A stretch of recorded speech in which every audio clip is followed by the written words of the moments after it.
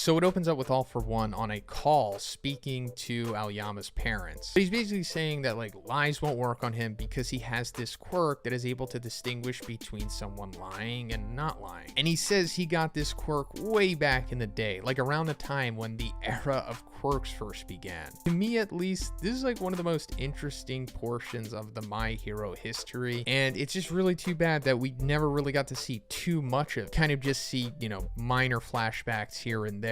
But I've always kind of gotten the sense that like All For One was probably one of the first people to ever have a quirk. Like after the glowing baby, there was like, you know, other people getting their quirks, and I'm assuming All For One and Yoichi were like one of the first as well. But he also says that he got this quirk from a plain guy, and that his descendant, on the other hand, was much more memorable, and he pretty much implies that it's Suguchi. Now this makes sense because we see Suguchi's sister Makoto in Vigilantes. Her quirk is called Polygraph, and it allows the user to judge the authenticity and genuineness of their target's words, telling them if they speak the truth or if they are lying. The conditions for this quirk activation is direct physical contact with their target. Now obviously we didn't get any kind of definitions on this quirk in this chapter, and All For One says that it's become quite ambiguous. It has certainly grown stronger due to its mixing with my other quirks. So that's, I guess, a way for Horikoshi to just clear that up. It's like he just knows if you're telling the truth or not, other than how Aoyama and his parents were able to trick him.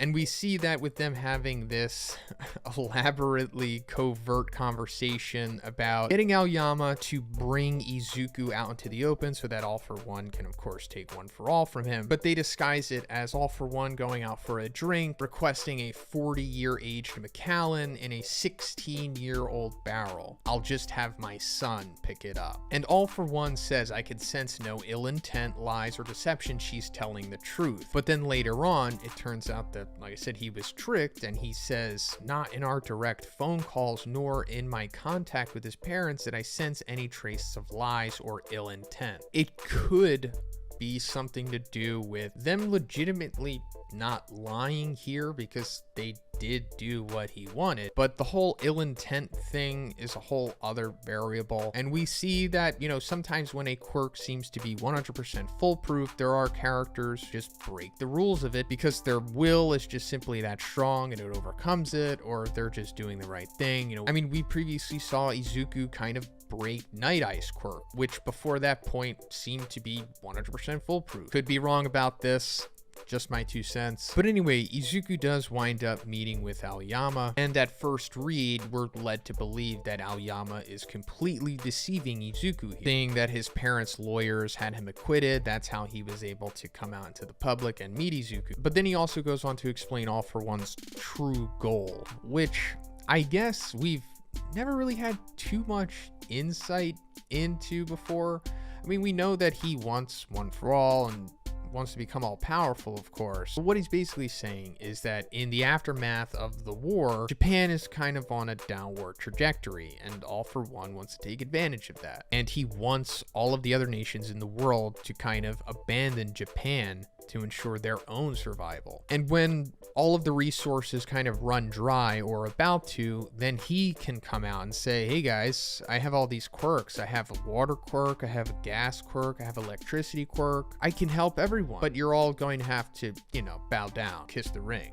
He wants to become the demon lord of this world. But after Aoyama is done speaking, we see All For One emerge behind him with a new version of his Darth Vader-esque helmet. Now it looks more like the ebony armor from Skyrim. Very aesthetic. But then he also says something really interesting. That whole spiel about my final plan was quite marvelous. It wasn't 100% accurate. But still, did your parents tell you all of that? So there's more to his ultimate goal here, which I'm assuming is going to be revealed soon, since there's a limited number of chapters left. But anyway, it turns out that All For One was tricked by the little stage performance by Izuku and Aoyama here. And then All For One activates Johnny's warp quirk, or whatever it's called, with the, you know, the gooey portals that come out, and we see all of the villains come out. Nomu's, Liberation Army guys, even Shigaraki's here. And some villains I don't even think we know the names of yet. But on the other side of the coin, the heroes are getting their little Avengers Endgame moment. We see a Kurogiri portal opening behind Aoyama. And like I said before, I thought maybe Aizawa got through to Kurogiri because we saw them in the previous chapter. Now it turns out that it was for sure Monoma copying his quirk and using it to send all the heroes here. Now, does that mean that there's no chance of us seeing Shirakumo again? I don't think so. I do think Shirakumo will come back, before the end of the series and aid in this final battle. I don't know, it was kind of established that he would, and I don't know, it would be unlike Horikoshi for that to not come to fruition. Could be wrong, but it seems like this is for sure setting up the final battle, like I said before, and it's super exciting because this is what most of us wanted. We just want to see all of the heroes and the villains go at it, nothing holding them back. Now, of course, that doesn't mean that everything is going to be clear cut. I'm sure we're going to see even more heroes lose their lives like they did in the original war, as well as villains. I don't expect all of these characters to make it out of this, and there's going to be some sad moments for sure, but there's also going to be some great moments too. I also pointed this out before, but we're seeing Mirko back, and she has a new prosthetic arm. But yeah, that's where the chapter ends, and like I said, really looking forward to how the rest of the series plays out. So coming off of the previous chapter with us seeing Izuku and Aoyama deceive All For One into thinking that he was going to hand Izuku over to him, it ended up with the hero and the villain factions kind of converging with their own individual teleportation quirks. All For One using the standard warping quirk that we've seen many times throughout the series. Surprisingly, on the hero's side, they were using Kurogiri's Warp Gate quirk, and we saw that it was through the use of Monoma's own copy quirk. And it's explained in this chapter how that went down, and that's pretty much the bulk of this chapter. A lot of exposition explaining like the meeting and the plan of how everything came to this point, which I guess is just the beginning of the final war of the series, because we see All Might and Sugauchi speaking to the students as well as their heroes, saying that like it's going to be near impossible to be able to find him, so they're essentially going to have to lure him to them. And that's why we got that whole sequence with Aoyama deceiving All For One and luring him out. And the whole crux of the plan was having Aoyama's parents lie to All For One over their phone call, because it was also revealed in the previous chapter that he had a quirk that allowed him to distinguish between lies and the truth. And we weren't really privy to how they were able to overcome that dynamic of the quirk, but it is revealed to us in this chapter how it was done, and it was with the assistance of none other than Shinso. Yes, he has returned once again. I mean, we saw him at the end of chapter 340, but he only kind of showed up for like the last panel and then he ghosted again. That's kind of been like his role in the series outside of sending Izuku to the Vestige World. He kind of just shows up, does some stuff, and then ghosts. But now Horikoshi is making up for it, of course, as I guess a lot of us assumed that he was going to be more prevalent towards the end of the series. Speaking of him ghosting, before chapter 340, the last time that we kind of really saw him like prominently was in the joint training arc. And at the end of that arc, it was established that he was going to be able to join the hero program. We just didn't know which class he was going to join. And in this chapter, we still don't know, but I mean, I guess it kind of has to be Class A. And if he joins Class B, that also doesn't really matter since the series is ending with this arc. We're not really going to see him partake in much of the academia or just the story in general anyway. But at least we are getting an explanation as to why he was ghosting originally, because he says, I was going to transfer over to the hero course in April, but then, all the war stuff happened with the Tartarus breakout and Japan collapsing. So on top of all of the classes essentially being in like academia purgatory, since they never officially transferred over to the second year, naturally Shinso wouldn't either. But aside from all of that, it's also revealed that Shinso is straight up getting a power up here. And like many other characters we've seen in the series, if they train their quirks, they strengthen them as a result and sometimes unlock new aspects or abilities of it. And we're seeing that with Shinso, because he's saying, I had to train hard to keep up with everyone. That's why I managed to push the limits of my quirk through training.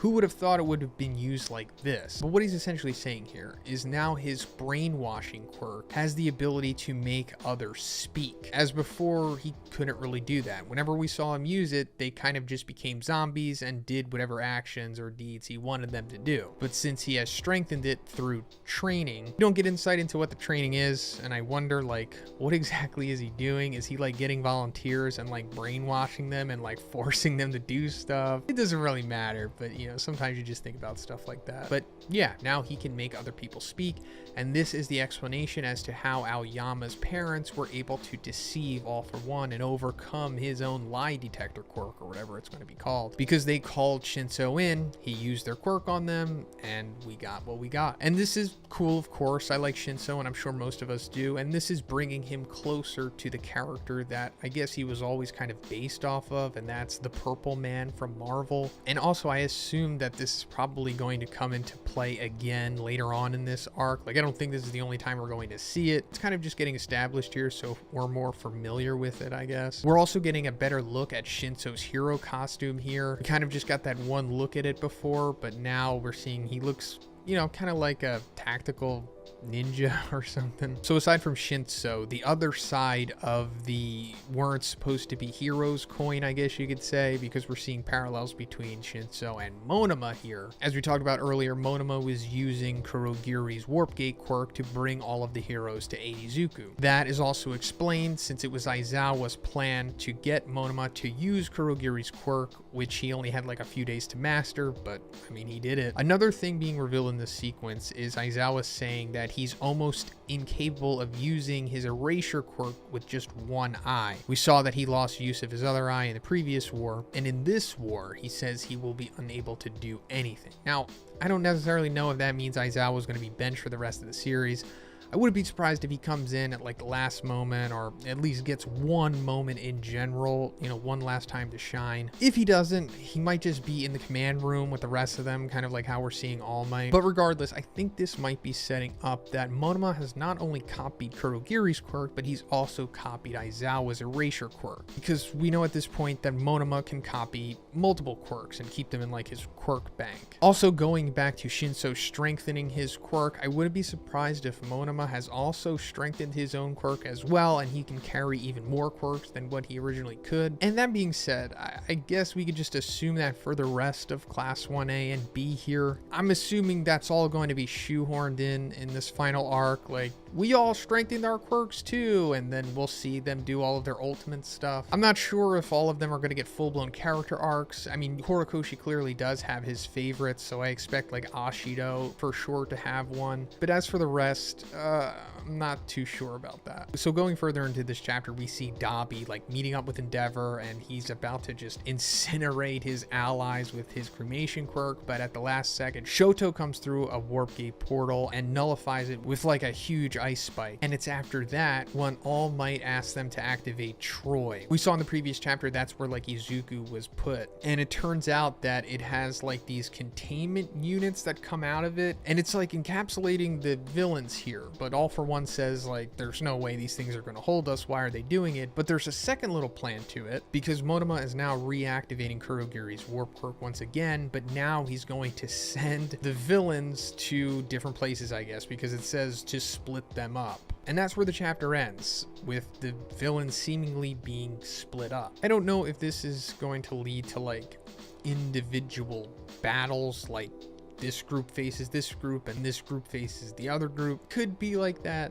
but like I said in my spoilers video, I don't think everything is going to go as smoothly as we see it here. I mean, it always could, and Horikoshi is just beelining to the ending because he just wants to finish the series, but I'm thinking that there's going to be some kind of foil here, and I'm assuming it has to play part with the systems themselves, like the Troy system and the UA barrier in general. All of that stuff has been established way too much for it to just be like a foolproof plan, if that makes sense. So this chapter starts off with us seeing the heroes' plan come into play with the Troy system trapping the heroes inside of like these containment unit things, but as we see, they like quickly bust out of it. But it focuses on Toga, especially showing that she really wants to get out of these things because she's so focused on Izuku, and that plays into like the big twist of this chapter. As the villains are breaking out of these things, Dabi says it didn't even last 3 seconds, but then Shoto comes in and says 3 seconds was all we needed. Apparently it's because the heroes just needed to momentarily stall them because they're still continuing to try to scatter them, because Monoma is now activating more warp gates because he had copied Kurogiri's quirk in the previous chapter. And this goes into the full plan here, separating the villains, getting them into these individual groups, pushing them into the warp gates so that they can all be spread out on different locations on the map, like miles away from each other. Also in this sequence, we see like this hero that kind of looks like Crust, and it appears that he even has like a similar kind of quirk to him. I guess this is like a relative of Crust. I mean, we are not getting a name or anything on this guy other than just his dialogue here, but we know it's not Crust because he died in the initial decay wave that Shigaraki caused back in the original war. Also, we get like a funny little bit of dialogue from one of these Liberation lieutenants. I think that's who's saying this. He's like, "You capitalist pigs, just how much money did you spend on this?" Talking about the Troy system. And that's funny, of course, because this guy is literally serving the Dark Lord of Fascism. But anyway, as the heroes are pushing the villains into these warp gates, we see Izuku randomly being tugged into one of them.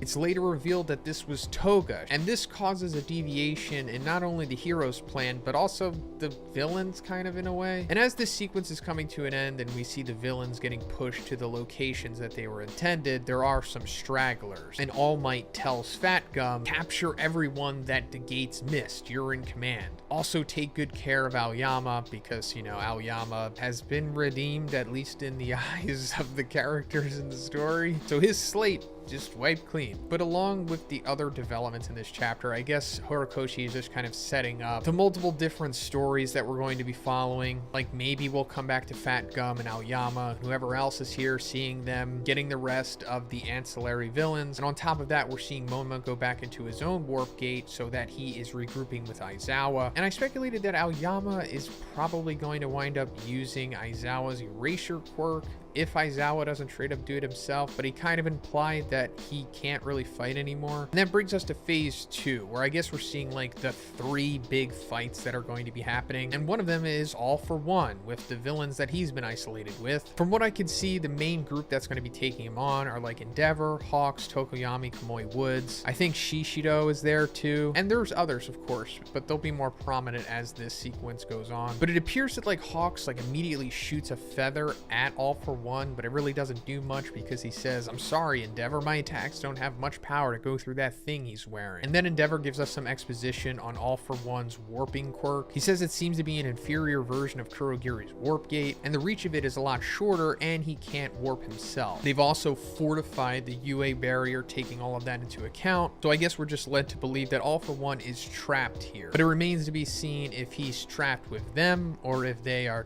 trapped with him. And then All for One says, "You've done nothing more than divide the already dwindling stock of heroes." And that makes me think like, yeah, they are down on heroes, especially after the outcome of the previous war, but we've had rumblings in the story of possible support coming in from other countries as well as other schools. And it was stated that UA is linked to Shiketsu, so I'm pretty sure that's going to come into play eventually, aside from just other international support. So the other big encounter that we're coming to is Shoto facing off against Dabi. And they're fighting in front of the All Might statue. Then we're going to the next big battle, and it's the team that's going to be taking on Shigaraki, and it's supposed to be Izuku, Bakugo, and Best Jeanist, but as we saw earlier, he was pulled through a warp gate by Toga, which, like I said, kind of threw off things for both the heroes and the villains, because the heroes and All for One are kind of under the assumption that he's going to be facing off against Shigaraki, and All for One kind of wanted that because if Shigaraki gets one for all, then he himself is getting it as well. It's also revealed that UA is like straight up floating now on this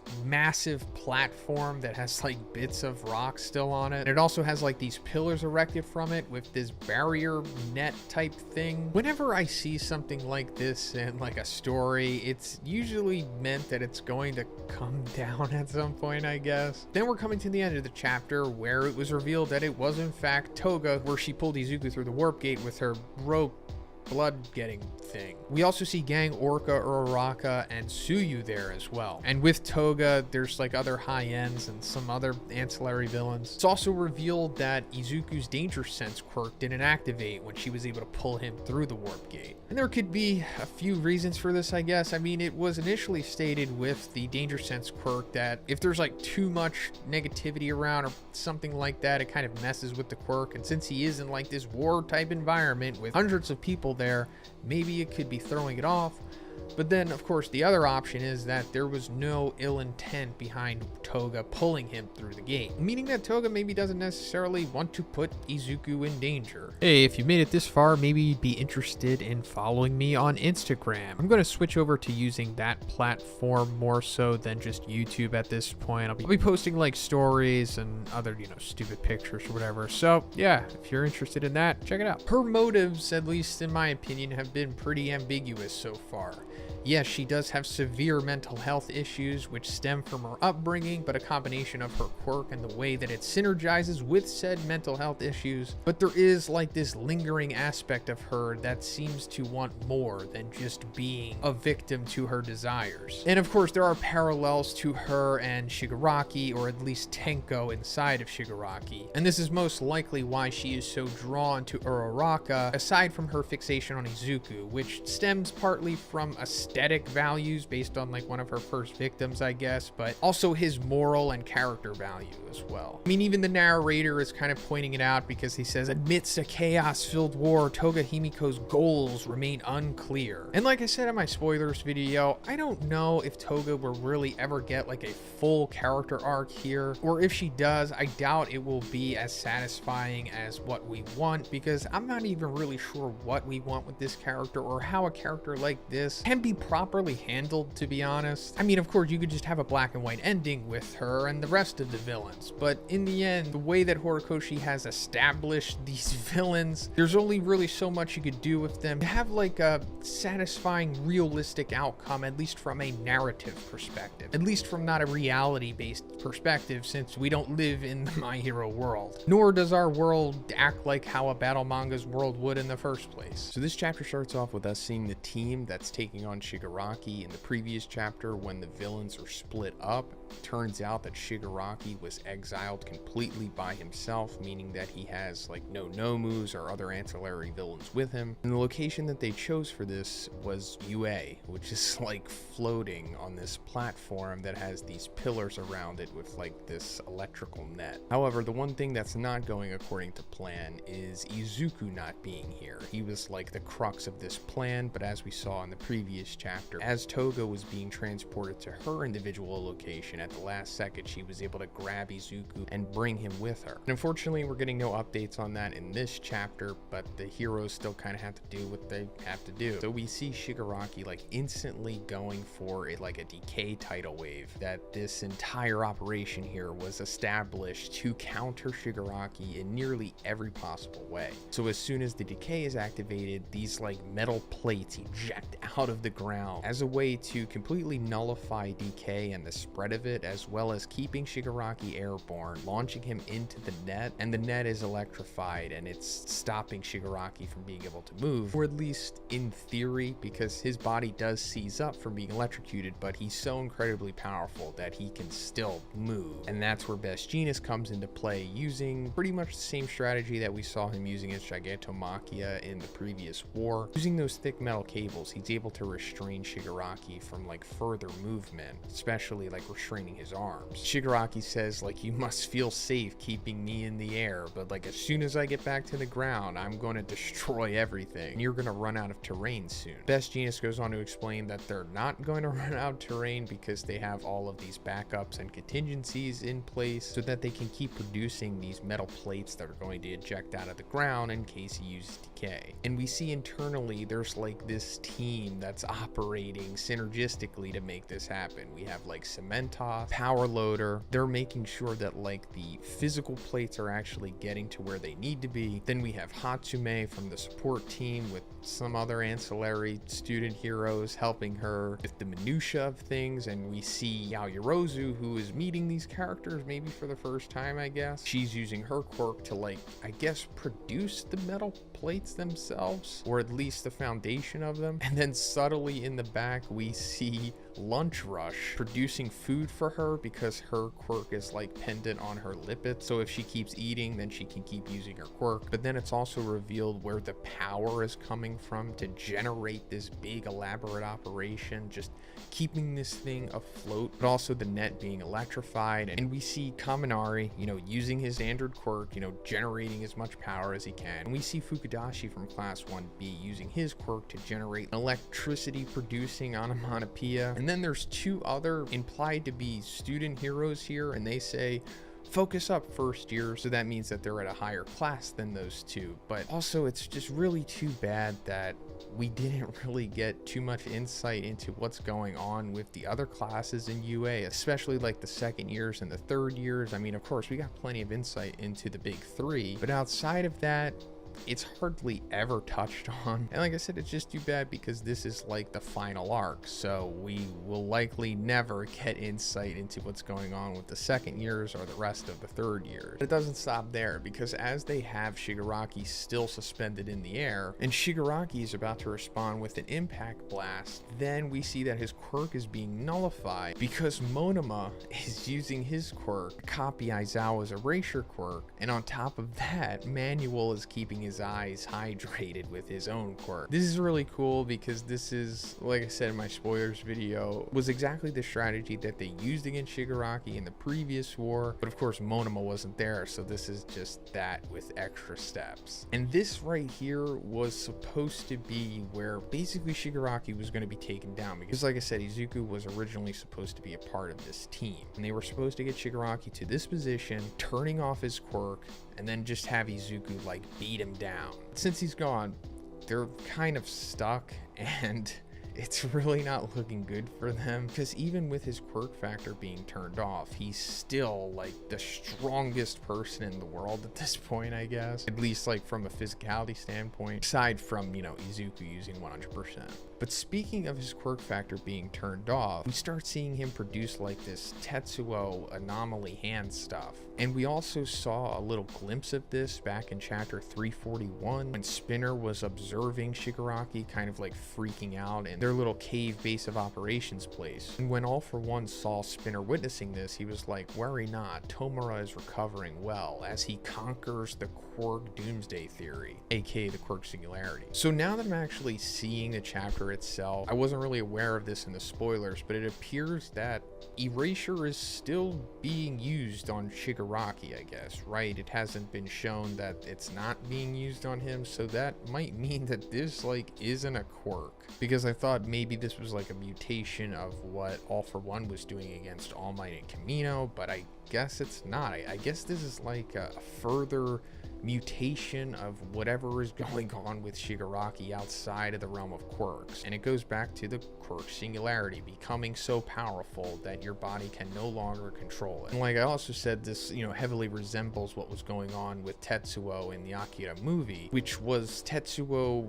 not being able to control the new psychic powers that he developed, which led to his body having like this absurdly grotesque spontaneous mutation. And I guess the same thing is happening with Shigaraki here, which is how he's able to get around the erasure, I suppose, and he strikes Mirko with it. And that's where the chapter ends, and you know, it's like a cliffhanger leading us to believe that maybe Mirko is in danger here. I mean, she is in danger, but like, is she going to die? I'm sure that has been a hot topic coming out of this, but like I said in my spoilers video, it would kind of be like unnecessary to kill her, especially after she had like a near-death moment in the previous war, only for her to survive it and then come back, you know, with her prosthetics. So why just bring her back to kill her. You know, I mean, it is possible Horikoshi could very likely do that, but it just, like I said, would seem so unnecessary. I mean, I do fully expect heroes to die in this final arc, but maybe not Mirko needs to be one. So we're picking up from the end of the previous chapter where Shigaraki has launched like his massive hands at Mirko, and we were unsure, like, is she gonna survive this? And yeah, it turns out that she is surviving this, but we're also getting an explanation as to what this massive hands from Shigaraki are, because we also saw in the previous chapter that Monoma, using Aizawa's erasure quirk with the assistance of Manuel keeping his eyes hydrated, was actively nullifying Shigaraki's quirks, meaning that he wouldn't be able to use them at this point. So we were kind of confused as to how he was kind of activating this massive hands. There was a possibility that maybe Monoma's quirk just wasn't strong enough anymore, because they also mentioned that this was Shigaraki that was much stronger than the Shigaraki that they fought in the war. He was only like 70% or 75% at that point. So it's possible that he's just become so strong that he is overriding erasure, but it turns out, no, he's not overriding erasure. And this isn't a quirk. Shigaraki explains this as it being a growth, nothing but flesh. His flesh is growing to compensate for the quirks and the massive amounts of power that he has acquired through becoming this new vessel for All for One. And as he says, it gives birth to a new form. That this is the peak of supernatural society, aka quirk society. Dr. Yujiko, or Dr. Garaki's quirk singularity. So we've also been talking about this in previous videos as well, that the quirk singularity theory, remember, it's just a theory. Horikoshi could just completely write this off, and I'm going to go more into what I think he might be doing with it. But also another little interesting thing that I want to point out, in the latest My Hero movie, the quirk singularity is mentioned to Izuku, and Izuku says something like, yeah, but that's just a theory. It's not proven. And as far as I know, that's the only time Izuku has ever commented on the quirk singularity. And that made me think, was like Izuku in denial about that? Or was that like direct commentary from Horikoshi saying that like, hey guys, this actually might fizzle out. And turns out Yujiko was just wrong. And everybody could just live on with these quirks and everything's gonna be okay.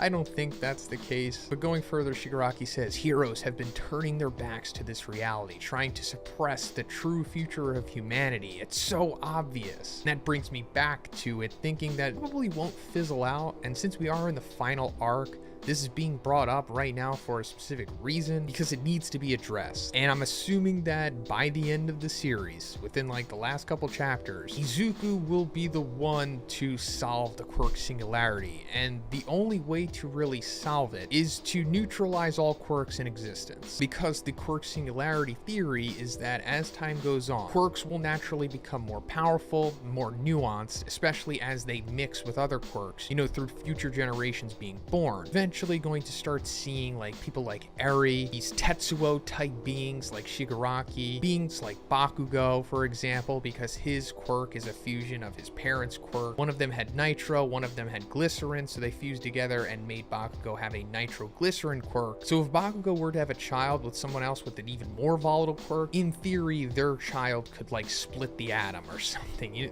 I'm just saying, it's something like that. So even if Yujiko is a little bit off, the theory is pretty solid. And it might not be tomorrow, it might not be in 10 years, but eventually humanity is doomed to destroying itself from just becoming too powerful. Especially now, since All for One has been speed running the quirk singularity. And I've also been talking about this in many videos over the years. We see All for One and One for All. Both of these quirks are speed running the quirk singularity with how they work. Especially more so One for All because of its ability to be passed on to others, bypassing the whole hereditary thing. And that's why we come to the point of where Izuku has like this own reality within the quirk factor itself, where he can talk to the literal ghosts of the previous users and use their quirks as well. But then we see that Mandalay is there as well, and she is using her quirk to telepathically talk to Izuku, and he's relaying back to them that, hey, at the last second Toga grabbed me and now we're at Octo Island, which is like their version of SeaWorld.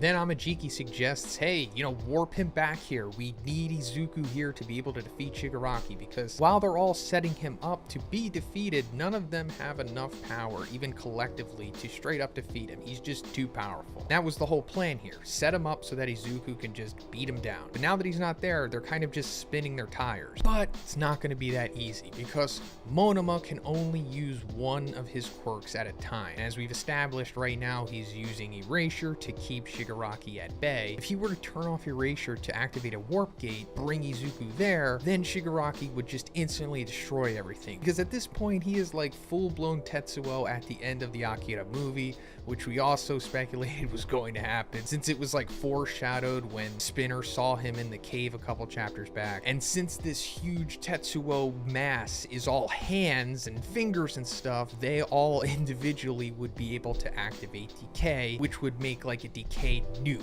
So yeah, turning off Erasure and activating a warp gate to bring Izuku here is just not a viable option. So then Besgenus is like, who cares if we don't have one for all? I say we beat him right here and right now. And I think that would be great, and it would certainly subvert our expectations in a very good way, because, you know, we all kind of expect it's bound for Izuku to come in Goku style and just save the day and defeat the villains that no one else has the ability to defeat. But if it turns out that that's not the case, and we just have this group of heroes just grinding it out, and they eventually just take down a villain that they had no business defeating, now I'm not saying it's guaranteed. Izuku will probably come and eventually just save the day. But then we're coming to the end of the chapter here, and this is where things, I'll say, get interesting, because we're coming to the Izuku and Uraraka side of things, and Toga is sprinting behind Izuku with her knives drawn, and she says, "Don't go, Deku, I love you, so please don't go." And again, Izuku's danger sense is not activating. He mentioned this a couple chapters back when he was originally taken by Toga, and we speculated that, oh, it's because Toga doesn't have any ill intention behind it, so therefore it's kind of tricking danger sense. And it turns out that that's the case, because the vestige of the fourth user says she likes him so much that the threat is not registering as danger. And then Izuku's like, what do you want from me? And she says, I want you to be my boyfriend.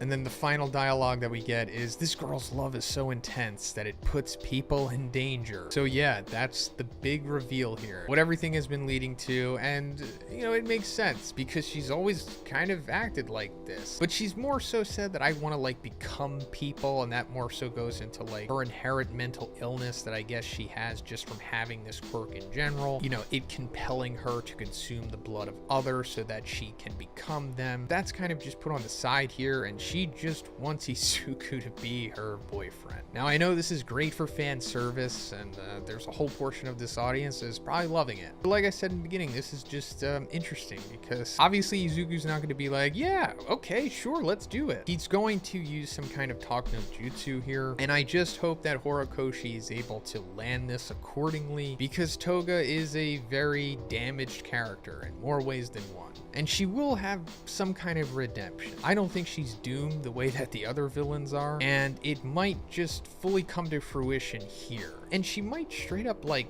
turn face here. Now, I'm not saying that's guaranteed, but it is a possibility that she just might be like, you know what? I don't really want to help Shigaraki and All for One anymore. I just want to help Izuku. Or maybe her getting rejected by Izuku causes her to activate twice his quirk that was foreshadowed a couple chapters back, where she just goes full-blown sad girl parade, and then that's gonna lead us into the next part of this arc, maybe. Or she uses it for the benefit of the heroes. I don't know, we'll have to see what happens. So at the end of the previous chapter, Toga finally confessed to Izuku that she wanted him to be her boyfriend. And that brings us to the beginning of this chapter, where we're getting Izuku's response to that. But before, we're also getting this narration where it says, although Deku has run into Toga multiple times at this point, never once has he been confessed to so emotionally.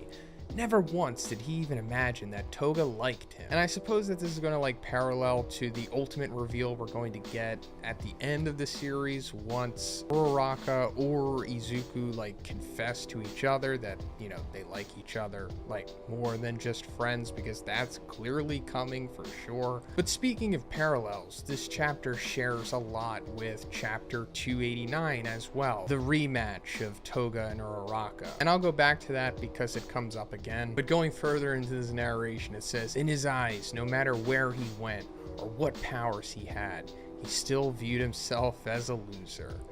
It's like, wow, pretty relatable. But Izuku's like, what are you talking about? And Toga says, I loved you ever since we first met. We're so beaten up, just like my first love. You look exactly like him. So she's referring to back in the training camp arc when Izuku was all beaten up after his fight with Muscular being carried by Shoji. And as for her first love, it was like this kid named Saito, who was one of her classmates before she joined the League of Villains. And I also think it might be her first public victim, because that was kind of like the paradigm shift for her, I suppose. It's implied that she killed him and, like, you know, drank his blood, of course. And then after that, she kind of ghosted everything and then eventually wound up joining the League of Villains. And speaking of her joining the League of Villains, when she was first introduced into the series, obviously she was a much different character than she is now. But her prime reasoning at that time was because of Stain. And it made me think, like, man, I hope Stain comes back again, because obviously he broke out of Tartarus. We even had that chapter last year where he met with All Might, but I'm just hoping that he shows up in this final war here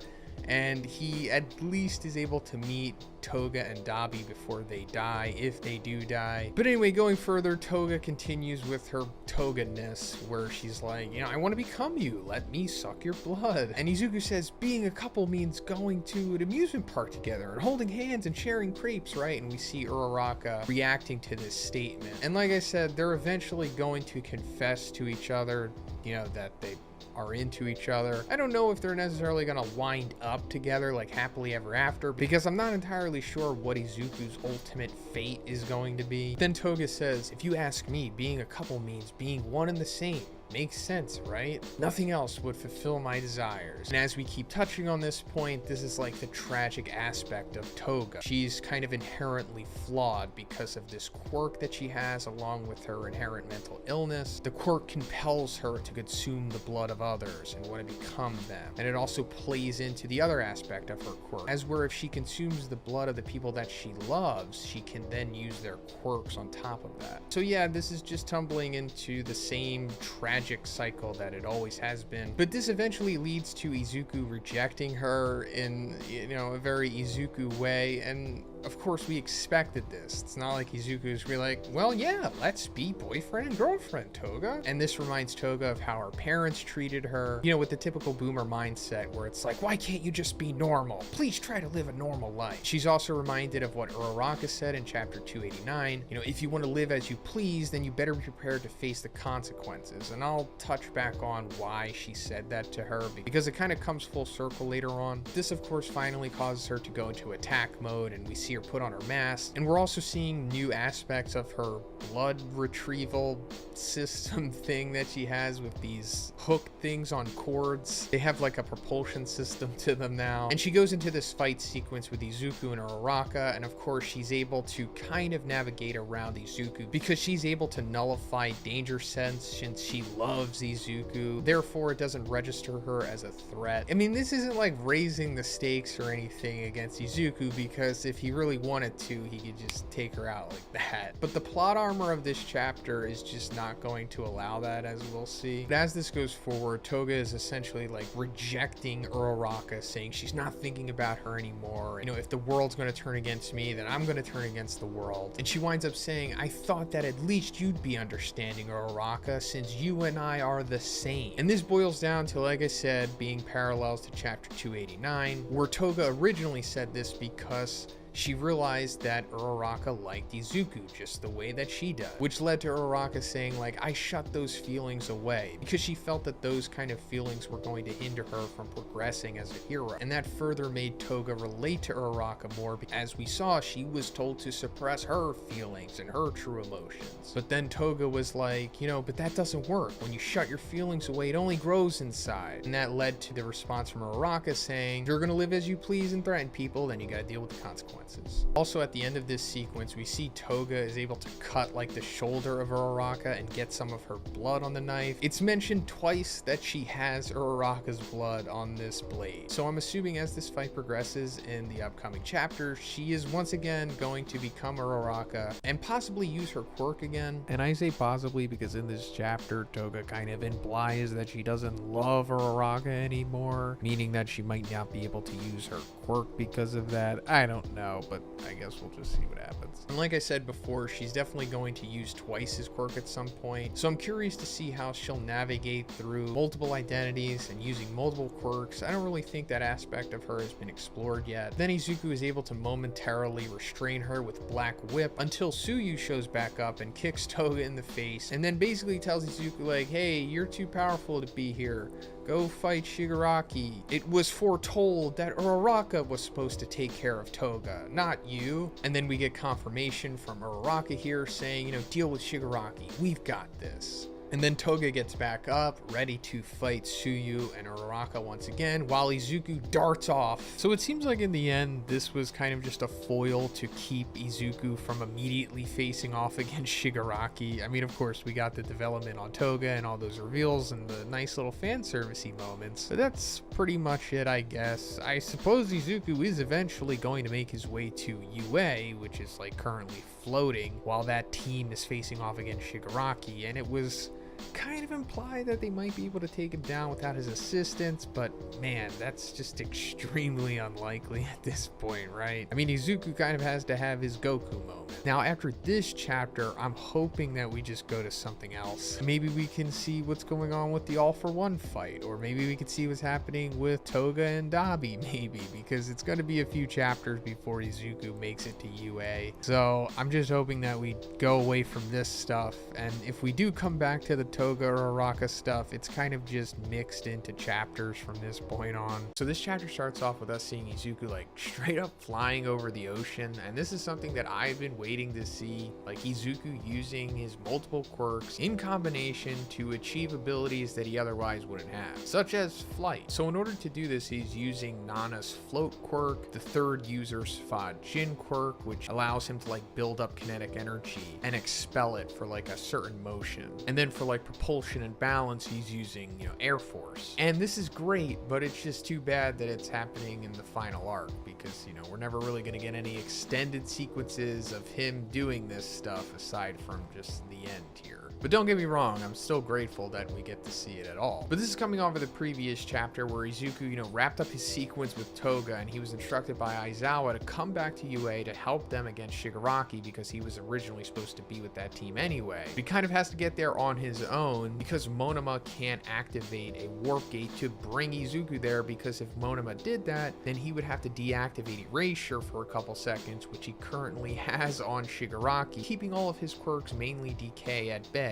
Because in his current, you know, Tetsuo-esque state, if he were to activate DK, he would just, you know, nuke everything. And that brings us to Izuku straight up flying there. But even this is not good enough for Izuku because he feels that he's not going fast enough, and he would like to use Black Whip to sling off of something, to give him more momentum, to bring him back into that faux 100% mode that we saw him use against Nagan. But then the vestige of the second user comes out, and he's like, don't lose your cool. Your decisions are becoming muddled. That gear you're wearing, is it really capable of taking 100% of One For All? It's like, do you plan on just wrecking your equipment before you even get to the battle? So just trying to keep Izuku calm and collected. Then he says something really interesting, because he's like, did you try to activate my meta ability? And he's talking about his quirk, of course, but he refers to it as that because he comes from like 100 years ago or around that time. And that's what people originally used to call quirks. But then Izuku says yes, meaning that he has used this ability off panel, or maybe he used it like in the series, but it was like hiding in plain sight and we, the audience, weren't aware of it. I'm not really sure. I don't think so, but maybe. Then the second user says, I told you using that would be a last resort. After melding with One For All, our meta abilities have strengthened significantly. And because of that, mine has transformed into a very useful but specific type of power. Something well beyond our control. So that's super intriguing, and I'm sure we all have our own theories on what the second user's quirk could be. I don't know what the popular one is, but at least to me, it seems like it's like, you know, some kind of energy projection or something, mainly because of his like gauntlets and the way that he aimed them back in the flashback when he was saving Yoichi. It seems like his quirk has something to do with that. So if it's not like some kind of energy projection or some kind of projectile thing, then I'm not really sure what it is. And if it is that, then it would make sense that it would be beyond his control, because he would essentially be blasting like this huge Kamehameha out of his hand, which would, you know, be pretty difficult to control at this point, even for Izuku. But going further, we're coming back to the Toga, Uraraka, Tsuyu situation from the previous chapter. And they're kind of just establishing that, like, yes, this is going to be our final battle, essentially. But the interesting thing about this sequence is Toga, like, touching her pouch thing that holds her blood vials. And she says, I'll be what I set out to be. I'll carve my own path. Isn't that right, Jin? Jin, of course, is Twice. And this is in reference to a couple chapters back when it was revealed that Dabi was able to collect some of Twice's blood before he died, and he gave it to Toga, knowing that she would be able to not only become Twice, but because she loves someone, she can also use their ability when she becomes them. And in that panel, we saw like the Sad Man's Parade, which I'm pretty sure is foreshadowing that she is also going to use it, which is probably going to be the Sad Girl's Parade or whatever. And this will be like Uraraka and Tsuyu's like final ultimate battle test. Then we're coming back to Kamino where Dabi and Shoto are, and there's like all this fire around, and we see Dabi hanging off of the All Might statue, and he says, although it's been a while, it's still quite a nostalgic sight. I only began making my moves after seeing that spectacular battle in Hosu City. So this is in reference back to season 2 when the whole big Stain battle was happening, and when the League of Villains also sent those 3 Nomus. There was fire there, of course, caused from like the outbreak, but as we mentioned, the whole big Stain thing happened there as well. Big incident that inspired many villains to come, such as Dabi and Toga. But also him saying, I only began making my moves after seeing that is pretty interesting, especially after what he says at the end of this chapter, which we'll get into. Dabi has like this tornado of fire around him and Shoto, and it also turns out that Endeavor's 3 sidekicks are there, Burnin, Kido, and Onima. And Onima's talking to Kido, and he says like, stay back, you can't take this much heat with that body of yours, right? And then Kido's like, I'll be fine, I can control the trajectory of almost anything. And that's because his quirk allows him to like redirect the motion of objects like through his bandages pretty much, or at least I think that's how it works. Because when it was originally revealed what this guy's quirk was, we saw Endeavor like fly through his bandages to make him like move in different directions as he was flying, which is essentially this guy's purpose in the series, just to make Endeavor's flight make sense, I guess. But also like in world of the series, it makes sense too. I mean, that's why Endeavor would recruit him as a sidekick, because otherwise Endeavor can't really fly traditionally. He can only go in like one direction because, you know, he's like being projected by his flames coming off of his feet. But going further, he says, so redirecting the trajectory of the hot air around me has become second nature. So that's how he's able to kind of survive in this environment. But then also his bandages are coming off, and we're starting to see a little bit of his face. So that's something. It's just kind of interesting that this guy's like getting development now of all times. It's like, it's fine. But then we're coming back to Shoto and Dabi like having their back and forth, and just Shoto reaffirming that he's there because he wants to be, not because he was ordered. He wants to be the one to take down Dabi. And Dabi's like, well, that just makes you a puppet of Dad then. And Shoto's like, well, if that means that he can take his mind off of you and keep being a hero, then so be it. Because, you know, currently he's going against All for One, but Shoto is kind of letting bygones be bygones, since they all have a mutual goal of being heroes and helping society. So for the sake of overall good, he's putting Endeavor's past transgressions behind him, as where Dabi cannot. But going further, Shoto's like, if you were alive all this time, why didn't you come back home? And in the final sequence of the chapter, Dabi says, you want to know that, huh? Well then, I guess I'll tell you then. The reason why my flames never extinguished and surpassed even those of Dad's masterpiece. And then the narration says, the origin of these flames will now be unraveled. So I guess that's what the next chapter is going to be about. Us finally getting the rest of Dabi's backstory, because while we did get most of it, there was still a big piece of connecting tissue that moved us from how we met Dabi originally in the series. Because after Dabi like went to Sokoto Peak and did like the prominence burn or whatever, and like nuked himself essentially, we don't know what happened after that led him to becoming Dabi. We saw Endeavor show up. He was able to find just a piece of his jaw or whatever, but we still didn't see Toya like after the fact, you know, surviving the burns, him getting like the piercings and whatever, but also I guess his rise through the underground possibly, and how he eventually met Girin, because Girin was the one that like contracted him to the League of Villains in the first place along with Toga. But going back to what I was talking about earlier with him saying that he only made his move after the Hosu stuff with Stain, it's like, was he kind of just laying dormant? all that time and just being a vagabond or something? And then it was finally seeing the Stain viral video that convinced him to finally take his revenge or something? Maybe, maybe not, but we're about to find out in the next chapter. So in this chapter, we're getting the rest of Dobby's backstory, and I guess how it brings everything full circle and makes it relate to almost everything else that's going on, at least on the villain side of things. So the chapter opens up with Dr. Yujiko in his cell talking to like this gorilla prison guard. And this is the first time that we've seen Yujiko in a very long time. I think since the war, maybe, because after the war was over, he was one of the significant villains to actually be arrested and in prison. And he says everything was for this moment. We had to search for so long for all those small stunted seeds worthy of being vessels. So he's referring to the process that they've been putting Shigaraki through in order to become a proper vessel for All for One. Apparently, in order for All for One to take One for All, he needs to transfer to a body that has like this unrequited hatred within it, because apparently All for One doesn't have it within himself already. And I guess the best way they thought of doing this was getting children and nurturing them to become hatred vessels, because somehow this is going to bypass the failsafe that One for All has within itself to stop it from being taken by the All for One quirk. And it makes sense, since I guess they knew this for many years. I mean, they've been crafting this plan for a very long time. So naturally, they'd have way more candidates than just Shigaraki or Tenko Shimura, because it's going to be revealed in this chapter that little Dobby, aka Toya Todoroki, was also one of these candidates, because after he burned himself up trying to impress Endeavor on Mount Sokoto, he was somehow visited by All for One. And the way that he's dressed here pretty much confirms that he was in fact the one who dropped off Tenko to his mother, therefore giving him the decay quirk since it manifested after that. And I know I've talked about that many times in previous videos, but I'm going to make a new video about that because I'm sure at least some of you aren't familiar with the whole All for One giving Shigaraki decay theory. But anyway, after All for One picks up little burnt up Toya, we cut to 3 years later where he wakes up inside of this makeshift orphanage place. And a lot of you have been telling me that this place looks extremely similar to the place that we see Child Overhaul at the beginning of chapter 158. And yeah, it turns out that this is pretty much the same place, which means that yeah, Overhaul was also a previous All for One hatred vessel candidate. And I'd like to also make a separate video about that because there's a lot to go into with all of that stuff. But after Dobby wakes up from his 3-year-long coma,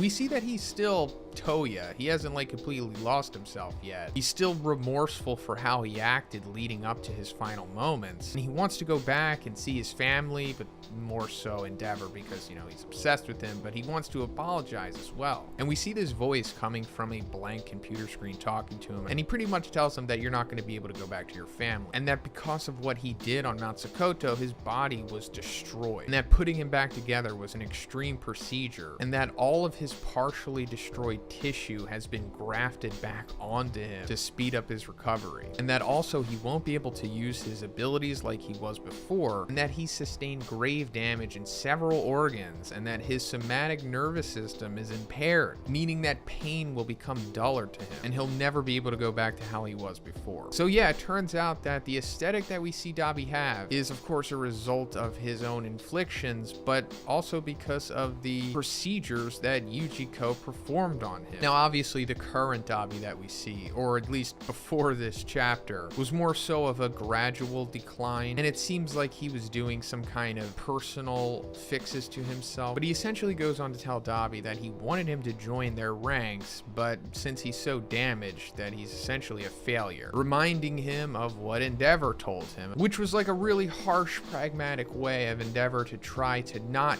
get Dobby to do this to himself, because he saw that, you know, he was pushing himself so much that it was eventually going to lead to this. But I guess it was all for naught, unfortunately. But then Yujiko says that he may be able to restore his firepower to as it was before, but he's going to have to partake in his classes. And this was like the breaking point for young Dobby, and he like sets the orphanage place on fire and then leaves. And it comes back to Yujiko saying it was too late to show him the way. He was too burned out already. Even him who controls everything, All for 1, found it impossible to manipulate the obsession that he had for his father. And he says the reason that they let Dabi go was because of his body after waking up. It shouldn't have even lasted a month. Then going further, we see another flashback of Yujiko introducing Dabi to the high-end Nomu hood, and we're getting an extended dialogue sequence here that we weren't privy to originally, where it turns out that Dabi knows that Yujiko was the one who kept him alive. And he says, looking at that living corpse over there, hood, I can get a good solid idea of what y'all did to me back then, and that the reason he came back was because it's the perfect spot for a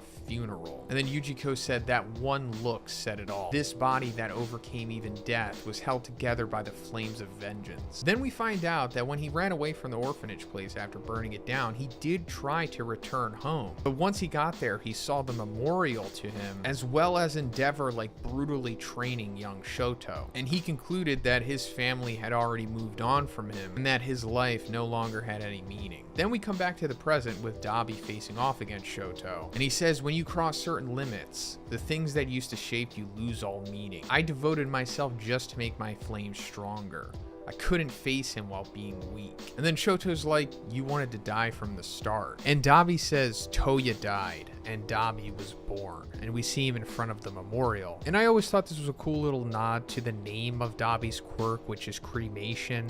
And I'm not sure if it's ever said in the series, but we do get that information in the Ultra Analysis book. Since cremation is something that is done to bodies after the funerals, as to where they're lit up inside of a furnace and reduced to ashes so that the family can keep them afterwards. So again, pretty cool of Horikoshi to have that little nugget of information hiding in plain sight this whole time. And then we see like full-blown unhinged Dabi here with his skin melted off. And we kind of just see like this burnt tissue zombie-esque form. And he says, I'll burn everything precious to him to the ground. That will be proof that I ever existed. And we see him about to conduct a flash fire fist. And the reason he knows how to do this, along with the prominence burn, as well as like being able to fly via his jets from his feet, is because he says he's seen many of Endeavor's moves because over the years he watched him on TV. And then the chapter ends with Shoto saying, like, I'm gonna let you do that. So yeah, pretty tragic story for Dabi / Toya here. I mean, we already kind of knew that when we got his initial backstory, but now that it's come full circle, it's even more tragic, but at the same time, he's kind of brought it upon himself. And yes, he could have had a better upbringing, of course, but we do see the other side of the coin with Shoto. You don't necessarily have to become a homicidal maniac. So in this chapter, we're seeing Shoto's new power-up, I guess you could say, because he's finally fully able to use the flash fire fist. And that is going to be like a big theme of this chapter because it further represents another dichotomy between the brothers here, Shoto and Dabi. Both of them have been trying to acquire this technique, which is like another aspect of them chasing after Endeavor. But Shoto learning this by Endeavor actually training him himself, as where Dabi, went on his own exiled path, watching Endeavor on TV and whatnot, and then adapting it that way. And the chapter actually opens up with some exposition on Flash Fire Fist by saying, it is performed by raising one's internal temperature and accumulating as much heat as humanly possible to then release it in an incredibly strong burst. This technique was honed by a young Endeavor, and it is considered the apex of fire moves. At the time of developing this technique, Endeavor felt like he had reached the limit of his potential. However, the heat from those flames would end up warping the future he dreamt of. And that is very true because it had. Because it says once he reached the limit of his potential, meaning he realized that he could only get so hot because his body would eventually overheat. Therefore, he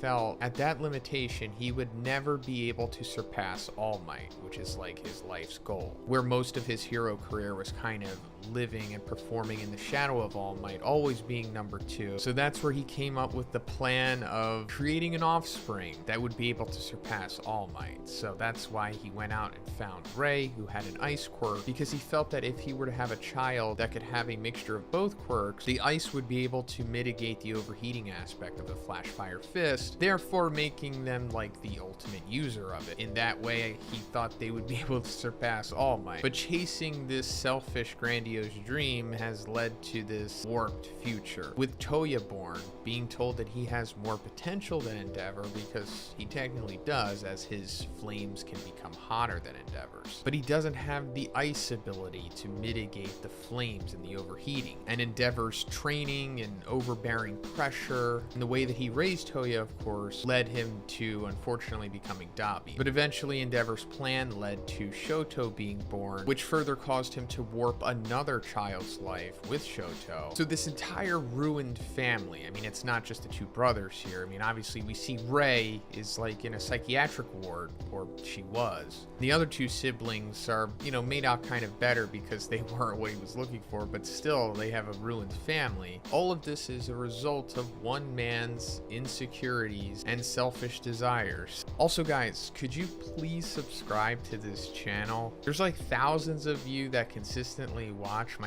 Hero videos, but you don't subscribe. And if you don't want to because, like, you know, I'm not good enough or whatever, I totally understand that. But if like you just didn't think about it and you do want to subscribe now that I brought it up, then could you please do that? Thanks, guys. But we further see Dabi attacking Shoto, and Shoto says at this rate which he's raising his temperature up is not normal. He's getting so hot that he's like further melting the All Might statue, which goes back to how he always had more potential than Endeavor to become hotter than him. But even at this point, Shoto is still able to fight against him due to the proprietary technique that he's come up with, which we'll go into. And he's like, I'll be the one who stops you. But then Dabi's like, you know, don't get it twisted. I've been preparing for years for the day I'll murder you. It all began from the moment I tried to regain my power. All I knew was how to ramp up my heat. And then he replays what Endeavor told him in his mind, saying, you've got more talent than me. And he's like, those words made me feel like I could do anything. And then we see Dabi activate his own Flash Fire Fist, something that Endeavor didn't really want to teach him, because he knew that Dabi had even a weaker constitution for the fire than he did, and he didn't want Toya to kill himself because of this. And he goes on to activate his own Hell Spider. We've seen Endeavor do this before, especially against the Hayanomu. Speaking of that, we see a lot of parallels to that fight in this chapter as well. He used the Hell Spider as a distraction, and he winds up behind Shoto. And he's like, how did you have the patience to stay housed with all of those pathetic civilians while what was going on? Have you no shame at all, Shoto? You had the perfect body, the perfect training environment, and then you chose to cling to others? You'll never become a hero. And he like blasts Dabi with a jet burn, another thing that we've seen Endeavor do against the Hayanomu. But even similar to that, he also hits Shoto into a building. This is like an incredible sequence, and the anime, I just hope, does justice to it. But then Dabi realizes that he neutralized all of that heat, which goes back to the proprietary technique I was talking about that's revealed that Shoto developed specifically for Dabi. And we get a flashback of Shoto talking to Endeavor, and Endeavor says, among all the remaining heroes, you're the only one who can stand against him right now, meaning Dabi. Just like how Midoriya is the only one who can stop Shigaraki, you're going to have to stop him. And then he says to Dabi, yes, our house was hell, and yeah, our father was insane, but you're the one that decided to walk the path of murder, which is of course another dichotomy of the brothers. Both victims of circumstance, both brought up through abuse, but it ultimately didn't mean that they had to lead the path of Dabi. They didn't have to become a psychopath. Although Shoto wasn't on a good path when we were first introduced to him in the series, he eventually came around once he was able to get new friends with Class 1A, or specifically Izuku. It goes back to what Dabi said earlier about you chose to cling to others, something that Dabi didn't do because he chose to, be like an exiled psychopath instead. We see Shoto in his full-blown Flash Fire Fist mode, and he has like the flame X across his chest, which is similar to what Endeavor has. And his hair is like Super Saiyan-esque, almost looks like it's frozen in a way. And then he says, don't you ever again dare to steal lives of people who had nothing to do with your own downfall. Take it all out on us instead. And he hits Dabi with his new move called Phosphorus. And this, I guess, so far seems to be Shoto's like ultimate move. Obviously it's not like the prominence burn, and it doesn't seem to be incorporating ice, at least from what I could see, but it does seem like this is overpowering Dabi for sure. And I don't know if this is necessarily like going to be the finishing blow to him, but the way that this sequence is playing out, it very well Maybe. Because also, you know, throughout this fight, Dabi has been melting himself. Like, he almost completely has no skin left. He's kind of like a fiery Nomu zombie. So this very likely could be like the end of this fight, and Dabi is defeated. I don't know if this is going to kill Dabi, but man, it just seems very unlikely that he's going to survive at this point. So coming off of the previous chapter, we saw Shoto being able to use his own flash fire fist and hit Dabi with a phosphor attack. And that's kind of where it ended. And picking up on this chapter, we're seeing a flashback to the student dormitory before this big final battle started. And Shoto's talking to Izuku about the very battle at hand, because Izuku is, you know, kind of worried about Shoto taking on Dabi. And Shoto's like, no need to worry about me. I made my decision. Father won't be able to keep his promise, but that'll be his punishment. I guess he's referring back to, I think, chapter 303, when Endeavor was in the hospital with Shoto and they were talking to Hawks and Best Jeanist. And I guess Endeavor was basically saying like, hey, I promised to take down Dabi. And as we see in this case, he's not going to be able to do that because Shoto will be the one doing that, because Endeavor is included in the team helping to take down All For One. But I guess in his own little way, he is helping by instructing Shoto to go after him individually, also supplying him with his sidekicks. So there's that. But then Shoto goes on to reveal to Izuku his own proprietary flash fire fist, the thing that we saw him use at the end of the previous chapter. And Izuku says it looks almost like flash fire fist, but there's something different about it. And then we see like Kaminari poking it, and he says this isn't hot at all. And Shoto says training and maintaining is incredibly difficult, so it ends up fizzling out. But the secret to the technique is using his freezing left half and his burning right half at the same time, and using his heart as the center focus, he can manifest it. So cold and warm blood circulate through his body, resulting in a thermal equilibrium. It's something like cold fire. Then he goes on to say that Endeavor wanted him to reduce his body's internal temperature by introducing ice as like a coolant. So Shoto decided to essentially do the opposite here. And this is really important to Shoto because he's like discovering himself with this. Because he says like, only I could find out the reason I was born in that house. And he goes on to say like, this is my power. Meaning that yes, like his life is an unfortunate result of Endeavor's crazy plan of trying to surpass All Might as the #1 hero by vicariously living through his greatest child. But he's been trying to break away from that and develop his own identity, and with this he has done that. And this is like one of Shoto's big final character arcs, something that he's been struggling with essentially the entire series. And since this is the final arc, this is the time where this is going to be blossoming. By the way, guys, if you'd like my hero review videos, please subscribe if you haven't already. A lot of you consistently watch them, but you don't subscribe, so maybe you just need to be reminded. So here you go. Thanks, guys. So then he hits Dabi with a freezing impact burning ice blade. And this seems to legitimately affect Dabi, because in response he says he has a body able to withstand my flash fire, along with ice to quench my flames. Well, aren't you just the man for this job? Going back to what Shoto was saying in the previous chapter about how he developed this ability specifically for Dabi. But then Dabi kind of rebounds and Shoto's like, he neutralized it, I just need to find an opening again. And then Dabi puts his hands on the ground and starts shooting all of these fire pillars out of the ground and goes into another monologue. And he's like, even if we're bound by blood, we're nothing alike. Once you stray from the right path, there's no turning back. This is the side effect of superhuman society. We are the absolute limit. Then before his fire pillars are able to hit Shoto, Burnin jumps in front of him and takes the hit for him. Since her quirk is based in fire, she's more applicable to taking this than Shoto, who says those flames were hot enough to have burnt me for sure.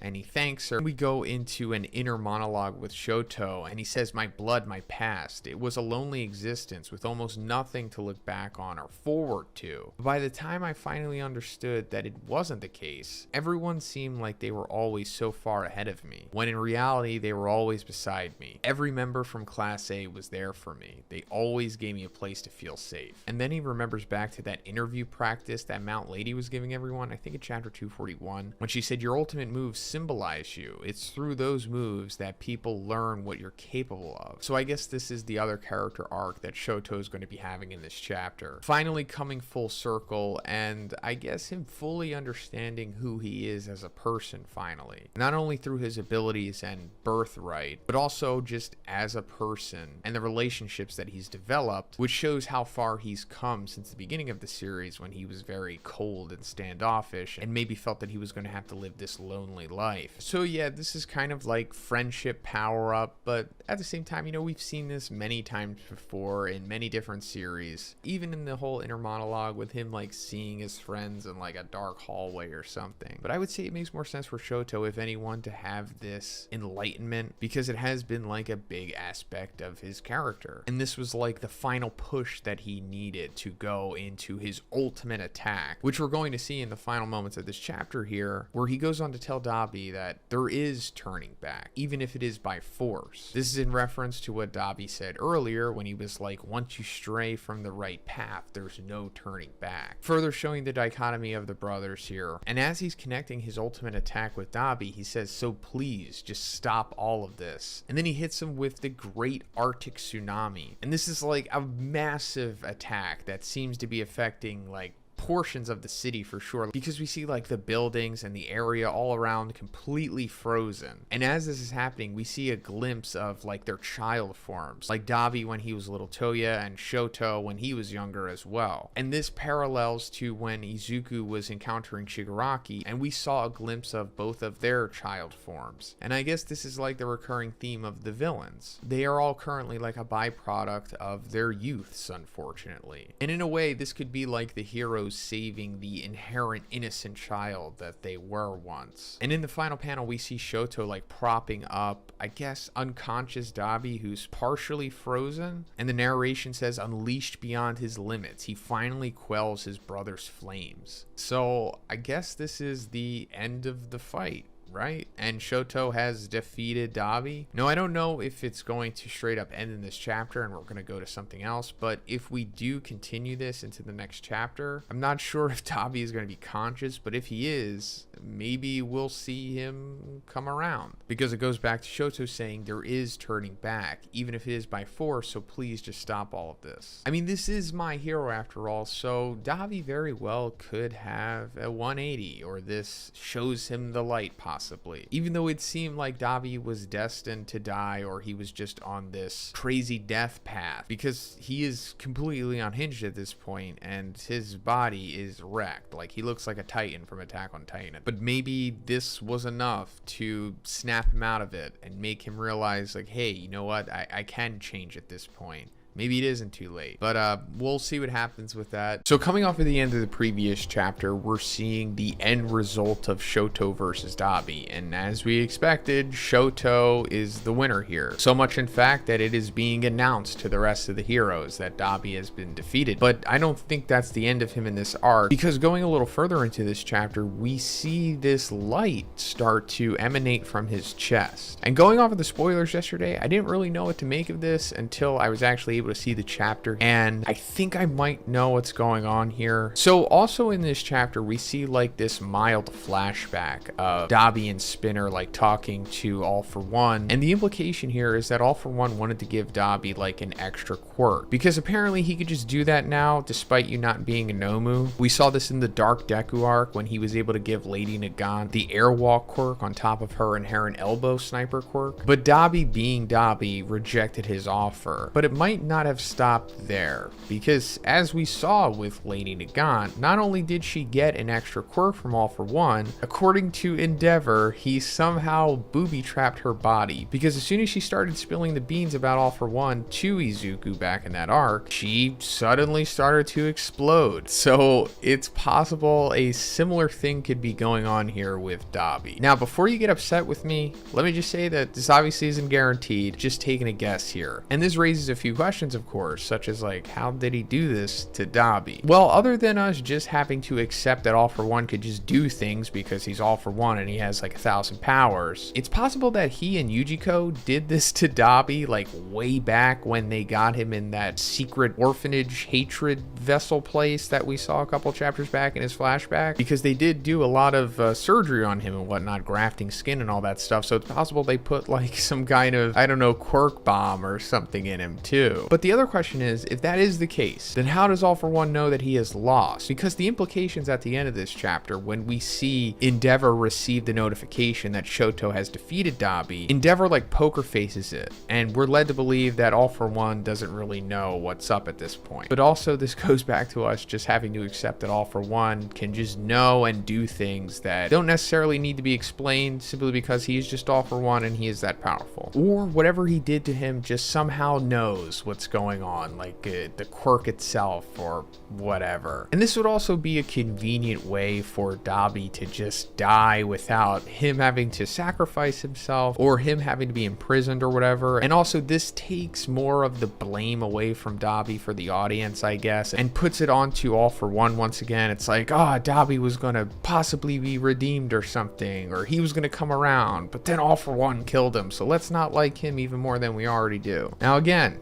not guaranteed, and this maybe isn't a bomb at all, and maybe Dabi is having some kind of quirk awakening here. I'm sure a lot of you want that to happen, and it is possible, but that also would kind of be a cop-out for just Dabi to have this random phoenix rebirth or whatever, and then he just regrows his skin and then he's Toya again. I mean, I wouldn't hate it, but it would just be like, why? Hey, also guys, if you like my Hero reviews, please subscribe because I do them every time they're available, so thanks. But anyway, we're coming to the end of the chapter and we're going to the All For One versus Endeavor and Hawks' group side of things. And after we get past the moment of Endeavor finding out that Shoto defeated Dabi and, you know, his whole poker face thing and not letting All For One in on what actually happened, All For One gives him, you know, typical All For One rhetoric and ends up saying, that's why you can't win, number one. But then he holds out his hand and each finger has like an individual quirk on it. But on his ring finger, he's producing fire.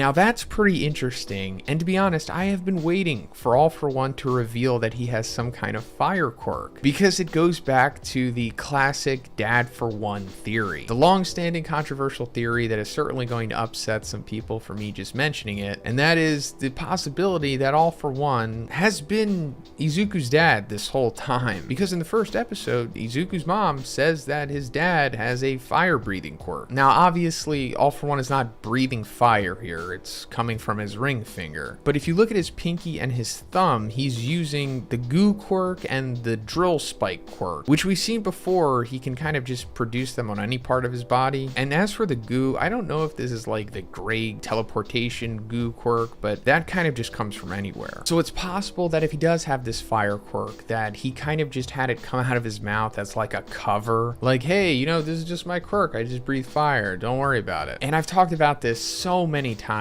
and there's multiple reasons why he could be Izuku's dad. Like, we see that his mask is like reminiscent of Darth Vader, and the big iconic twist in Star Wars was that Darth Vader was Luke's father, and we know that Horikoshi is like a big Star Wars fan and he is inspired by it, but also the fact that Izuku's dad, you know, has never been revealed, not even close to being revealed, and he's never talked about at all. And we are coming to the end of the series, so it's like, where is he? Why has he been gone this whole time? Did his dad conveniently just disappear because he was like defeated by All Might and he had his face turned into a potato, so he couldn't really show up anymore, especially because he was like on a respirator? But then of course it goes back to like, why did he hook up with Inko and make Izuku? Well, it could have something to do with quirk manipulation and quirk duplication. Let us not forget that Yujiko was in the very first episode showing him the pinky toe x-ray and telling him that he doesn't have a quirk. Was that a lie this whole time? Did he actually have a quirk and he took it from him because this is like All For One's big child quirk harvesting ring that Yujiko was in the hospital? And he showed him a fake x-ray because that's certainly something that would be in his wheelhouse, right? Now, just like with the Dabi stuff,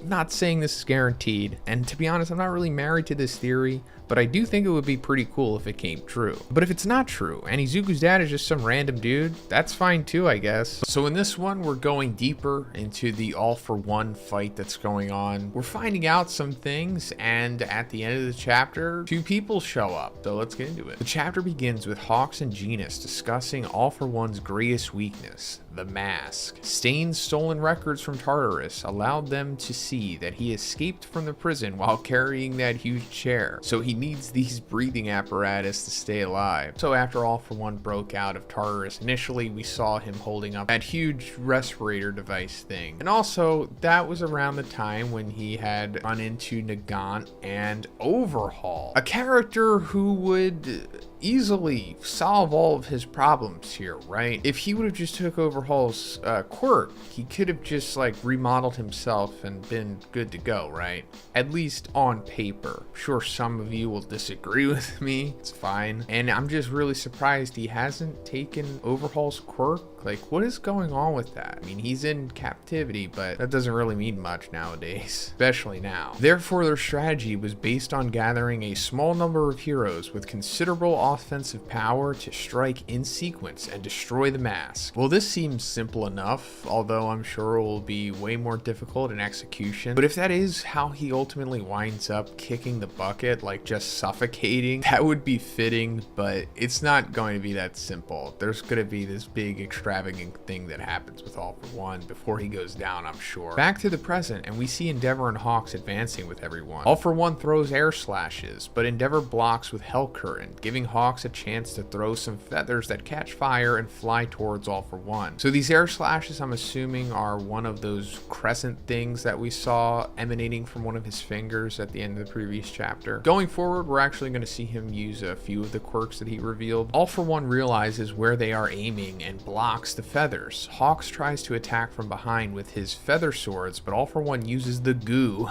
that came out of his finger to stop him. He continues the taunting, saying that even Recovery Girl wasn't able to get his wings back to their former glory, but Hawks just laughs and says that both him and All For One are already way past their prime. Unfortunately, that is very true. Hawks' wings are a far cry from what they were. I mean, they look pretty withered in this chapter. Not sure if Overhaul would be able to fix this issue. Maybe this is more of an Eri fix, which, by the way, Horikoshi, just pull the trigger with that stuff. Just make Eri fix everyone and then just make this like full-blown Naruto Fourth War at the end. Like, just bring everybody to their prime, give everybody all of the apex of their powers, and just let them go at it. Stop holding back, bro. Also, guys, if you like my Hero content, please subscribe. A lot of you consistently watch my videos, but you don't subscribe. Maybe you just need a reminder. Endeavor joins them and begins to strike with a sequence of vanishing fists. All For One thinks to himself that since it's a heat-based attack, he can't use the damage reversal quirk to protect himself. He assumes that the two of them will coordinate their attacks, but realizes that Endeavor is a little out of sync and makes a point of saying so out loud so they can hear. All For One continues to make fun of Endeavor, saying that everyone in this war is playing their part. They're all giving their best against the enemies in front of them, so it's not fair that only he has his head somewhere else. In fact, he should be happy that the masterpiece got rid of the defective product. Interesting. So does that mean that All For One does in fact know that Shoto defeated Dabi? And if so, does that mean that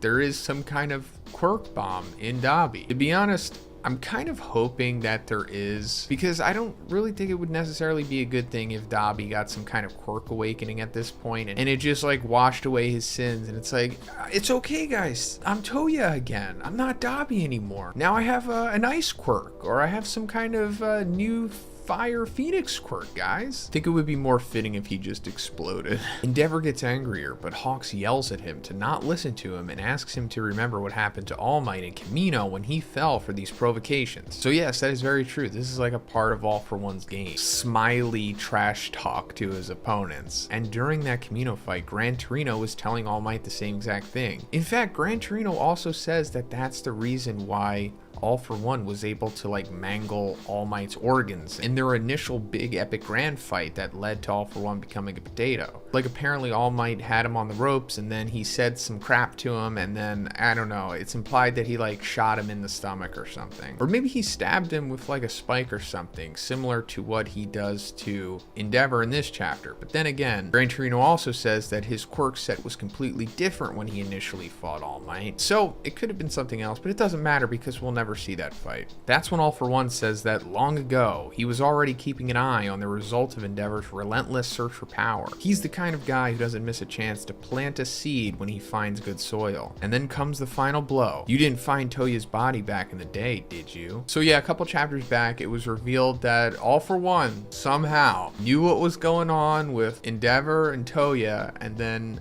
showed up conveniently immediately after Toya had like prominence burned himself to a burnt corpse, and then took him back to his hatred orphanage place and did extensive surgery on him, giving him skin grafts and everything. But Dabi wound up burning that place down and leaving. But it just came full circle anyway. Hawks realizes that this is not good at all and comes to the conclusion that someone like Endeavor, who has decided to go on living to pay for his mistakes, is fundamentally different from Hawks himself, who has turned his back on his mother and father. He would not in fact have been able to face Dabi right now. So this team division was the right choice, and he has to do everything he can to support Endeavor. He flies off in the direction of the two and tries to remind him to keep a cool head, that their mission is to destroy the mask. But it was too late, because right after Endeavor yells, "All for one!" he receives an attack right in the side of his torso. All for One turned his head into some creepy mouth with horns and says, "Right here. You lowered your defenses." So yeah, All for One like springs this Resident Evil-esque thing out of his hand and stabs Endeavor in the side, similar to, you know, whatever he did to All Might back in the day. Although I don't think he's hitting Endeavor here quite as bad as he did All Might. Hawk shouts Endeavor's name and tries to go help, but All for One directs his hands at him and says that at this distance, the Nagant replacement would not be able to dodge. When all seems lost, heartbeat wall. Jiro arrives flying, riding Tokoyami. So yeah, it looks like All for One is about to blast Hawks with the same thing that we saw Shigaraki use against Star and Stripe. And out of nowhere, Jiro riding on Tokoyami comes and shoots like a heartbeat wall right in front of Hawks, saving him from getting annihilated. Jiro asks Tokoyami not to swing too much because she hasn't gotten used to flying yet, and the situation there is very tense. Hawks is in shock and says that they shouldn't be there, and that if they don't run away soon, they will die. Tokoyami ignores the warning and says that although he's not as strong as Endeavor, he'll stay there to synchronize his attacks with Hawks. All for One calls the two of them insects that fly around one for all, and says that in the comic book he read with his brother, several of the secondary characters were killed by the Demon King. Man, it's been like 100 years. You're still on that, All for One? Jiro tells him to leave the fiddle faddle to after he has defeated them. End of chapter. So yeah, we're going deeper into this All for One fight here, and it's looking like this is going to take up the next 4 or 5 chapters possibly. I doubt we're going to see a conclusion here. Like, I would be really surprised if just this team here winds up defeating him, because it kind of has to play into the whole bigger Shigaraki thing that's going on, but I guess this is fine while it's going on. So there's like 3 significant things that happen in this chapter. 2 of them are pretty objective and we don't really need to speculate too much about them. However, one we're gonna have to speculate about a lot, and it has to do with Eri ?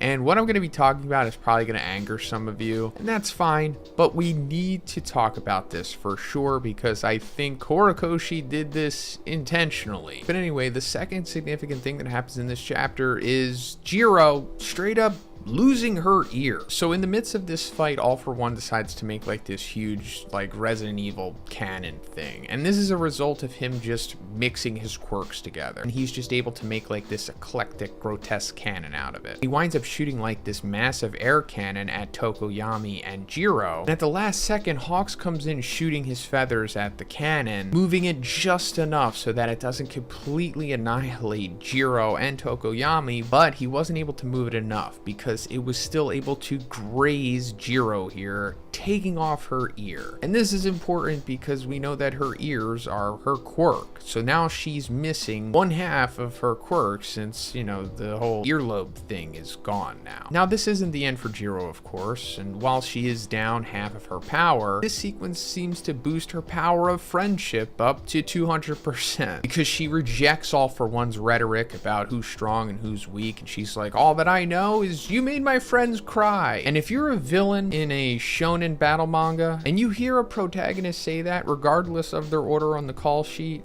you know you're in trouble. And she winds up hitting him with her heartbeat wall legato, and this sends us to the sequence inside of All for One's vestige world. And that brings us to the third significant part of this chapter, where we see some of the vestiges of the quirks that All for One has stolen, and they begin to like rebel against him, like holding him back. And All for for One thinks to himself, are these the wills of the people whose quirks I've stolen? Impossible. Could New Order have exposed me to this? So this is in reference to back when Shigaraki / All for One was fighting against the #1 American hero, Star and Stripe. And at the end of that fight, as All for One took her quirk from her, she made one last order using her quirk ability that would cause her quirk to rebel against All for One and his other quirks. So she became like this big hulking vestige and did as advertised. And at that time, it was revealed that there was in fact like this vestige world within All for One. But as it was also revealed with the whole One for All vestige stuff, that there's kind of like a part of your soul, or at least it's implied as much, that is stored within your quirk factor. So that's why we see like these vestiges or these force ghosts. And I guess in this sequence, in this chapter, it can be interpreted that these vestiges of the quirks that All for One had stolen and the residual soul fragment within them that gives them some kind of pseudo facsimile of a personality that they had witness Star and Stripe rebelling against All for One, and maybe they realized that, hey, we could do that too. And that's fine and all, but one of the vestiges here looks just like Eri. It's a woman with a horn coming out of her forehead. And this woman is given spotlight in 3 different panels, 2 of them actually closing up on her. And that brings us to like the main question here. Is this a coincidence, or is this intentional by Horikoshi?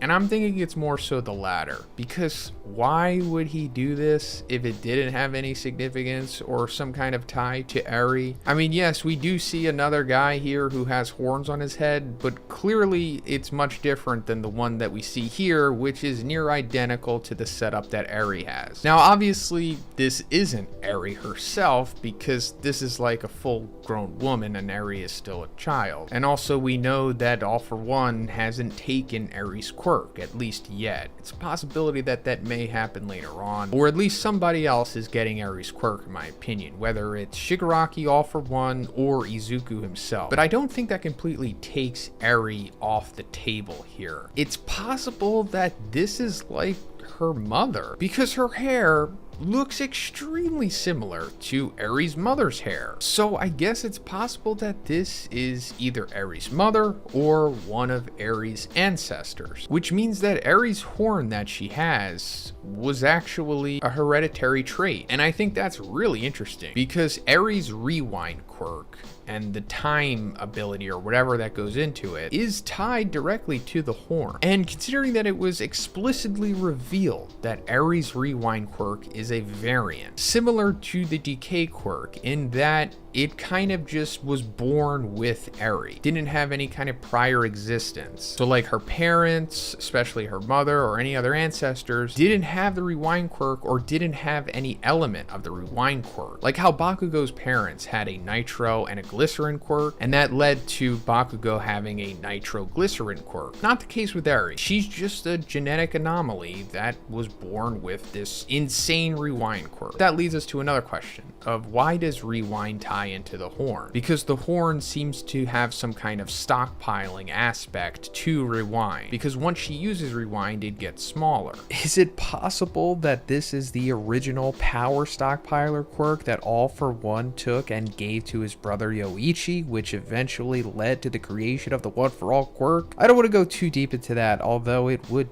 be pretty cool if that was actually the case here, and it would all come full circle and everything is kind of connected and related. In theory, why did All for One take Eri's mother's quirk here, or one of her ancestors? Because she wouldn't have any kind of rewind ability. And clearly if she did, All for One would have used it to de-potato-fy himself, as well as used it on like other things. And if All for One did take her quirk, then it has to be something substantial. He's not just taking random quirks for no reason. Your guess is as good as mine, but it seems like if this is Eri's mother, then All for One is simply tied to her because I guess Horikoshi wants it that way so that everyone has a motivation together to take him down. Because it was recently revealed that he was the one who made Dabi the way that he is, and Overhaul is tied to that as well, because Overhaul was in the same secret One for All hatred orphanage marriage that he put Dabi in. So why not have him tied to the other big storyline in the series with Eri? Because we know that Eri accidentally killed her father by like reverting him to nothingness. And I guess afterwards her mom disowned her because she didn't want to have anything to do with that. And that's what led to the Shihai Hasakai boss taking Eri, which eventually led to her meeting Overhaul and that whole thing. So what if All For One is the cause of that? Maybe Eri's mom didn't abandon her or disown her, and All For One, I don't know, stepped in for some reason and either killed her or took her quirk or something, and then that's why Eri, you know, was led to the life that she had to live. And it comes full circle, and it's like, yeah, All For One was responsible for everything, so we all collectively have motivation to take him down, other than him just being the demon lord. So coming off of the previous chapter, we saw Jiro using her heartbeats around Legato on All For One, like disrupting him, and to follow up on that, Hawks attacked him, breaking off a piece of his mask. And that brings us to the beginning of this chapter,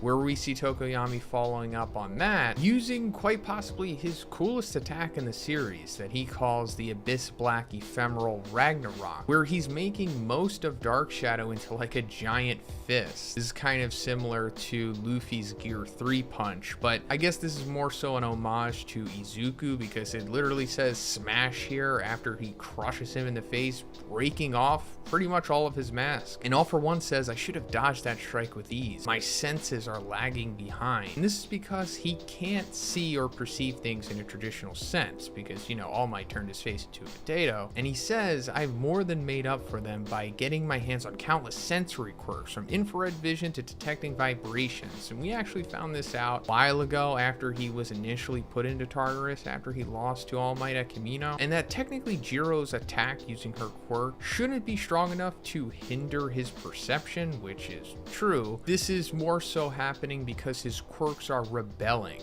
And he says that this has never happened before. But he also says, after all, they are but fragile reproductions. And this is because the All For One that we see here is using a duplicate of like the original All For One quirk itself. After they had modified Shigaraki and made him into the current vessel that he is, they gave him the original All For One quirk, and Yujiko duplicated it and gave that version to this All For One, and I guess along with all the quirks that came with it. So that's the fragile reproductions aspect here. But I guess that also plays into the quirk singularity, which is negatively affecting All For One here. Because as I've said for a while now, All For One and One For All are kind of speed running the quirk singularity in the way that they work, because it would normally take the quirk singularity like decades to achieve its ultimate purpose of making quirks so powerful and ambiguous that they essentially end humanity. But given the way that All For One and One For All work, with them not only being able to be passed on to others, but also mixing multiple quirks into them and becoming new powers as a result, it's forcing this evolution in both of them. And we see it happen in a positive light with Izuku, as One For All had been passed on from user to user and becoming stronger every time it had been passed on. We saw that his vestiges eventually became self-aware, to the point of where they basically became like force ghosts of the previous users of One For All, and ultimately wound up helping him. But on the opposite end of the spectrum here, we're seeing that with All For One, his vestiges are also becoming self-aware, but they're not helping him. They're like rebelling against him. And because of this, the quirks that they represent are like deactivating. So that's why he was unable to dodge Tokoyami's attack here, because his perception quirks weren't working because of this rebelling here. But then he just winds up like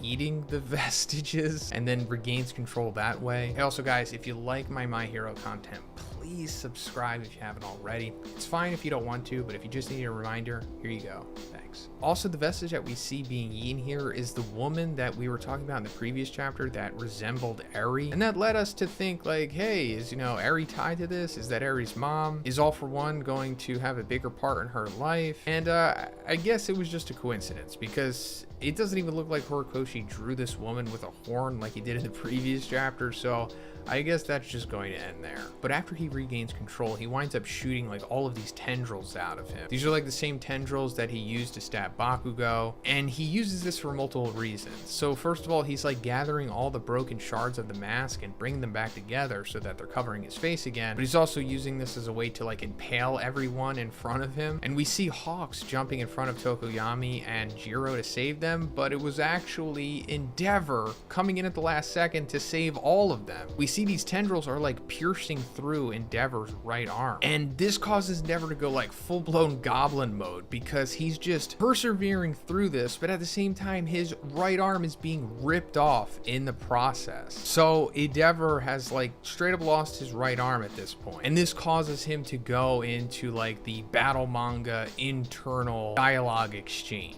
where he's essentially coming to terms with himself, I guess, because we see him talking to like the younger version of himself, where it says, "You're even weaker than before. Your conditions, your mistakes, your atonement, and your responsibilities, all those things ever did for you was expose how weak you really are. They turned you into the pathetic excuse for a hero you are now." So I guess he's referring to like the face-turned Endeavor that we've seen since the Pro Hero arc, where he's been coming to terms with the awful person that he became because of his endless pursuit for excellence. And we're seeing like the contrast here, the original Endeavor that led to that life and the end result of the Endeavor trying to break away from it. But going further, the younger version of Endeavor says, "Remember when you saw a father try to save his little girl from a villain and how they wound up as nothing more than scorched lumps of burning flesh?" And I think this might be the deepest that we've gone into Endeavor's backstory, and possibly the youngest that we've seen him. And this might be the moment that initially inspired him to become a hero, possibly. But then going further, he says, "Do you remember your feelings of jealousy and inferiority towards All Might? Or the self-deprecating act of choosing a word meaning hard work as your hero name?" And in this sequence, we see like the moment Endeavor was like writing down his hero name for the first time, similar to what we previously saw from like Class 1A. And I'm assuming that Endeavor himself was in Class 1A at this point. Then Endeavor grabs his younger self by the throat, but then he says, "That's right, you'll never be like All Might or Deku. All this time you've been fighting a battle against your own weaknesses, so don't even think about turning over a new leaf." This is like the old aspect of him not wanting to change and wanting to continue on that flawed path of like unrelenting pragmatism to get to their ultimate goal. But Endeavor like holds him down and like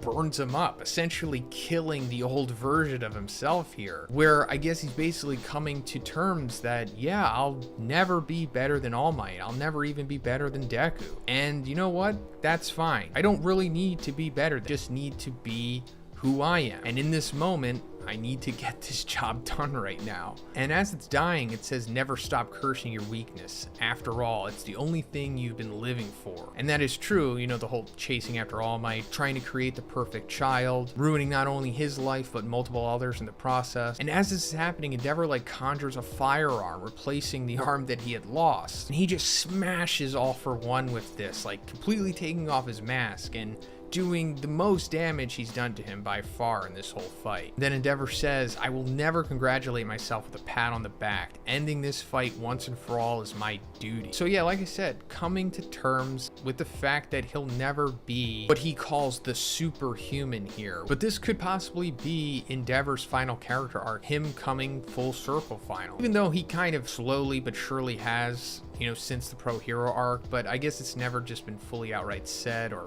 placed on the page the way that it is now. And also, if he does wind up defeating All for One here, and like just straight up, you know, neutralizing him completely. I mean, I'm not going to say kill him, because he's just going to transfer his consciousness to Shigaraki ultimately, which I'm pretty sure is going to happen. But if he does completely take out All for One here, this in a way will be Endeavor finally surpassing All Might, since All Might never, you know, fully took out All for One. I mean, he defeated him twice, but it, you know, always led to him coming back yet again, because he never completely killed him. And, you know, he's All Might. It's not what he does. But I also would like it because it's like once Endeavor finally comes to term that he doesn't need to surpass All Might, is finally the moment where he does. And also considering that Endeavor is like losing his arm here, and not to mention the massive wound in his side that he took previously in this fight, which is also emphasized in this final sequence, it's possible that Endeavor is going to wind up giving his life to completely take out All for One here. And, you know, if he does, it would be somewhat of a fitting ending. Like I said, it would, you know, kind of signify him ultimately surpassing All Might and taking down the ultimate evil, and, you know, ultimately being selfless, because it is his duty after all. I don't want Endeavor to die, but man, there's just so many death flags here that it wouldn't really surprise me if he winds up dying in the next chapter, or maybe the one after that. So this was a pretty good chapter, one of the better ones that we've gotten lately for sure. And in it, we're seeing the future versions of Class 1A, but most prominently Izuku, Bakugo, and Shoto. And it's pretty fascinating. So Endeavor's like still in goblin mode in this chapter, and he's like beating down All for One, and he starts going into this monologue. And he says, "The past is immutable. My wrath, my resentment, and even my retribution woven together, they form the fabric of the future. What is that future? It's a path for the youth to tread on. It's the endless possibilities. It's why I must prevail so that the sins of us adults don't become an insurmountable obstacle in the way of the youth." And as he says this, we see the future of Class 1A. Now, does this mean that this is like literally them in the future, like their adult versions? Or is this just some kind of vision that Endeavor is seeing as he's saying this? No way to know for sure. But nonetheless, I'm pretty sure Horikoshi is showing us this for a reason, because it's possible that since this is the final arc, we may never see this fully. I mean, it's possible that either the final chapter or a couple panels in it might fast forward to the future and we'll get some glimpses of it, but for now, this is maybe the most that we'll ever see of what the perceived future could be. But anyway, the adult version of Shoto more or less kind of looks, you know, the same. I mean, he's taller, as all of them are, I mean, naturally, and his gear seems to have altered somewhat. I mean, it's definitely an improvement on his existing set, but no real radical changes here. However, his hair is shorter, so that's different. And as for Bakugo, he pretty much looks the same. Maybe his gauntlets have improved. I mean, I'm sure the technology has, but aesthetically, they haven't really altered too much. And as for Izuku, he hasn't really changed all that much either. And also, we're not getting like a full-on look at them. I mean, this panel isn't even like fully articulated, and I'm sure this was, you know, purposely done by Horikoshi. But Izuku's suit looks, you know, more or less kind of like the same what he's rocking right now. Hey, also guys, if you like my Hero content, please subscribe if you haven't already. It's fine if you don't want to, but if you just needed a reminder, here you go. The big change here, of course, is his cape. It looks like he has sewn on another cape onto his existing tattered Gran Torino cape, possibly. And that makes me think, like, I guess this is like a genuine glimpse into the future, because like, why would Endeavor be envisioning that little detail that he would otherwise have no idea that would happen? And of course, there's the possibility that Endeavor himself isn't even seeing this, and this is just purely for the audience, meaning that this is maybe a glimpse into the future. And also that begs the question of, is this guaranteed? Like, is this for sure going to happen? And does that mean that everyone that we see here is going to live, namely Izuku? And again, no way to know for sure. I'm not saying that it's guaranteed that Izuku is going to die at the end, not even close, but I also think on the other hand, it's not guaranteed that he's going to live. Personally, I think there's like a somewhat of a good possibility of him ultimately sacrificing himself for the greater good. But also, you know, he probably will live too. And I'm sure this will bring many of you back to the first chapter, where we get that narration from Izuku at the end of it, where he's basically saying that this is the story of how I became the greatest hero ever. And I don't know if that's necessarily accurate, to be honest. I guess it ultimately comes down to how you translate it, but in the official Viz translation, Izuku says, I forgot to mention this, but this is the story of how I became a great hero. That's it. Just a great hero, not the greatest. Now, I'm not taking that too literally. I'm sure Izuku will become the greatest hero by the end of the story, not only just on accomplishments, but power too. I'm sure once it's all said and done, he's pretty much going to be the quirk god. But are we seeing the great hero Izuku here, or the greatest? Maybe, maybe not. Regardless, a lot of questions stem from this, but still, I think it's pretty interesting nonetheless. But anyway, let's go back to Endeavor going goblin mode on All for One. So he's like beating him down, like literally dragging him through the dirt here. And All for One tries to steal his quirk. I know, like, finally, this is like All for One's thing, and he hardly ever tries to do it. But Endeavor shoots like fire beams from his eyes and burns his hand. This is awesome. We've never seen Endeavor do this before. Then he winds up hitting him point blank with a prominence burn, holding on to him, just like how he did to Shigaraki in the previous war. Except this time it actually seems to be successful because he burns All For One to like charcoal. I mean, he got pretty close with Shigaraki last time, but like at the last second, All For One took over his consciousness and was able to turn the fight around. And this time around, it seems like he's won, but of course he hasn't, because, you know, it's All For One and it's never that simple. So after he burns him to charcoal, All For One starts talking again, and he says, "Did you really believe that I would step on a stage without some aces up my sleeve? You should know by now that this body is well past its expiration date, and I have no other uses for it anymore. That's why there's a little something I'd like to try." And then we see Eri with the quirk destroying bullets around her. Then the burnt up All For One starts to like grow back his ear and his eye. And he says, "What made you think that heroes were the only ones prepared to risk their lives?" This is pretty crazy, right? So first of all, obviously All For One didn't have his ear and his eye. He just kind of had like a potato face with a mouth before, courtesy of the beatdown from All Might. But now that they're growing back, along with us seeing Eri and the quirk destroying bullets in the previous panel, I think we can kind of put two and two together here and see what's going on. So we know that Shigaraki stole the quirk destroying bullets from Overhaul way back when at the end of that arc, and he eventually wound up giving them to Yujiko. But we never really saw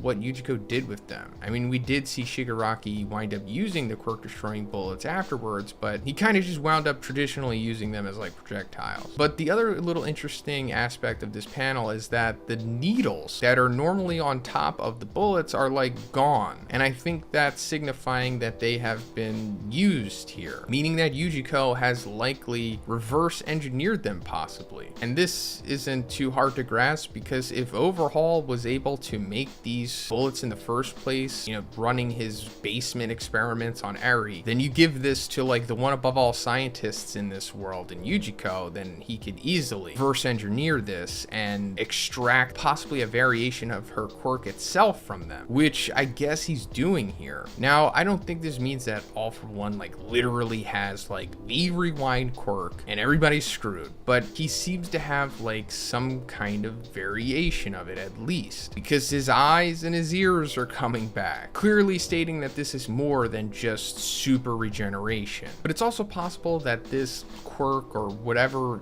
Yujiko has done here is not completely stable, because he says there's a little something that I'd like to try. So maybe there was like some kind of contingency to it as to where like if it would only activate or be able to work if All For One was at death's door or something, and maybe otherwise it wouldn't be worth using it. Now it appears to be successful, and he's completely healing himself via the properties of rewind, and we might finally see like All For One's full face in the next chapter, something that we haven't seen yet. Whenever we got flashbacks of him, his face was always obstructed by shadows somewhat. We never got a full-on look at him. Now, is there a greater reason for that? Maybe, maybe not. Does it mean that he's going to look like Izuku? I don't know. But I just hope that we fully see his face, and I just hope that there's some significance to it. It just turns out that it wasn't an aesthetic choice that Horikoshi chose for him just to represent that he is the personification of evil this whole time. Although, you know, if it is, it's whatever. But anyway, coming to the ending sequence of this chapter, we see Izuku, who we haven't seen in a while, still flying to UA, trying to reunite with that group fighting against Shigaraki. And suddenly the vestige of Yoichi manifests, and it says, "Midoriya, I have a bad feeling about this." He's like, "What's going on?" And then in the distance, we see like these objects coming at Izuku, and it says a mysterious threat draws near. And that's where the chapter ends. So no way to be able to make out what these things are. They're literally just specks at this point because they're so far away. But considering that it's saying a threat draws near and Yoichi has a bad feeling about this, I guess it's not friendly, but it could be like a misdirect, and maybe these are like the fighter jets that used to accompany Star and Stripe, and they're gonna come help Izuku maybe. But if it isn't, and it's just as it says, a mysterious threat draws near, then I guess these are possibly new high-end Nomus maybe, or new villains. This chapter is great. We're seeing Bakugo and the rest of the team that's at the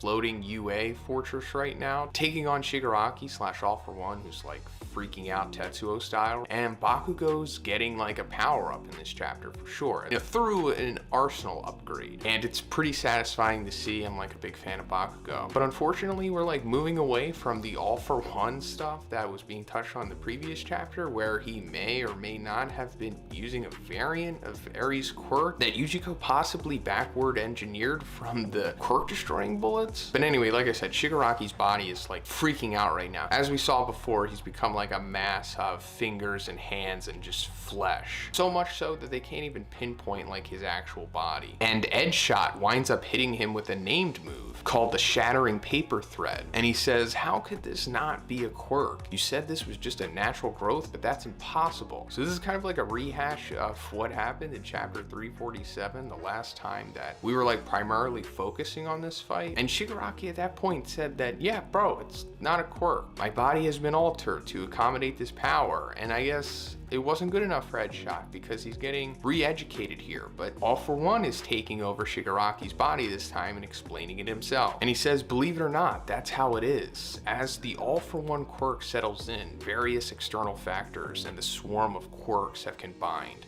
molding this body into a suitable accommodation. So yeah, Yujiko realized that All For One was becoming too powerful and that his current body that he had wouldn't be able to contain the power that he was receiving. So they would have to develop a new vessel for him. And long story short, they eventually came up with this plan to make Shigaraki the new vessel, and Yujiko wound up modifying his body so that he would be able to contain all of the theoretical power that All For One would eventually have, and that's what we get here. His body freaking out and becoming this big amorphous mess is kind of just a side effect of a vessel that is capable of containing all of this power. But going further, he says, with this body and its power, I shall create a new world. I'll become God and rule above everyone else. A world so divided that standards cease to exist for human bodies and abilities is doomed to collapse and disappear. Our confrontation is but a product of that world. At least under my control, everyone will be equal in oppression.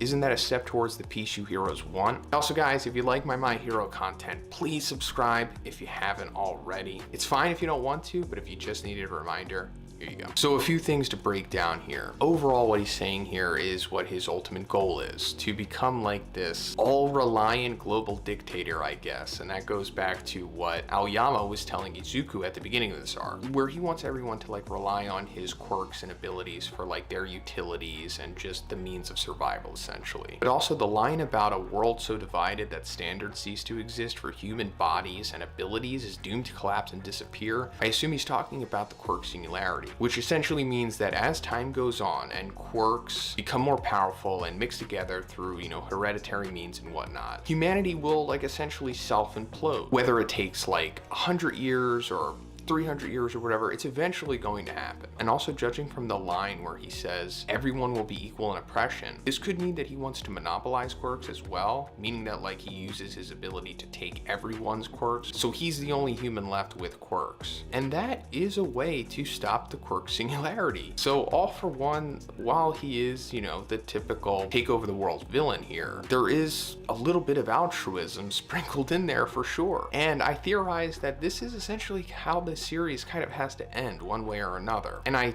thought Izuku was eventually going to do this. I figured that, it's possible that some way he's going to get the All For One quirk and then take all the quirks on Earth or something like that, because if he doesn't, or if someone doesn't, then the quirk singularity is kind of bound to happen. And also, speaking of the quirk singularity, that's kind of what we're seeing in real time here with Shigaraki's big flesh amalgamation. In theory, everyone could wind up looking like this in time. And if it's not this that causes the end of humanity, just everyone all Tetsuoing out together, there could just be Ares being born, where their quirks are just not destroying their immediate vicinity, but they're destroying like 5-mile radiuses at a time or whatever. But anyway, Bakugo's had enough of this, and he's like, given how much I've been moving around, it must be charged up. With this item from the support course, I will clear a path. And then he says, area suppressing heavy armor activated strafing panzer, and we see Bakugo's new support item. And this is amazing, and it's like multiple cannons mounted on his back, and it looks like it activates with the same kind of suppression technology that Izuku's gauntlets have, which is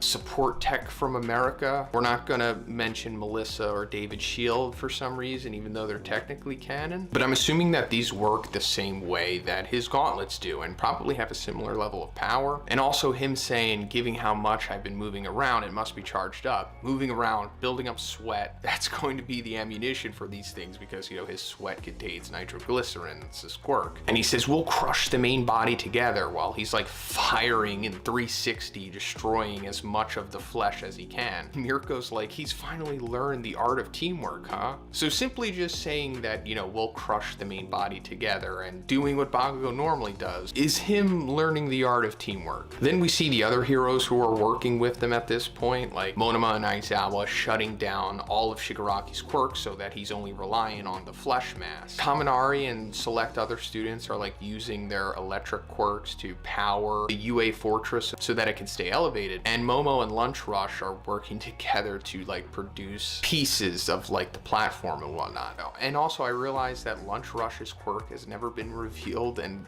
we may never know what it is unless it's revealed in like a data book that comes out after the series is over. I assume it has something to do with food production. But Bakugo is essentially coming full circle here because he's remembering when Izuku had initially saved him, and his character arc is coming to light. And he says, misunderstandings in turn give rise to fear and rejection. You're gonna tell me about misunderstandings, fear and rejection? I accepted all that long ago, but I didn't just accept it, I'm way over it. I found people who are willing to put all that aside and move forward no matter what it may take. And then the chapter ends with him hitting Shigaraki / All For One with his new ultimate attack maybe, which is called the Howitzer Impact Cluster Bomb. And this is just an upgrade to the Howitzer Impact, which is like, aside from the United States of Smash, my favorite move in the series. I love this so much. It not only looks great, but the application of it totally makes sense, and the overall result of it is just amazing. And it's, you know, Bakugo. We saw him use this in the sports festival against Shoto, but I don't think he's done it in like the manga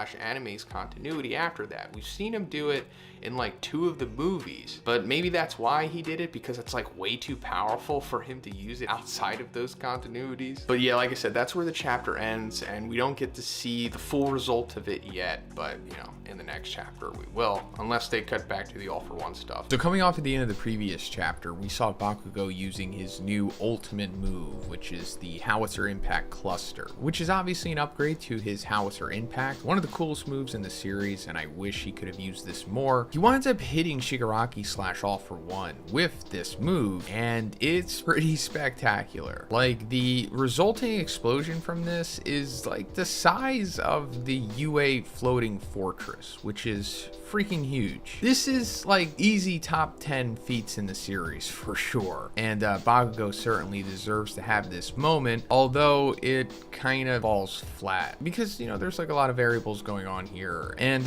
you know, Bakugo himself kind of needs to be protected in this sequence, and of course along with Shigaraki / All For One, and I'll go into that. But considering, you know, how massive this explosion was, it's clearly going to be felt by everyone here, and we see the other heroes who are supporting everything reacting to it. And I think this is Power Loader saying like, please tell me he didn't destroy the power lines. Hey, also guys, if you like my Hero content, please subscribe if you haven't already. It's fine if you don't want to, but if you just needed a reminder, here you go.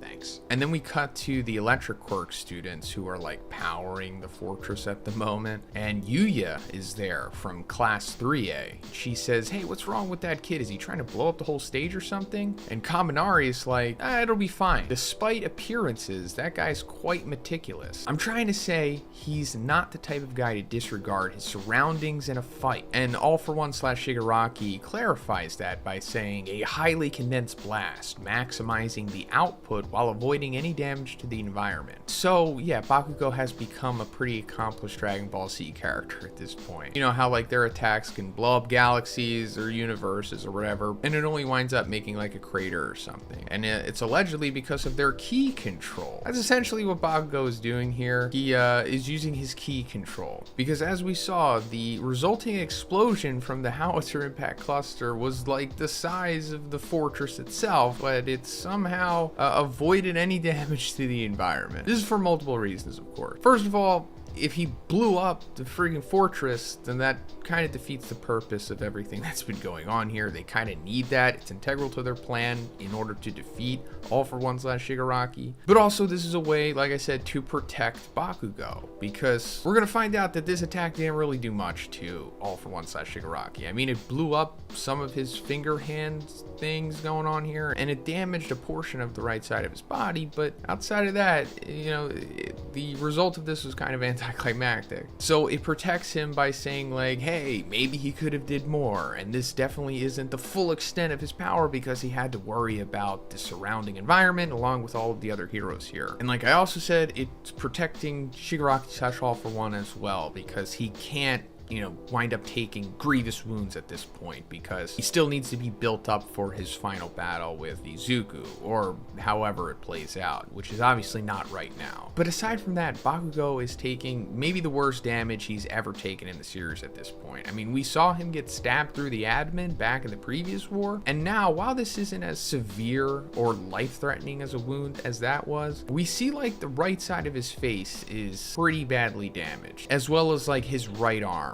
Like his right arm is mangled. I assume like beyond repair. Like in this one panel, it looks like Shigaraki / All For One is like wringing it out like a rag or something. So I'm not saying that Bakugo is done at this point, because I don't know, that in itself would be extremely anticlimactic if he just was benched for the rest of this arc, considering that it's the last one and this is like, you know, the final battle. So I'm assuming that he's still going to have, you know, some fight left in him. I mean, I've said this before and I'll say it again. I really hope Horikoshi just says, you know, screw it, and then Eri comes and does like a big, I don't know, EMP or something, and she just rewinds like all of the heroes at once back to like their 100% states. Then the offensive heroes there try to capitalize on the damage that Bakugo has done to Shigaraki / All For One, but he winds up just like smacking them away with like a shockwave, similar to what All Might used to do with his smashes. And in fact, Shigaraki / All For One says to be smashed by the power that rivals All Might. So, still, clearly only rivaling All Might, still not saying that it surpasses him. That could be there purposely, maybe for exposition to be put out there later on, that Izuku has surpassed All Might. I'm assuming they're talking about Prime All Might at this point, which we still don't fully understand the crazy power that he held at one time. But this makes Bakugo realize that, you know, there's a huge gap between them still. Like, the Howitzer Impact Cluster was Bakugo's absolute best move.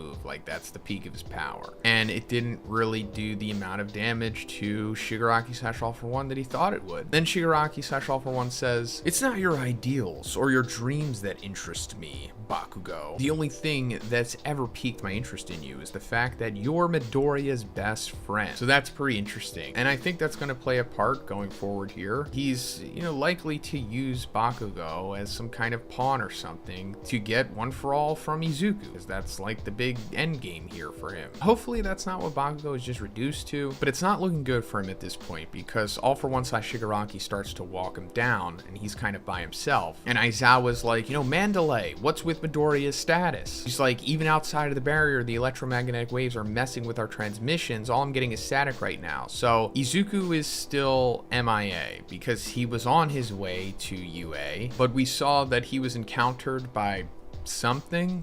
Still don't know what that is yet, and Mandalay can't get into contact with him because the electromagnetic waves, so that might have something to do with it possibly. But Aizawa was basically saying like, man, please someone save Bakugo because he's about to die. Then we cut over to Tamaki and Nejiri, who are, I don't know, going through the rubble or something, talking about graduating after this, hoping that Nezu can have one for them after this is over. And then Mirio shows up conveniently, and he's like, I don't know, but at least we're gonna keep everyone safe until Midoriya gets here. The three of us together. And that's where the chapter ends. So where has Mirio been? I don't know. I don't know why he wasn't there initially. I mean, we could just assume that Horikoshi just wanted him to be away so that he would be able to have this moment, you know, at the end of this chapter. Didn't want to play all of his cards right off the bat, of course. But in story logic, I don't know. I mean, I don't know how much time has passed since the fight with Shigaraki at the floating UA fortress has started. It probably hasn't been too long. So it's not like it's been like hours or something and then Mirio just, you know, showed up at this point. But I'm sure we'll get get an explanation in the next chapter. I'm not saying it's guaranteed to make sense, but at least it's something. And now that Mirio is here, I mean, it's cool and all. Glad that he's here, and I'm sure they'll be able to do something, especially all working together, which I don't think we've really seen yet. But, you know, he's ultimately limited because while his quirk is incredible, he still doesn't really have like superhuman strength or any kind of crazy abilities that would really be able to do anything against Shigaraki / All For One at this point. Unless he shows like a new ability that he's adapted or he has some kind of quirk evolution. I've always wanted to see Mirio like go inside of somebody's body and then like crush one of their internal organs or something.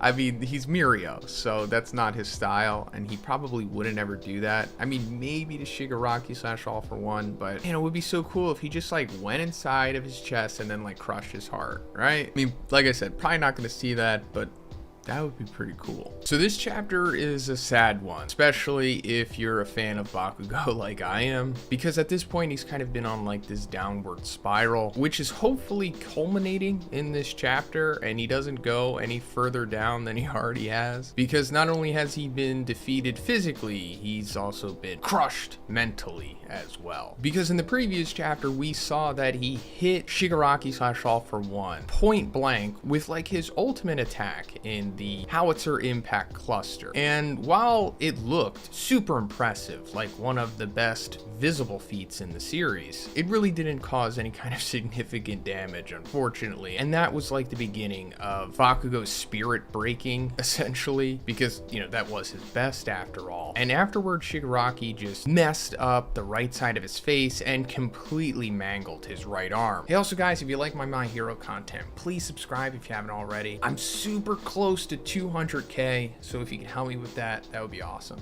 Thanks. And we're seeing the follow-up to that at the beginning of the chapter here, where Shigaraki's like picking him up with his foot, and instead of continuing the physical damage here, he just piles on the mental anguish instead, because he's like, having my quirk erased right now is a blessing in disguise, because your corpse will be left intact. So his quirk is being erased because Monoma is still currently siphoning Aizawa's quirk, because if he wasn't, then Shigaraki would just activate decay and everything would just be over instantly at that point. But the whole corpse left intact line here means that he wants to use Bakugo as a device to basically have Izuku like rage out of control and succumb to his emotions when he gets there, because he also says, remember his sheer fury when I poked you full of holes last time, in reference to, you know, the previous war. And yeah, Izuku was pretty filled with fury at that point. He wound up looking like a symbiote or something. And then Shigaraki ultimately winds up saying like, it's time for a reality check, Bakugo. No matter the heights you reach, you'll never be more than Izuku Midoriya's hanger-on, a minnow in One For All's wake. So that doesn't seem too harsh to us, the readers, because, you know, the reality we live in is way more cynical than the My Hero reality. But to Bakugo, this is like worse than any physical damage he could take, because like I said, his spirit was already breaking after he realized that he couldn't really do anything to Shigaraki. But now he's telling him something that maybe even he himself was thinking in the back of his mind, possibly. And not so much that he's like Izuku's hanger-on, but more so that like he'll never really be able to surpass Izuku. And aside from just, you know, becoming the #1 hero, which is Bakugo's ultimate goal, his other big purpose and goal is to surpass Izuku, because realistically he would have to anyway to become the #1 hero eventually. But now Izuku has become so unbelievably powerful that Bakugo has realized that like, yeah, it's probably not going to be able to happen at this point. And while he's not said it out loud, he's definitely probably been thinking about it, especially because of the reaction that we see Bakugo give to Shigaraki saying that. So yeah, Bakugo is pretty much completely broken at this point, or at least almost. But hopefully Bakugo gets some kind of redemption here, or a second wind or something, because if he doesn't, then he's essentially been regulated to Vegeta status at this point. Also, the fact that everybody's kind of waiting on Izuku to show up and save the day more so makes it feel like that more than ever, because, you know, that's like Goku's thing. Not to mention, you know, Goku surpassing everyone else in the series and just leaving them so far behind on the power scale already. But Nejiri comes in and tries to help Bakugo here, but Shigaraki just winds up using Bakugo as a shield, and this thwarts her plan, of course. And then we see Tamaki Tamaki come in, and he injects Shigaraki with scorpion venom. And also Tamaki's line here saying eating bugs is all the rage these days is kind of like letting the reader know that like, I can use this because I ate a scorpion. But this too was all for naught, because a mouth opens on Shigaraki's shoulder and it just spits the poison out. And he says, my body continues to adapt. So this is in reference, of course, to the quirk singularity that he's currently speed running. So as we know at this point, Yujiko modified Shigaraki's body so that he would be able to use the full power of the All for One quirk. And doing so, his body is now, like I said, speed running the quirk singularity in order to compensate for this insane amount of power. And it winds up just causing this mutation phenomenon that is similar to what we see of Tetsuo at the end of the Akira movie. This is something that would normally take like hundreds or thousands of years in the My Hero world, but we're seeing it happen real time because of the specific circumstances that he's under. But then Mirio comes in trying to help the party out here, and we saw him show up at the end of the previous chapter. But Mirio even showing up here, he's very limited in what he could do. I mean, like what we just talked about earlier, Bakugo's Howitzer Impact Cluster only really did superficial damage to Shigaraki. So while Mirio's quirk is pretty great, even Mirio himself is like, until Midoriya shows up, I'll keep Shigaraki on the ropes. Going back to the whole, you know, everybody's stalling for Goku to show up thing. But Mirio asks Shigaraki / All for One, he's like, why do you destroy? And Shigaraki's like, because the current framework has failed. Basically, you know, like we live in a society. And Mirio's like, oh, I get it. You've never had any friends. And this seems to get a reaction out of Shigaraki. Not All for One, of course, because he's like a full-blown psychopath. And this could be showing us what the future of this arc, or just the future of Shigaraki's character arc is possibly. Because we did see before that there's some kind of like latent Tenko personality still inside of Shigaraki's mind. And it seems to revere Izuku. And we definitely saw that for a reason. I think it's going to be unlocked one way or another, and that's going to be how Shigaraki comes to his senses possibly. And I've said this many times, but I wouldn't be surprised if like by the end of the series, somehow, some way, Izuku gets Eri's quirk, or Eri's quirk is just used on Shigaraki and he gets rewound back to Tenko, you know, before all the trauma happened. Because when you boil it down, Shigaraki / Tenko is inherently innocent. It was All for One that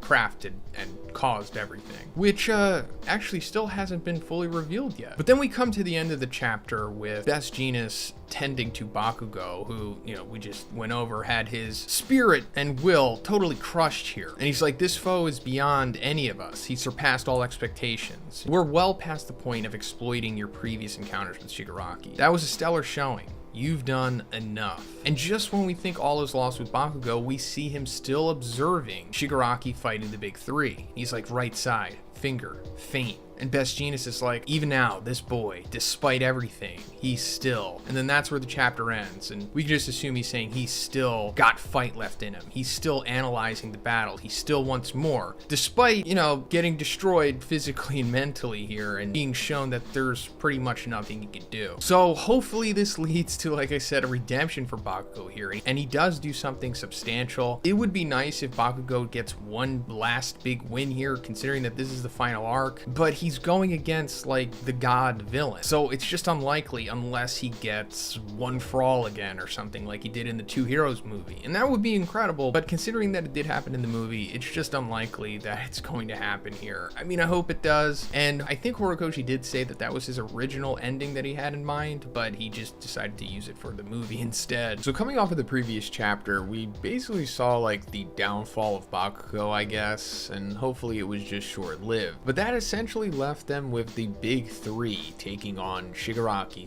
/ All for One. And while that was happening, Mirio kind of called out Shigaraki and he said, you know, so why do you destroy? And Shigaraki / All for One said, because the current framework has failed. And then Mirio said, oh, I get it. You've never had any friends. Otherwise, you'd realize there's plenty worth keeping around. And that statement there seemed to like strike a nerve in Shigaraki, because we see in the beginning of this chapter that there's like this locked away personality fragment, I guess you could say, of Tenko. Tenko, of course, is the original version of Shigaraki, the grandson of Nana. And we first found out that this was even a thing back in, I think, chapter 334. It was at the very end of the Star and Stripe fight. As she was dying, she gave like a speech to Shigaraki / All for One where she said, as long as people stand up to save each other, someone will inherit that will of heroism. And make no mistake, they will strike you down. And then we like go deep inside of Shigaraki's consciousness, since there where we saw this Tenko personality fragment that was like being locked away by hands. And he said, someone, some hero, Midoriya. So I think that was kind of setting up that there's like this back door to Shigaraki. Hey, also guys, if you like my Hero content, please subscribe if you haven't already. It's fine if you don't want to, but if you just needed a reminder, here you go. And that there still is a possibility of him being saved here. And I guess it's being represented as Tenko Shimura's personality. So how did this happen in the first place? Well, I assume that when all of the childhood trauma happened to Tenko, I guess Tenko split into what would become known as Shigaraki. The inherent innocent Tenko that was a part of him is just dormant within his mind. But this fragment of Tenko Shimura is so strong that it's still able to live throughout all of everything that Shigaraki's been through. You know, the body modification and All for One like possessing him and taking over his personality entirely. So right now we have like this three-way struggle for the consciousness of Shigaraki's vessel, I guess you could say. It's like All for One's vestige consciousness, whatever you want to call it. He's like doing this Wi-Fi thing right now, hopping between his original body and Shigaraki's body. Then we have Shigaraki's personality, of course, which sometimes comes out, sometimes it doesn't. Now we have, you know, dormant Tenko going on at the same time. They're also all kind of melding together at the same time, because during the Star and Stripe fight we saw that Star and Stripe couldn't really utilize her quirk fully on Shigaraki because one of the requirements for her quirk was knowing someone's name. And the fact that Shigaraki and All for One had kind of melded their consciousnesses and personalities together, they became like this new entity which apparently didn't have a name, or at least a name that Star and Stripe wasn't aware of. So there's like a lot going on with Shigaraki at the moment, but I think that us seeing Tenko here is showing us what the ultimate endgame for his character is, I suppose. And it's that this Tenko is going to break through eventually, and I'm pretty sure it's going to be through something that Izuku does, because we saw that little Tenko mentioned, you know, Midoriya when we first saw him, so he reveres Izuku, and that's for sure going to be the catalyst here. But anyway, we see like the Tenko personality like freak out inside of Shigaraki, and he's like, Mikun and Tomo-chan say I'm a really good boy, and Mon-chan is always looking forward to going out with me. Of course I have real friends. And Mirio is like, this is awkward. I'm sorry, maybe I shouldn't have said that. And then we see All for One / Shigaraki acknowledging this, and he's like, my mind feels as if it's splitting. This body is now complete. Even though I should have fully assimilated Shigaraki, I can still sense an anomalous element lingering, something that hasn't been fully dissolved yet. It's not Tomura, nor All for One. And he says, Shimura. You know, Tenko Shimura. And he says, I can't allow this to drag on anymore. So yeah, even he's fully aware now that the anomalous element of the Tenko personality fragment is possibly going to be a serious foil to everything that he's trying to accomplish right now. So he decides to basically abandon fighting Mirio here because he realizes that without his quirks, it's like a stalemate, because Mirio is just going to keep permeating and he'll never truly take damage from whatever All for One could do with his big amorphous limb attack.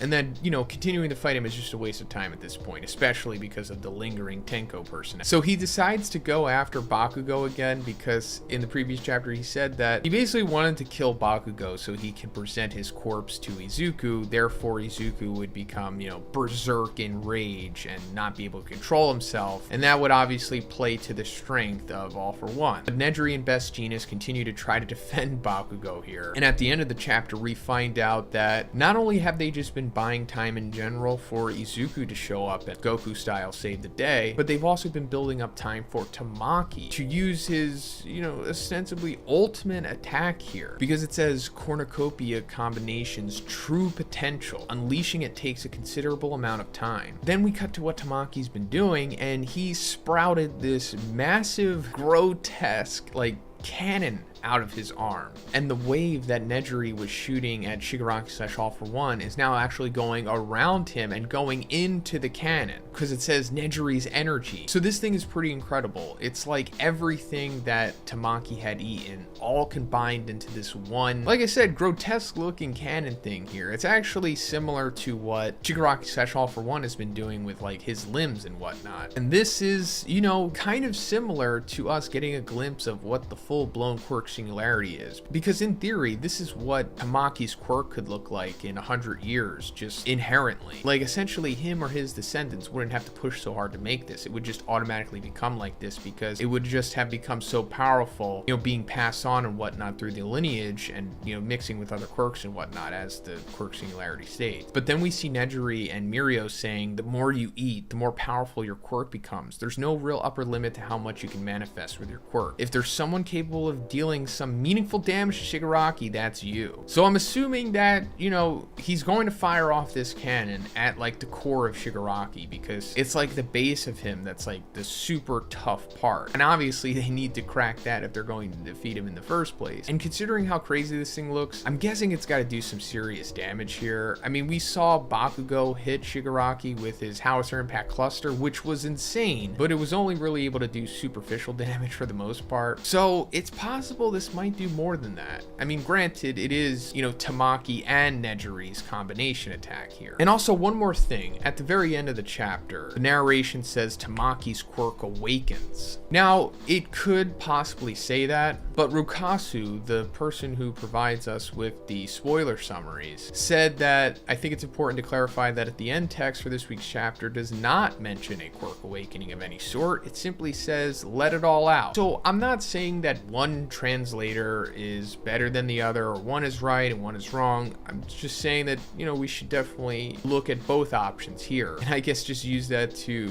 make up your mind on what's ultimately happening here, which means that this may or may not officially be Tamaki's quirk awakening, but if we just look at it for what it is, it pretty much is. Even if it's never outright said that this is like a quirk awakening or a quirk evolution, I mean, it basically fits the prerequisite for what that is anyway, right? So let's just call it like it is. Bakugo straight up dies in this chapter. I mean, like, he's dead. And I really don't know what to make of it, because the circumstances around it are so odd, and I'm not really sure what's going to come of this other than, you know, obvious outcomes. But I mean more so narratively wise. But let me explain what happened and what may come of it. So at the beginning of the chapter here, we see Tamaki hitting Shigaraki / All For One with his cornucopia combination plasma cannon. This is like his ultimate ability essentially, and with the assistance of Nejiri's waves, he fires off this crazy Dragon Ball Z-esque attack on him. But as we see, unfortunately, it does nothing to him, like even less than what Bakugo's howitzer impact cluster was able to do. Also, after surviving this, Shigaraki / All For One claims that he's as strong as Prime All Might, which he's been alluding to throughout this arc, but I guess he is. Hey, also guys, if you like my Hero content, please subscribe if you haven't already. It's fine if you don't want to, but if you just need a reminder, here you go.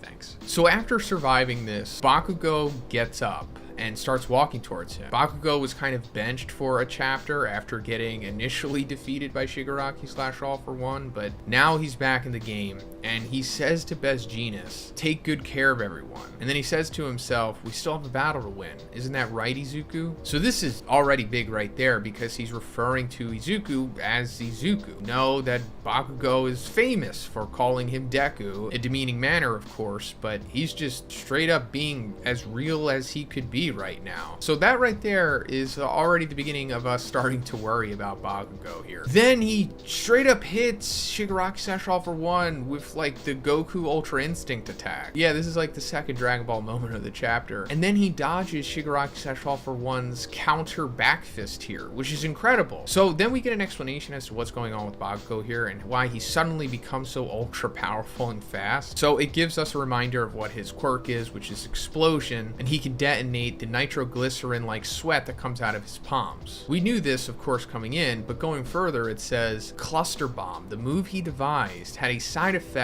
that even he failed to notice, concentrating his sweat into tightly packed spheres This technique places a tremendous burden on the sweat glands in his palms. But since he kept pushing so hard against Shigaraki All for One here, he kept accumulating the sweat spheres inside of his glands, which caused the spheres to disperse throughout his body in search of an outlet. The detonations going off inside of his body bring about increased speed. So essentially what Bakugo is doing here is like his own version of full calling. Like, instead of just it coming out of his hands like it traditionally does, I guess it's coming out of like most of the pores in his body essentially. So he has all of these explosions coming out of his body and like propulsing him. So he's able to kind of replicate how Izuku would be in full cowling or just using One for All. But as this is happening, Shigaraki says, why am I so angry? Why am I losing my cool against some run-of-the-mill heroes who doesn't even possess One for All? And then suddenly he sees the second user of One for All. So the second user is important, at least in relation to Bakugo, because of like one of the big theories in the community that's been around for like over 4 years at this point. And long story short, the theory says that the second user is Bakugo, and this is able to happen through some kind of time travel or time paradox thing. Now, since Shigaraki All for One is remembering the second user here in relation to Bakugo, does this confirm that the second user is Bakugo? Well, of course, no. But it is odd that of all of the people he's remembering here, it's the second user. I mean, if he just wanted to remember somebody fighting fiercely against him without fearing him and having like such incredibly strong resolve, then he could have just remembered all of the One for All users in this instance, but no, it was just specifically the second one. So either the second user is somehow Bakugo, or he's related to him in some way, or what Bakugo is doing right now with his quirk possibly reminds Shigaraki All for One of the second user's quirk, something that we still don't know yet. I mean, another similarity that the second user and Bakugo have is that they both wear gauntlets. So, you know,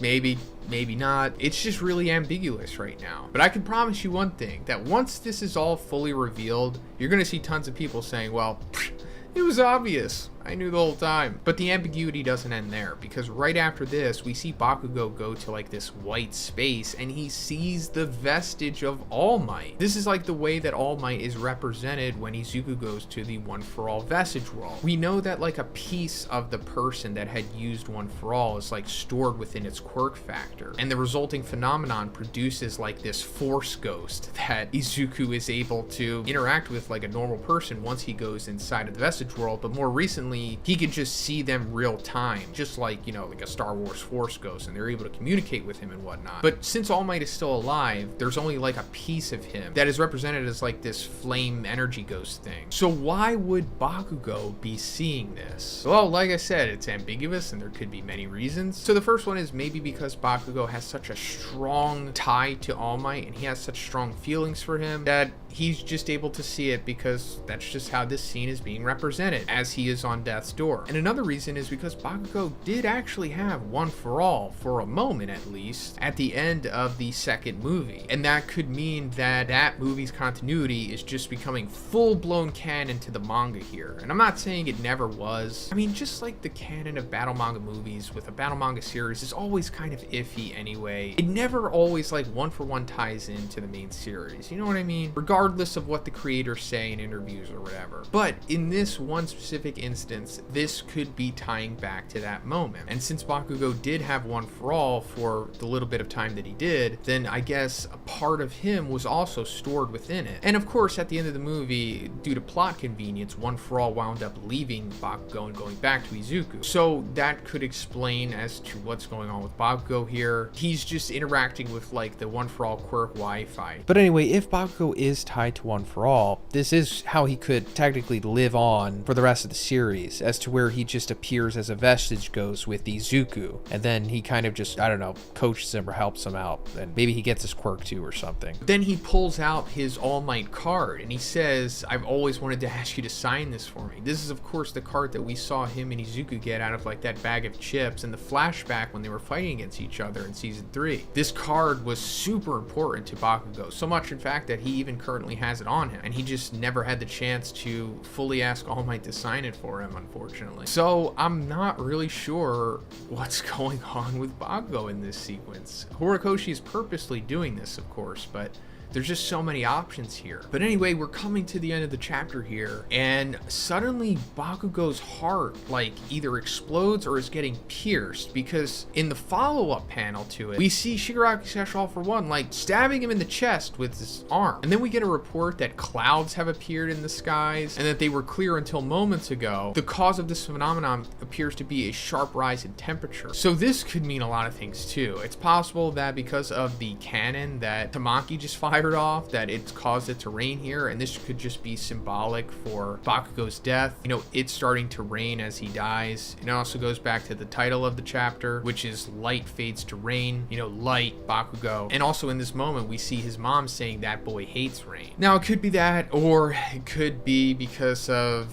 something else that's going on currently in the war. Maybe something with Izuku, maybe whatever's going on with Dabi and Shoto. But that just brings us to the end of the chapter here. In the final panel, we see Bakugo on the ground, lifeless eyes, blood out of his mouth, a gaping hole in his chest, and it says the end of dreams. So, like I said in the beginning, Bakugo is dead here, and I don't really know how I feel about this, because if this is truly how Bakugo dies, then it kind of seems unceremonious. I would have expected him to have a grander exit than this. I'm not necessarily mad at it, I'm just a little underwhelmed, but maybe that's what Horikoshi wanted, and if he did, then that's fine. But for some reason, I just feel like this isn't the end for him, because, you know, in battle manga, characters don't usually always die, especially ones that are this important, you know? I mean, it's not unheard of, but, you know, there's a chance that Eri could rewind him back to life, and I do think that she's probably capable of that. I mean, that would kind of be a cop-out, of course, just having her come and solve everyone's problems. I personally wouldn't be mad about it because, you know, it brings more fun to the story. But then again, it's like, does Horikoshi lose credibility if he goes back on this moment and Bakugo doesn't die? And also, we saw a glimpse of the future a couple chapters back, at least through Endeavor's mind, and Bakugo was there. And that doesn't literally mean that he saw the future for sure, but the future that he saw was so specific, you know what I mean? Like, it seemed more so like we were actually seeing a glimpse of the future rather than just what Endeavor pictured the future could be, if that makes sense. So, I don't really know. I mean, I just want to reserve my full judgment here, because we are going on break next week, and I don't want to be like, oh, well, you know, I feel completely this way, and then it just gets swerved, and then, oh, Bakugo's back. I don't know, just a lot to think about right now.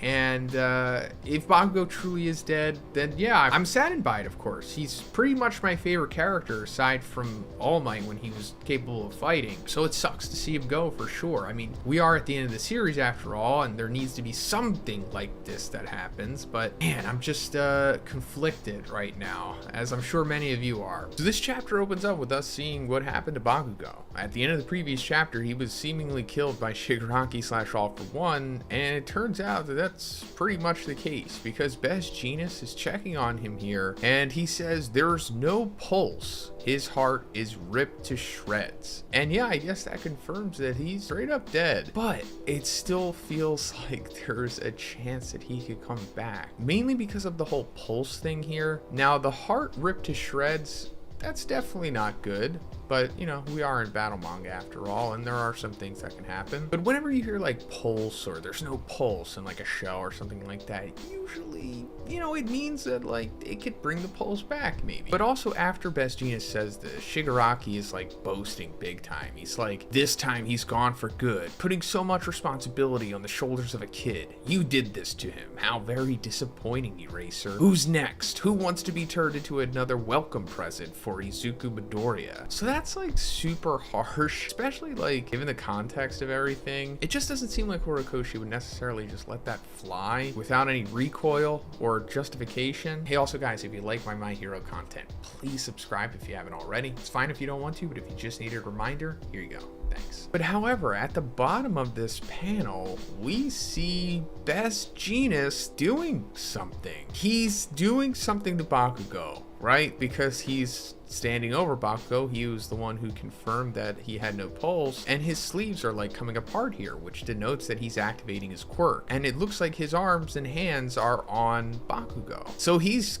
definitely doing something here. And we speculated about this for like the last 2 weeks, but considering that Best Jeanist is Fiber Master and he can control any fiber, it's possible that he can control like the muscle fibers in the heart or the collagen fibers. And I know that sounds like so crazy, especially because it's already ripped up, but it's like, guys, again, it's battle manga. But with this, maybe he's not necessarily controlling like the actual fibers of the heart, but he's going to like repair his heart with like denim or something. Again, battle manga. But just this has really given me hope more than anything, that I'm thinking Bakugo is coming back at this point. And it might not necessarily be Best Jeanist by himself that is fully able to do this. Maybe with the assistance of another hero's quirk, he's able to bring Bakugo back here. But we're cutting away from that, and we're surprisingly coming back to Shoto and Dabi. We haven't seen them since like 353, I think. And we're finding out like what was going on with Dabi, because when we last left off with him, we saw like that light coming from his chest, and that, you know, led to tons of speculation. Is it like a quirk awakening? Is he gonna blow up the way that like Lady Nagant did, meaning that like All For One secretly put a bomb in him? But no, it's neither actually. It turns out that Dabi was just able to copy Shoto's Flash Fire Fist, because he says, I knew it. It's so much better in person. It's like I got a feel for it somehow. Just before you buried me in ice, I copied your move as a last ditch effort. So yeah, that's it. And I'm not mad at this at all. I'm glad that it's not some kind of like quirk awakening and he's getting like ice or something. But I also wouldn't have minded if he blew up too. But now he's in his own little proprietary Flash Fire Fist mode, similar to what we saw Shoto use in their fight. And he's like melting Onima. I don't know if Onima's gonna die, but he might. But yeah, it looks like this fight is going to continue, and that's fine. It felt a little too rushed in the beginning, so it's fine if it's going to continue, but I just hope it's more interesting than it was originally. But Dabi screams to Skeptic, who apparently has been listening through this device on one of the Nomus nearby, and Skeptic figures that Dabi is looking for Endeavor, and he gives him an update saying that like Endeavor's still facing off against All For One at Gunga Mountain. And I kind of just want to skip right to what's going on with All For One and Endeavor, because when we come to the end of the chapter, we're like fully seeing what's going on here, because we haven't really seen what was going on with them since chapter 357. At the end, we saw that All For One was like activating either Ares quirk or like variant of it or something, because he like started to grow back his eye and ear suddenly after he said he was going to use like his last ditch effort or whatever, which was implied to be experimental and it may or may not work. And we saw like this image of Eri with the quirk destroying bullet. And now that we're coming back to him, it turns out that that's pretty much what's going on here, because it looks like Eri's rewind magic stuff is like coming over his body. And I guess for the first time, we're seeing the most of All For One's face. Well, mostly. There is still some rewind stuff on the left part of his face, but this is more than what we typically got, because when we did see what All For One's face looked like before, you know, All Might potatofied it, it was, you know, obstructed by shadows around the eye. And there's no like huge reveal here, because originally there wasn't really much left up to the imagination at that point. But considering that this is like the end of the chapter and nothing is really said about what's going on here, it's kind of just All For One doing his standard thing where he just, you know, talks crap to the heroes. We don't really know what's going on. So like I said, he's using either like full-blown rewind, or it's just some like variant or version of it or a derivative of it that Yujiko was able to synthesize or something from the quirk destroying bullets, meaning that like I don't know if he's fully rewinding himself here, or he just was able to isolate the aspect of the quirk that can like heal you or something. But if he is like fully rewinding himself here, it's like, how far did he go back? Because if he is rewinding himself, you know, however many years, it's possible that he may rewind himself back to a point of where he had like different quirks maybe. And that brings a whole other slew of issues and questions with it, because like if he is rewinding himself back to a previous point in time, and I guess the All For One quirk factor would as well, then does it come with the quirks that he had originally? Because throughout time he's had different quirks, whether he takes them at a specific time or he just gives them away at another time. And if that is the case, then he might be way more powerful now than what he originally was. I mean, aside from just having a complete body and whatever kind of power up comes with that, you know, quirks aside. And I really wouldn't be surprised if he does get new quirks here, because because it goes back to what we talked about last week with that Jump promotional art that Horikoshi released a couple weeks ago, where we saw like All For One pretty much in this form facing off against Izuku, and that led us to think like, oh, that's like a spoiler, because the last thing we saw was like his face regenerating, and in that picture we saw, you know, him without the potato face taking on Izuku. And also in chapter 357 it ended with us seeing Izuku being encountered by something in the distance, and it was Yoichi of all people who was worried about it. Yoichi, the brother of All For One. So it's possible that like he's using one of his new quirks that just lets him fly or something. I mean, we know that he had airwalk, but it also looked like there was like multiple things in the distance, so I don't know, maybe he's gets some Nomus with him and they all bring him there or something. But that also implies that I guess he's just going to straight up either defeat or just kill Endeavor, Hawks, and everyone else here, which is understandable because they're, you know, really spent, and he's just getting his second wind here. But aside from that, let's go into, is he Izuku's father? And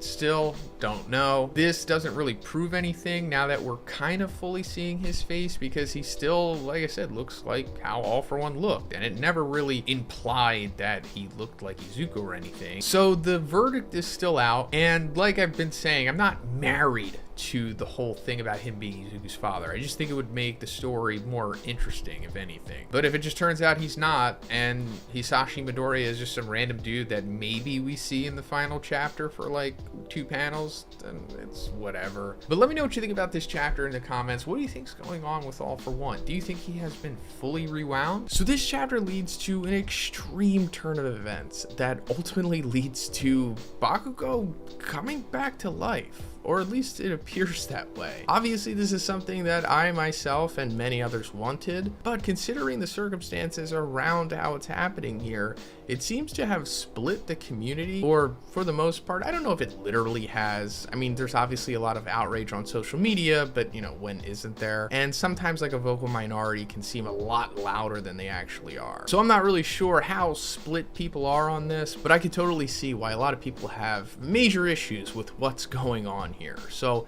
let me explain what happened, and then we'll talk about it. So just to catch you up to speed, so when Bakugo was fighting against Shigaraki / All For One, it eventually got to the point of where his heart like got pierced, and this like straight up killed him, because afterwards Best Jeanist is standing over him and he's like, this can't be, no pulse, his heart is ravaged. And even Shigaraki / All For One is like, this time he's truly dead. So yeah, Bakugo died, and he's been dead for like 2 chapters, at least up until this one. But also in the previous chapter, we see Best Jeanist like standing over him and activating his quirk by, you know, manipulating the denim that he's wearing. And coming into this chapter, we see that he's doing something.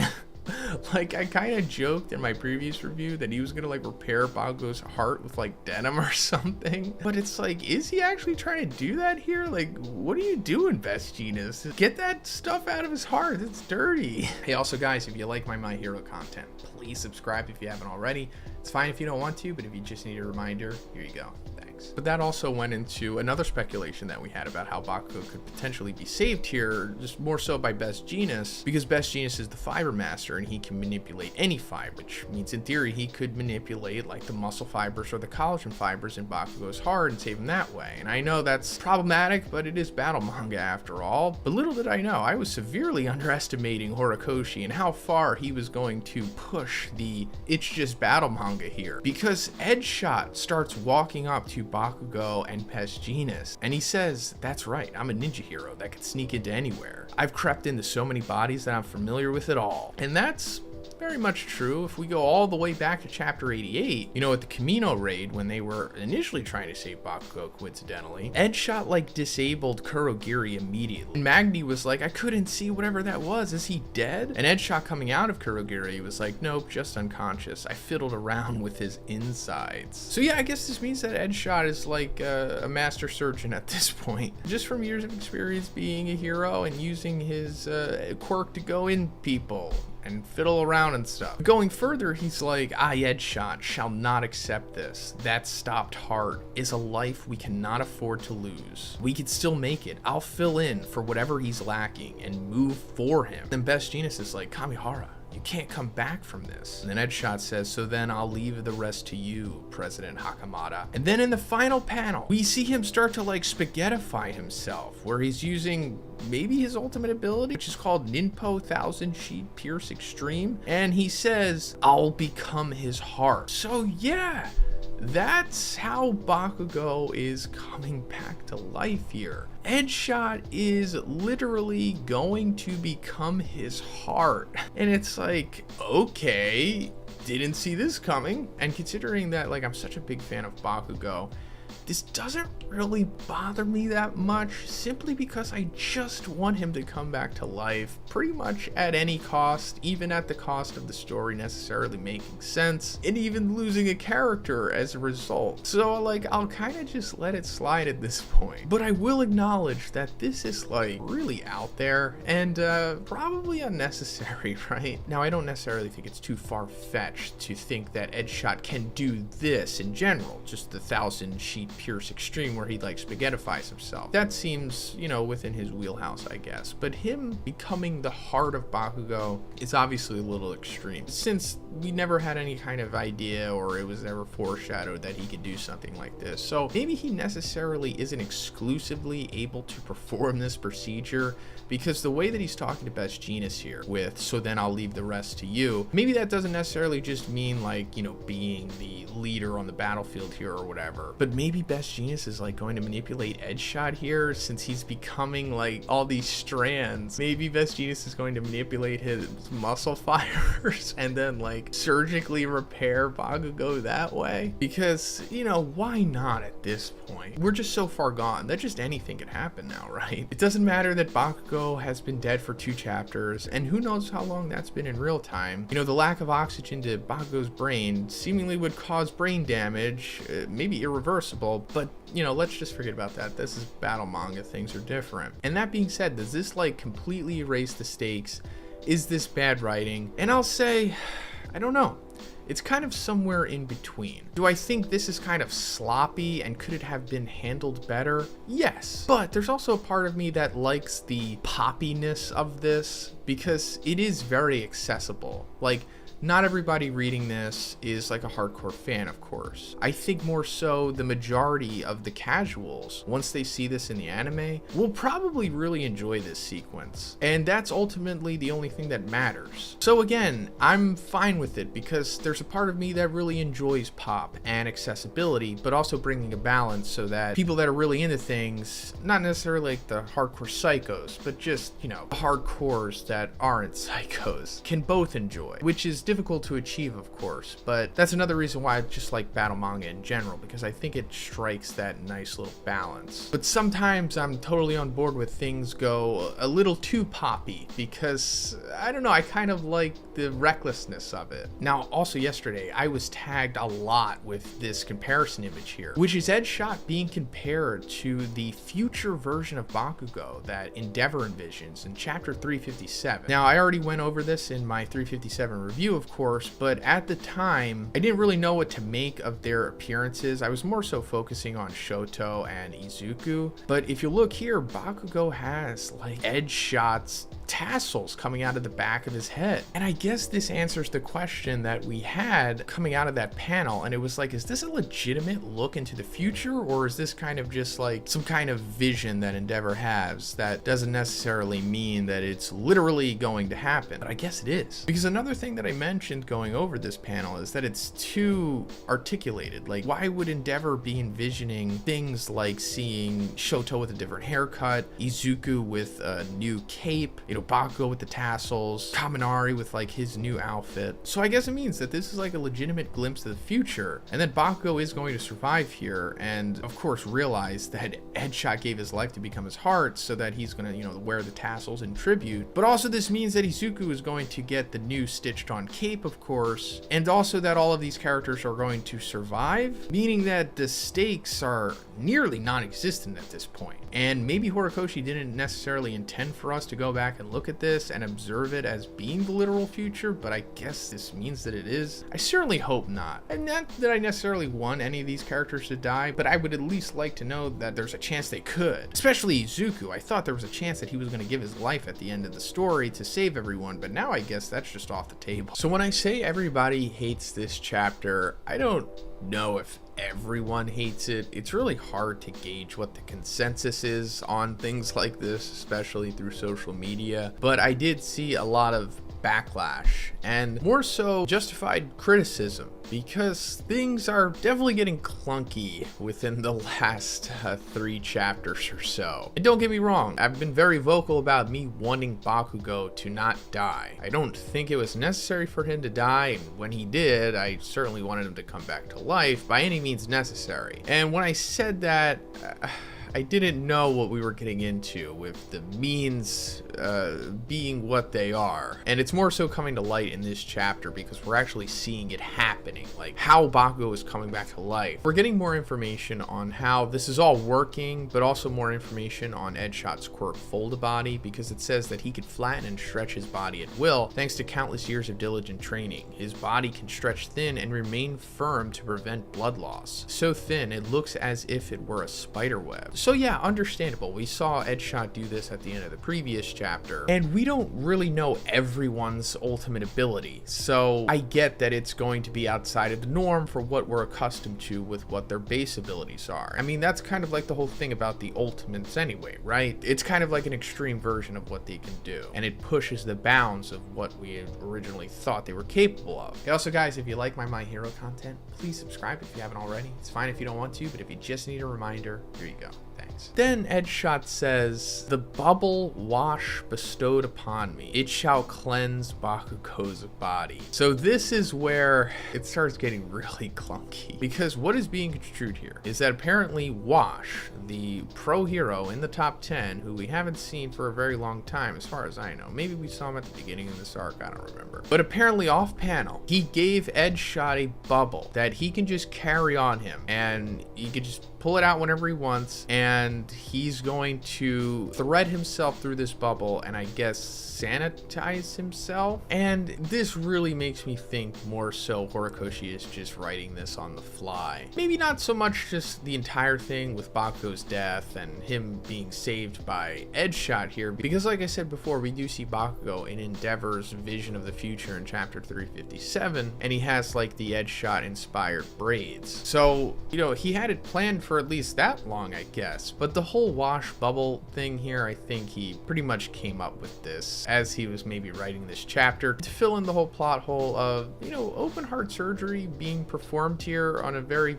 filthy battlefield, because otherwise he could have easily just set this up, right? Or just have Wash here already. And another thing that I think we should take into consideration is that I'm pretty sure Horikoshi is like burnout at this point, and I definitely can relate and understand because I myself have been burnt out these last couple months. A lot of his chapters lately have been shorter than usual, which definitely is a big indication of fatigue and or burnout. We also saw this from him earlier this year, like he barely was able to complete that one chapter with Dabi and Shoto. And considering that he's been taking more breaks lately, this all makes me think he's been having a very hard time, and maybe he can't necessarily write to the normal capacity that he would. But going further into this heart surgery here, Edshot says, "I'll dive into his body despite Gina sewing it up. His heart is bleeding and the interior is badly damaged." So that means that what we were talking about in the previous chapters is true. Like, Best Jeanist was like sewing up Bakugo's heart with his denim. And I don't think Best Jeanist had a wash bubble, did he? Because we didn't see it. So like his filthy battlefield worn out denim is like sewing up Bakugo's heart. Long story short, Edshot is using himself to completely heal Bakugo's heart using his ultimate ability where he spaghettifies himself. And he's not only going to mend the heart, but also his lungs, which were apparently damaged. And he's going to start pumping blood into his heart again, where he says he's going to perform CPR from the inside of his body. So this is how Bakugo is coming back to life. And I'm sure he'll be somewhat somewhat stronger because his heart is going to be reinforced with a friggin' hero. So when Bakugo does come back, I wouldn't be surprised if he's like stronger than what he was originally, and he'll be able to mount a pretty good offense against Shigaraki / All For One, hopefully. But speaking of Shigaraki / All For One, he's also a big part of this chapter as well, because we see that he's kind of upset that they're trying to do something with Bakugo, because he says, I already destroyed that. And then he starts having like flashbacks of the My Villain Academia, and then he starts to like freak out. But Mirko comes in and is able to fend him off, because that's like her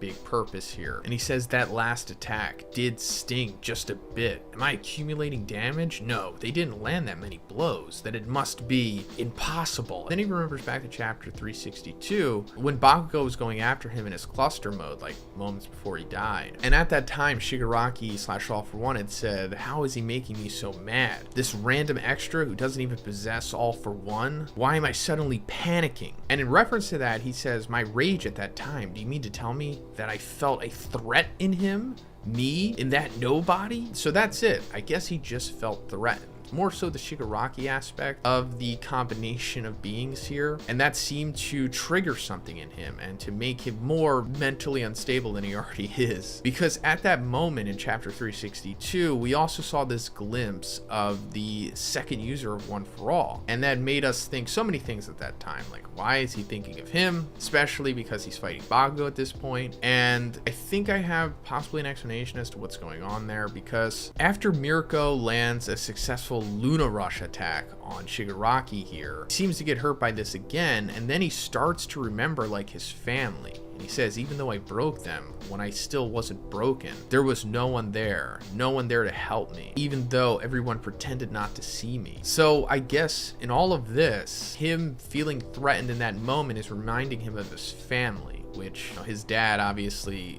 is a big part of the trauma in his childhood, aside from all of the other stuff that is implied that All For One set up. And considering that he was triggered by this feeling of being threatened, I guess this also triggered All For One's consciousness as well, since they are kind of linked at this point. And it reminded All For One of a time when he was threatened, possibly when he was facing off against the second user, like around 100 years ago or something. So I guess he was able to mount a pretty considerable offense against All For One at that time, possibly. But since Shigaraki is like kind of mentally falling apart here, we start to see his family like form from his flesh mats stuff. And interestingly enough, we started to see his father's face form from him in chapter 362. He was feeling threatened by Bakugo. So I guess this is like the ultimate downfall of All For One here. Not so much Shigaraki, because he's just inherently a victim in all of this, of course. But All For One's big plan for Shigaraki was to raise him to be like this hatred vessel so that he can turn into what he currently is, so that All For One could transfer his consciousness to this perfected body. And he needed Shigaraki to have this like intense unrequited hatred, because him and Yujiko somehow figured out that this was necessary in order for the All For One ability to take One For All, because of like all the fail safes and stuff built into it. But now it's kind of backfiring, because Shigaraki has become too damaged and too unstable, as to where we're seeing this freak out thing happening, which I'm sure All For One didn't intend to happen. And I'm assuming that once All For One is done with what he's doing with Endeavor and the rest of them, like once Rewind fully unwounds his body and reverts nothingness, I guess his consciousness will have the full attention of what's going on here with the Shigaraki vessel, and then maybe he'll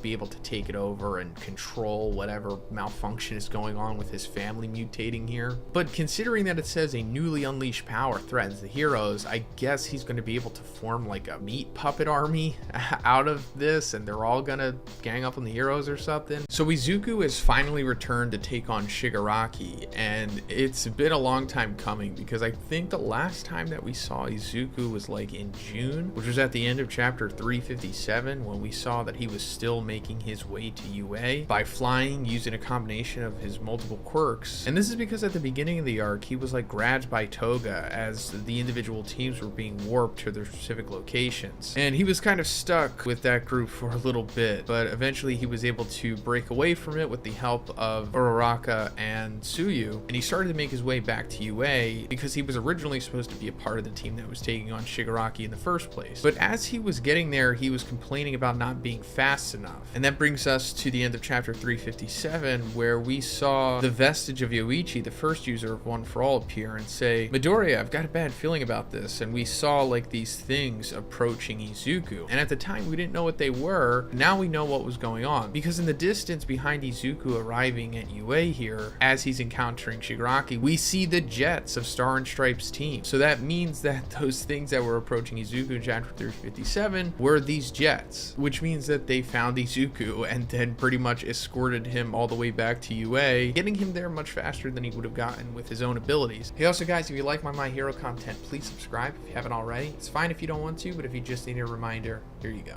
Thanks. And now that Izuku's finally here, he's going to be taking on Shigaraki in his alleged final form or apex form. I don't think this is the peak of him. Maybe it is for Shigaraki individually, but it remains to be seen for All for One or the All for One / Shigaraki consciousness once it's fully been assimilated, which I assume is going to happen after the whole All for One versus Endeavor and Hawk stuff wraps up. But it's explained in this chapter why Shigaraki is going into this form, and of course it's due to the alterations that Yujiko had performed on Shigaraki's body so that he was strong enough to be able to utilize the full power of All for One. Like, the quirk itself has just become too strong and it needs like this special type of body to harness it. And due to his quirks being erased by Aizawa and Aoyama, he wasn't able to use regeneration for like the longest time, and he's accumulated a lot of damage in this battle as well. On top of that, he's had a bunch of mental stress and it drove Shigaraki to the brink, and at this point his body is evolved into its apex form, perfectly crafted to deal with the threats he faced. And I gotta say, this looks really cool. It's like the super final form version of what we originally saw of Shigaraki when we were introduced to him, you know, when he used to wear the hands of his deceased family members. And speaking of them, they're now like the fingers of like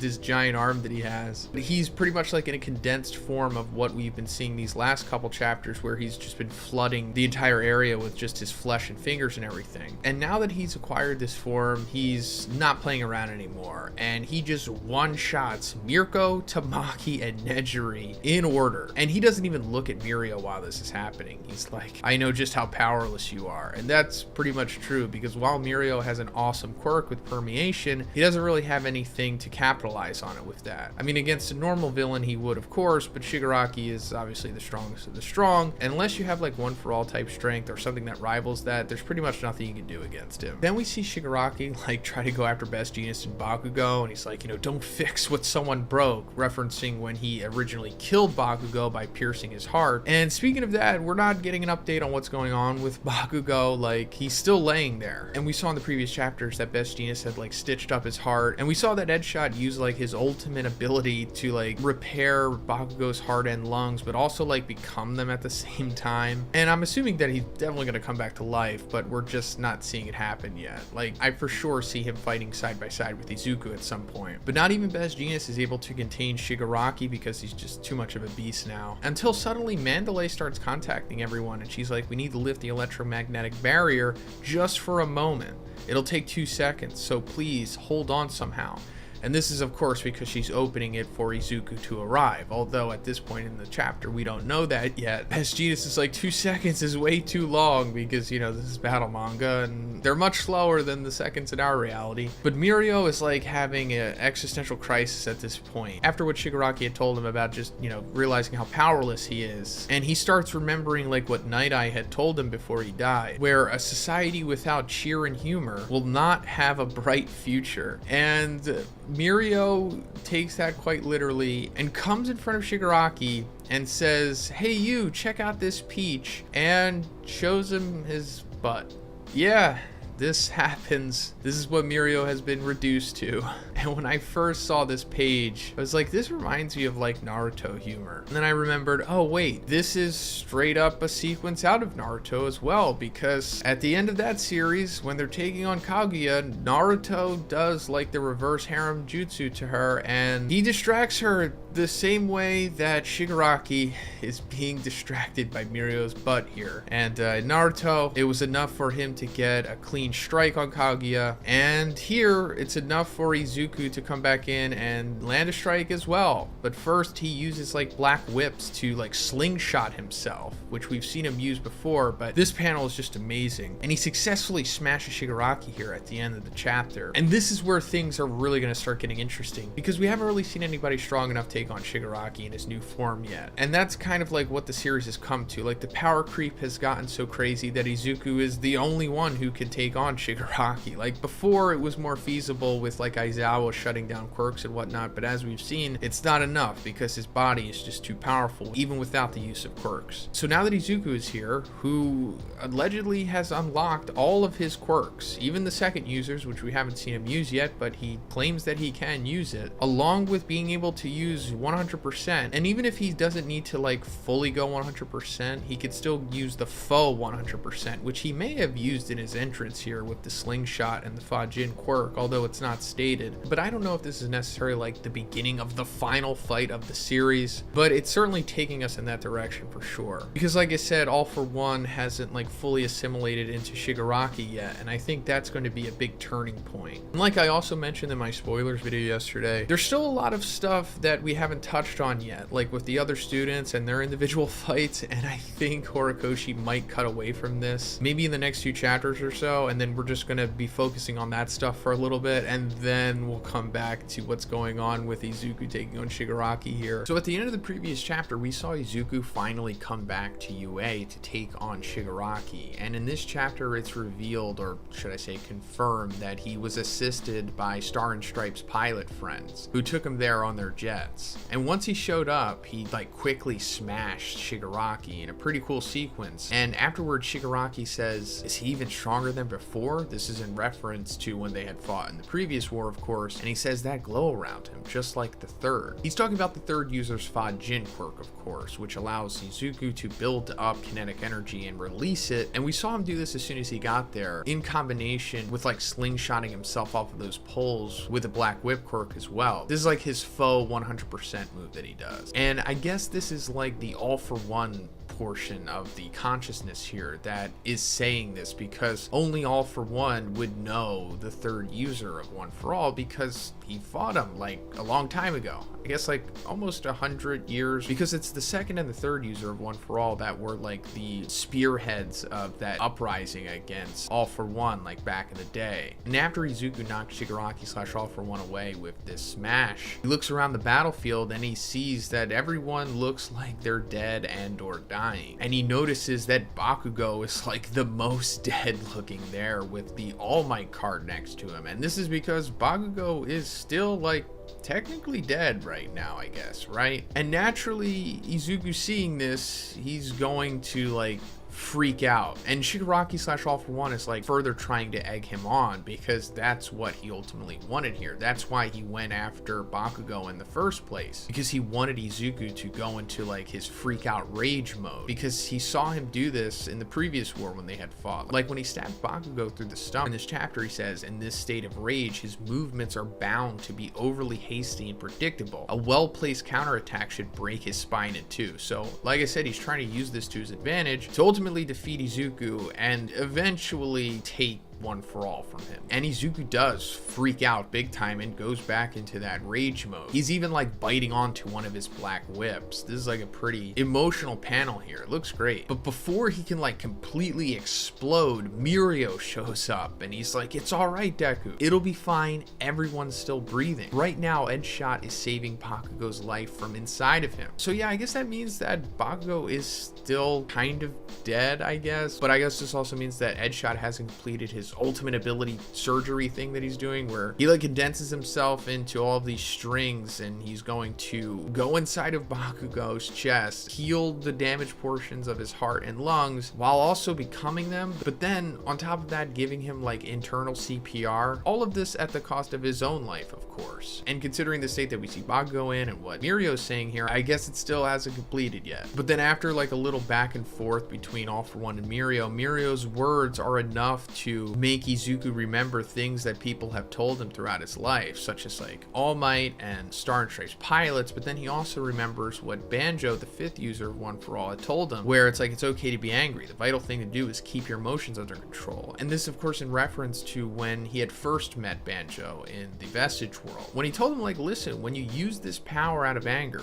it'll really start working for you. What really matters is controlling your heart. It's okay to get mad. That rage can be the source, but in the meantime, you gotta control it better. And that's essentially what Izuku is doing here. Because after he remembers these things and what Mirio had just said, and he reverts back to a calmer, more serious Izuku. And I guess that's how he's going to be going forward here. And this is the best way to utilize One For All. But after Izuku calms down, we come to the final page of the chapter where he says, All For One, is Shigaraki still there? And this is an awesome panel. I really like this one, where we see him using Black Whip as like a scarf, staring down Shigaraki / All For One with all of the vestiges behind him. Like, this is pretty cool stuff. But also, in my opinion, this is kind of setting up the end game of this arc / fight, I suppose, because him asking All For One if Shigaraki is still in there is how this is pretty much going to conclude. And I think it was set up in chapter 305 as well, because if we go back to that chapter, we see Izuku in the Vestige world speaking to all of the previous users of One For All, and Nana asks him, like, will you have the resolve to kill Shigaraki if that's what it takes? And Izuku says, I could see he was hurting, or rather I could feel it. When Shigaraki's consciousness invaded One For All, when he was focusing so hard on his dream, I felt it inside, all that rage. I felt a little boy crying. And then we see like this vision of little Izuku walking up to like little Tenko. And then he says, One For All is a power meant for saving, not killing. Maybe there's no other way besides killing. And I don't know what I'm going to do when the time comes, but I want to save that little boy. And like I said, that's pretty much setting up what's going to happen, because it also correlates with what we've been seeing happening inside of Shigaraki / All For One for like the last 30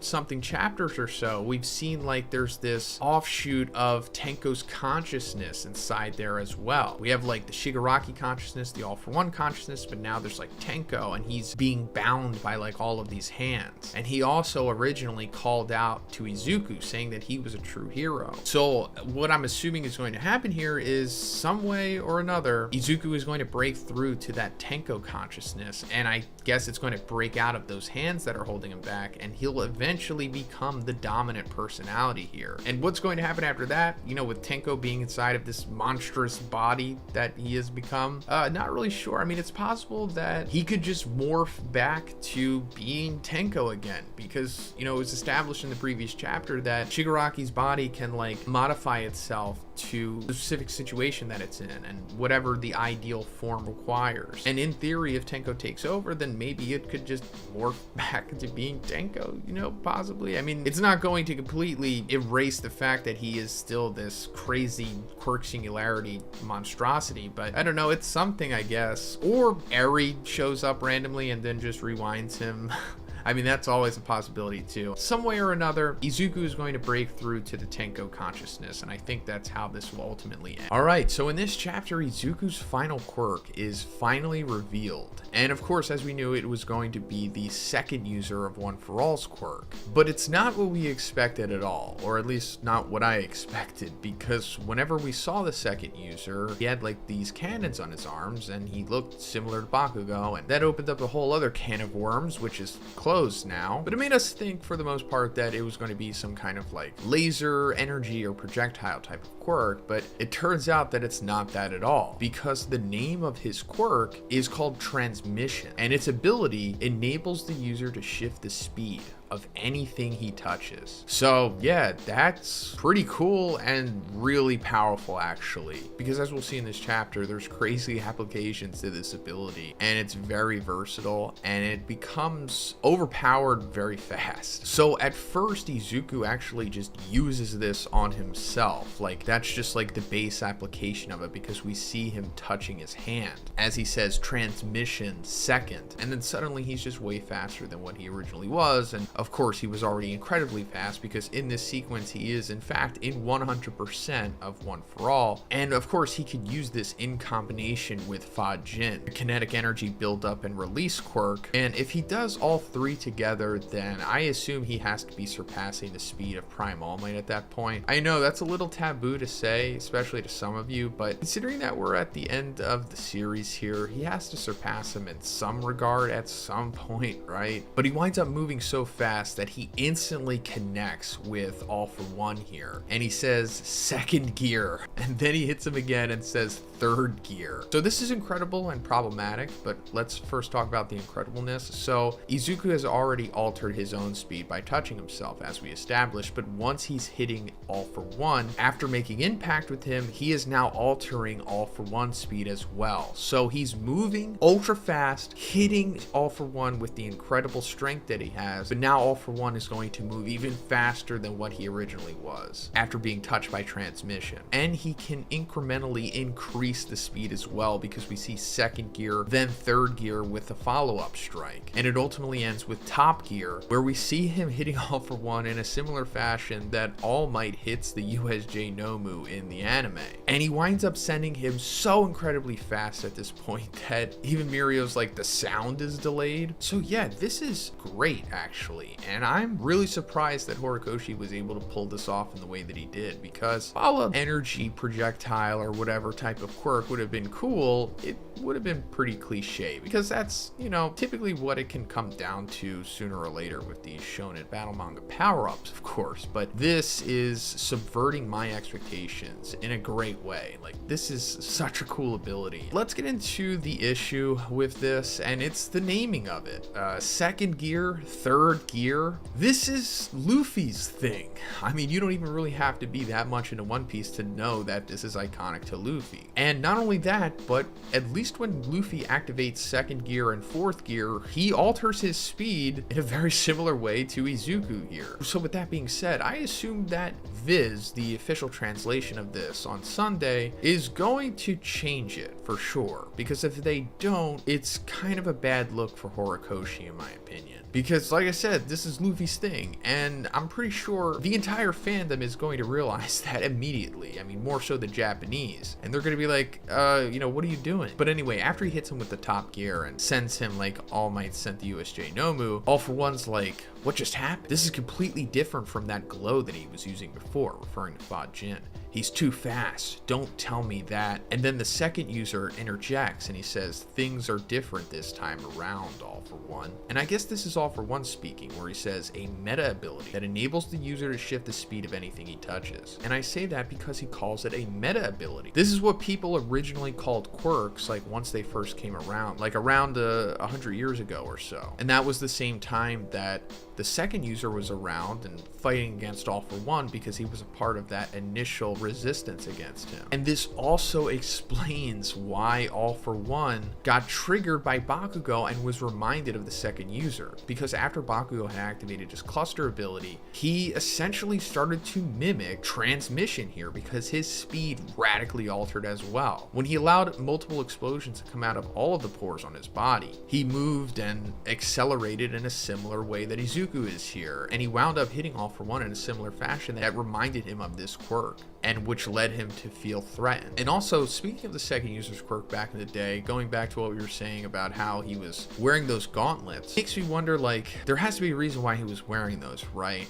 And it's possible that they were just weapons that he used. Like it was like a laser cannon or something like that. But it's also possible that now that we know the full extent of his ability, which is made more clear here than it was yesterday with the spoilers, it's possible that he was touching whatever was inside of those gauntlets and he was able to shoot them out of it way faster than what they typically would be. And I think that's probably what he was doing with those things. It's up in the air what he was firing out of them, of course, but I wouldn't be surprised at this point if Horikoshi just never touches on that and we never really find out what he was doing with those. Then coming to the end of the chapter here, Izuku goes into gear shift overdrive, which I guess is the ultimate of this possibly, because obviously it's going above top gear. And with the second user saying things are different this time around One For All, meaning that, you know, second user probably couldn't go this far with the quirk, because he also told Izuku a couple chapters back that like, hey, this quirk is different now because it's been strengthened by One For All. Wasn't as strong back in the day when I had it. And then in the final 2 pages here, we see Yoichi, the first user, come out and he says, to put it into Izuku Midoriya's words, 100% becomes 120. And we see Izuku Detroit smash All For One, like right in the solar plexus, like beyond full power here, because he says 100% becomes 120. So this is amazing, going beyond his limits. And I guess this is a better way of showing what Izuku did to Muscular way back when he went against him and we got the whole infamous 1,000,000% sequence. And at the time, of course, we knew that he wasn't literally using 1,000,000% of One For All. It was just a hyperbolic sequence to make it more exciting, but it just basically indicated that he was going above 100% of One For All at that point, which essentially he is doing here. But at this point, he's able to maintain it, and rather than just do it in one single strike, of course, with the assistance of the upgraded transmission quirk. So yeah, this is really exciting, and Izuku is, you know, near god level at this point, if not straight up on it, because as we know, All For One's quirks are being shut down by Monoma and Aizawa, and without them, he's just going to get destroyed by Izuku here, and it's definitely not going to be that easy. Like, something is going to happen, he's going to get his quirks back, or Izuku's going to run out of juice or something, because also that could play into the 5-minute time limit that the second user mentions in this chapter, where he says if we don't deal with him in the next 5 minutes, this world is doomed. So that could either mean that, you know, we're in the final sequence here, and this battle is only going to last 5 more minutes, 5 battle manga minutes, of course, which is like 5 hours in our reality. But it could also mean that Izuku might gas out in 5 minutes, and then we're going to go into this whole big sequence where Izuku has to dig deep again and come back and ultimately finish him off. So this chapter is amazing. We're finally getting to see Izuku using all 7 of his quirks at once, and it does not disappoint. Like, this is one of the best chapters with one of the best sequences in the entire series, and it's picking up with us seeing Izuku just destroying Shigaraki, like coming off at the end of the previous chapter, where he just is smashing him into the ground here. But we're getting more insight into his final quirk here, which is the second user's quirk, and it was revealed in the previous chapter that it's called Gear Shift. And we knew that he could alter the speed of things that he touched, but it's actually more nuanced than that, because it had become so strong by being amplified by One For All over the years. He can now alter the speed of each and every cell in his body. So that means, like, when he touches himself and activates the quirk to alter his speed, it's not like he's just overall just altering his body. He's individually targeting every single cell. So the speed of every single cell in his body is being altered. And he's become so unbelievably powerful and fast with this that going further, it says when the raw stored up power of One For All, like the stockpiler aspect of it, overlaps with Gear Shift, the smash that he delivers packs enough power to bend even the laws of physics. And then we see him hit All For One with a quintuple smash, meaning that he's hitting him so incredibly fast that it appears that he has hit him with 5 consecutive smashes all at once. Like, I picture this happening in a similar way that we see Boros hitting Saitama at the end of season 1 of One Punch Man. And this isn't even the peak of Izuku bending the laws of physics here, because after he quintuple smashes Shigaraki here, he immediately follows up and charges at him again. And All For One's like, even if my eyes can't keep up, I can predict his next attack based on the angle and the timing of the previous one. So Izuku's moving so fast here that All For One can't even keep up with him anymore. But he can kind of predict where he's going. So we see him just like blindly counter where he assumes that Izuku's going to be, but he's not there because Izuku just stops midair. And we see him activate low gear this time. And the second user says this quirk gear shift can change your speed while ignoring inertia. So that's just like blowing my mind here, because, you know, something in motion has to kind of just slow down to come to a stop, right? It can't just instantly stop like that. Well, in this case, Izuku can, because we saw him use gear shift to increase his speed before, you know, like second gear, third gear, and etc. But he can also go into low gear where he just stops moving completely. No slowdown, just instantly stopping, ignoring inertia, which goes back to him bending the laws of physics here. And then All For One tries to hit him again, but then suddenly like a smoke screen appears. And this sends us into the best sequence of this chapter and one of the best sequences in the series. And it's because in this sequence, Izuku is going to use all of his quirks all at once, all synergistically working together, and it's just incredible. So first we saw him activate the smoke screen, which is the 6 users quirk. This is shielding himself from All For One's visibility, of course, but also at the same time he can't see All For One because he's in the smoke screen. However, that doesn't really matter because he goes on to use the 4th user's danger sense quirk, so he can pinpoint the exact location of All For One through the smoke screen despite not seeing him. Then using the 7th user Nana's quirk, float, he flies up in the air to get the high ground above him. Then he uses the 5th user's quirk, Black Whip, and grabs him, pulls him up into the air with him. And then we see that he has stored up power from using that quintuple smash on him earlier, and now he has enough kinetic energy to go to the next sequence. And this is of course the 3rd user's Fajin quirk. And then finally he activates gear shift again and just immediately goes into like its final phase, which is overdrive. And then we just see him launching at All For One here with all of the vestiges behind him, and just this incredible panel, just an incredible sequence. Like I said, finally using all 7 of his quirks at once here,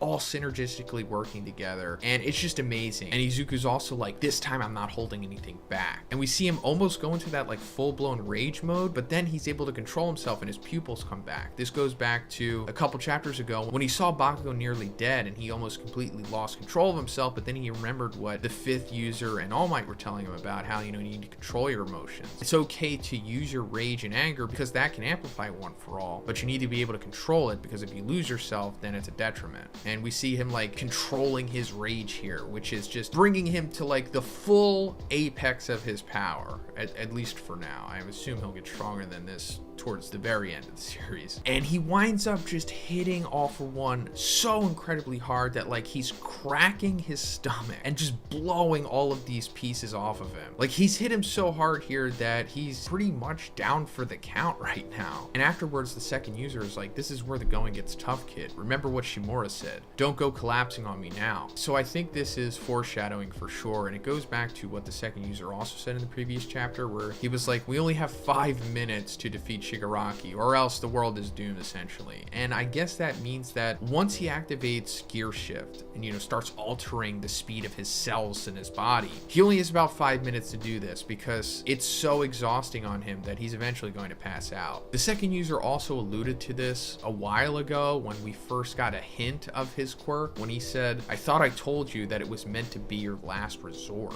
So yeah, I think we are going to get to that point, and Izuku is going to pass out eventually from using this, but he's not going to be able to defeat All For One in time. And another thing that makes me think that is what's said by All For One in this next sequence here, where as he's falling, he says, I haven't even used a single quirk yet. I haven't been able to show the true power of this body. It's their fault, that wretched Eraserhead and those brats. And I've also been confined in this coffin. And that's very true. Like as soon as this battle started, they were like immediately erasing his quirks, and we haven't seen anything from him yet, only just him using his modified quirk singularity body. So I'm assuming that Izuku is going to get to that breaking point. He is going to pass out, and then something's going to happen as to where All For One can finally use all of his quirks and everything, and we see his true power. And I'll get into what I think that is, because afterwards we see like these 9 lights appear behind All For One as he starts freaking out after he said that. And I'm not really sure what these lights are. They do look similar to what like the One For All lights are when we saw them like tapping into the Vestige's power before, but I don't think that's necessarily what it's paralleling to. Maybe I think this more so represents the allies that he has left, maybe, because afterwards he says, Yoichi, if everything I've done until now decides whether I win or lose, not yet, then I've still got a chance. And then we see Spinner, and the narration says it's all been left to Spinner. So this is like really interesting, because I think this is giving us insight into what is going to happen possibly, which is going to lead to All For One potentially turning the tables here, because the last time we saw Spinner was in chapter 353, and he's all big and giant giant like this now because All For One had given him like this giant quirk on top of the quirk that he already had, the Gecko quirk, before the war had started. And we saw that Spinner was like with the heteromorphic army that he's like controlling right now in his portion of the war, and he was taking on like Shoji and the other heroes with him. And Spinner said, they locked up Kurogiri, but we're taking him back in order to destroy the status quo, for Shigaraki's sake, for our sake, to demolish the system that oppressed us. So I think all this means that maybe Spinner and his group is actually going to like get Kurogiri back. Like they're going to break him out from where he is, and then they're going to use his quirk to like warp to UA, like inside of the coffin where they are right now. And then I guess he's either going to bring everyone with him and take out Aizawa and Monoma that way, or they're just going to warp All For One out of there. And then once he's outside of that, he won't be erased anymore, and then he can just fully use his quirks, and then it's just, you know, pretty much chaos at that point. So I assume that this is probably where things are headed at this point. But so coming off at the end of the previous chapter, we saw that All For One was like nearly being defeated by Izuku until he had like his own little moment of power of friendship, I suppose, where he was like, the entire chain of events up until now will inevitably spill out victory or defeat for all. Victory is still within my grasp. And then we cut over to Spinner at the end of the chapter, and that brings us to the beginning of this one, where we see Spinner leading like this army of like 15,000 heteromorphs.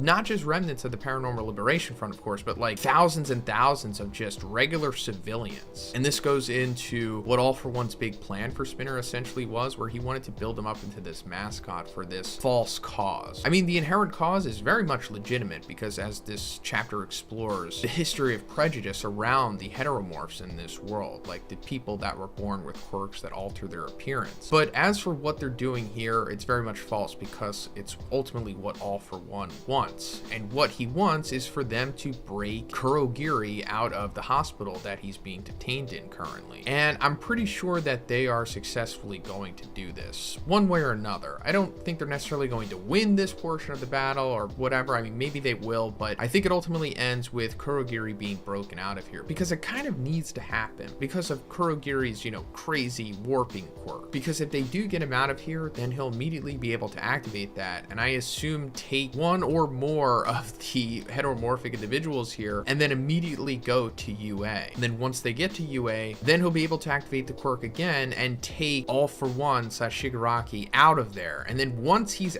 out of the UA barrier encasement thing, then Aizawa and Monoma will no longer be able to erase his quirks, and then he'll just be able to go ham. Because that's another thing that we haven't seen yet, like the full potential of All For One / Shigaraki with all of the quirks, you know, fully utilizing his new body. Something that he was talking about in the previous chapter, where he was like, surely you jest, I haven't even used a single quirk yet. I have yet to brandish the true value of this body. So yeah, we're definitely going to see this eventually happen, and I think it's going to happen through them breaking out Kurogiri and then Kurogiri breaking All For One / Shigaraki out of there. And also it seems like Izuku is coming to his limit, as it was stated by the second user that he only has like 5 minutes to use the full potential of Gear Shift, and I think he's probably going to reach that limit, pass out, and then that's when we go into, I don't know, the second or third act of this fight where All For One completely takes over and uses the full extent of his power. But as they're all leading to the hospital to take Kurogiri out, we see like there's not a lot of heroes here. There's only about 200 along with police squads, and it's definitely not a coincidence that Horikoshi is using wording here as marching and police squads are like the defense against this. Obviously it parallels to our reality, and like I said, there very much is a legitimate cause behind this, but it's just ultimately being overshadowed by All For One. And I'll get more into why he's so despicable to do this other than just using them in the first place. But they're not really effective against pushing them away because like I said, 200 against 15,000, it's not really going to work out. And even Koda is here trying to fight back, but they wind up just ripping Koda's mask off, calling him like a traitor, saying that he lives in the city because, you know, just like in our world, you know, cities are usually, you know, progressive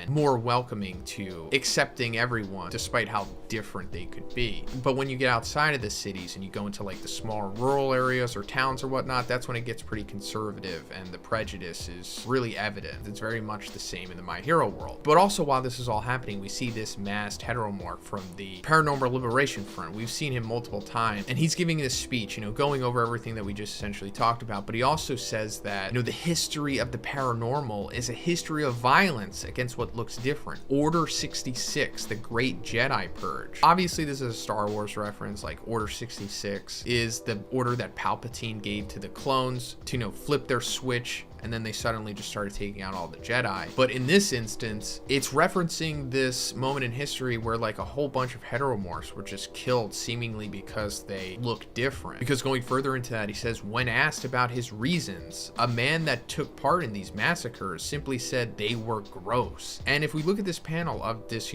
Order 66 happening, we could see this guy right here. And I'm pretty sure this is All for One. Like, come on. It looks exactly like him. The same suit, the same proportions of like the jacket and the way that his shirt collar pops over the top of it. Same haircut. He's even reaching up his right hand. He doesn't even have a weapon like the others in this panel, and because, that's how the All for One quirk works. So yeah, I'm pretty sure this is All for One, meaning that he was the one who orchestrated the whole Order 66, or just the massacre against the heteromorphs. And I'm assuming that this is also taking place back in the day, because he says the history of the quote-unquote paranormal, because that's like how this was referred to back in the day, along with quirks being called meta abilities and whatnot. So yeah, this is like the big tragic secret to all of this, is that All for One was the one who basically spearheaded prejudice against the heteromorphs. And I also think this makes sense because, as the story goes on, we've seen that All for One is essentially behind everything, right? And another thing about, Order 66, like I said, it was orchestrated by Palpatine, the Dark Emperor of the Empire. And obviously that parallels to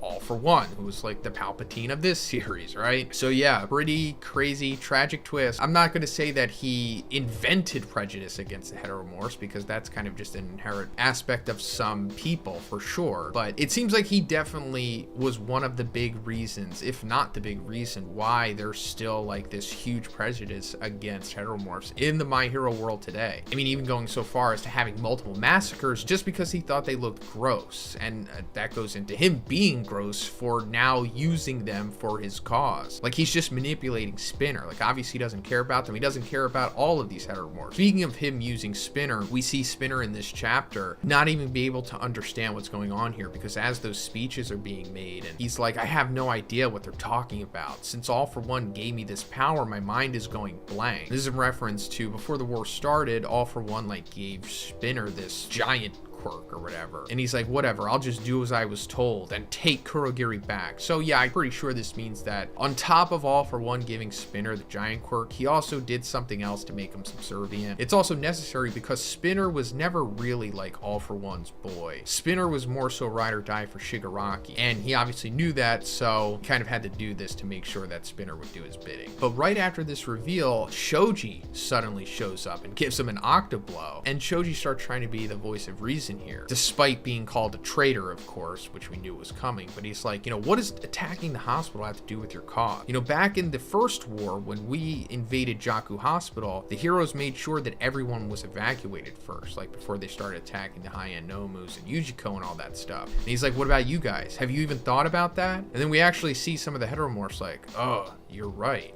Basically trying to get a point across that, like, you're no better than the people who have been prejudiced and used violence against you. And then we get this, like, little flashback of Shoji when he was younger, seemingly in his hometown, wearing, like, these bandages on his face. We see somebody saying, like, no matter how far we progress, we'll never accept that tainted blood of yours. And I'm pretty sure this is what we heard about Shoji in the Ultra Analysis book, which is also unfortunate because Horikoshi could have very much went into this in the story at some point, but I guess he just didn't because he realized that nobody would care about it. But in the Ultra Analysis book, it says, in Shoji's hometown, there is still prejudice against those whose bodies are altered outwardly by their quirks, and people were often frightened of him. He started wearing his signature mask because his face made a young girl cry, and he didn't want to be the cause of anyone's sadness. But speaking of wearing a mask, at the end of this chapter, his mask comes off. We see his face for the first time in the series, and it's pretty much what we expected, I guess, right? Because the way that the mask forms to his face, it doesn't really leave much to the imagination. But he also has these scars on his face, and I guess this also goes back, how he was treated in his hometown. I'm pretty sure they probably did that to him. But we also saw his face before. If you were able to see like the pre-series sketches that Horikoshi made, I guess, like the rough drafts of the characters, like he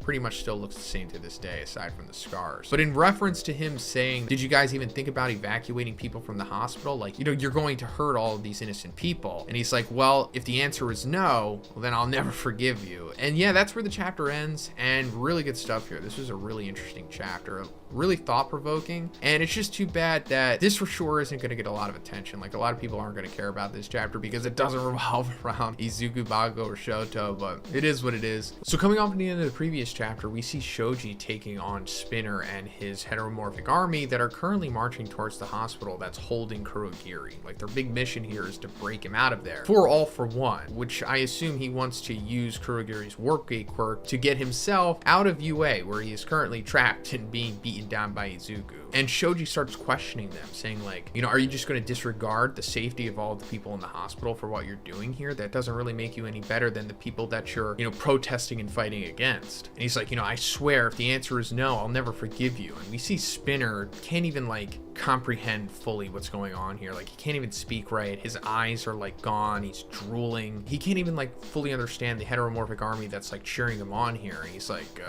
no idea. Then we find out why Spinner is so messed up here, because we get a flashback of All For One giving him an extra quirk, or at least I thought it was just an extra quirk, because it appears that All For One gave him 2 extra quirks, which is like insane, because he says, you know, if you're going to use durability, then this one should help. Scale armor. It'll grant you raw strength, heightened defense, and the appearance of a true leader. So I think he gave Spinner a giant quirk, like a quirk that makes him giant, and then this scale armor quirk as well. And like I said, that's pretty crazy because he's basically turning Spinner into like a Nomu here. And I think that's the point that Horikoshi's trying to get across, because he already had like the pupilless eyes and the drooling of the mouth and the tongue hanging out and the, you know, monstrous appearance. And now that he has the scale armor coming over him, he looks, you know, like some version of like a Nomu or something, right? And that goes back to like why Nomus are like that in the first place, because Yujiko had to modify them so that they were capable of holding multiple quirks. And I think that this is the most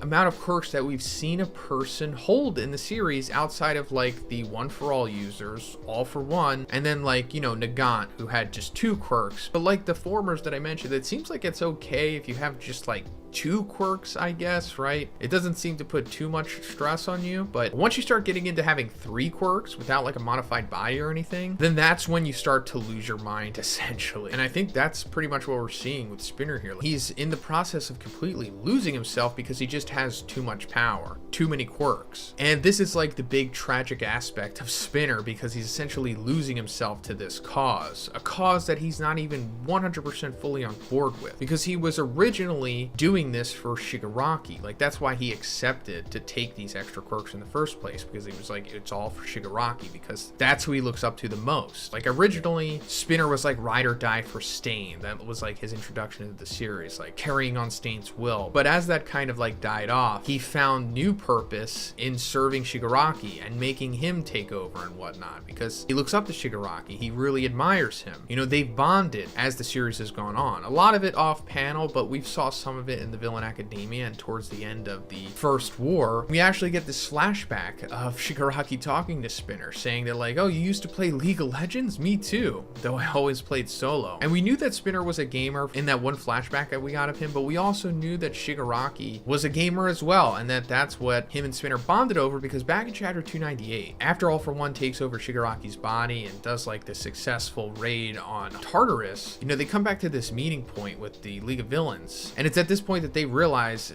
especially Spinner, that All For One has taken over Shigaraki's body. And Spinner says, we got along more than I thought, bonded over gaming and stuff. It's like, who are you? You're not the guy I agreed to follow. So it's like, yeah, it's just really tragic here that Spinner is doing what he feels is the right thing. Like, Spinner had a hard life growing up, just like Shoji did. That's like, you know, the big theme of this whole battle here. It's that they both had hard upbringings. Maybe Shoji a little more than Spinner. You know, Shoji going the path of being a hero, Spinner going the path of being a villain, ultimately being used by All For One. And it makes me wonder, is like, Spinner even going to be able to survive this? Because, you know, in theory, All For One could just take the 2 quirks back, and then he would just, I guess, revert back to normal. But it's like, did he sustain lasting brain damage from this. And if All For One doesn't do that, or Shigaraki, then it's like, how does he come back from this?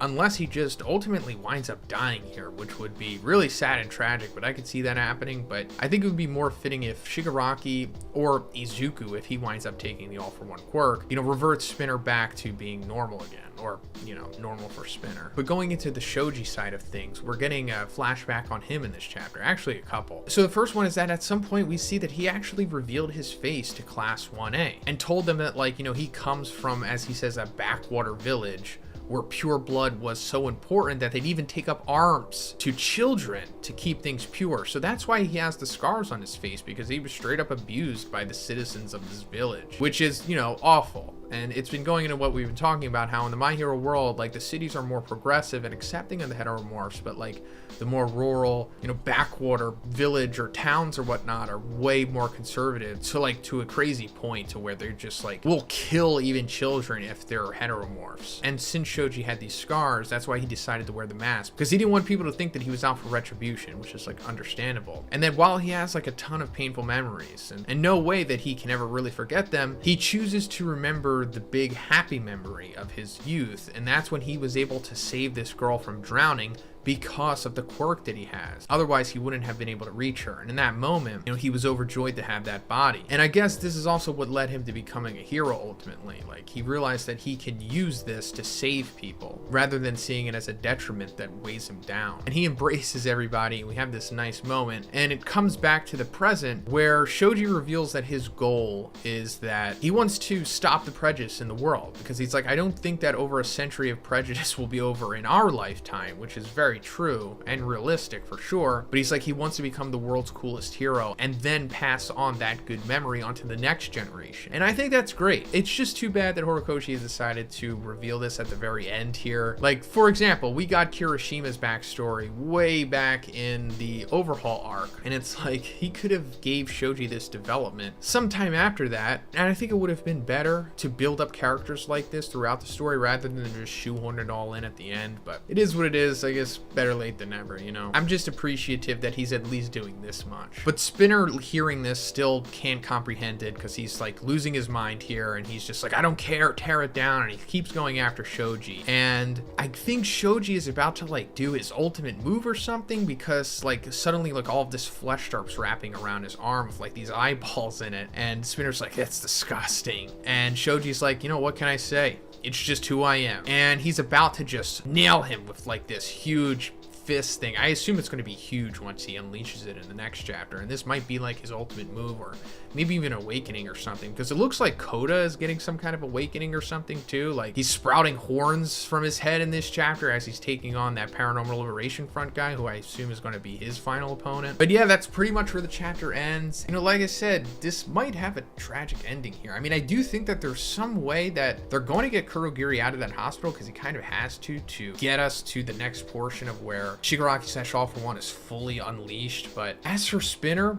it might be too late for him, but at the same time I hope not, because I think Spinner's a cool character and he deserves to be redeemed, I think, more so than Toga and Dabi. So coming off the end of the previous chapter, we saw Shoji and Koda ostensibly doing like their ultimate moves, I suppose. I mean, they might have like another true ultimate after this, considering it's not over, but this is the strongest thing that we've seen them do so far. And coming into the beginning of this chapter, we're seeing like what they are. So Shoji's move is called the Octo Expansion, where he creates like this Resident Evil arm and just launches like this massive strike, and it winds up hitting Spinner, and it seems to be affecting him for sure. But on the other side of Spinner, Present Mike is also hitting him with like a sound blast. And while I appreciate the teamwork here, Present Mike is still kind of like stealing Shoji's thunder in this sequence, because this is like Shoji's big moment. This is like his big fight. It's like, Present Mike, go do something else. But for Koda, we're seeing that his ultimate move is also tied to like, I guess, his quirk evolution possibly, or just what his quirk inevitably was always supposed to be, because in the previous chapter we saw him like sprout these horns, and now we're getting a flashback to when he was talking to his mother when he was younger, and she's like, Koji, one day you may also grow horns. They allow our feelings to reach animals even if they're far away. And the one other time that we saw Shoji's mom in the series, she did have those horns, so it's like, yeah, Horikoshi using the full cow here. And this essentially just gives Koda just a broader radius to use his animal manipulation manipulation ability. And his quote-unquote ultimate here is called the Hitchcock Birds. And yeah, a little on the nose Horikoshi, but you know, it is what it is. And it just summons like a swarm of birds, and they all go after that Paranormal Liberation Front top heteromorph guy that we've been seeing intermittently throughout these last couple chapters, you know, trying to egg on the crowd here, trying to keep them with their cause. But I guess this is Koda like defeating him probably, because we don't see him again after this. But going further, after we see Shoji hit Spinner, he's like, you know, what do you want to protect with that giant body and those scales of yours? And then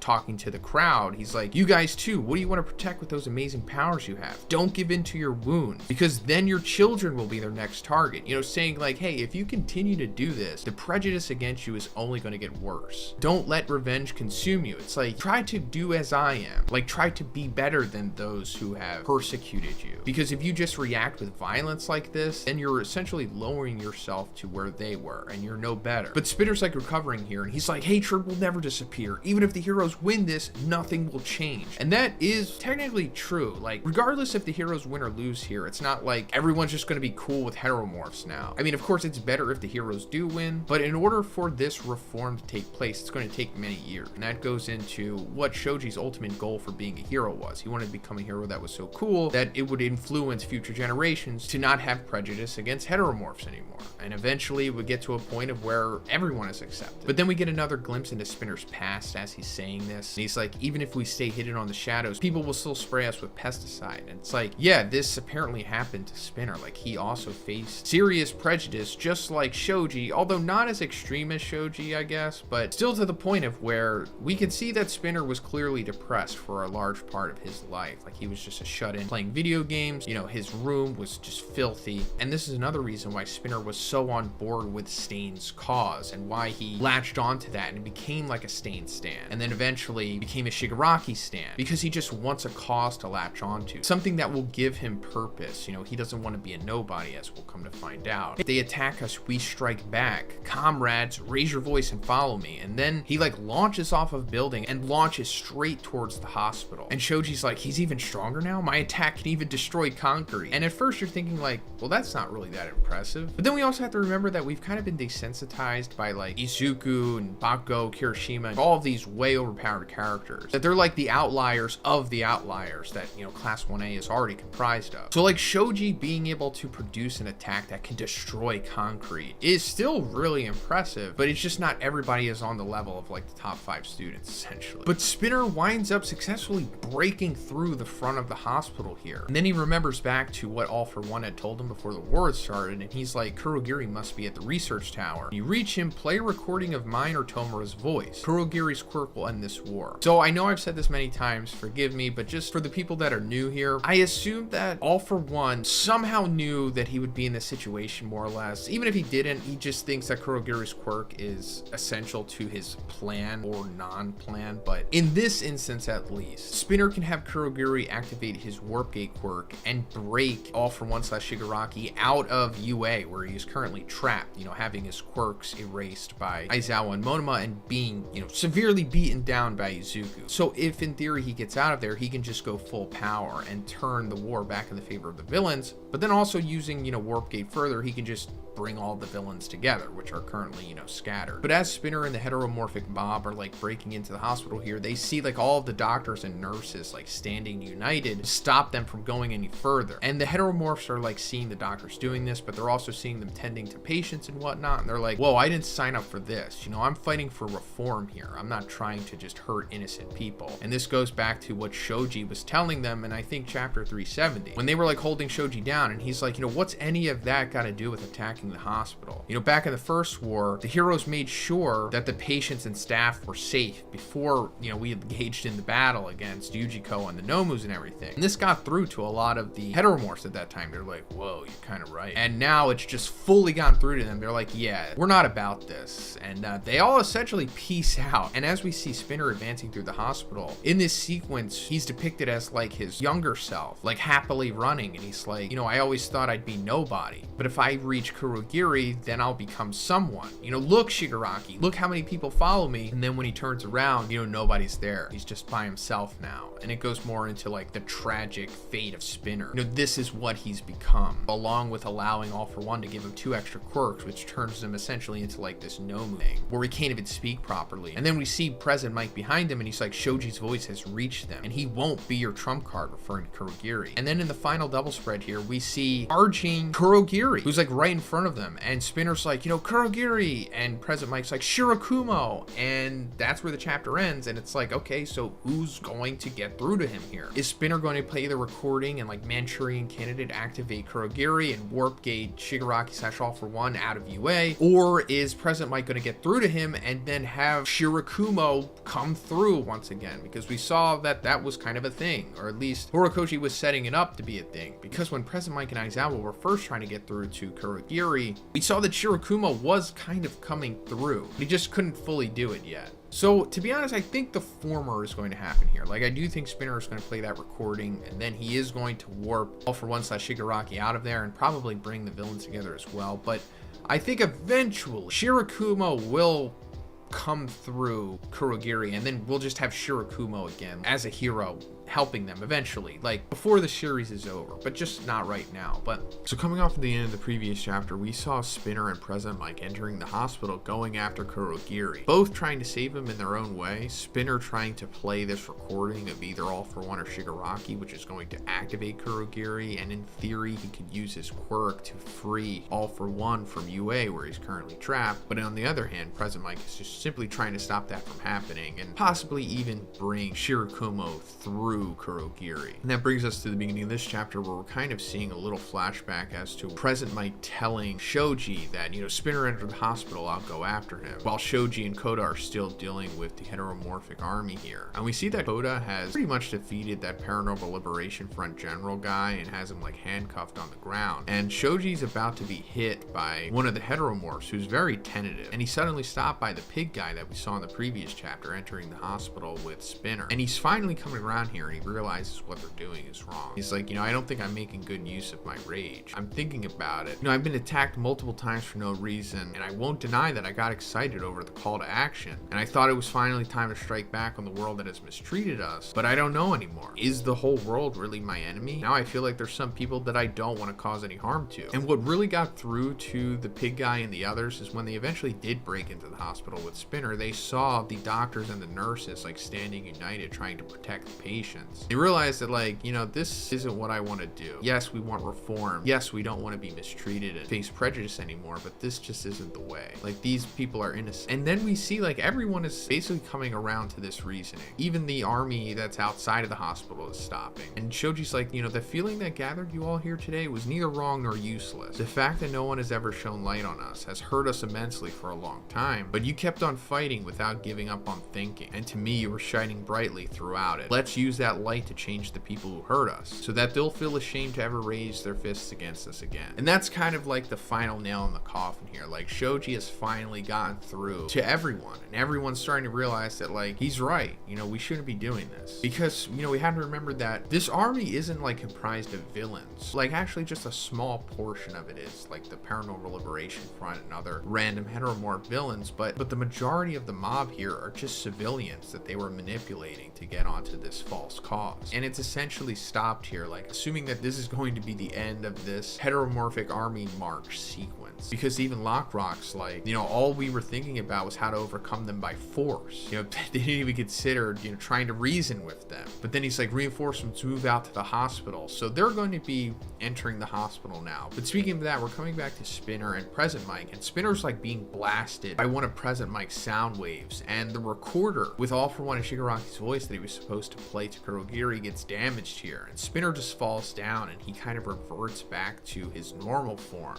And I'm assuming that this is like a combination of exhaustion from using multiple quirks like the giant quirk and the scale armor quirk, but also the damage that he's received. But he's still kind of like in that brain damage like state where he can't think clearly, he can't speak clearly, and he's like, my mind's blank, my body won't obey me. And he's looking up at Kurogiri and he's thinking back to like sad moments in his life, and he's like, all I ever wanted was to keep following him to where he is right now, referring to Shigaraki, of course. And we see that he has the last burnt Shigaraki hand. We saw that he had this at the end of the previous war, and he used this to like comfort Shigaraki as they were being taken away. And his plan here is to essentially use this in place of the recorder. But while this is happening, President Mike Mike is also marching towards Kurogiri, and he's thinking to himself, saying like, hey Shirakumo, did you know that Aizawa lost an eye and a leg, in reference to, you know, Aizawa taking on Shigaraki in the previous war. He's like, so please don't make him lose the good memories he has. If you're not Shirakumo anymore, I'd like you to disappear as a memory, but if you're still our friend from back then. And I think this is Horikoshi kind of establishing that like there's a chance that both of the possibilities with Kurogiri will play out. Either he will just be Kurogiri, Shirakumo is done forever, and he's just going to disappear as a memory. But there's also a chance that Shirakumo can still be brought back somehow. Like both options aren't off the table here. But afterwards, Spinner is able to like forcefully get up, remembering like the crucial moments between him and Shigaraki. And he winds up picking up the burnt hand and puts it towards Kurogiri's face. And he's like, let's save Shigaraki and the others. And then suddenly Kurogiri gets up from the chair, but he's kind of like in this in-between state that we haven't really seen before, where now we see like parts of Shirakumo's body, like his hand, his shoulder, and also part of his face, like what we saw before. And he says, I am the one who protects Tomura Shigaraki. The narrator says Kurogiri joins the battle, the war reaches a new stage, and that's where the chapter ends. So when I first read these spoilers, I thought it was more clear cut as to where Kurogiri was just the dominant personality, and then after this he's going to use his quirk to break All For One / Shigaraki out of UA. But now it doesn't seem that it's that simple, because when he's saying I am, in Japanese he's saying ore, which is Shirakumo's first person pronoun. So he's like saying I am the one who protects Tomura Shigaraki, as if it's like Shirakumo saying this. So it might be that he's in like this in-between state. I don't think he's fully Shirakumo and he's kind of just putting on an act, because like why would he have to do that in this situation? I do think that he's kind of like in between right now, because it reflects the form that we see him in. But it seems like the more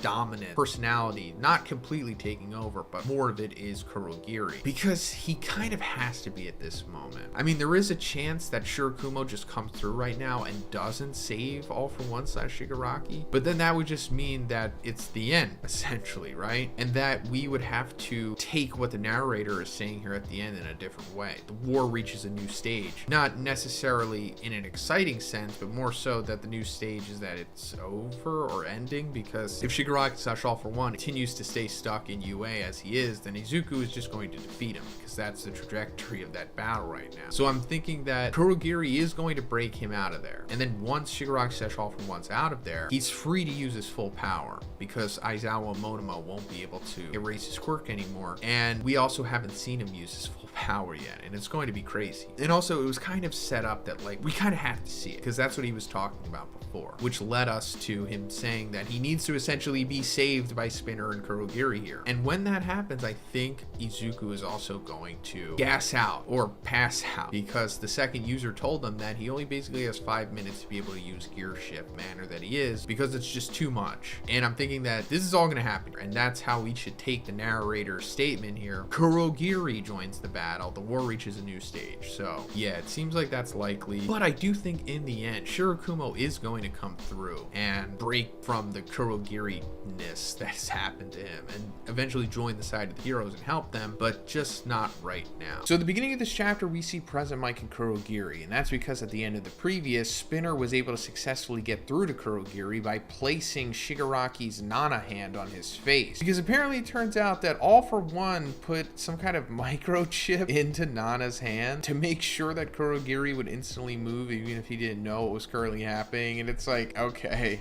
this totally lines up with Horikoshi's writing of All For One, because like Spinner originally had like that voice recording that he was supposed to play for Kurogiri, but Present Mike damaged that, so of course he knew that was going to happen, so he put a microchip into Nana's hand, and that would activate him, which it has. So that means that the villains are definitely going to be moved around by Kurogiri's Warp Gate quirk, which we're going to see in this chapter. But we're cutting away to this weather forecast in America, and it's focusing on this super large cloud that's going over Japan. It even has the potential to influence weather in America, but this is like from all of the battles that have been going on, mainly just Shoto, Dabi, and Endeavor. All of those, you know, heat explosions are causing like this massive cloud to appear, and I think that that this is probably going to play a big part going forward, because I think this might be the second time this is mentioned. And we see it like approaching the hospital, you know, where they were just coming off of. And it's also brought up again later on in the chapter when we see Manuel, Monoma, and Aizawa like feeling the effects of it. So yeah, like I said, I think this is going to come into play later. Maybe All For One tries to manipulate it or something, possibly. Not really sure. So then we're cutting over to Kamino with the battle between Dabi and Shoto. We haven't seen them in a while. Shoto and Dabi had kind of already like had their final battle, and it seemed like Shoto had won at first, but then no, somehow Dabi was able to like revive himself and started using his own flash fire fist and got like a second win from that, I guess. But it's coming back to Dabi just somehow still being able to fight, because they're like all exhausted and they could barely stand, but Dabi is just still going full power despite that. And it's pretty much because of what Burning says here. She's like, he's broken past the limits of his power through sheer force of will. And it's like, yeah, that's what he's doing. And going further, she's like, wasn't his body like super weak to fire? And it is, because his body is on its last leg at this moment. Even Dabi realizes it, because he's like, if I stick to my original plan of defeating Shoto and bringing him as a present to Endeavor, his body won't hold up. So yeah, I don't expect us to see Dabi much longer, unless Eri like rewinds him or something, but this does seem like this is Dabi's like death tour at this moment. And he decides to try to fly off to where Endeavor is at Gunga, because he found that out from Skeptic a couple chapters back. But speaking of Skeptic, he's like, it seems like you're getting a free ride, and a Kurogiri warp gate opens in front of Dabi, which is of course going to take him to where Endeavor is. But we cut away from that for a second because we're going back to UA, and like I said, we see Manuel, Monoma, and Aizawa, who are currently erasing All For One / Shigaraki's quirks, being disrupted by the weather that's going on, and they're still able to continue erasing All For One's quirks at the moment. And we're seeing like a small glimpse of what he and Izuku were doing, and it's pretty much just the same thing that was happening the last time we saw him, I think in chapter 369, when Izuku was beating All For One / Shigaraki down so bad that he just started to become like bulbous. And that's when we cut over to Spinner, who eventually had succeeded in what he needed him to do, you know, warping the villains to different places and whatnot, but also getting rid of Monoma, Aizawa, and Manuel erasing his quirks, because that's the next warp gate we see open. It's right behind them. And Present Mike's coming through this one as well, and it seems like Kurogiri is too. So I'm not really sure who else he's going to bring through this warp gate to potentially take down Monoma and Aizawa, but considering that it looks like Kurogiri is in this gate, it's possible that this might be like Present Mike and Aizawa, and maybe even Monoma's like final battle, them taking on Kurogiri, but also of course trying to bring Shirakumo through, which they probably will successfully do eventually. But either way, I think this is going to disrupt the erasure that's happening, and we're finally going to get to see All For One / Shigaraki like use his full power, something we haven't seen yet. So then we cut back to Endeavor and Hawks taking on All For One, and he realizes that Spinner has succeeded, and suddenly another warp gate opens up, and this time it's Dabi confronting Endeavor. He's like, hey there, Dad. But then there's another gate that opens, and it's freaking twice. But not only twice, it's twice with a twice clone. And All For One's like, a sad man's death planted a seed of hatred in a young girl's heart. And of course, this is referencing Toga, who had a strong relationship with Twice, maybe the strongest of all of the League of Villains. And of course, Hawks killed Twice in the original war, and Toga also like watched Twice as he died too. But also a couple chapters back, it was revealed that Dabi was able to get some of Twice's blood, and he gave it to Toga, and we assume that, oh, this means that she's going to obviously take in Twice's blood, be able to use his quirk, and then use like his ultimate Sad Man's Parade ability. Seems like it's all coming to fruition. I don't know if she's used Sad Man's Parade yet, but she clearly has taken in Twice's blood, become him, and then has already used his quirk to duplicate herself, or himself. And the Twice clone coming through the gate seems to be holding maybe a piece of Tsuyu's goggles, meaning that they probably defeated her, because Uraraka and Tsuyu were taking on Toga last time we left off on that side of the battle. But it looks like Toga / Twice has won here. But going further, All For One's like, shall we see, Takami? What would have happened last time if you hadn't disposed of him so quickly? And the end of the chapter, Hawks is like, we have to kill him now. And of course, Twice's quirk is so busted. Like, not only just becoming the Sad Man's Parade, you know, multiplying himself hundreds if not thousands of times, he can also duplicate other super powerful individuals. Like, the first threat that Hawks saw was him duplicating the High and Nomus, but now that Twice is here with All For One and Dabi, he might duplicate them. Like, duplicate Dabi as he's dying, get the most out of him. But then could you imagine if she duplicates All For One, who is also kind of dying at the moment? He's on limited time time because of the experimental rewind quirk thing that he did. So it's eventually going to rewind him to nothingness, but he still has some time on the clock to, you know, mess people up. So yeah, it's looking like this is all going to maybe happen soon, which would be incredible. I mean, it would be a little too powerful, of course. Maybe not so much the Dobbies, but, you know, cloning tons of All For Ones, that would just be too much. So I'm thinking more so the Dobby stuff is going to happen maybe, but absolute minimum, the Sadman's Parade is full-blown going to happen. But yeah, this is going to be like the shift in the war where it goes back into the side of the villains again. And also, as I've been saying these last couple videos, I do think Izuku is going to pass out really soon due to him using gear shift for 5 minutes, which is like the limit that he's at the moment. But then maybe Bakugo wakes up at that point, and then he takes over the shift of trying to take on All For One / Shigaraki. All right, so we got the 375 spoilers and the big moment that we've been waiting for, or at least one of the big moments that we've been waiting for. Something that has been foreshadowed before the war even started is finally happening in this chapter, and it's pretty exciting. But before we go over that, let me just quickly go over what had happened in the previous chapter. So we saw that Spinner was successfully able to reactivate Kurogiri by placing one of Shigaraki's burnt Nana hands on his face, because of course All For One had a contingency for this, as he always does, because he said that to help Kurogiri take immediate action, he planted a micro device in one of Shimura's hands, and this was able to activate Kurogiri, and he immediately activated his Warp Gate quirk and seemingly brought himself along with Present Mike to like where Aizawa, Monoma, and Manuel were inside of UA. But we're not touching on that group. We're touching on the other group actually, because he also transports Dabi and Toga to where All For One, Endeavor, and Hawks are. But we saw that Toga had become twice because it's implied that she ingested his blood. And that brings us to the beginning of this chapter, where it's actually a flashback of Uraraka, Tsuyu, and the other heroes fighting Toga on Okotu Island. Deducing that Toga's hiding technique uses some kind of misdirection, they concluded that it would be difficult for her to use it against multiple people at once. That's why they are always attacking her in groups of at least 4 heroes. Meanwhile, Gang Orca realizes that the Nomu doesn't have a regeneration quirk and asks other heroes to attack the monster. Now they have defeated almost all the villains that were on the island. So yeah, we're coming back to the Toga versus Uraraka and Tsuyu fight. We haven't been here for a very long time. We didn't get an update on what was happening here until the end of the previous chapter, where we saw, you know, Toga showing up as twice. Now we're getting the connective tissue to that sequence. Hey, also guys, if you like my Hero coverage, please subscribe if you haven't already. We have at least 1 or 2 more spoilers and chapters coming out this month, so I go over them as soon as they come out, so if you're interested in that, subscribe.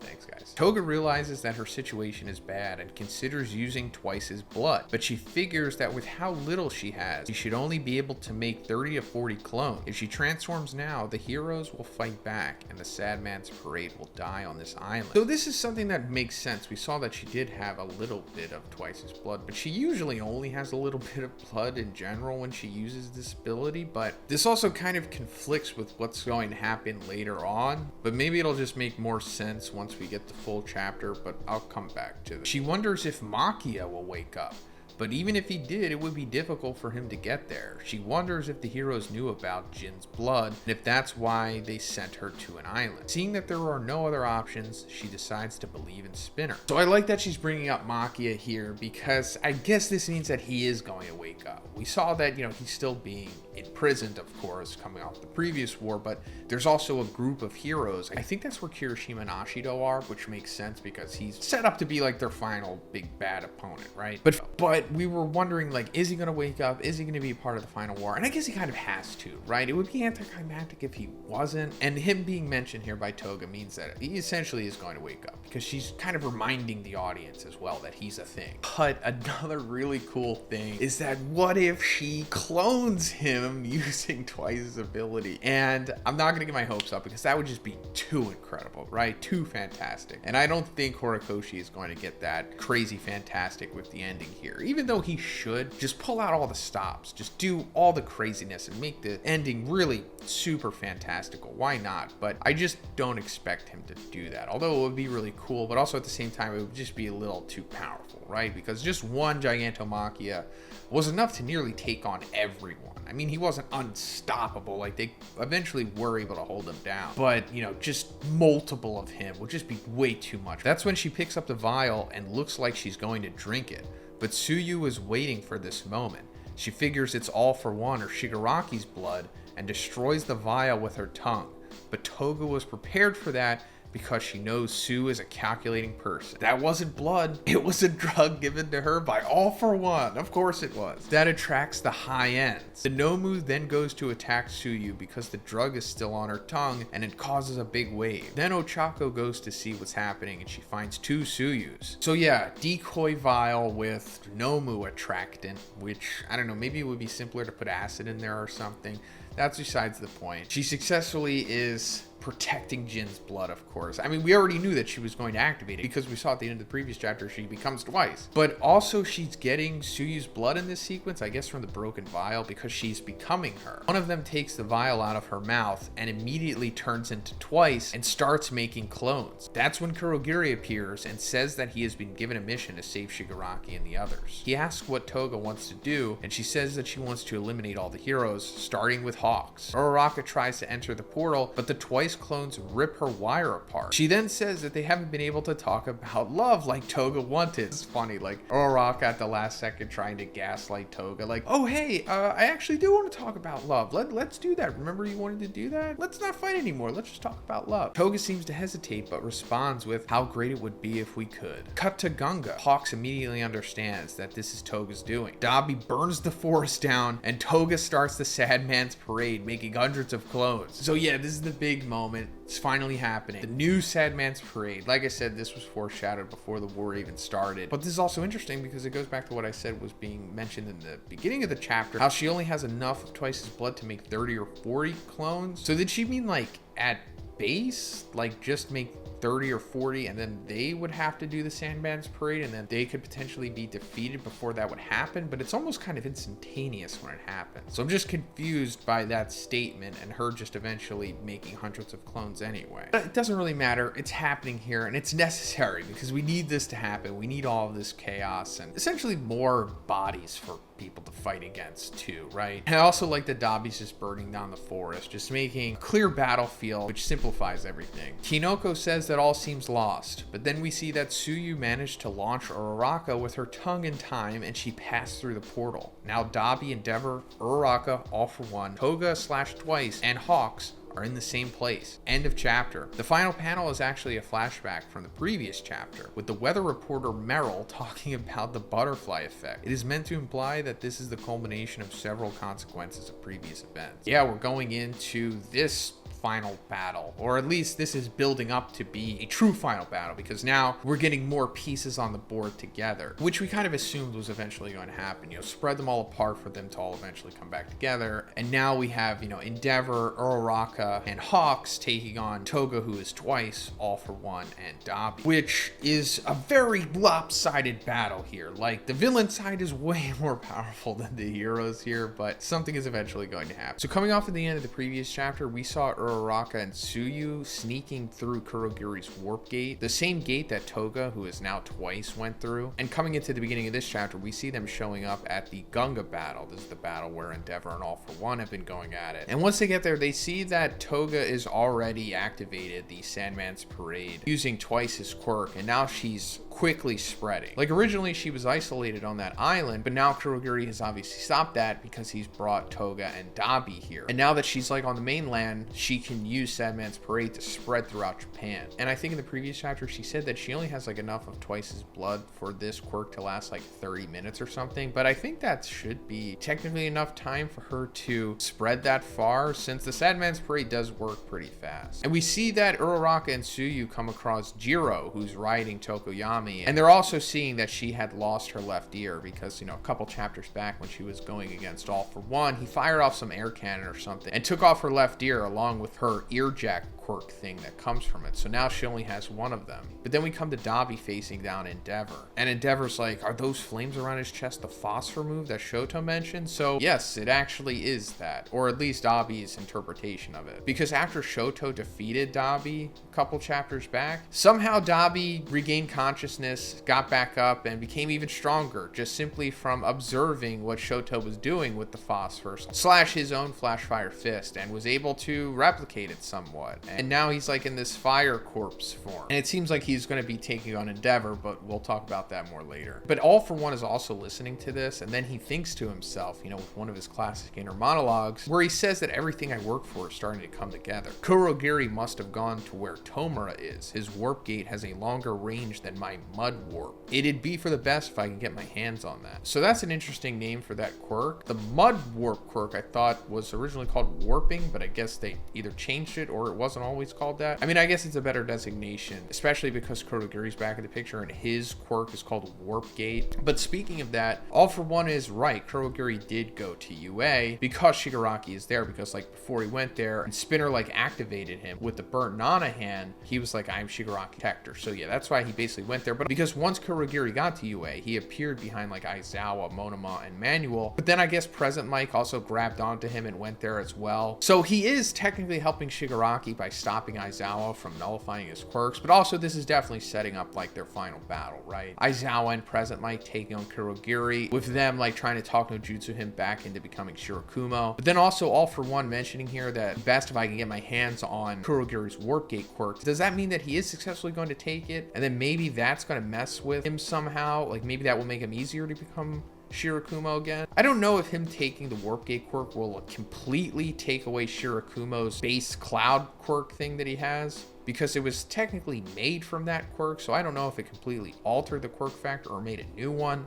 But also, since Kurogiri is technically stopping Aizawa now, we don't know if he has yet. We haven't come back to that group in a while, but if he is stopping Aizawa, that means that he's not nullifying Shigaraki's quirks right now, meaning that he can go full power, essentially. And speaking of that, All For One's also like, no matter, I'll use this chaos to my advantage and go to Tomura. Then he like flies off DBZ style, but Hawks gets in his way and stops him, and he's like, hey, you want to tell me what your rush is? You don't trust Shigaraki, do you? And All For One's like, you're very perceptive. The truth is that thing isn't yet complete. There's something important I still need to do. So that's interesting. I mean, we were told, I think we were told at least, that Shigaraki was 100% coming into this final battle, or at least his body was. I guess there's still like another element that needs to complete him. And All For One, I guess, physically needs to be there to do it. So either it's because like his quirk Wi-Fi can only travel so far and he needs to be there in person to like fully take over his personality or something and become the dominant host of that body, or he needs to tangibly do something like he, I don't know, absorbs one another or something, kind of like Cell and the androids maybe, or there's just something else he needs to do. Maybe Yujiko gave him some, I don't know, thing and he needs to use it. But regardless, All For One needs to be there, and I do think that he will successfully get there. And by the time he gets there, I think Izuku might be out of the picture as well, because a couple chapters back, the second user told Izuku that you only have 5 minutes to use Gear Shift, essentially like his quirk. And while Izuku was using it and beating down Shigaraki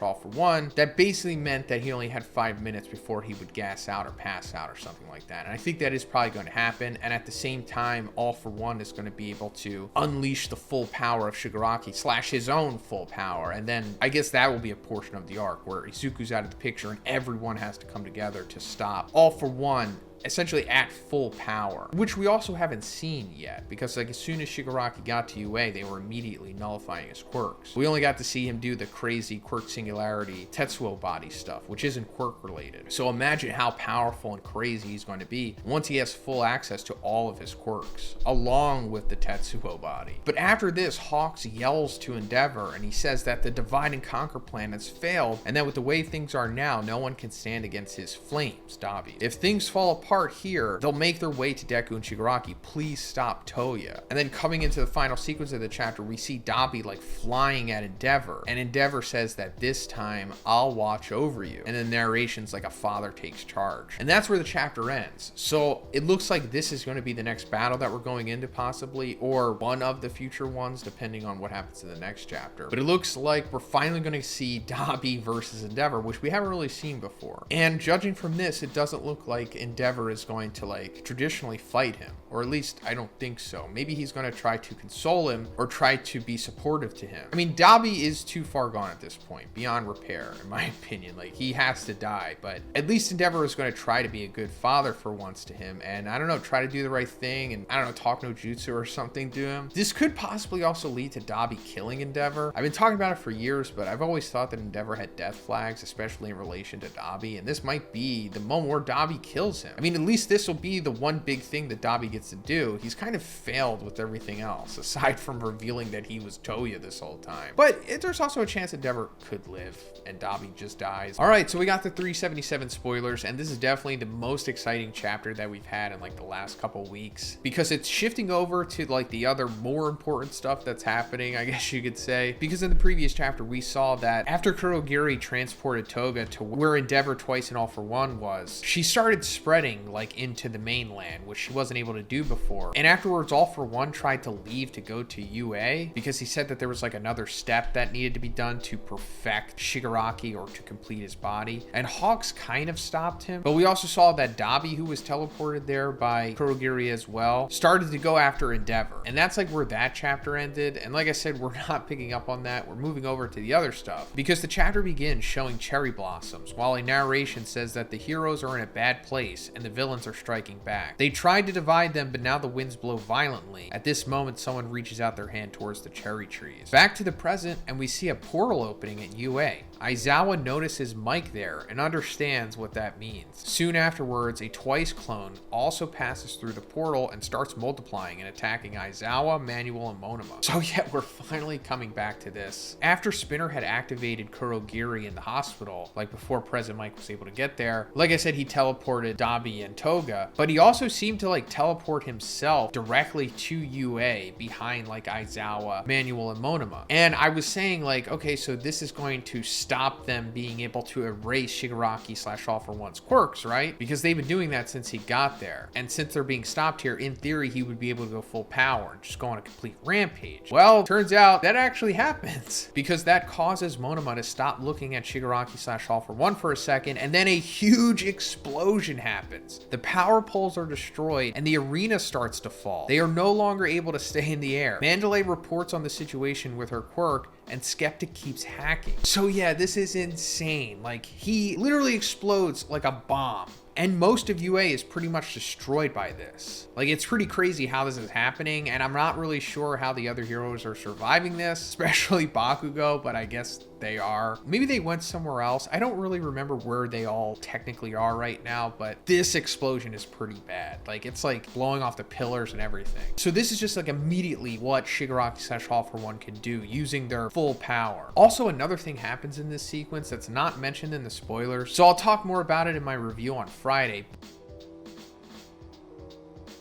But as Shigaraki is like exploding, he like becomes a cocoon of himself, if that makes sense. Like, his big, huge, bulky exterior that he's had for the last couple chapters like breaks apart and like a new version of himself comes out the back of it. This is probably paralleling to how he was described by Yujiko originally. It is then that Shigaraki, using the ore pronoun, asks why Midoriya wanted to know if he was still there. Did he want to have a chat at the mall? It's useless, hero. After all, I am your villain. Midoriya notes that Shigaraki's personality has returned. So yeah, I guess him emerging from his own cocoon allowed him to restore his personality, which he hasn't had for a long time. It's been like All for One that's been the dominant personality, aside from like, you know, Shigaraki or Tenko coming through for like a second or two. And then him also asking Izuku like, hey, why did you want to know if I was still here? You know, because a couple chapters back when Izuku finally got to UA and started beating down Shigaraki / All for One, he asked him like, hey, is Shigaraki still in there? Because I don't know, he is legitimately trying to talk no jutsu to him. Let's just call it for what it is. But it's understandable because Shigaraki is being manipulated, of course, but he's beyond saving at this point. It's more so obviously going to come down to Tenko, if anything. And it's only a matter of time until Izuku like literally realizes that there is a Tenko personality fragment within them. I mean, he kind of senses it now, but he doesn't fully know it yet. And I also like him saying like, hey, did you want to have a chat at the mall? Obviously in reference to like their iconic meeting at the end of season 2. Skeptic has taken over the UA system and the underground shelters. He laughs and says that everything is in his hands. Deku is tired and says that this is the effect of gear shift on his body. If he doesn't let his cells rest, he won't be able to breathe. Okay, so first of all, Skeptic taking over the UA system and the underground shelters. This is important because, you know, what we're going to be talking about later on in the spoilers, but this whole system still has a big part in this arc that hasn't lived up to its potential yet. The underground shelters, like, they connect to Shiketsu, which is something they only really mentioned once, and I'm pretty sure that meant that that's how Shiketsu was going to come in into this arc. Like, they are going to show up and start helping, and I'm sure the other schools will too, but Shiketsu for sure. And then Izuku saying that he's tired because of the effect Gear Shift has on his body. This is something that we've been talking about for like the last couple weeks now, that Izuku was eventually going to pass out from using transmission, because the second user told him that he pretty much only had 5 minutes to use it because of how powerful it's become through One for All. Like, originally it was meant to only modify the speed of like smaller objects, but now it's gotten so powerful that Izuku can alter the speed of his individual cells, and we saw that it makes him pretty much like a Super Saiyan if he wasn't already. And the whole 5 minutes thing is coming back to him saying like, if he doesn't let his cells rest, he won't be able to breathe. And I assume that is eventually going to happen, like maybe him having difficulty breathing, but not going to die from it or anything. He's going to pass out, I assume. But the second user says that he cannot stop yet. One for All and All for One are connected, and he sees that the inner All for One is unable to freely control Shigaraki's body. Deku needs to take this chance and move. All the events leading up to this moment will be the key to victory. So yeah, the second user is kind of like pushing Izuku, which I assume will lead to him passing out, and will further move us into like the villains comeback here. Like, it seems like the villains are gonna have a big comeback before they ultimately lose at the very end. But for now, we're gonna be into that portion of the story, and like I said, Izuku's probably gonna be unconscious for it. Or maybe he goes into the Vestige World at that point and has like his big final exposition dump and reveals and everything that we don't know yet. Skeptic continues hacking, but suddenly a silhouette appears on one of his computers saying, "Found you." The voice says that it was very difficult to find where he was, but they are not the least bit mad about it. After all,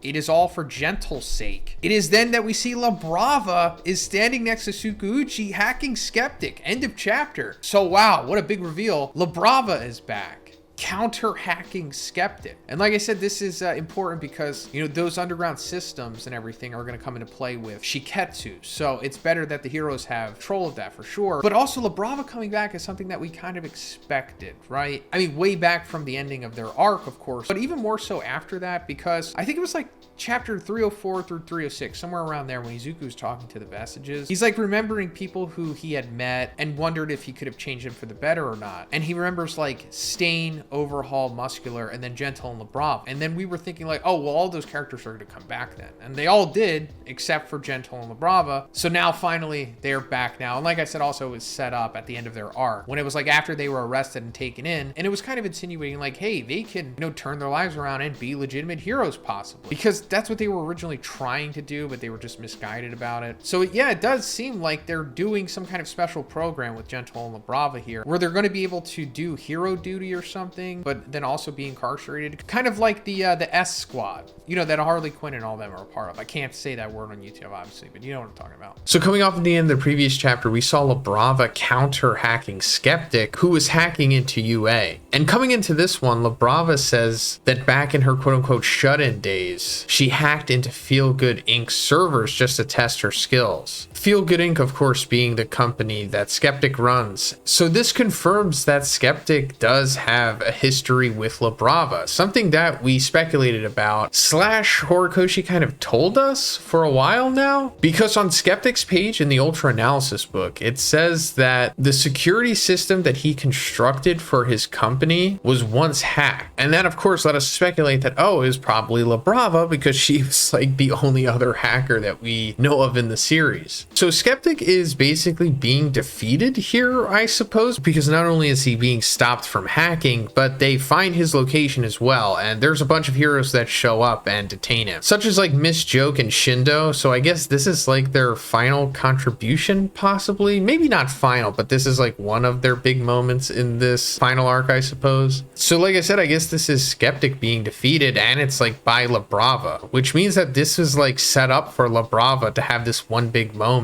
But anyway, after this, UA is still falling despite what La Brava is doing with her hacking in order to save it. And we see Izuku and Shigaraki continuing to talk, where Shigaraki's basically like, you know, I don't care if you understand what makes us heroes and villains. Which, at least in my opinion, is Shigaraki basically saying that like, hey Izuku, you can't talk no jutsu me at this point. It's too late. I'm beyond repair. Which we assumed as much, because this is definitely coming down to the Shard of Tenko being the savior here. chapter. And speaking of that, it's also kind of been spoiled to us in the newest intro for season 6. I'm also going to make a short about this eventually. But since UA is falling and the heroes are really low on support at this point, especially heroes who have the ability to stop something the size of UA from falling, which to begin with, there's not many, suddenly Gentle shows up and he's like Super Saiyan 2 at this point, being boosted by La Brava's love quirk remotely. Like if she loves someone, like especially a lot, and it basically makes them superhuman or gives them like something similar to full calling almost. And it's said later on in the chapter that the time they spent apart made their love grow even stronger. This is like the excuse for La Brava's quirk to buff Gentle to make him strong enough to do the incredible things that he's going to do in this chapter. But after we see that Gentle has returned, it sent us to a flashback of when Tartarus was being attacked by All For One / Shigaraki, and Gentle was there. Like when we were taking a head count of the significant prisoners who could be released from that, Gentle was one of them. But we didn't see him at the time. But turns out, yeah, he was there the whole time, but he refused to leave. And at that time, he had remembered what the Gorilla Cop had told him by saying like the only people who say they can't turn their lives around are the ones with no real desire to change. They're too impatient. They want their results right away. And it made Gentle reflect on himself. It's like, I made many mistakes and I didn't have the courage to stop, but I want to be the guy who shows them all a bright future. And then he just stops all of the escapees from his prison from escaping and waits there for like the cops to show up. And when they come, they're like grateful to him. They're like, you know, what can we do for you? And he's like, I want to see La Brava. And then that's when we get the explanation of them being so much stronger. And then we see Gentle stop UA from falling with his super gentle lover move, which is easily one of the greatest feats in the series. And this goes back to what I was saying earlier about how Gentle has been gone for years and he's just come back and now has one of the most significant moments in the series randomly. And I'm not against it or anything. It's just, don't you think that, I don't know, maybe Horikoshi should pass moments like this around to the more significant characters, especially at this point since we only have a limited amount of chapters left. Again, I'm not complaining. I just hope that everyone gets their fair share, or at least the characters that deserve it. But yeah, due to the power up that La Brava is giving Gentle in this chapter, like I said, she's made him like go full calling, maybe like, I don't know, 80% of One For All or something. I don't know, just the ability to hold up UA like this, which is like rubberizing the air essentially, making into a trampoline, as Izuku says. Just something like this, I guess only All Might would be able to replicate, right? Or All For One, of course, but just mainly on the hero side. But UA being saved here is not the end of their problems, because Monoma, along with Aizawa, were knocked over by the Twice clones that were teleported there by Kurogiri, and now they're no longer erasing Shigaraki's quirks, and he's about to just nuke the place by touching the ground. But before he can touch it, his hand gets shot off, and it turns out that Lady Nagana's there, sniping from a distance. So yeah, Lady Nagana's back as well, along with Gentle. Like the two former reluctant villains are back to have their face turns and swing the momentum back into the heroes as well. And it's just interesting that Nagana is back, because I for sure thought she should have died from the wounds that she received, because like I'm pretty sure a bomb literally went off inside of her, like that All For One somehow put inside of her, I guess when he gave her an extra quirk for the airwalk one. But as she's firing at Shigaraki, we see this panel of Tsukauchi saying, and that's something that we can never forget, you know, referring to the villains turned heroes. But then we see All Might walking out of the room holding like a case or a box or a bag or something, and it's like, what is this? It's really subtle. If you're not really paying too close attention, like you could miss this very easily. And I just hope that it's something significant. And just to make it more exciting, let's just speculate about the best case scenario, and that is of course that he somehow reverts himself similar to how All For One is with Eri's quirk, and then he goes back to a time when he was still able to fight, and then he's also put on a timer the way that All For One is, and then they just both fight until they're nothingness. I think that would be incredible. Probably not going to happen, but man, that would just be so good. I mean, I don't know what they can have in that case unless they somehow confiscated one of those Eri vials or whatever Yujiko gave to All For One when he like reverse engineered Eri's quirk from the quirk destroying bullets. But most likely it's just something that he's going to give the heroes or something that's going to benefit them, I guess. But so coming off at the end of the previous chapter, we saw Lady Nagant returning, and she was able to assist Izuku against All For One / Shigaraki by blowing his hand off before he was able to touch the ground and cause like a widespread explosion. And coming into to this chapter, we're seeing how she got there because she was originally in the same hospital that Kurogiri, Spinner, and Present Mike were in with the Dr. Mario guy. She was in here because she's still recovering from having a literal bomb go off inside of her, but it seems like she's recovered enough to be able to go back into battle at least for a couple minutes. And as she's leaving the hospital, Rocklock's there, and he realizes that Nagan is like good, that she's had her face turn and she wants to redeem herself, but also do right by Izuku,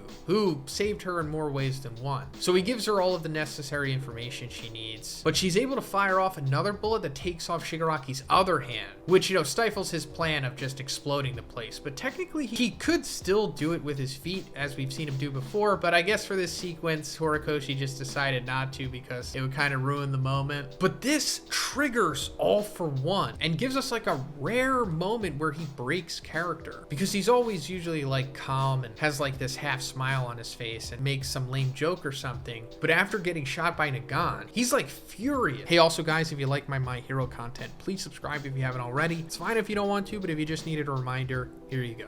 Thanks. But then these fingers start coming out of his mouth and we hear Shigaraki's voice, and he's like, weren't you supposed to be the master of manipulation? I know you brought me up to be part of your grand scheme, to torment All Might through his bond with Shimura. Then you move forward with your scheme of taking control of my body and reach the point where you absorbed my hatred in order to steal One for All. And we merged together and I became a part of you. So it turns out that Shigaraki was aware of what was going on with All for One's master plan. And we just didn't really know where Shigaraki was with all of this stuff, because to be honest, this is like the first time we're really hearing him speak like this in a very long time. Like, Shigaraki hasn't really been his true self for around 2 years now, at least in real time, because it was like after he was prominence burned by Endeavor that All for One had started to do that takeover merger thing, and since then he hadn't really been himself. But now that he's back, we know that he was aware of what was going on, and he was fighting back against it, and even made his own contingency, because it also turns out that the Tenko personality shard that we've been seeing from time to time, stored away in Shigaraki's consciousness, was made by Shigaraki himself. Like, I thought maybe it was just a side effect of the situation that was going on with everything, but no, Shigaraki himself says that he hid his origin deep inside the depths of his heart so that he could take control back from All for One without him noticing. And it seems to be successfully working here, because he is taking control of his body once again by becoming the dominant personality. And All for One is like panicking. It's like, Kurogiri, I can't properly control this. Transport me to the other me. The other me, of course, is his true body that's currently with Endeavor and Hawks. And he was previously trying to fly to Shigaraki because he said he needed to complete the takeover process or something, which implied that he needed to physically be there for it to happen, to avoid something like this from happening. But Kurogiri's like glitching out, because him like going between Kurogiri and Shirakumo, he's just not functioning properly. And while this is happening, Shigaraki is like fully taking over control. He's like, I don't need One for All. And he compares himself to Nagan and Gentle, saying that like his heart won't be corrupted. And going further, he says everything that exists in this world gave rise to that house of Shigaraki, and Tenko Shimura only have one wish: to destroy everything that has to do with that house. So that's huge insight into Shigaraki's goal here. Like I said, something we weren't really aware of too much. I mean, he did say what he wanted at the end of the Villain Academia, but since then it's kind of been ambiguous, at least in my opinion. But he says that he and Tenko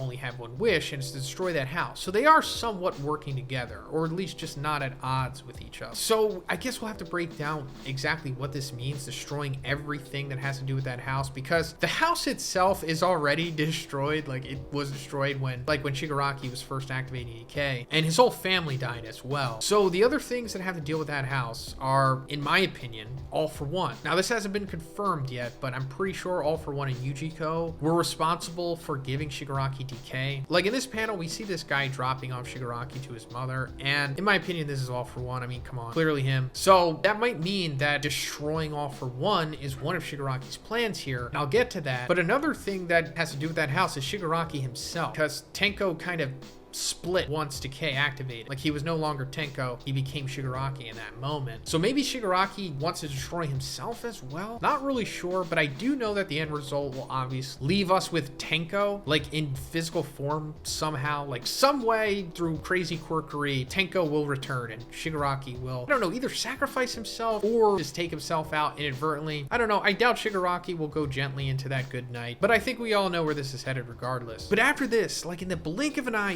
Izuku takes Shigaraki out of the UA coffin. And he says that now that he can use quirks again, I can't fight him in the cage anymore. You know, because Monoma and Aizawa got knocked over by the Twice clone, so they're no longer erasing his quirks. He can clearly just nuke the place. And as we come to the end of the chapter, they're both on the ground now, and Izuku's like, I won't ignore the you that was crying. Obviously referring to the Tenko personality shard. Tenko actually acknowledged Izuku as well as being a true hero. So there is some connection there between them, which will obviously fully come circle by the end of the series. But yeah, the final panel here is amazing. Izuku staring down Shigaraki, and this is going to lead us into, I guess, what the final battle may ultimately be. I don't think this is going to be it, but I do think they'll fight for a little bit. You know, full power Izuku versus full power Shigaraki, 120%, one for all quirks unlocked, can use them all synergistically, while Shigaraki is at 100% of his body and can use 100% of all for one as well. However, there is a ticking clock on Izuku because he's been using gear shift and transmission, so he only has like a couple minutes left here, and I don't think he's going to have enough time to defeat Shigaraki, so he might pass out, and that's going to lead us to the next stage, as it says here, where either everyone has to team up against Shigaraki or Shigaraki fights all for one while Izuku recovers possibly. That would be amazing, because, you know, destroying everything that has to do with that house means that maybe Shigaraki is going to be the one that ultimately defeats all for one and like kills him. All right, so we got the 380 spoilers, and we're coming off of a 2-week break here, with this chapter not really addressing what happened in the previous, I guess, like with all of the Izuku versus Shigaraki stuff. But then again, there is a lot going on at the moment, and a lot of the other stuff is being addressed in this chapter, because it begins with Gentle saying that his quirk is already at its limit and that the flying trampoline is about to be undone. Labrava asks him to hang on just a little longer because she's almost done with the new program. So I think it was like 2 chapters back when we saw Kurogiri warping himself to UA, and he wound up knocking over Aizawa and Monoma, who were erasing Shigaraki / All for One's quirks. And once he was able to use his quirks, he caused like this massive explosion inside of UA, which caused it to start falling. And I guess there wasn't really anyone available to help with that immediate situation until out of nowhere Gentle showed up. And it turns out that he had his full redemption and he was allowed to help out in the war, but he was also being super boosted by Labrava's love quirk. So he's like Super Saiyan at this moment, and he used his quirk to make like an air trampoline to hold UA up, seemingly saving the day. Hey, also guys, if you like my Hero content, please subscribe if you haven't already. It's fine if you don't want to, but if you just needed a reminder, here you go.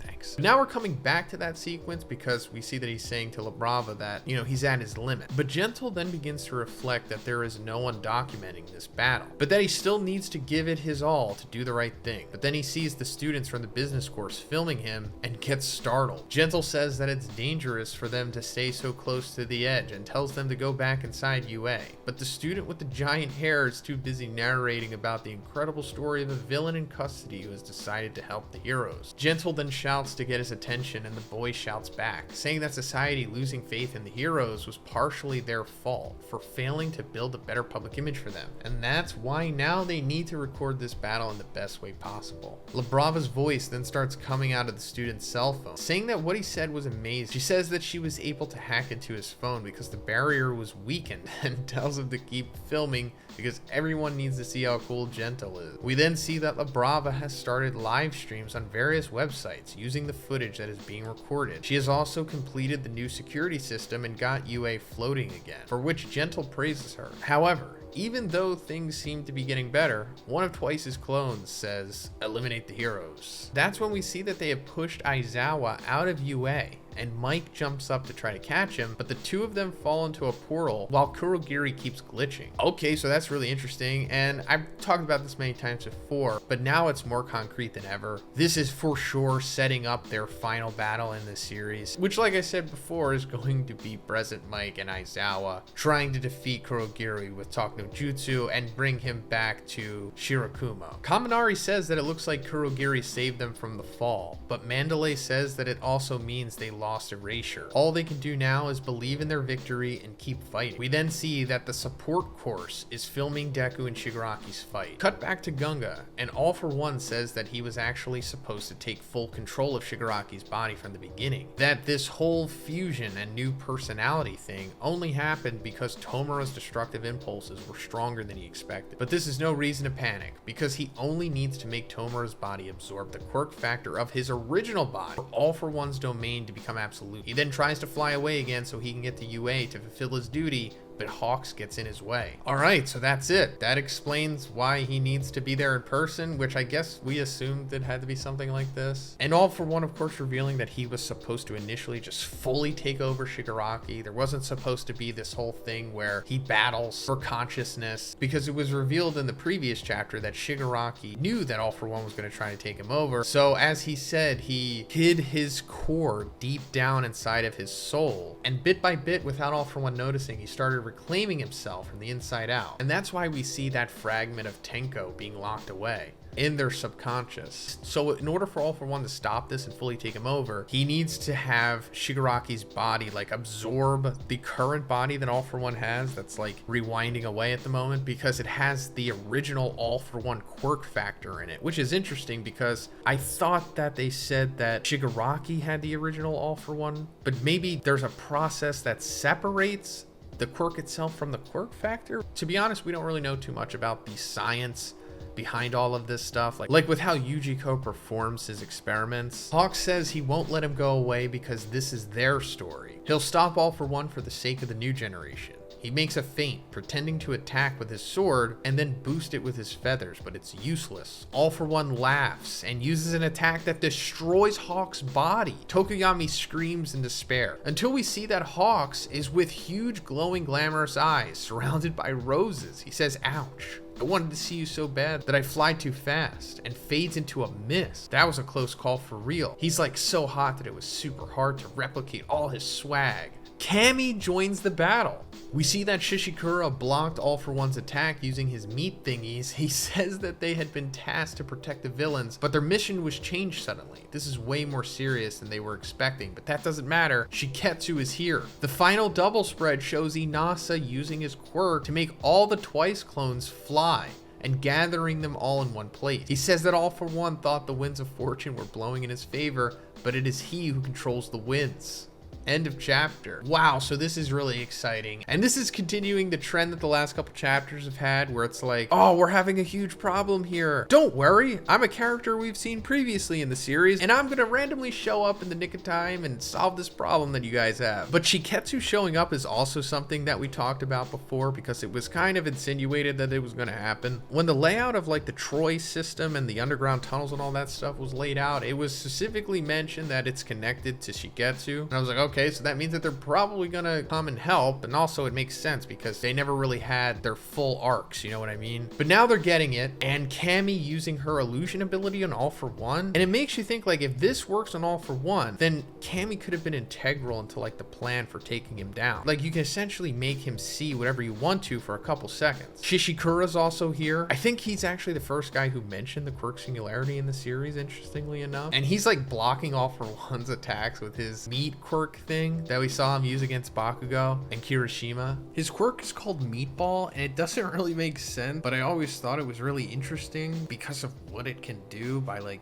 turning you into like this meat potato thing. And I think all it has to do is like really touch you for it to activate. So in theory, he could do this to like All For One, I guess. I doubt we're gonna see him turn All For One into like a meat potato, but in theory, I guess he could. And then of course Inasa's here. He has one of the best quirks in the series with Whirlwind, which is basically just wind or air manipulation. Like, it's too bad that we didn't get to see more of this guy in the series, because he could have been a really awesome rival to the big three of 1A. Like a rival that they could all have in common rather than themselves. But I digress. I'm glad that he's at least showing up here. I think he has so much potential, and I just hope that at least some of it gets to play out here. So we got the 381 spoilers, and this chapter is way more exciting than the last two have been, or at least in my opinion. But before we get into it, let me just quickly go over what had happened in the previous chapter. So All For One revealed that in order for him to completely take over Shigaraki's body, he has to have Shigaraki's body absorb the quirk factor that is currently in All For One's body. That's like rewinding away. And as he goes to fly away to UA to get to where Shigaraki is so that, you know, he can take him over, Hawks tries to stop. Hawks gets in his way, and All For One winds up like blowing his body apart. But it turns out that it was an illusion casted by Kami. Yes, Kami of Shiketsu High. But not only she is there, Shishikura and Inasa as well, using their quirks, helping everybody out in the battle. And that brings us to the beginning of this chapter, where Kami is confused by the fact that All For One has a face now, and Shishikura saying that he will get revenge for his father. His desire was to kill All For One, but he will not give in to hate. He will inherit his father's efforts as a jailer. Other Shiketsu students arrive and start helping the heroes on the ground to deal with the Twice clones.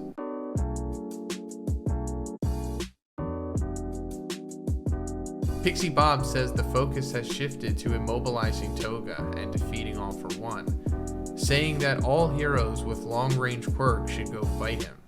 Sukuuchi contacts Hawks and thanks him for sending reinforcements, but Sukuuchi says that the Shiketsu students were already on their way before he even asked. The future of the war is tied to what will happen in Gunga, so they need to stop All For One as soon as possible.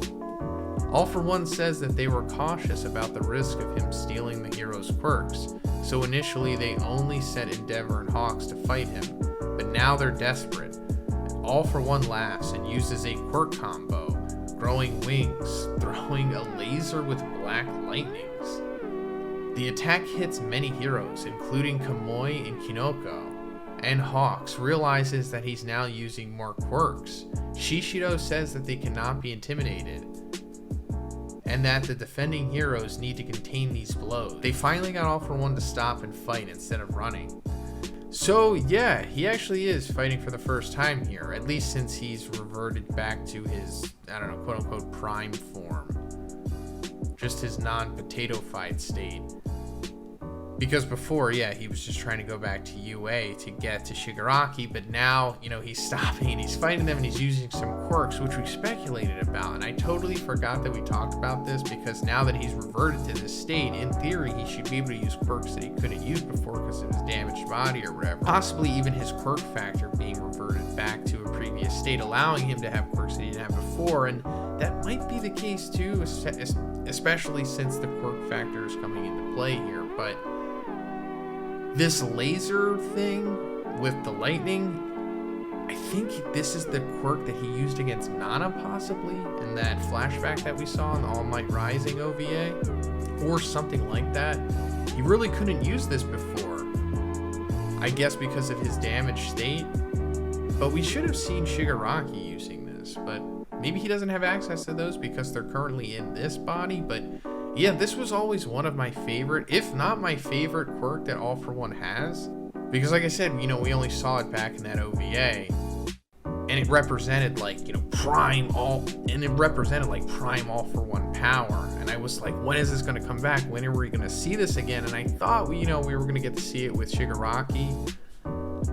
But it turns out we're seeing it now because he's strong enough to be able to use the quirk again. But he's also using wings as well. And I wonder if this is the wings quirk from Bakugo's friend, you know, from chapter 1. Because it turns out that Yujiko turned that kid into the winged Nomu that went after Deku in season 2 during the Stain arc. So maybe this is that. But then again, I'm sure there's, you know, tons of wing quirks out there. But I'm really going to be interested to see the other quirks that All For One decides to use going forward into this arc. All For One asks why they think they have any chance without the only man who can match him. They don't know what he's capable of at his peak. Everyone there was born during All Might's time of peace, so they didn't live through the dark times when everyone feared him. As All For One asks about his Kingdom of Darkness, we see a panel of Banjo standing in front of several fallen buildings.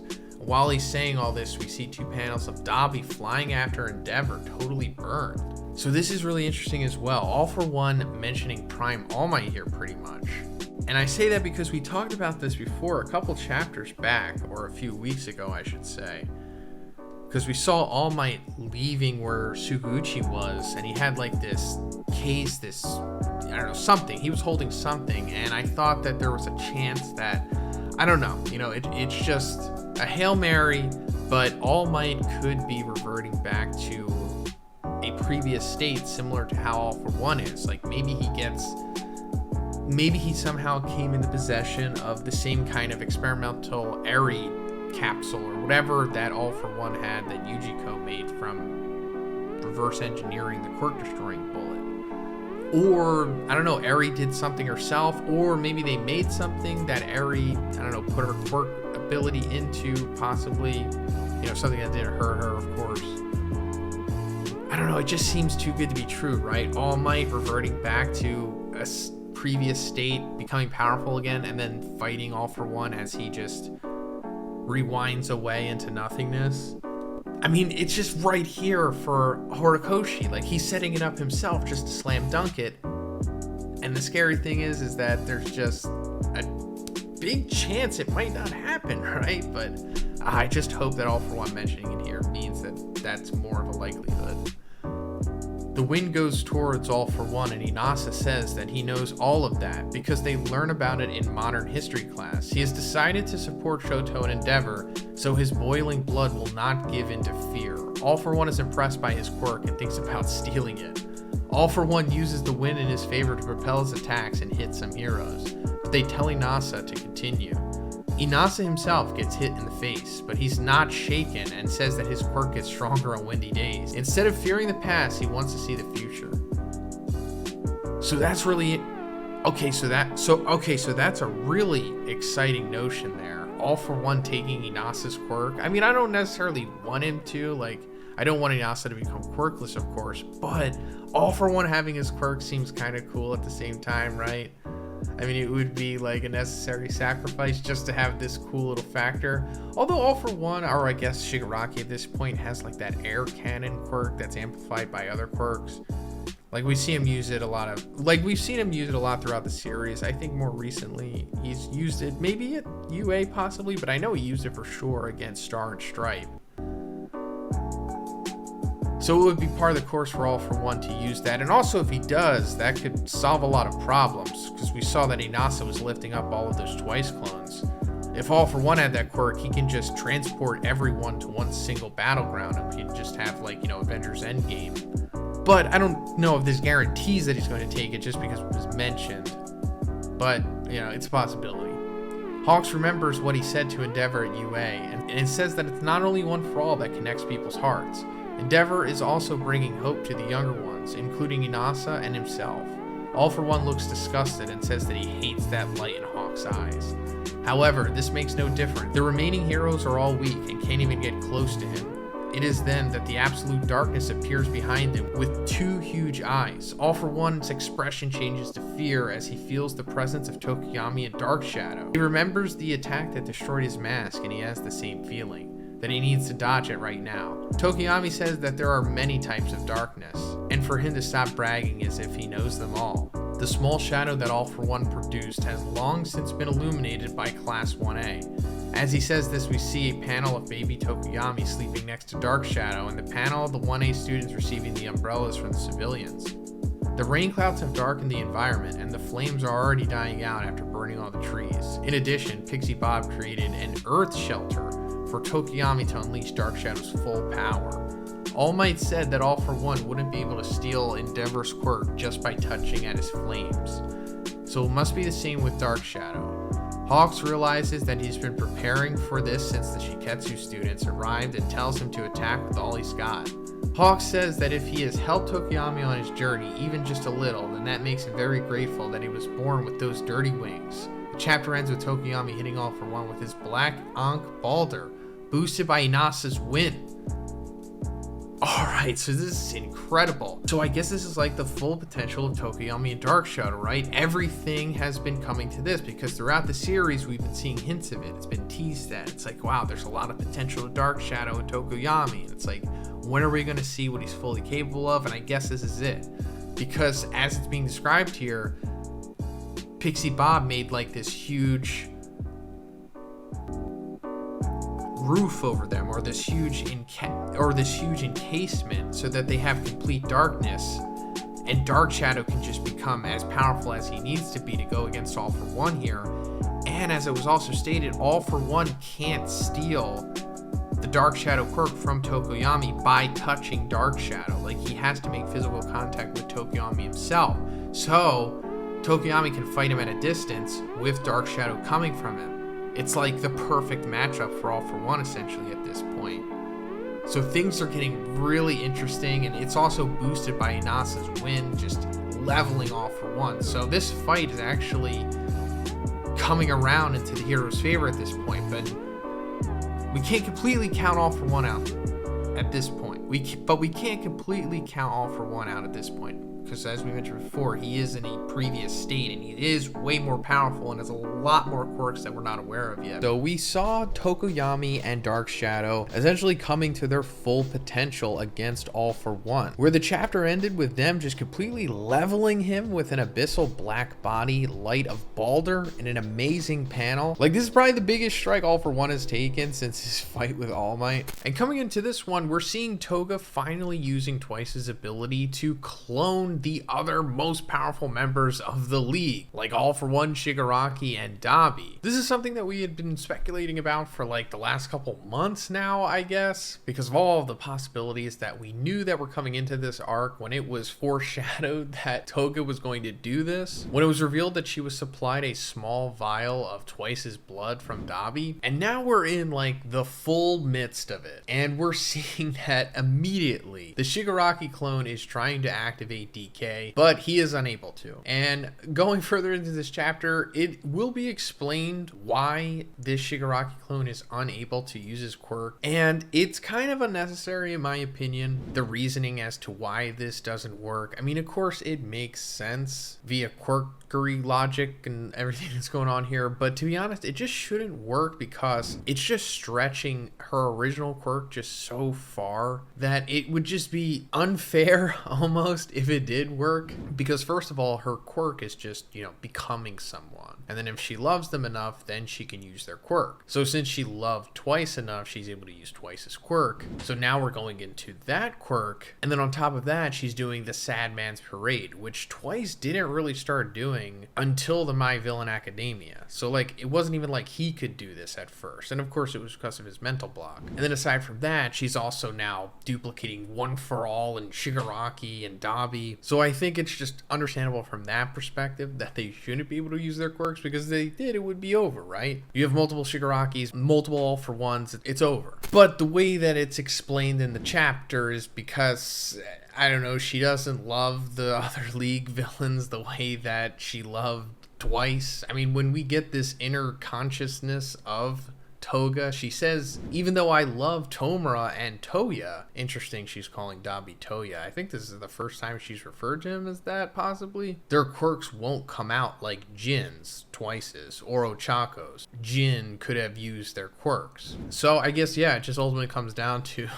she didn't love them as much as she loved Ochako or Twice. But all of that is like broken down between Tsuyu and Ochako in the beginning of the chapter, and I don't know, it just, in my opinion, just seems like a waste of their time. But then we get this huge black double spread of like Toga's cluttered thought, but then it suddenly comes through and we see another double spread of Ochako and Dark Shadow like fighting off the Twice army. And I don't know, this could be symbolic for Ochako waking Toga up, possibly, something like that, because she says, you know, I love seeing people happy and I can't ignore her tears, and that's like been the whole big storyline between them. Ochako wants to save Toga, but Toga either doesn't want to be saved or wants Ochako romantically, or in her own psychotic way of how she describes her love as like becoming someone because of how conflicted she is with her quirk. There's a lot going on here, but it's probably going to ultimately come down to Ochako saving Toga. I think that's likely going to happen. I don't know if she's going to survive, but anyway, we're cutting back to the All For One battle, picking up from the end of the previous chapter with Dark Shadow, Hawks, the Shiketsu students, and Jiro all working together to take him down. And they're also reminding us that he's on a quote-unquote timer. This is referring to the reverse engineered rewind quirk that Yujiko was able to synthesize from the quirk destroying bullets that Shigaraki stole from Overhaul. And he's been rewinding himself back to, I guess, nothingness, because he doesn't have like a stopping mechanism on it. Like, once you activate this black market rewind, that's it. And it doesn't really matter for him because his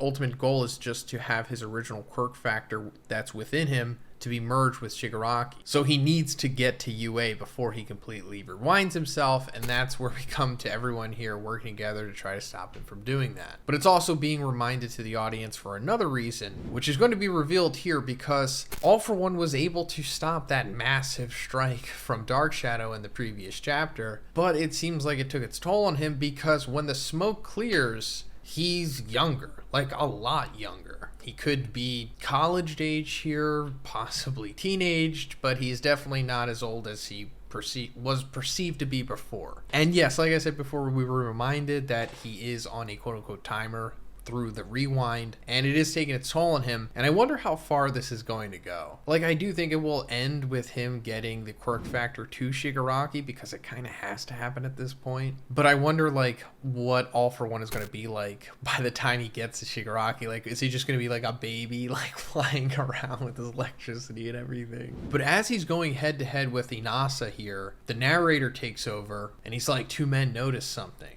The situation was now the best it could be. And then we see Gigantomachia in the distance. And All For One is like, finish the Machia. And, you know, if you're just reading this sequentially, you're like, oh no, it's really over now. But no, just immediately in the following panel, we see that Hawks is communicating with Suguchi, basically confirming that, like, this is good for the heroes and not the other way around. Because Gigantomachia throws, like, I don't even know what he's throwing at him here. It's like a large piece of the ground that has trees on it. He's throwing this huge landmass at All For One. And then on the final page, we see Kirishima and Shinso. And they're like, we won't let him reach Midoriya and the others. So this is a huge twist.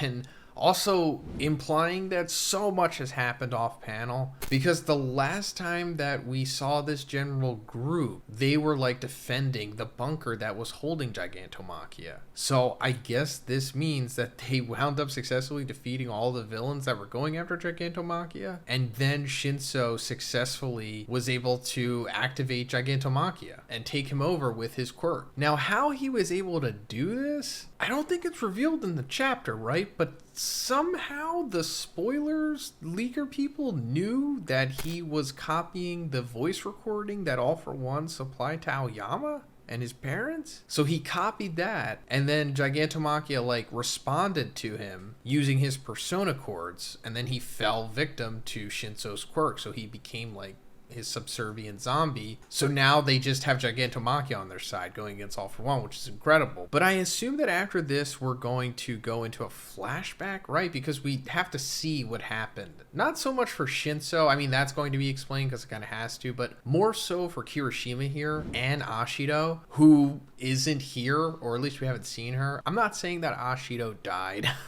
because that just seems unlikely at this point. It is a possibility. But defeating Gigantomachia was supposed to be like Kirishima and Ashido's like big character arcs. So expect to see that very soon, I guess. But all right, so we got the 383 spoilers, and this chapter is very exciting. We're continuing the battle against All For One / the full war against the villains here. But before I can do it, let me just quickly go over what had happened in the previous chapter. So we saw the continued effort of the heroes taking on All For One, who is continuing to rewind, and we saw Dark Shadow achieve like the apex of his power seemingly, or at this point at least, and deliver this massive blow to All For One. But when the smoke cleared, he was younger and unaffected by the strike, but this is of course because he's rewinding. So he's kind of like teenager, young adult area right now. And at the end of that chapter, we saw suddenly Gigantomachia just coming out of nowhere, and it seemed like he was going to help All For One at first, but no, actually turns out that he was under the control of Shinso, as well as being ridden by Kirishima. Let me also point out that we don't know how they got to that point. It kind of just happened.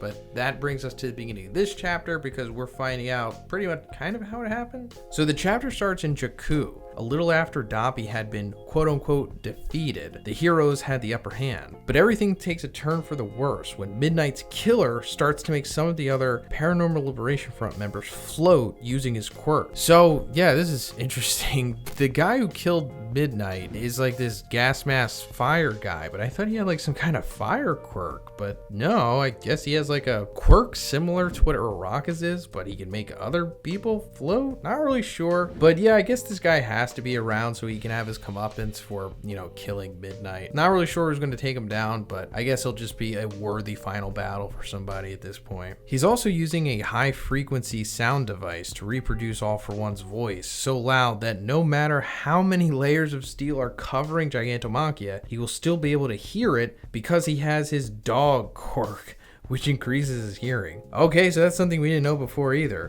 We did know that Gigantomachia had multiple quirks, and sometimes throughout the series they'll like explain to us or mention what they are, but we never heard anything about this dog quirk. But I guess it makes sense for him being able to hear here. And also maybe it plays into him being like so subservient to All For One the way that he is. I mean, I'm sure that has something to do with how Yujiko or All For One himself conditioned Gigantomachia, but I don't know, the dog quirk's pretty interesting. But also though, of course, this is happening before the end of the previous chapter when Gigantomachia was still in that big like bunker place that the heroes were defending from the villains. And this is kind of like the beginning of him breaking out of it because he's hearing that command from the loudspeaker of the guy who killed Midnight. Mount Lady wants to stop it at any cost because she knows that they can't let Gigantomachia wake up. She performs a combo with Yui from Class B, who makes a giant monkey wrench for her to use as a weapon, but it's too late. Gigantomachia awakens. The focus then shifts to Kirishima, thinking to himself that one of the preparations they made was to transport Shinso to Jakku through the portals at the beginning of the war and then escort him to a place a little further away. Now it's time for him to come into play. Kirishima rushes to call him, but this is when we see that the sludge villain from the first chapter is trying to take over Shinso's body. He went to hide as soon as the fight started to wait for Gigantomachia to wake up and ended up fighting Shinso by accident. So yeah, the sludge villain's back once again. We saw like way back, like right before the war was about to start, I guess. I don't really remember the chapter range for this, but I think it was like an All For One narration or something, but somebody was like talking to Spinner and about the potential that he had over like the heteromorphs in the world. And we saw like the heteromorphic villains like conjuring together, and one of them was the sludge villain, like a character who we haven't seen since the first chapter. And I guess the implication there was that like he broke out of Tartarus because, you know, the whole Tartarus prison break, but he was put in there originally, of course, because, you know, the whole thing with Izuku, Bago, and All Might. And that also makes me remember that like the sludge villain was pretty powerful. Like, yeah, All Might destroyed him, of course, but he was, you know, able to like move around a couple hours or maybe even less than that after taking like a Detroit smash to the face, even though it was just the air, but still. Kirishima tries to save Shinso, but he can't do anything against the sludge villain. Gigantomachia shouts, "Where's my master?" while attacking Mount Lady. Midnight's killer laughs and claims Liberation Day has come. All seems lost until maximum output. Acid Man Alma. Ashido shoots a large amount of acid into Gigantomachia's hand and melts his fingers. Mount Lady is surprised that it was strong enough to affect Machia's skin, and Mina starts thinking about how frustrated she felt for not being able to do more in the last war. So yeah, here we go. I guess this is Ashido's character arc coming full circle possibly, or just her character being completed, because this is kind of like her lingering thing. Her hesitation and being unsure of herself, like in the line of duty, essentially. And this works for me. I like the way that it's playing out. I mean, of course, there could be more time dedicated to her. I mean, most characters, and we definitely see at this point that Horikoshi is kind of rushing the ending of the series, but it's better than nothing because it has been building to this. And I think it's understandable that given how Ashido, handled her last encounter with Gigantomachia, it's probably been weighing on her like every single day since then. So as soon as she gets a moment to rectify herself, she's going to do it, and she does it here with her ultimate attack. Ashido shoots a large amount of acid into Gigantomachia's hand and melts his fingers. Mount Lady's surprised that it was strong enough to affect Machia's skin. Mina starts thinking about how frustrated she felt for not being able to do more in the last war. That last attack used the same base idea as Shoto and Bakugo's of concentrating and then release. I will no longer fail to protect what's important to me, Mina says as she directly attacks the sludge villain, saving Shinso and Kirishima. The sludge villain realizes that letting acid mix with his fluids will be bad for his body composition, and he tries to run away. Shinso says wait, and he responds mockingly, but it was a plan to brainwash him. Ashido tells the Paranormal Liberation Front guy that she loved Midnight's classes, but if Shoji never thought of revenge, she won't either. She already knows how it feels to be weak and scared, so what she wants now is to embrace her weakness and to lean on her friends because of it. She tries to talk with the villain by saying that he must also think the same way she does, and he remembers Destro saying that they all are following the same cause. Meanwhile, Gigantomachia is about to attack Mount Lady, but Shinso climbs up to his hand using his capture weapon. Shinso then brainwashes him using All For One's voice, copied from the Tartarus records, and tells him to defeat the villains who are floating in the air. Mina collapses from exhaustion, and Kirishima apologizes for being useless once again, but she says she just paid her debt. Kirishima says that she doesn't have any debt to pay because she's always been his hero. That's when Makia stops after feeding all the Paranormal Liberation Front members, and they announce that the mission was a success, but Mount Lady receives a call telling her about All For One's rewinding. Cut to the present, and Tsukuchi is relieved that the risky bet paid off. Now, Gigantomachia, Dark Shadow, Mount Lady, Inasa, and many other heroes are all attacking All For One, who doesn't seem happy about it. Meanwhile, some helicopters are flying nearby. End of chapter. Oh my god. So yeah, this is super exciting, all congregating into this big ultimate battle here against All For One, but the whole thing about the helicopters flying nearby, guys, if you've been following my channel, you know how I think, then you probably know where my brain is going with this, and I'm hoping this is All Might. That's all I'll say. Alright, so we got chapter 384 spoilers, and before I go into it, let me just quickly go over what had happened in the previous chapter. And also, guys, I'm sorry that I didn't get a chance to review that chapter. I've been in Japan, things have been a little difficult for me, but I really enjoyed that chapter. I thought it was a really strong one, especially, you know, since the chapters we've been getting lately. But basically in that chapter, we saw Ashido, Kirishima, and Shinso, where they were able to successfully overcome the Paranormal Liberation Front and successfully take over Gigantomachia. So that was kind of like the connective tissue to us finding out how they were able to have him attack All For One, because that was the end of the chapter before that one. But now we're finally coming back to it, because that's where this chapter begins, with Makia attacking All For One and Tokoyami realizing that it's because of Shinso's brainwashing. He wonders if an attack from All For One wouldn't nullify his quirk, and Hawks replies that Mount Lady is blocking the attacks aimed at Makia. All For One realizes that this quirk must be the reason why the Aoyama family has managed to deceive him. He then mocks Shinso, saying that brainwashing is a method that only villains should use, and attacks Makia with a shockwave to bring him back to senses. Makia then starts to speak. He says that he knows that's All For One because of his smell, and asks why he's abandoned him in Jakku. Hawks is confused and wonders if Shinso is making him talk, just like he did with Aoyama's parents. But how could he do it so fast after the attack? We then see a flashback to the moment when All For One left Makia in the mountains, saying that his successor would come for him, and that he's very sad to say goodbye. Makia says that he has been waiting all this time, but now he realizes that he was abandoned by his master. We then see that Kirishima protected Shinso from All For One's big attack. Shinso says that this is the second time someone has resisted brainwashing, first time being Midoriya. He says that because even while being controlled, Makia kept talking about his anger at being betrayed. So what Shinso did was just buy a little time so that Makia's own personal anger could grow by itself. In the past, many have said that he acts in the same way as the villains, but his quirk can't change what's inside people's hearts. Hawk says that it's only natural for someone to rebel against their master if they've gone through so much suffering, and we see Makia, Mount Lady, and Dark Shadow go for another attack. The POV changes to helicopters. Okay, so that's quite the twist. I did not expect that at all. I for sure thought Makia was going to be ride or die for All For One this entire time, because he was kind of set up that way, you know, kind of like beyond repair, you know, the guard dog that he's kind of become. And I don't know, I'm not necessarily mad at this kind of, I don't know, pseudo face turn, I guess you could say. I do like that Shinso took him over and was controlling him and attacking him, but now that Makia is seemingly just upset at All For One, just, I don't know, kind of out of nowhere. I mean, yeah, he did do him dirty, but Gigantomachia is like so brain controlled by whatever experiments that Yujiko did to him, because he's essentially like the first Nomu.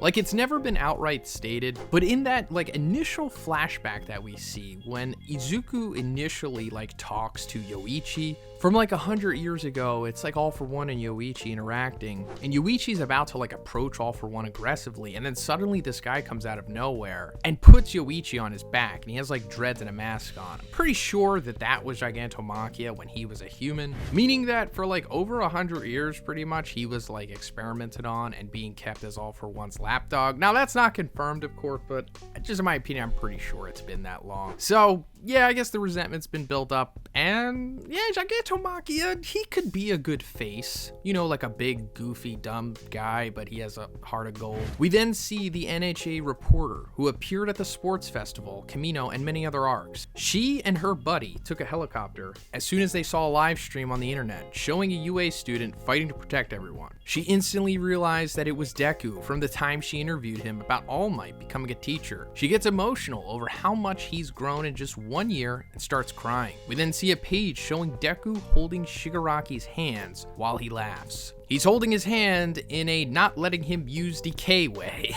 And we see that she is not the only one, because the journalist who blamed Endeavor during the press conference is in the other helicopter. She says it's more of a personal goal than professional journalism. She wants to see what the heroes who kept fighting will do. They kept fighting, even after Japan was abandoned by the other countries. She wants to be there to see the results of these efforts. Whether they win or lose, we then see that the views on Gentle's live keep growing, going from 7,000 to over 20,000. You'd think it'd be a lot more than that, you know, since this is like the end of the world, or the battle for the end of the world. I mean, not like the apocalypse, but you know, if All For One wins, he's going to become the Dark Ruler, so you'd think it'd be like in the millions. The chapter ends with the reporter saying that she wants the world to know it's not over yet. While we get to see so many familiar characters watching the fight, including Roddy's siblings, Melissa, Mahoro, Katsuma, Agpar, Death Arms, and the US president, and some international heroes. So that's pretty wild. Horikoshi just at the very end of the series shoehorning in all of these pseudo-canon characters from the movies, you know, because over the years, you know, big contentious part of the hardcore fandom is if the movies are fully canon or if they're not canon. And trust me guys, I know Horikoshi has talked about this in interviews. I've made many videos about it, but I don't really think personally that they're like 100% canon, but they are kind of, especially now that we're finally seeing these characters in the series. I mean, we did see Horikoshi kind of retcon the little girls who All Might saves in the beginning of the first movie, like when he's young in America, that she grew up to become Star and Stripe. So that was kind of like, I don't know, the second instance of that. And then of course there was the iconic instance of back around the Villain Academia time when we saw 9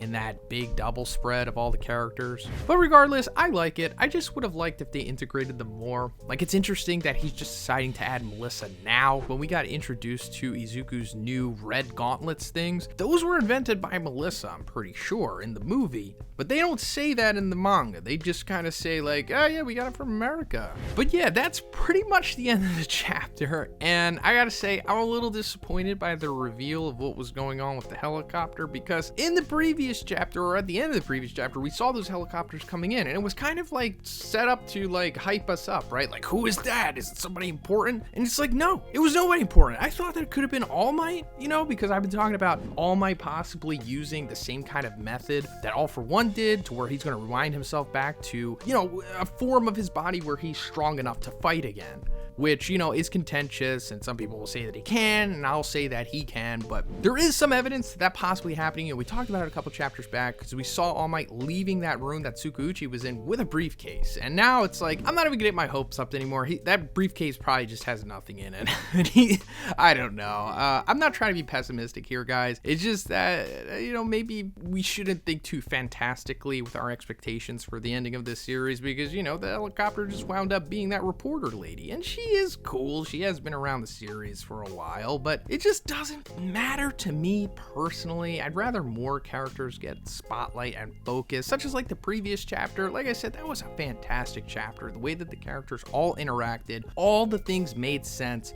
Them working together, taking down Machia, or taking him up, if you will, in a synergistic fashion. big fan of that stuff, but it's just, you know, too little too late at this point, and I just wish that momentum could have kept going. But that's neither here nor there. I still am optimistic for the rest of this series, and I will continue covering it, so subscribe. So this chapter starts off with us seeing the continued onslaught by the heroes with the assistance of Gigantomachia on All for One. And they're just wrecking him, like all of them at the peak of their power, going all in, smashing him with named attacks and whatnot. And this seemingly would have finished the job. Like, All for One was essentially like killed by this because he has a super regeneration quirk, of course, just like Shigaraki had and the Nomus before him, so he can come back from this. But this causes All for One to get the most angry we've ever seen him in the series. As he's saying this, he launches off this, which he says is an incredible beam of light, and it just destroys Gigantomachia. I don't know if it's like completely going through him, but it's at least slashing through his torso big time, essentially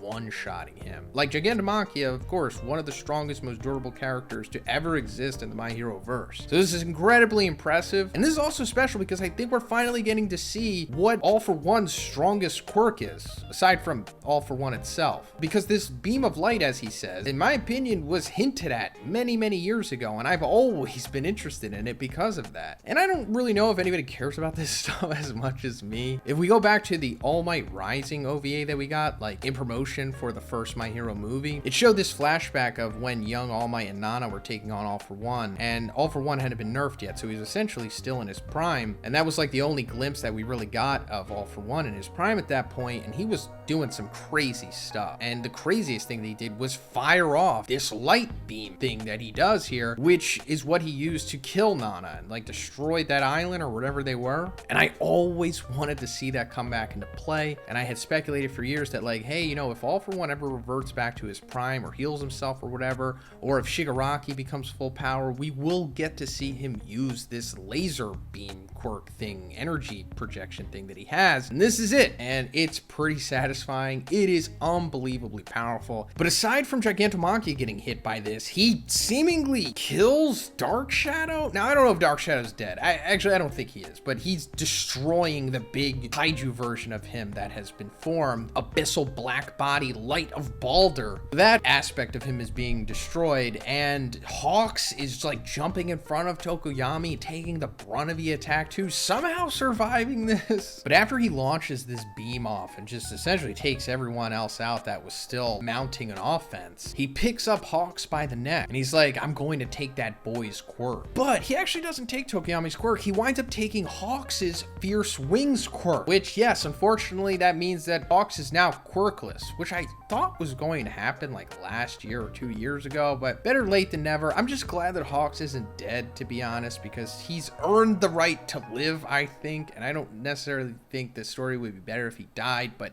I think a fitting ending for him would be losing. Has it, it's still not like perfect, I guess, because of how damaged Hawk's quirk factor, you know, All for One says it's in a pitiful state. So I guess when All for One absorbs a quirk factor, he takes it as is, damaged and all, as we see his wings are damaged too. And I don't know if All for One can like combine this with another quirk and heal it, because it doesn't seem like super regeneration is able to heal pre-existing injuries. But anyway, Hawk says something interesting after this, and he's like, even though your body is rewinding, the amount of quirks you have remain unaffected. What a drag. So that is true. You think he wouldn't have access to as many quirks before since he is rewinding. So that would imply that he got all of these quirks when he was that young, which I guess is possible, but it could mean something else. It could mean that his body is being rewound, but it doesn't affect the quirk factor for some reason, which could possibly give us hope for the whole theory of All Might coming back to this battle using Eri's rewind vial or whatever they've synthesized on himself, similar to what All for One is, and then All Might rewinds, but he keeps his quirk factor and All for One and is able to use it more, possibly. I don't know. I'm really high on the hopium with that stuff. You know me, I love All Might. But again, don't get your hopes up. I'll get my hopes up, and when we're disappointed, I'll just absorb the community's disappointment into myself. But then we get Mineta comes out of nowhere, like clawing on the ground. I guess he was affected by the big blast radius as well. And he's like, don't take Tokoyami's quirk, take my quirk instead. And he's trying to be comedic about it, of course, but All For One reacts as he should. He just looks at him and he's like, a freaking weakling, I can't waste another second. And then he flies away. So Mineta was successful in saving Tokoyami from All For One, despite it being extra pathetic, but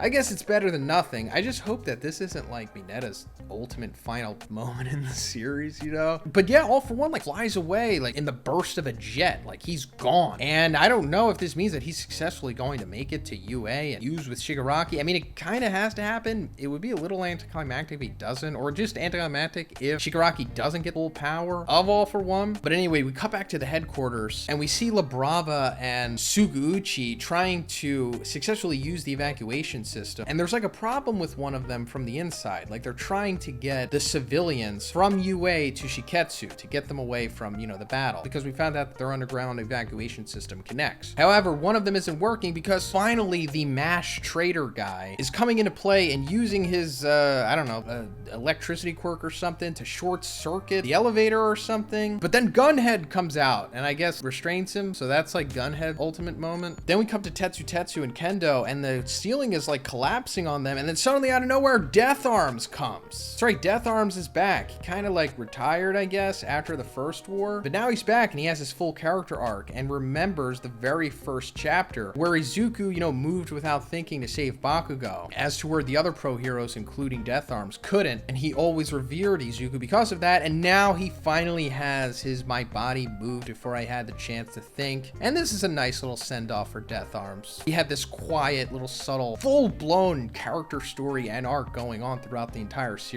But then we come to the end of the chapter where we see Ida carrying Shoto. And he's like, it's not over yet. And he looks up and we see Stain. Oh, I'm so excited, guys. So happy to have Stain back. I feel like he should have been in the series much more than this, but better late than never. And I don't think he's going to be an adversary to the heroes here. I think he is going to help them take down All For One. He's not going to be a hero. He never will be, but he will be anti-hero for sure. Like the best anti-hero in the series. And I just really hope that we have the coming to light moment where he faces off against Toga and Dabi. Like we've been waiting for this for like 8 years. Please let these characters meet each other and talk. It's like so important for everyone, including the audience. So in this chapter, we see All For One continuing to make his way to UA. In the previous chapter, he took Hawks' quirk and I guess he's using it here. I'm not really sure, because when he took Hawks' quirk, it was noted that it was a damaged quirk factor, you know, considering that he has the little flappies left, and even All For One grew his own little flappy. But then the way that he takes off is more like a jet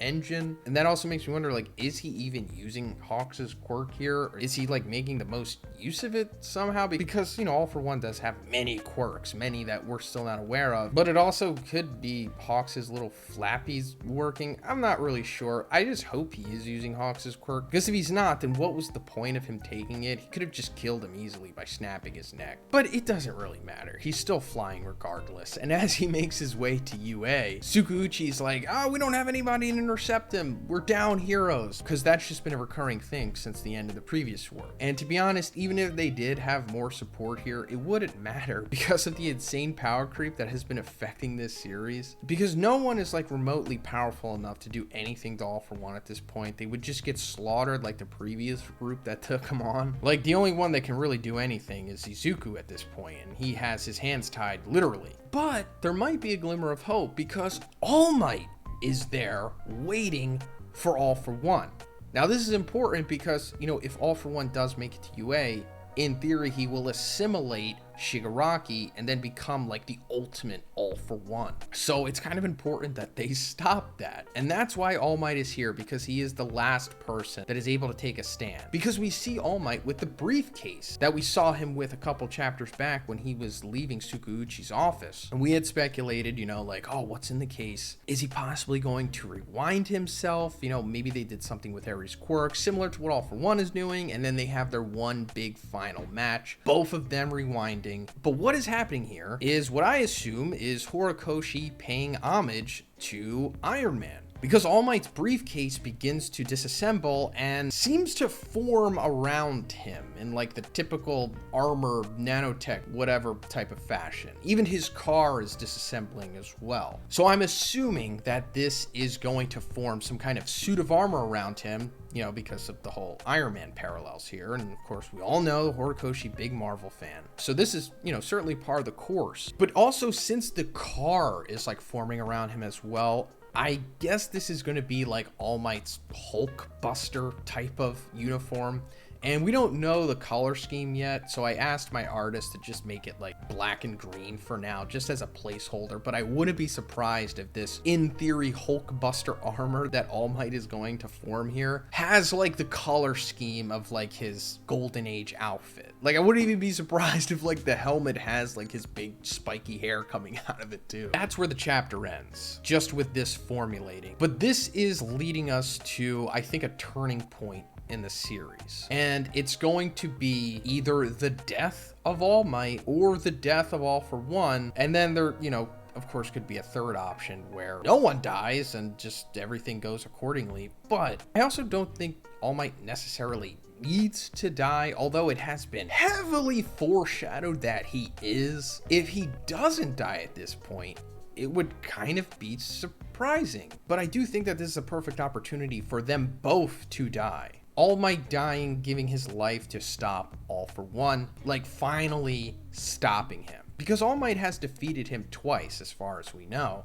but he never, like, killed him, because, you know, he's All Might. He can't kill people. But I think All for One's ultimate fate here is being killed / simulated by Shigaraki. Like, that's going to be the twist. Like, you think All for One is going to assimilate Shigaraki, but it's going to be Shigaraki that assimilates him. And then Shigaraki finally becomes the ultimate big bad. So him dying, along with All Might, would be like the final passing of the torch. Like, that was the culmination of the old ultimate good versus evil battle. And now we're transitioning to the current / I guess final one, which will be Izuku versus Shigaraki, which is going to culminate over 100 years of one for all versus All for One. But aside from that, like, how powerful could All Might realistically be here with this possible Hulk Buster armor? And I guess he's going to be as strong as Horikoshi needs him to be.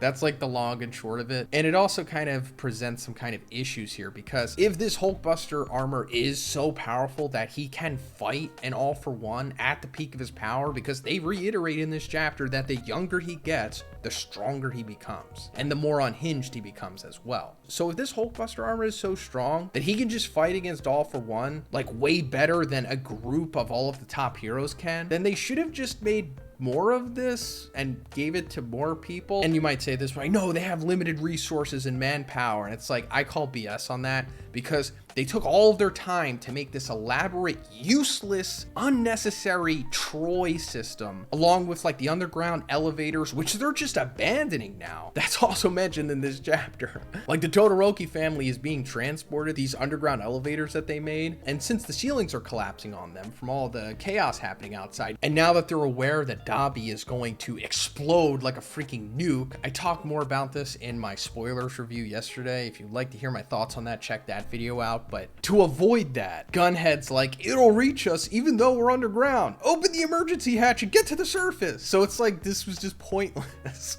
And I understand the Todoroki family is going to the surface so that they can have like a moment to interact with Dabi, which I'm on board with. It's very needed. But you could have just used all of that manpower and resources to make an army of these Hulkbusters, if it is Hulkbusters. But then again, I'm kind of getting ahead of myself, because we don't know what this is forming. Regardless of what it is forming, the manpower could have just been put into this stuff. But, you know, we'll see what happens. I'm staying optimistic. All right, so in this one, we're cutting away from All Might facing off against All for One with his possible armor or whatever was going on with that. And we're going to a prison where we're seeing Getten and Mr. Compress, two characters who I think we haven't seen since the end of the previous war. Like, this is where they've been the whole time. And Getten is just dropping bombs in this exposition dump here, where he's revealing that he is a part of the Himura family. And the Himura family is the family that Shoto's mother, Rei, comes from. That's her maiden name. So yeah, this means that like Getten is Dabi and Shoto's like distant cousin, I guess. But this just leads to Getten mainly giving us this exposition here where generation after generation, quirks grow in strength and flexibility. They intensify as different factors mix together. We all knew this for many years now. This goes into the quirk singularity and whatnot. But then he says, it wouldn't be surprising if someone had latent abilities that they weren't aware of. When people set their hearts aside and pursue that power, I wonder what kind of future will bring. And it's like, oh, coincidentally, Getten, you're talking about Dabi in this chapter because that's what happens, but we'll get to it. And also, considering that we're seeing Compress and Getten here, I guess they're gonna break out of this prison eventually. I mean, I'm not sure how much Compress could do because he lost like his arm, I think his leg, and like a piece of his torso in the end of the previous war. So I guess that was like it for him unless he does break out, but I would like to see him come back because his quirk is extremely useful. But we're cutting back to Endeavor taking on Dabi, and he's finding out that Dabi is going to explode. We found out that Dabi was like compressing his energy and flames into his core and is eventually going to become like literally a nuke. And also Dabi is just fully unhinged. He has gone completely into insanity at this point, like reverting back to being a child, saying like, Dad, look at me. And we see the parallels between Toya first discovering that he could do the flash fire fist to coming back to now,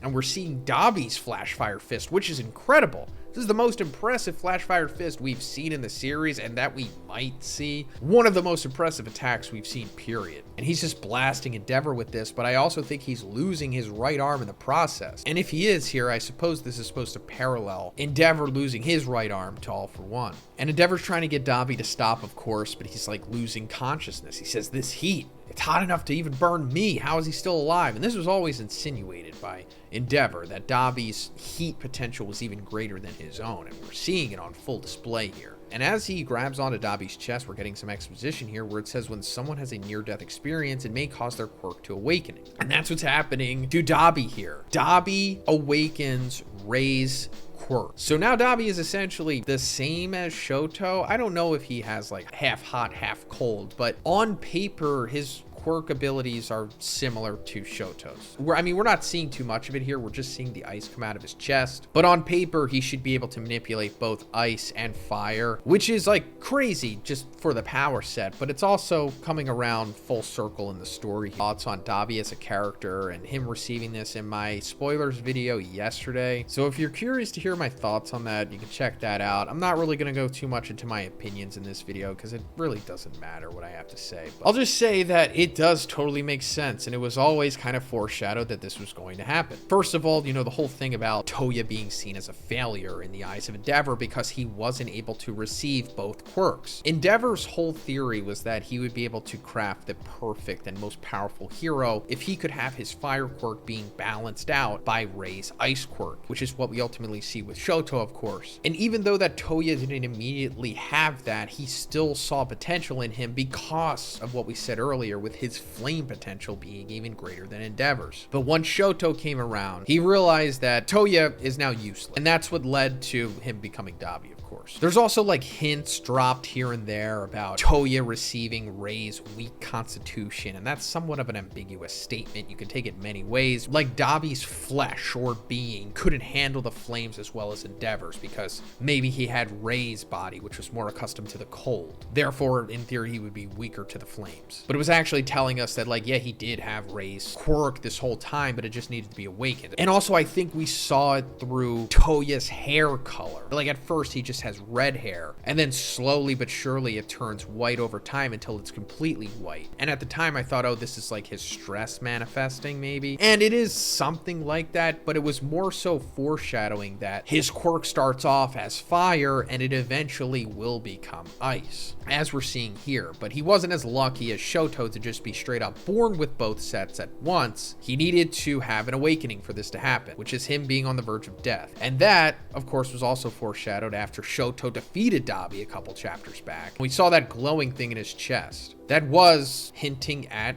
Rei's quirk, because that's exactly where it comes from in this chapter. And Endeavor has an interesting reaction to this. He has like his life with his family flash before his eyes in this sequence of panels. And he says, all of this is my responsibility. I thought I had to bear this burden and to stay alive to make amends for what I've done, but you've been looking at me all these years and I turned my eyes away from you. And I have amends to make to you too. And he's like, I won't let you die alone, but I won't let you drag anyone else into this either. And we see Endeavor grab Dobby and take him into the sky in an attempt to have them explode up there, mitigating any casualties. And at first I thought this was a perfect ending for both of them. But no, this is not how it is going to end. Because at the very end of the chapter, Rey is there. And I don't know how she's like meeting them in the air here. I mean, it doesn't look like they're too far off the ground at this point, but I guess Rey could just make ice pillars or whatever, ice elevator, similar to what Shoto can do to get her up there. But we're seeing Rey, I think, using her quirk for the first time, and it should technically be just what Shoto can do with his ice half.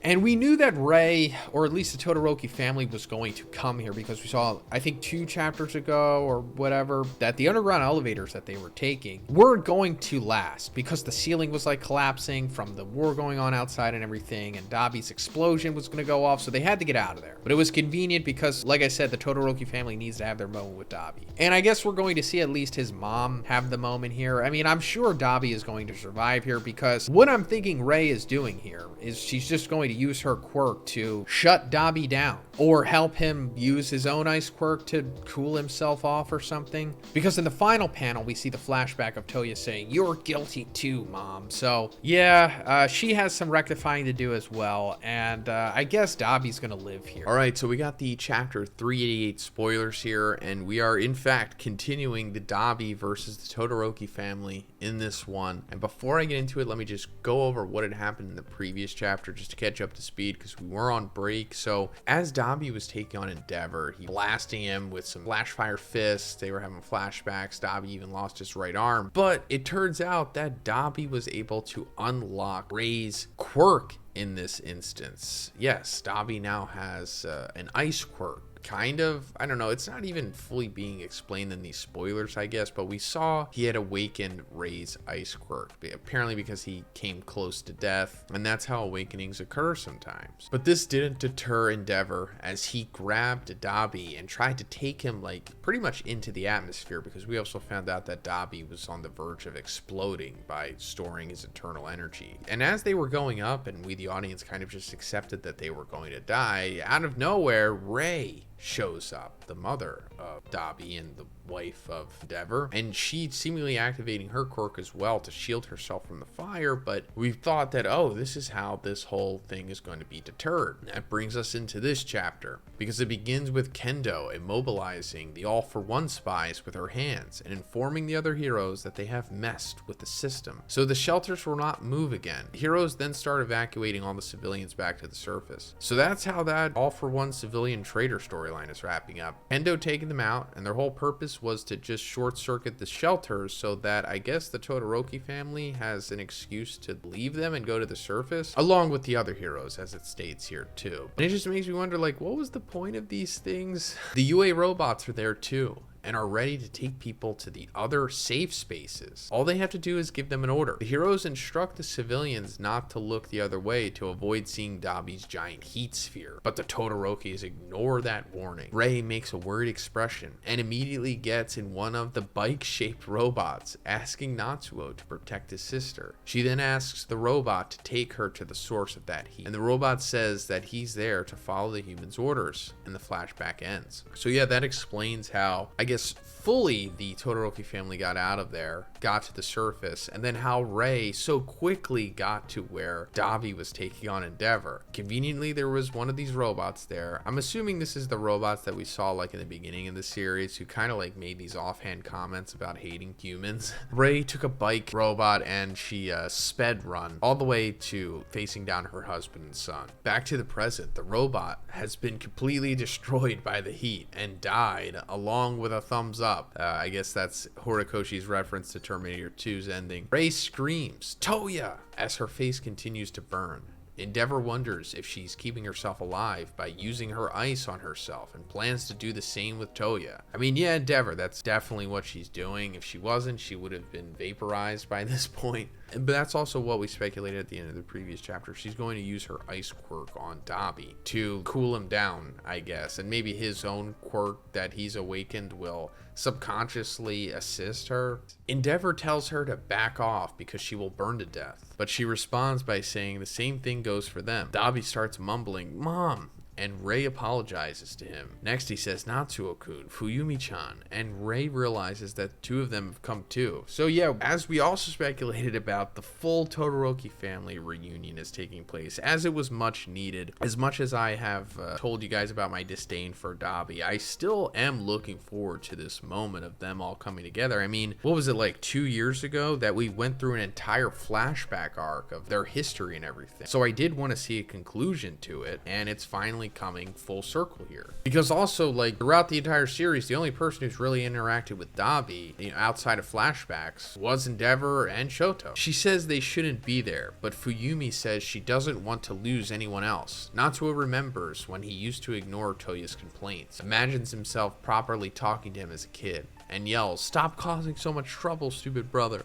Endeavor thinks to himself that if he uses more fire to propel them upwards, Toya's body will reach its limit. He asks, "Please, don't take them too." And we see a vision of all of them in a what-if future with a grown-up Toya wearing Dobby's jacket. End of chapter. So yeah, if you're wondering like, whoa, wait, it's already the end of the chapter? Well, apparently it's a very short chapter this week, being only 11 pages long. But it's understandable considering the fact that Horikoshi and the rest of the Jump mangakas had to submit 2 chapters at once before Golden Week. But there's also no break next week, so that's nice. But I do wish Horikoshi would just take a couple months off because, we all know how these mangakas are overworked, and Horikoshi has been taking a lot of sudden breaks the last couple months. It's not a good sign. But yeah, this is where it's ultimately coming, and I think this might boil down to the Todoroki family all using their ice quirks to cool Dobby and Endeavor down and stop him from exploding. Because I'm pretty sure Fuyumi and Natsuo probably have like ice quirks, right? I don't know if that's confirmed, but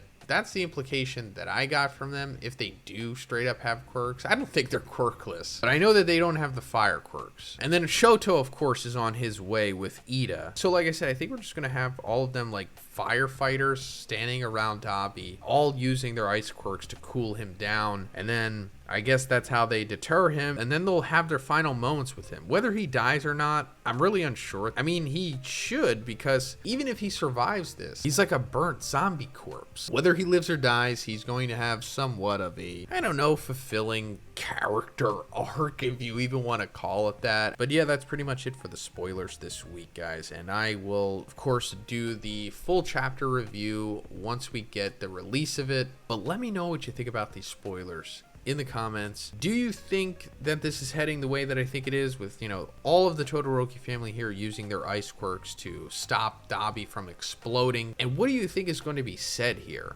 Alright, so we got the 389 spoilers, and this chapter is called Relief and Prayers, and I'm absolutely going to have to go into what was going on in the previous chapter because I wasn't able to review that one. I was hoping that this chapter was going to be a little longer and went into more stuff, but surprisingly it's not. Like, the previous chapter was 11 pages, and this one is as well. So anyway, we saw that the Todoroki family had come to the surface after the elevator stuff wasn't working anymore, which of course was very convenient for the plot. But we saw that they immediately noticed that Dobby was, creating his big sphere of fire from a distance. And we found out that Rei, his mother, was able to get a ride on one of these transport robot things. And it took her immediately to where Endeavor was fighting Dobby. And when she got there, she was like activating her ice quirk because, we know that she is like the originator of this ice quirk, which I think they call Frost in the anime, but I don't know if that's ever been officially confirmed in the manga. Maybe they also say it in the Ultra Analysis book, but I think it's only the anime where they say that. But we've never actually really seen her use it before, and she's using it here to defend herself from Endeavor and Dobby's flames, more so Dobby's, but also trying to use them to cool Dobby down and extinguish him. And she's also somehow able to survive this long enough, although she is taking a lot of serious burns here, which I assume as she survives this sequence, she will keep for like the end afterwards, which I guess could be symbolic to Shoto and the other family members getting named here, you know, with Dabi and Endeavor, if Dabi survives, but that's a story for another time. But also Fuyumi and Natsuo show up at the same time, and they're using, I guess, their ice quirks as well. I mean, I guess they have to, because they don't have their fire quirks. They do have ice quirks, which they inherited from their mother. They didn't get the fire from Endeavor, because they have to use it here to survive, just the way that Rei is as well. And while this is happening, Dabi is very aware that they are there as well. Dabi, while he is unhinged and psychopathic and, you know, on his death mission at this point, he only really wanted to take down Endeavor and Shoto. He definitely didn't want to kill Rei, Natsuo, and Fuyumi, because when he sees them, he's, you know, calling out their names. So this is I don't know, the beginning of Dabi's redemption. I don't really know how you can redeem him at this point. I mean, I'm sure there's a lot of fans in the comments for Dabi, and that's fine. But I just mean, aside from him just being a character, I mean, what he literally is at this point. He's like barely human. He like doesn't even have skin. He looks like a Titan from Attack on Titan. But we see Fuyumi and Natsuo, like, you know, trying to not only calm him down with their quirks, but also their words. And the chapter ended with Dabi like laughing at Endeavor, which is, you know, similar to the flashback that we saw of Toya laughing, you know, manically kind of. And we see this vision of an alternate reality, I suppose, where I guess Dabi grew up and he didn't become Dabi and he stayed Toya. And we see what Toya would have looked like, you know, if he wasn't Dabi. And we see the rest of the family around him too, without Shoto. And it's kind of like Endeavor finally acknowledging him as worthy, or actually his son, because all that he really saw as Toya before was just kind of like a failed experiment, which of course led to all of this. But that brings us to this chapter that begins with an explosion happening, and the cops in the HQ saying that the speed of the temperature's increase has slowed down, but this does not mean that they have managed to stop the explosion because the temperature itself has not gone down. So I assume this is in reference to what the Todoroki family is doing here, all, you know, acting as interim firefighters with their ice quirks, but the temperature itself has not gone down, as they're saying here. So there's still that ticking clock of Dabi going off like a nuke, which is like, you know, the whole thing here, which is why Endeavor was trying to take him into the sky to, you know, do what Iron Man did at the end of the first Avengers movie, I suppose, except not sending him into an interdimensional space portal, but more so, you know, going down with the ship, which I was totally on board with, but it doesn't seem like Horikoshi wants to do that, and that's fine. We see Rei, Fuyumi, and Natsuo using their ice to protect themselves, and then it cuts to Dabi's POV. He's looking at Endeavor and thinking, everyone is looking at me. Oh, so that's how it feels. If it was such an easy thing to do, then why didn't it happen sooner? This is, of course, another callback to Toya in his youth. As he became more and more manic, he just wanted Endeavor to look at him. And he kept saying it, you know, out loud, you know, look at me. Because Endeavor, like we talked about, didn't see Toya as like a son or even so much as a person anymore at that point. He was more so just interested in Shoto. But now, you know, in an ironic twist, everyone is looking at him, but for the wrong reasons. Meanwhile, Tiger is telling all the heroes to evacuate, and we see that Uraraka is still fighting Toga in her twice form. Tetsu holds Kendo's hand to make her run faster, and the Mazagaki kids are in UA robots, watching the explosions on a tablet. So the Mazagaki kids, I assume, are those kindergarten kids or first grade. I don't know what grade they were in, but the kids from that part of the story where Shoto and Inasa had to make up the test because they had failed the provisional license exam. The kids that were kind of hinted at it being like the next generation of UA heroes or just UA students. But also we see that Uraraka is still fighting Toga, and I assume that this is going to be the next thing that the story focuses on, maybe, because that still needs to be wrapped up. And it's probably going to be happening at a similar pace to this, I suppose. And then Tetsu holding Kendo's hand, I assume that these two are going to wind up together at the end. It was kind of set up that they're like a thing, or they're going to be a thing, which is fine. The reporter who appeared a few chapters ago was flying over the area in her helicopter and filming everything, while remembering Endeavor telling them to watch him. In one of the evacuation camps, the can't you see it boy watches everything while praying. So the can't you see it boy, I'm pretty sure this is in reference to when Endeavor was taking on the Haya Nomu. And, you know, Endeavor still hadn't been redeemed yet. Not with the audience, but the people in the world, I don't know, they were kind of lukewarm on him. The whole Dabi scandal hadn't been revealed yet, but he was kind of just taking over for All Might because, you know, All Might had retired. retired, and Endeavor, being the number 2 hero, was bumped up to number 1. So that was like his big proving moment, and this kid was like one of the main pillars in that. Cut to a cafe in the Philippines to show a woman also starting to pray. One of the Masagaki kids says, "It's okay, we still have 5 PP, man." And then it cuts to Shoto and Ida flying through the sky at an insane speed as Shoto activates his phosphor move. End of chapter. So yeah, 5 PP man is what they called him in those stretch of chapters / episodes. Shoto, because he has those little dangling utility things hanging from his belt. But yeah, the chapter is ending with something we were hoping that was going to happen sooner, but you know, better late than never. Shoto and Ida are finally showing up here. Ida was able to muster up the last bit of his energy and was able to blast them all the way to where they are currently. They were like going off of buildings and stuff. This happened a couple chapters back where Stain also was witnessing this and finally acknowledged Ida and Shoto as true heroes, I suppose. But this was a, you know, necessary device to get Shoto to this area right here so that he can be the final, I suppose, firefighter to stop Dabi. And we knew that this was going to happen more or less. I mean, it was perfectly set up, so why not? But Shoto using his phosphor move again, which we saw him use in his first fight against Dabi, which was happening at the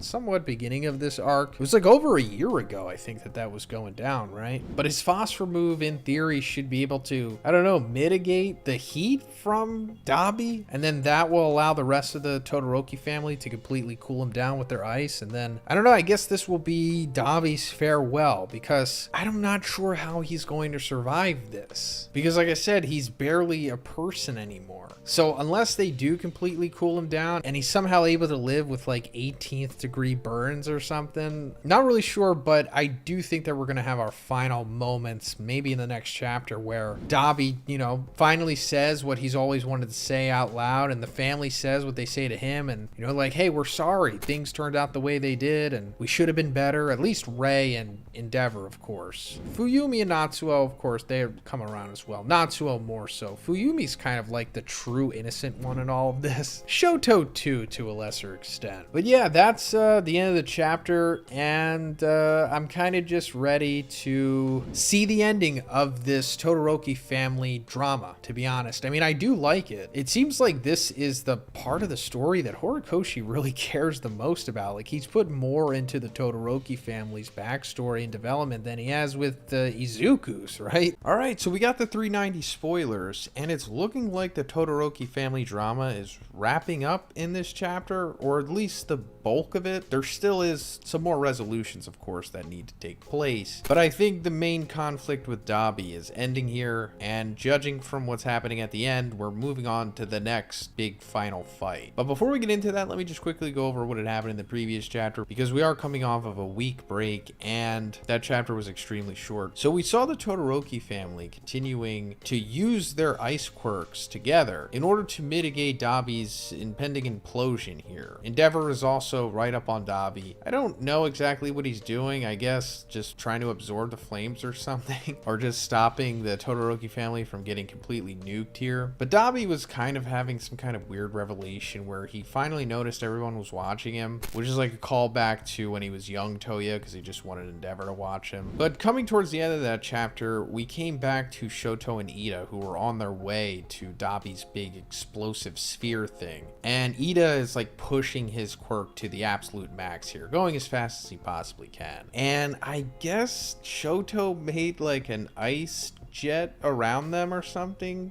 I suppose, to make them more aerodynamic, but also adding like a ton to them in weight. And Shoto's also like using phosphor at the end of this chapter, I guess, to further propel themselves. But that's where it ended. And this chapter begins with Ida's legs reaching their limit and him telling Shoto that he can only take him so far. He thanks him and propels himself using phosphor. The cops are shocked because he has reached transonic speed. So apparently transonic speed is greater than 250 miles per hour, but less than 760 miles per hour. So yeah, he's going pretty fast, but I don't know, I thought he would have been going faster than that. But still, you know, ultra impressive. So I guess Shoto was using phosphor and he's just continuing to use it to get him to the destination, because Ida can't keep up anymore. And I really hope that this isn't Ida's like end game. I mean, there is going to be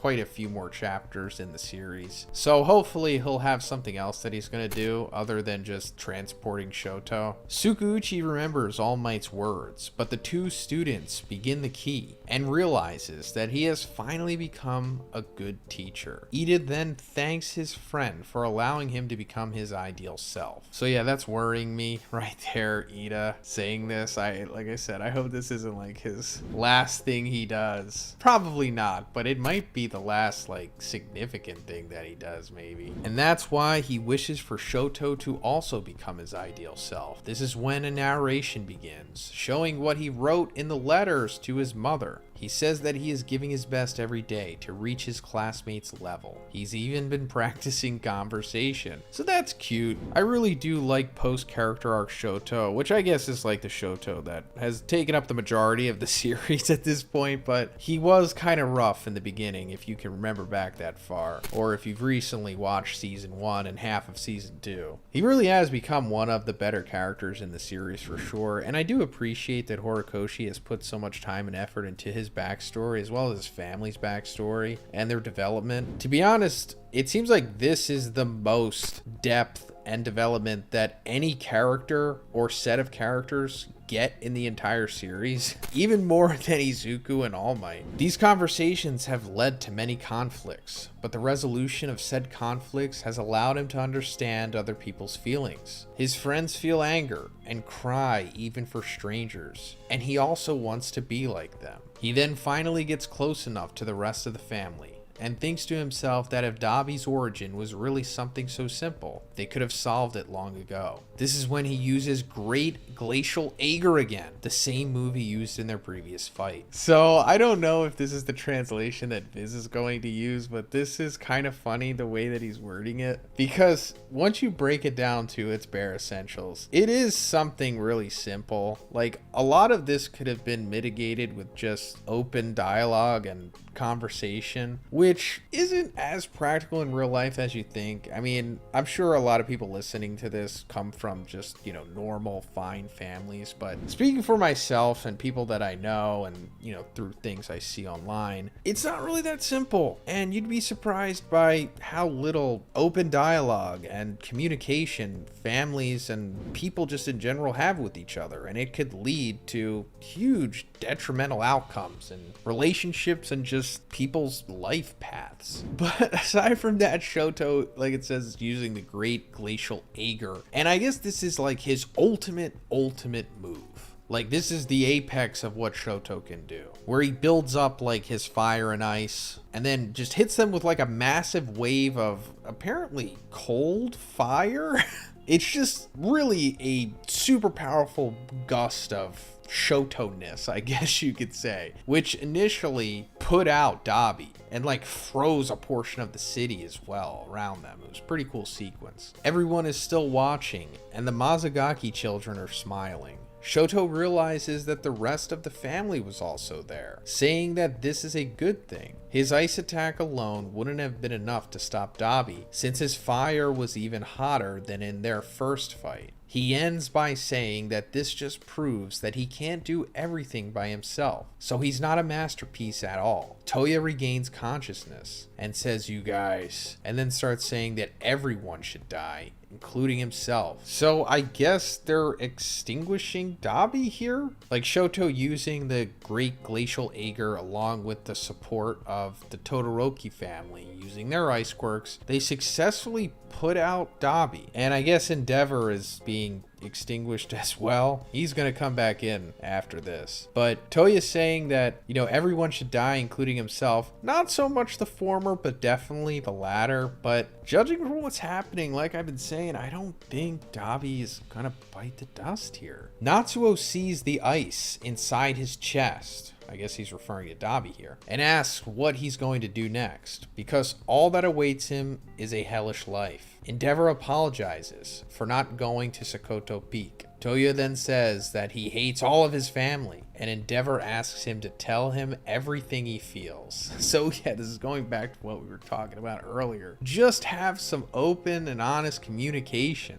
This all could have been mitigated. Even if they just couldn't have done it amongst themselves, they could have just went to therapy or something. like group family therapy. I know we're, making light of it, but honestly, guys, it can help so much more than you think. Not talk about necessarily therapy, but just communication and being honest. But also going back to Natsuo seeing the ice in his chest, if you're just unaware or you forgot, it was revealed a couple chapters back that Dabi unlocked his ice quirk that he apparently had hidden away within him, which, of course he inherited from Rei, but he needed to come to like the brink of death to awaken it for some reason, because that's just how awakenings work sometimes. But I don't really think much is coming up this ice quirk, at least yet. Maybe this is going to come back into play in the next couple chapters, and it's going to lead to, I don't know, whatever brings Dabi back to not being a corpse. But going back to Endeavor's apologies here, he then apologizes to Rei for all the abuse, to Fuyumi for pushing all of the responsibilities onto her, and to Natsuo for abandoning him. When he goes to say something to Shoto, he just mumbles, "I'm sorry," and apparently loses consciousness. So, Endeavor finally apologizing? I mean, he has kind of apologized before, but I guess never outright like this and consecutive to all the family members at once. And yeah, these are huge transgressions, but at least he's saying he's sorry. That's something. But yeah, I don't think he's dying here. Rukasu is specifically saying loses consciousness. But yeah, that seems like the Dabi stuff is pretty much over, or at least Dabi exploding. So I guess after this, we're just going to have some supplementary chapters or panels dedicated to the dialogue, dedicated to wrapping up this Todoroki family drama, unless it's happening in the next chapter. But let's go over these final spoilers. So, cut to Toga, and she sees that the flames have gone out. She remembers Dabi's words, saying that they should all smile. Her eyes get teary, and she wonders, "Toya, were you able to smile?" In front of her, Ochako looks determined. End of chapter. So yeah, it looks like we're probably going to be moving on to Ochako versus Toga and the big end resolution of this, because Toga is for sure Ochako's final opponent here and vice versa. But it still feels like we need to have another chapter dedicated to like just the Todoroki family talking here, but I guess that's not going to happen, and we're probably going to have to wait till the end of the war. Because, Endeavor just passed out, and Dabi, I guess, is going to pass out too, or whatever's going on with him. And Shoto's barely hanging on. So, yeah, this might be something that waits until after the war is over. And yeah, we're moving on to Toga versus Ochako. Alright, so we got the 391 spoilers. And as we speculated, we're going into the next final fight of the series, because we had just come off of Dabi's versus the Todoroki's final fight, where we saw Shoto show up at the last moment and use the Great Glacial Aegir, along with the help of the rest of the Todoroki family, to completely put out Dabi, like cool him down. He's frozen over and he's no longer going to explode. And Endeavor fell over with him, and Endeavor did his long-awaited, I guess, sorries to his family and everyone, and Dabi's still not remorseful, and we don't know if he's dead or not. It's going to be addressed in this chapter, but, we'll get to it when we come to. But at the end of the previous, we saw that it was pretty much going to Toga versus Uraraka, and yeah, coming into this one, that's exactly what's happening. So the chapter begins with an army of Twices fighting the heroes. Pixie Bob summons a giant earth wave and manages to scatter them. But more Twice show up behind her and start attacking. Tiger shouts her name, but he also gets caught in the endless attack of clones. So yeah, this is just continuing the battle that's been going on. I haven't been able to see this, but this sounds like a pretty impressive feat from Pixie Bob. Kind of an underrated hero, to be honest. A narration then begins explaining how Toga's quirk works, and saying that the heroes have no way of knowing how much blood she has stored, but even if they did, it wouldn't matter. Once the Sad Man's parade started, the Twices became too many for the heroes to handle. So yeah, I'm pretty sure she only had like a little drop of blood. But it's the narrator saying that it doesn't matter, but yeah, like they're speculating about how Toga's quirk works along with Twice's and how that works, and we'll get into that. Kami, Shishido, and many other heroes are getting attacked by the Twices. We see Shoto unconscious on the ground, while Natsuo, Fuyumi, and Ida listen to the sound of the clones fighting in the distance. So does Hawks, who stands up again, holding his sword. So Shoto is unconscious now. He's definitely not dead, but like we talked about, he used the Great Glacial Ager, and that was like after already using it and fighting Dabi in the first place. So yeah, he's completely exhausted. I'm sure he might come in again towards the very end, but he needs some recovery time, I guess. And Hawks, who we're seeing again, had his quirk stolen by All For One, who I'm pretty sure didn't even use it. And I don't know where this is headed with Hawks, because he's kind of useless right now. I mean, he's just kind of like a regular person, just with a feather sword. I mean, I say useless lightly because, you know, they're going against gods at this point. And at least with his quirk, he could have did something, but now he can't really do much. But maybe that's going to be his character arc or something? I don't know. It cuts to Ochako floating in the air to get free from the clones that were surrounding her. But she gets hit in the face by one of the Twice's measuring tape. Toga asks herself what happened to Toya and if he's really dead, wondering if she has just lost another friend. So yeah, like I said, it's being addressed here, definitely not being confirmed. Toya referring to Dabi. Interesting how she calls him Toya. I guess she has before, but in my opinion, I don't know. I don't think that Dabi is going to die. I actually made a collab theory the other day with Turtle Quirk and the Lunchtime crew, talking about how the three main villains, you know, Shigaraki, Dabi, and Toga, might get rewound via Eri back to being children, possibly. So check that out if you're interested in that. And I'm not just saying that Dabi's not going to die because I want that theory to come true. It's kind of just like a fun one. I'm not really holding it too closely, but it just seems like Horikoshi, I don't know, has some kind of redemption in mind for Dabi, even if it's like a light one, because Dabi went down still, you know, telling off his family. He didn't even have any kind of remorse at all. So I'd be surprised if Horikoshi just ends it like that, but then again, I guess he very well could. It just seems like he at least needs more time talking to his family than what he actually had, considering how much it was built up and how much attention was placed on that storyline. Like, the Todorokis probably have the most depth of all of the characters in the series. Ochako grabs onto her arm using her wire and a new special move, Zero Gravity Spacewalk. She says that she's only known Toga for a short time since the summer of last year, but since then her opinion on her has changed greatly. So this Zero Gravity Spacewalk, I guess Uraraka is using her gravity manipulation quirk to kind of just like walk in the air, which is cool. I haven't seen it, but I'm sure she's applying it in a very useful way. Toga says once again that it's too late for all of that, and Ochako apologizes for taking so long, but now she has finally found her amidst the chaos. She saw Toga's tears and thinks she's figured out why she can't use Twice's quirk to the fullest. So I think Uraraka is finding like the original Toga here because it's the only Twice that's crying, maybe. I could be wrong, but I think that's the implication here,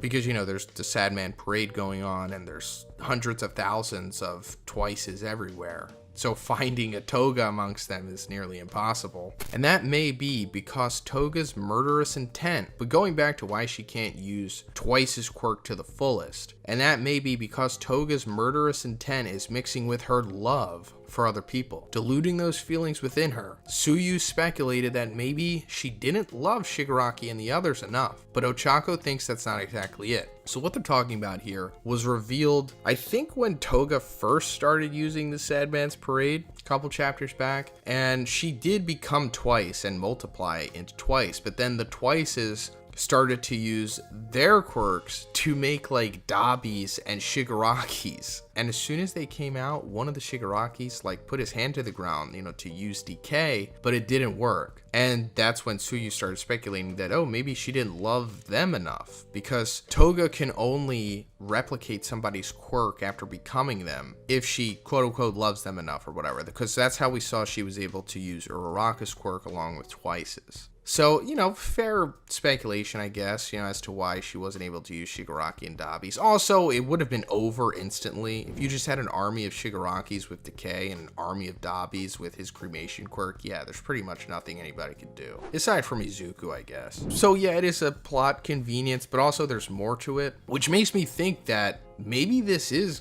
actually going to happen. Maybe she will, I don't know, have some kind of breakthrough since they're talking about it here. And then she can replicate those villains once again and use their quirks.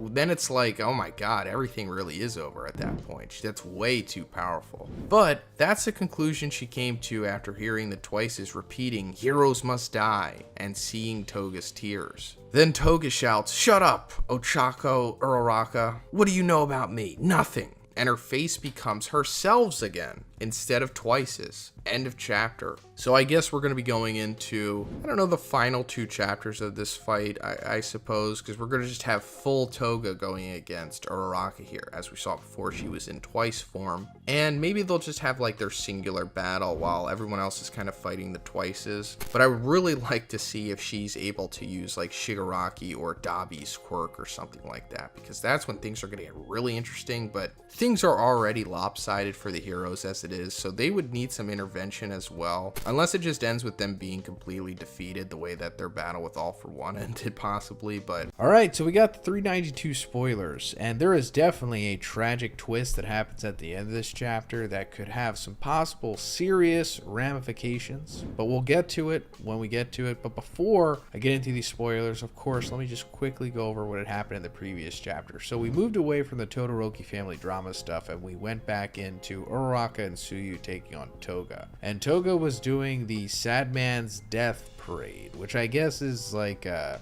more manic, maybe bigger version of the regular Sad Man's Parade. But as Uraraka was taking on this wave of Twices, she was trying to get through to Toga. I don't want to say talk no jutsu, but just trying to get through to her with words. And she basically pointed out to her that she realizes Toga is upset because she's unable to replicate the quirks of the people that Twice is able to clone. So as we saw before, back when Twice was still alive, the people that he replicated, he could use their quirks as well. But Toga is unable to do this. Like, she could make Shigaraki and Dabi, but she couldn't activate their quirks. And it upset Toga. And Uraraka said it's because she's got bloodlust mixed in there, and she's not working off of pure love, because that also goes into Toga's quirk. If she loves someone that she becomes, she can use their quirk as well. But apparently she's got too much bloodlust mixed in there, so she's unable to replicate the quirks of the others. And this triggers Toga, and she exposes herself. So now Uraraka knows who the original Toga is in this army of Twice clones. And that brings us to this chapter that begins with Tsuyu tied up by Twices, saying that she couldn't dodge the clones' attacks due to the injury she took on Akoto Island. Uraraka shouts her name and Toga starts yelling at her, saying that she acts like that because she was born with an easy life. A flashback begins with Toga's parents accusing her of killing the bird to drink its blood. Toga denies it while crying, saying that it was already dead in the backyard. We then see her being taken to quirk counseling. The lady there says they'll make her normal. We then see Toga walking in a park while seeing different forms of love, like a couple holding hands and a man playing with his dog. She remembers all the time she was told to act normal as she watches everyone, biting her own finger hard enough to the point of bleeding. Then we see her parents asking if she sucked the blood of a friend from school, and Toga says she didn't. She just gave his bruise a little kiss. Her parents say that this isn't normal, and Toga replies that she doesn't understand what this means. Toga is crying desperately, asking her parents why she has to repress her love, why she can't turn into other people, why doesn't anyone else feel the urge to drink blood like she does. The parents are screaming, saying they have given birth to something that is not human. So yeah, we are revisiting Toga's tragic backstory here. And we are seeing,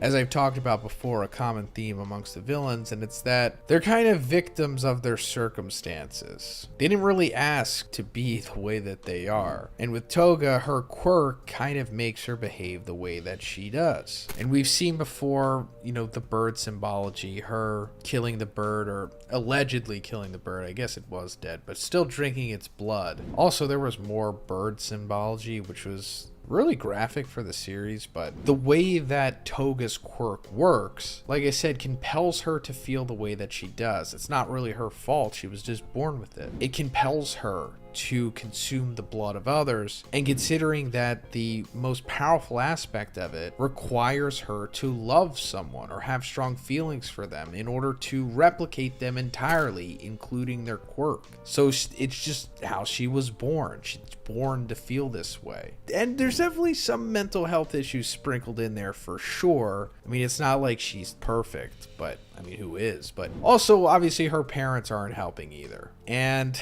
I don't want to generalize this too much when I'm talking about her parents and how they're behaving here, especially in the current social climate on the internet. Because yes, the way that her parents are acting is somewhat relative to most areas of the world for sure. I'm sure some people that are watching this video right now are dealing with some similar sentiments from their own parents. And if you are, I'm sorry about that. It's going to get better, don't worry. But I also got to say that, you know, Horikoshi is probably giving some commentary on Japanese culture, Japanese parenting in general. There, I said it, but anyway, I digress. Cuts back to the present, and we see that a vestige of Curious is talking to Toga, saying that this is why she put on a mask, suppressed her emotions, and turned into someone who was not really her. So that's interesting. So Curious, of course, is the member of the Liberation Army that Toga fought back in the Villain Academia arc, which... it's like season 5, right?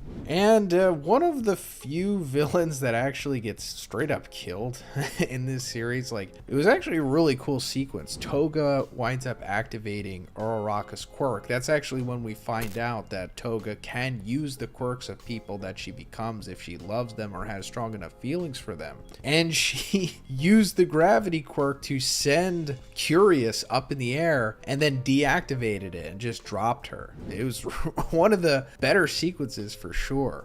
But now she's like seeing the quote-unquote vestige of her, which is interesting because this is the same kind of rhetoric that Curious was spouting to Toga when she was alive during their fight. So this really did get to her because it was the truth. She is suppressing her emotions, considering her upbringing. Ochako pulls Toga with her wire and Jiro arrives on the scene, going to hold a falling Tsuyu. But Kamui warns her that that's not the real one because she's already holding Tsuyu. That's when the falling Tsuyu's face distorts, getting a huge mouth and eyes. So we've seen this before. Toga already was able to replicate Tsuyu because she was able to get her blood from a wound that she received. This actually happened back in chapter 375. And also in that chapter, we got an update on how long the time limit of Toga being able to use twice his quirk is, which is like 30 to 40 minutes considering the amount of blood that she was able to consume. But then again, 30 to 40 minutes in manga time is like a day, so it doesn't really matter, but I guess it will come back into play since it was mentioned. Tsuyu's clone attacks Jiro, but Kamui destroys it. Toga starts making more clones of Tsuyu and Jiro, and Kamui says that the clones are drinking the blood that's dropping through the battlefield. Jiro's surprised to see herself cloned and puts her hand on her injured ear. So yeah, now she's becoming Jiro as well, and as it says, the clones are getting the blood from the battlefield. Jiro's ear was blown off a couple chapters back, a lot of chapters back actually, in her battle against All For One. Like, he fired off that air cannon thing. So yeah, still having ramifications of that. Tsuyu finds herself surrounded by the clones and starts talking to Toga, saying that she thought a hero's duty was to follow the rules and that anything that opposed that was villainous. But now her friend is more focused on reaching Toga than following any of those rules. She thinks that this path, that of understanding, is much harder than arresting or killing everyone.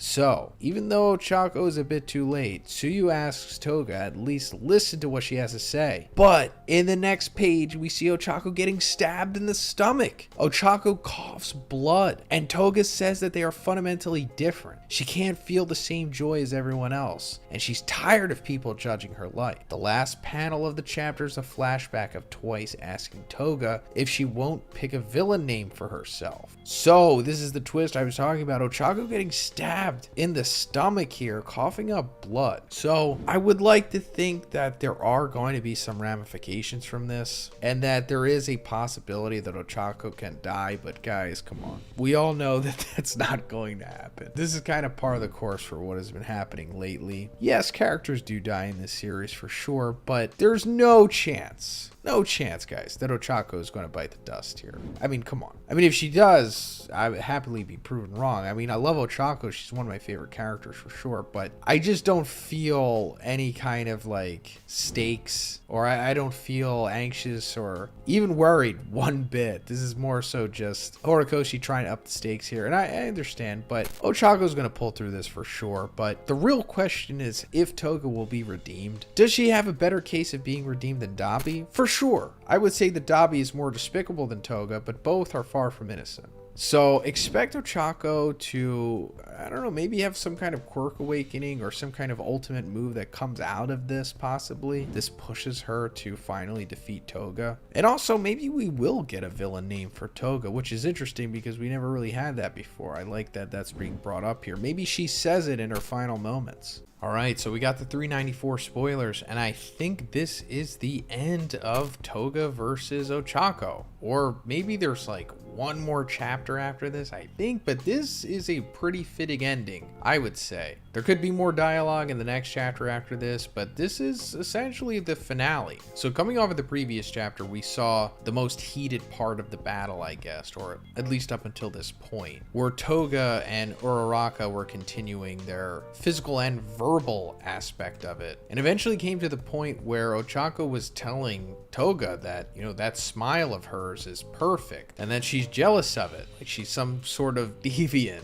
And we also saw Uraraka doing, I guess, some kind of quirk evolution where we saw like these bubbles or water or something. I don't know. So I'm sure maybe it's her tears or something. I don't know. But she disperses it through the crowd of Twices, and she's able to spread her float quirk to them. Like she doesn't have to make physical contact with them to make them float. As Jiro points out, she says it's like it's spread between bodies that came into contact. And it ends with Uraraka saying, look, I can't erase all your crimes or approve of everything you've done, but if any part of you still feels like talking to me, you can have a lifetime's worth of blood, so let's have that chat about romance, Himiko Toga. And that brings us to this chapter that begins with Ochako realizing that there's something weird with her quirk that even she doesn't understand. Jiro realizes that everyone is floating, and Toga tries to create more clones, but they are born with the zero gravity bubble surrounding them. Toga realizes her quirk evolved, just like what happened to her own during the fight with Curious. Kamui holds Tiger with his arms and asks if he's the real one, but a clone wouldn't withstand that much damage. Tiger is impressed with how much Ochako grew in just 1 year. So yeah, Uraraka's quirk has evolved for sure. As we talked about in the previous chapter, she can now disperse her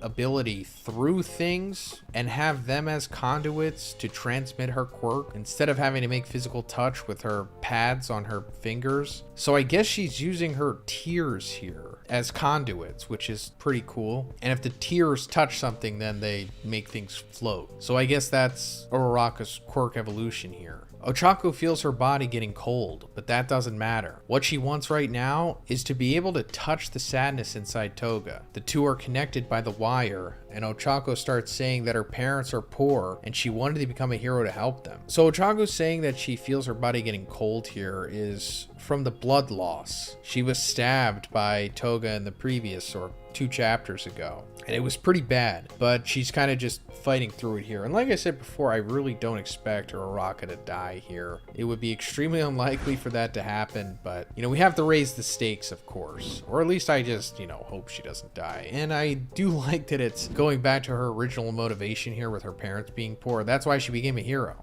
just to pay the bills. But, you know, it also turns out that she's really good at it as well, so that helps. But she realized the world is bigger than that, and more people need her help. In the meantime, she developed a crush on Izuku, and is now determined to stop Toga. All of this is what defines Ochako Uraraka, and it's why she's here right now. Ochako shouts, asking Toga to tell her everything she's thinking, everything she's feeling, and everything she's ever felt. She remembers Dabi and all the tragic moments from her childhood, which makes her even angrier as she prepares to stab Ochako. But she stops the knife and starts talking. She says she falls in love very easily, Be it with animals, villains, heroes, boys, or girls. She's attracted to blood and can't help it, but everyone always told her not to smile, and she felt envious of other people's happiness. So, I guess this is confirming that Toga is pan, or just give her whatever label you want. This is more so her just being, as it says, attracted to the blood because, you know, her quirk compels her to consume it so that she becomes other people. Now, as for her saying she falls in love, take it for what you will. But at least I do really appreciate that Horikoshi is brave enough to say this much, because, you know, not many mangakas and shonen are daring enough to go down this route, I'll say. I mean, it was heavily alluded to through various artworks that Horikoshi has done, and that's a story for another time. I don't even know if I could talk about that story on YouTube. But we kind of have been drawing the lines here as to where Toga aligns herself, we'll say. But again, it's just going back to her quirk, less about attraction to people. But the real question is, where does Uraraka lie on that alignment? Probably never know, since, you know, her main ship is going to be with Izuku for sure, but I don't know, maybe in a bonus chapter or a side story or something one day. She had a crush on a boy who looked just like Izuku called Saito. She wanted to ask him to let her drink a little bit of his blood, but she couldn't do it because everyone said she wasn't a human being, that she wasn't cute, and this led to that incident. So that incident is, I'm pretty sure, Toga just straight up murdering Saito and forcefully drinking his blood. Like, that was her first kill, I think, and that's what also led her to becoming Toga. Or, I mean, she already was Toga, but you know what I mean, becoming a villain. I think she ran away after that and never looked back, but she was already being persecuted before that because I assume that she had run-ins with trying to get people's blood before, and you know, the creepy smile that she always has with the fangs and everything. Again, just going back to Toga being inherently innocent, she's more of a victim of circumstance, but it doesn't excuse her straight up killing this dude, which also goes back to what Uraraka was saying in the previous chapter. It's like, look, I can't erase all of your crimes and approve of everything you've done, but, and there really isn't a but there, but, you know, Horikoshi has to put in the but because Ochako is Ochako. She is, you know, a true hero in the My Hero world where they're just absolutely altruistic, unrequited altruism from a lot of the characters in this series, which I think Horikoshi kind of plays to a detriment sometimes, but hey, it is what it is. The League of Villains are the only ones who accepted her love from the start. Ochako says that Toga was already showing signs of this trauma from the beginning, but that she only realized it now. At this moment, the twice clones start to turn into dust. Toga realizes that the transformation is coming undone, and that Jin will disappear. Jiro lands on the ground and looks up to see Ochako hugging Toga. Ochako admits that she also admires people who keep doing their best, even when they're hurt and bleeding. So the twice clones are finally disappearing here, and I guess this is because the time limit, I think it said she only had like 30 minutes or something like that. I could be wrong. Now, either it's that because, you know, she did only have a little bit of Twice's blood, so she was on a hard time limit for sure, which was made apparent to us, so we knew that it was going to happen. So it's either that or she's just willingly letting the clones go because Uraraka got through to her finally. I assume it's like the time limit, but also kind of a mixture of her getting through to her here. Or maybe she's just more at peace with it now. She knows she'll never be able to take the League's place in her heart, but she felt she needed to say how beautiful Toga's smile is. Toga starts crying even more and asks, "Am I cute?" To which Ochako smiles and replies, "The cutest in the whole world." Toga then finally smiles. The last double spread shows all the twice clones that were covering Gunga turning to dust. End of chapter. No break next week. So this is an interesting ending. It's a very happy one, I guess. I don't know if you could say that this is fully happy because of the context to it, but yeah, sort of a cheerful ending. Toga making nice with Ochako, which is good. I do think Toga somewhat has earned at least this much, but of course she shouldn't go scot-free. And I'm not even saying that she's completely off the hook from being killed here, not by Ochako of course, but just, I don't know, some other outside force that happens or whatever. But I wouldn't be surprised if in the next chapter, like, Toga just gets straight up arrested and then hauled down and handcuffed after this. But, you know, she'll be locked up having this character arc somewhat, which is, you know, better than nothing. I do appreciate that she's at least getting this, but a full-blown redemption she should not get. Absolutely not. None of the League of Villain members should. But unless they get rewound in some way, which I think for sure is happening to Shigaraki. I don't know if it's going to happen to Dabi or Toga, but I did have a collab with Lunchtime Crew and Turtle Quirk, which I'll link at the end of this video, where we talked about the possibility of the three main villains getting rewound back to children, since they all share that commonality of, you know, being inherently innocent and being a victim of circumstance and whatnot. Some more than others, of course. So we got the 395 spoilers, and I know I said last week that that was probably going to be the final chapter of Toga versus Ochako, but no, I'm thinking this one is going to be it for sure, considering what happens at the end. It seems to have quite the finality to it, or at least somewhat. But let's go over what had happened in the previous chapter real quick before we get into it. So we saw Uraraka using her quirk awakening. She was actually able to lift up the entire Twice army with this, including the other heroes that were there helping everyone. And this caused Ochako and Toga both to unleash all of the feelings and thoughts that they had been keeping inside of them for most of the series. Uraraka straight up confirms and confesses that she is in love with Izuku, and it forces like this kind of catharsis, and moments later it kind of forces this catharsis out of Toga as well, where, you know, she says that she easily falls in love with animals, villains, heroes, boys, girls. Yep, take it for what you will, but it's mainly to do with them having blood and how her quirk works, you know, her wanting to consume the blood. And then they have like this sequence where they're both children. I know it's kind of just an analogy and it's supposed to parallel to Izuku and Shigaraki, which I'm sure we'll get their child connection sequence eventually too.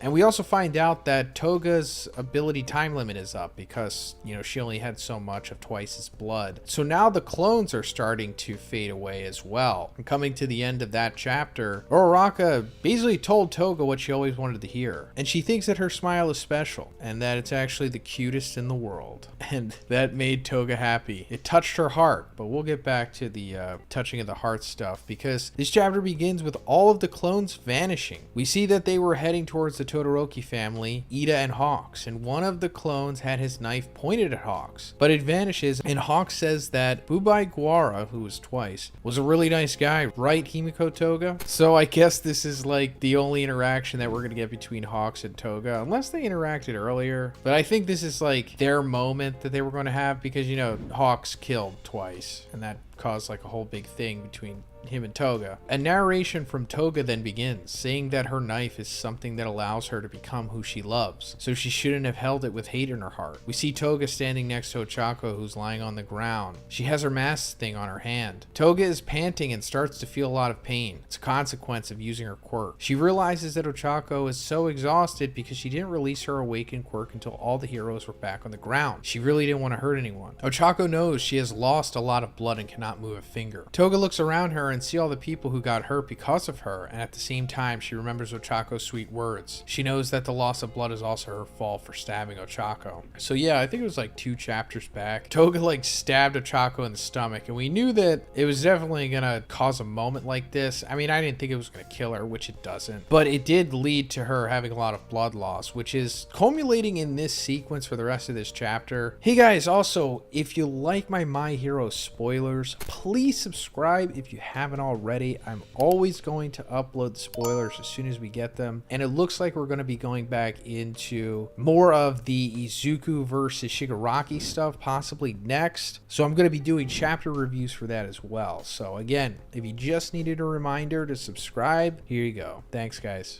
She tells Ochako that the League of Villains want to destroy everything, and what would rise after that would be a world that's easier to live in. But she was so happy with what Ochako said that now she can't allow a world without her to exist. Toga drinks Ochako's blood and transforms. So that's interesting that they're bringing up the League of Villains endgame, which is essentially just All for One's endgame, where he kind of just wants to control all the resources on Earth and have everyone essentially rely on him, where I guess the League of Villains would be like his underlings and they would, I don't know, I don't want to say rule, but it essentially is a farce in the end. I guess it's trying to make it seem like they thought they were doing the right thing, but yeah. But now we see Toga transforming into Ochako, and they're there's actually a really great reason for this. So she says, my feelings are genuine, so I will give you all of my blood. She puts the syringe in both their arms and starts the transfusion. Ochako feels her body heating up, but she knows what will happen if things continue like this. So yeah, this isn't the most sterile thing to do, but desperate times call for desperate measures. And this is like a great sequence, actually. It all makes sense, and I think it's actually kind of well done, to be honest. Like Toga becoming Ochako so she can give her a blood transfusion.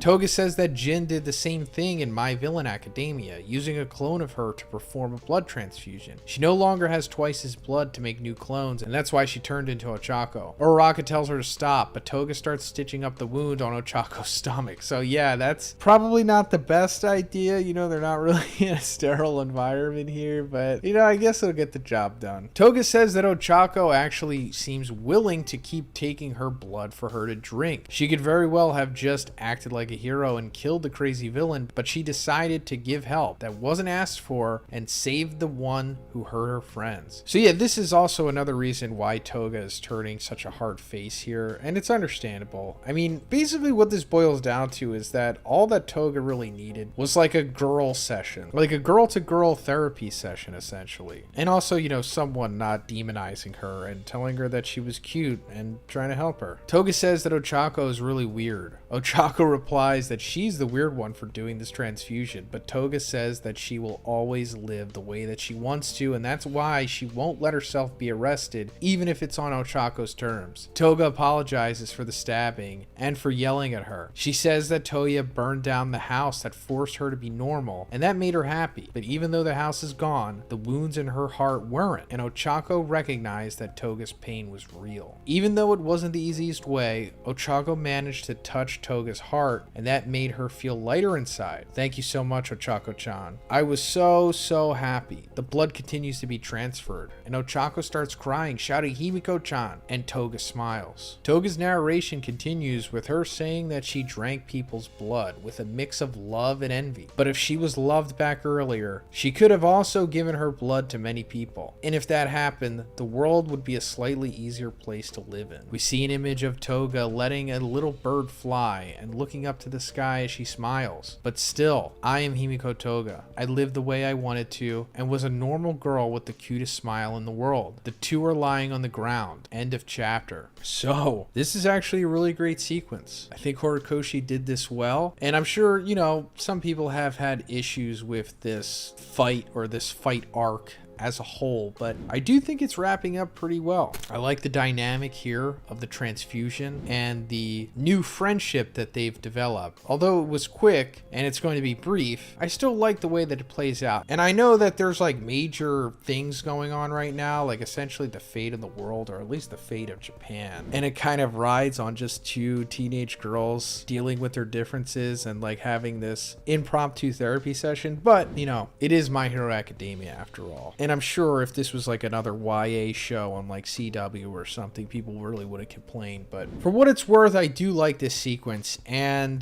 the $1 million question, of course, is Toga dead here? I mean, it seems like she's dying because, you know, the whole letting the bird fly and looking up to the sky as she smiles. There's been tons of bird analogies with Toga. And now that it's culminating with the bird being let go and flying up to the sky, along with her giving all of her blood to Ochako here to have her survive, I think this would be a good fitting death for her. I mean, she says that she doesn't want to be arrested, so she's going out on her own terms, and she is kind of, you know, damaged, almost beyond repair at this point. Even though she has had this friendship with Ochako, I don't think it's going to like permanently fix her. She knows essentially what needs to be done here. Now, granted, there is a chance that in the next chapter, I don't know, something happens and then she gets saved and then she gets arrested and, I don't know, put into some rehabilitation program or some Suicide Squad type thing for villains, maybe. That would be cool, but I don't think that's going to happen. I think Horikoshi should just stick to his guns here and just have Toga die. I think this is a fitting death for her, and it gives me hope that Dabi is going to die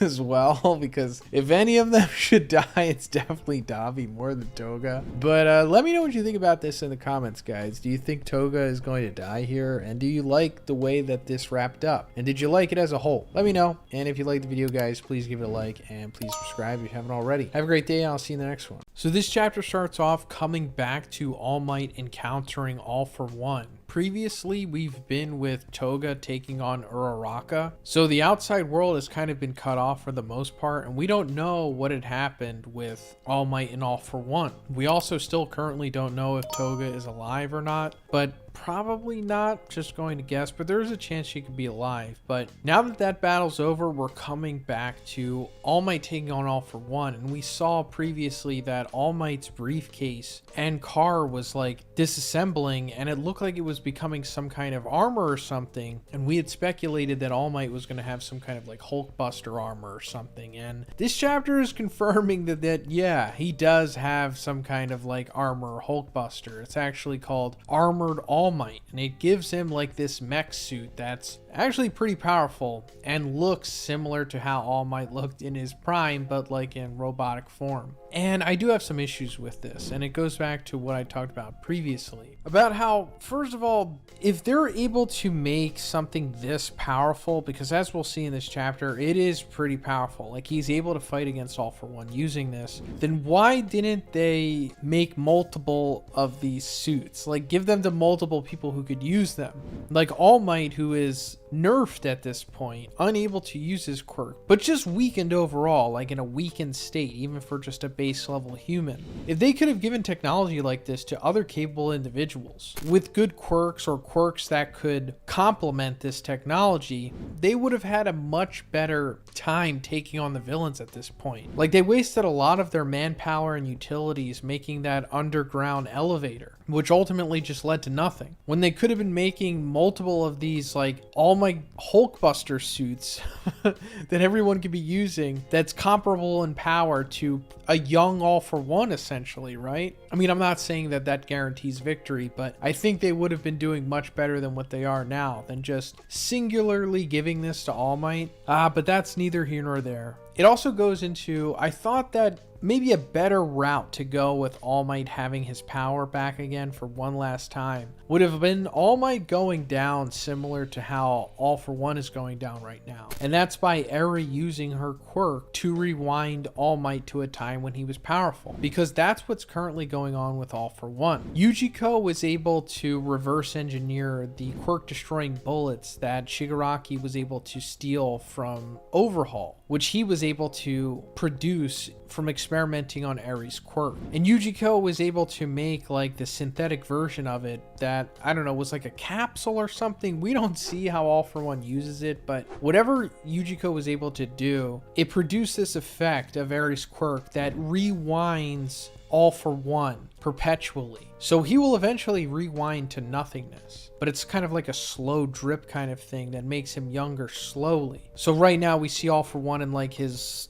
20s, I don't know, his college years possibly, taking on All for One. But he's been rewinding back from like being over 100 years old at this point, I guess. And we also see that his quirk factor has been altering as well, since he's been able to access quirks and powers that he hasn't been able to use before. So I thought it would be cool if Eri used the same thing on All Might, except it was just from Eri herself, rather than like a backdoor reverse engineered version of it that Yujiko is using. And then her using that ability on All Might could revert him back to a time to when he was young enough, and that his quirk factor with One for All was restored enough as to where he was powerful. I don't know, take him back to like a time during the beginning of the Two Heroes movie, like the first My Hero movie, or just when he was actually fighting All for One the first time, like 7 years ago, or take him back 8 years ago. I don't know, just take him to a very powerful point. Or just have him lead the same path as All for One, like rewinding to nothingness, so that they both battle each other until they're nothing, and that's the ticking clock for both of them. But we're getting Hulkbuster All Might in the end here, which is, you know, better than nothing. I mean, he is still strong enough to fight against All for One in seemingly their final battle here, I guess, right? I mean, this is the end of the series, so I guess this is going to be All Might's final task, to stop All for One from reaching Shigaraki and Izuku. Because the ticking clock that All For One has here, rewinding slowly, he needs to get to where Shigaraki's body is, that's currently fighting against Izuku, so that he can merge with his original All For One body that's rewinding, so that he has full control over like the perfected Shigaraki body and the original All For One quirk, the perfected version, so that he can become like the all-powerful All For One at that point. Like he has the vessel, like the hardware that can finally accommodate his software, like his quirk. But now All Might is here attempting to stop him from reaching that, and this might be All Might's final moment in the series. Like stopping All For One from reaching Shigaraki. And it also goes back into the beginning of this chapter, when we see All Might remembering what Night Eye had told him, where he says continue down this path and you will encounter a villain. What awaits you then is an unspeakably gruesome death. And this has been going on for years, of course. And we thought, this also meant that All Might is going to probably be killed by Shigaraki, like his DK quirk fits this description, right? But now it turns out that maybe it's not Shigaraki, and maybe it's just the young version of All For One, actually, in the future that is going to kill All Might. And I'm not really sure. Maybe it's like a double fake out. And now maybe this whole time, all of these red flags have just been throwing us off, and All Might is actually going to survive here ultimately. I'm not really sure. Mainly because Izuku was able to beat Night Eye's prediction, like his foresight ability from his quirk. So it's possible that All Might could do the same and ultimately wind up living here. But, it also could mean that All Might might ultimately die here as well, and he's just killed by All For One in a big tragic moment, and then All For One eventually gets to Shigaraki, but I just don't feel like it's going to go down that smoothly. Like, I think by the end, it has to come to the point of Shigaraki rejecting All For One more than he has already. And I also think it has to be revealed that All For One gave Shigaraki the DK quirk. Like, that still hasn't been revealed yet, so there still has to be that moment, and I'm not sure how that timeline ties into what's going on here, because we also find out that this sequence is happening 20 minutes before the Toga and Twice army had faded. So what we were coming off of previously, this is like a look into the past. So this definitely concluded in that time span. But anyway, we see All Might going after All For One. And we're seeing the power of this suit here, where there's like multiple of these like shield-like projectiles that come out and surround All Might, and he's able to launch himself at All For One, just like a super-powered individual would. Like, this is like better than a quirk. The way that they're moving is like as if he had One For All. And it's so powerful that it like breaks off All For One's right arm. And it goes back to what I was saying, like, they should be able to give this to multiple people. Like, they're wasting their resources with the Troy system and all those other elevator and shielding systems. Like, if you just give, like, 12 people these suits, you would have such an easier time going against the villains here. But he's able to use multiple abilities here, like Charge Bolt and Black Whip. And then obviously this is a callback to what his students in Class 1A are able to do. Charge Bolt, Black Whip, Cellophane. We even get a shout out to Sugar Man in this sequence as well. All of the strategies and the abilities and the moves and combos that he's able to perform here are just all inspiration from his students, which I think is a nice touch and a coming full circle here, because All Might is the main person who inspired the hero generation in this world. So now the heroes that he's inspired have inspired him. And I just think that's a pretty cool touch by Horikoshi. And as All Might is tying up All For One here, he says that the suit and the car are meant to keep him in the fight for a little bit. And then he came up with the specs in a design request. And that what he has right now are from the fruits of the labor that he's made with his friend. And then we see Melissa from the first movie. This whole sequence implies that the armored All Might Hulkbuster mech suit that he has here is because of Rebecca in America. And this is also canonizing Rebecca. And I know for the longest time, we've had those statements from Horikoshi where he's saying that the continuity of the movies and the manga are one and the same, or they're aligned or whatever. But I just think it's cool that he's just fully showing us that, like, yeah, Rebecca from the first movie is a canon character. All of that stuff matters. Now, her dad originally is the one that helped All Might when he came over and trained in America during his like college years. But he's in jail right now because of the events of the first movie. So it's kind of just like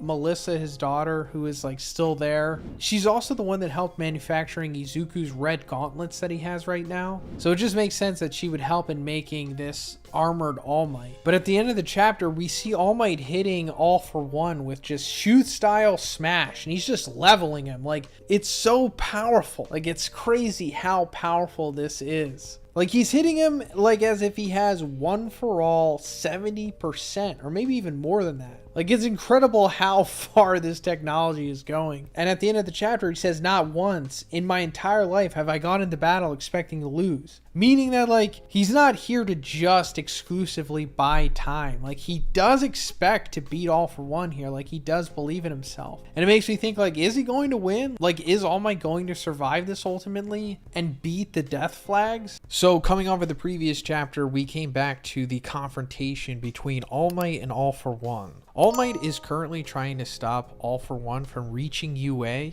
because if he makes it there, he'll be able to fuse with Shigaraki, merging the two All For One quirks, but also, you know, gaining Shigaraki's body and becoming all powerful. So powerful that he'll be able to take One For All from Izuku, something that he wasn't able to do before because he just didn't have enough hatred. But once he takes over Shigaraki's body, he in theory should have an adequate amount of hatred to be able to use his own All For One quirk to finally take One For All. So yeah, All Might doesn't want that to happen, and since most of the other heroes are out of commission or have been defeated at this point, All Might's like the only one left. Like, quirkless All Might, only one who can stop All For One at this point, or at least slow him down. And he winds up using like this robotic armor suit that he calls Armored All Might. This is actually made for him by Melissa in America. Melissa is the daughter of David Shield, All Might's friend that he met in America during his time that he spent there training after Nana was killed by All For One. You can actually see all these characters in the first movie. It's so good. It's definitely the best My Hero movie, maybe one of the best battle anime movies ever. It's so good. But this suit is incredibly powerful. Like, that's kind of an understatement, because we saw that All For One had just taken care of most of like the top 15 heroes by himself.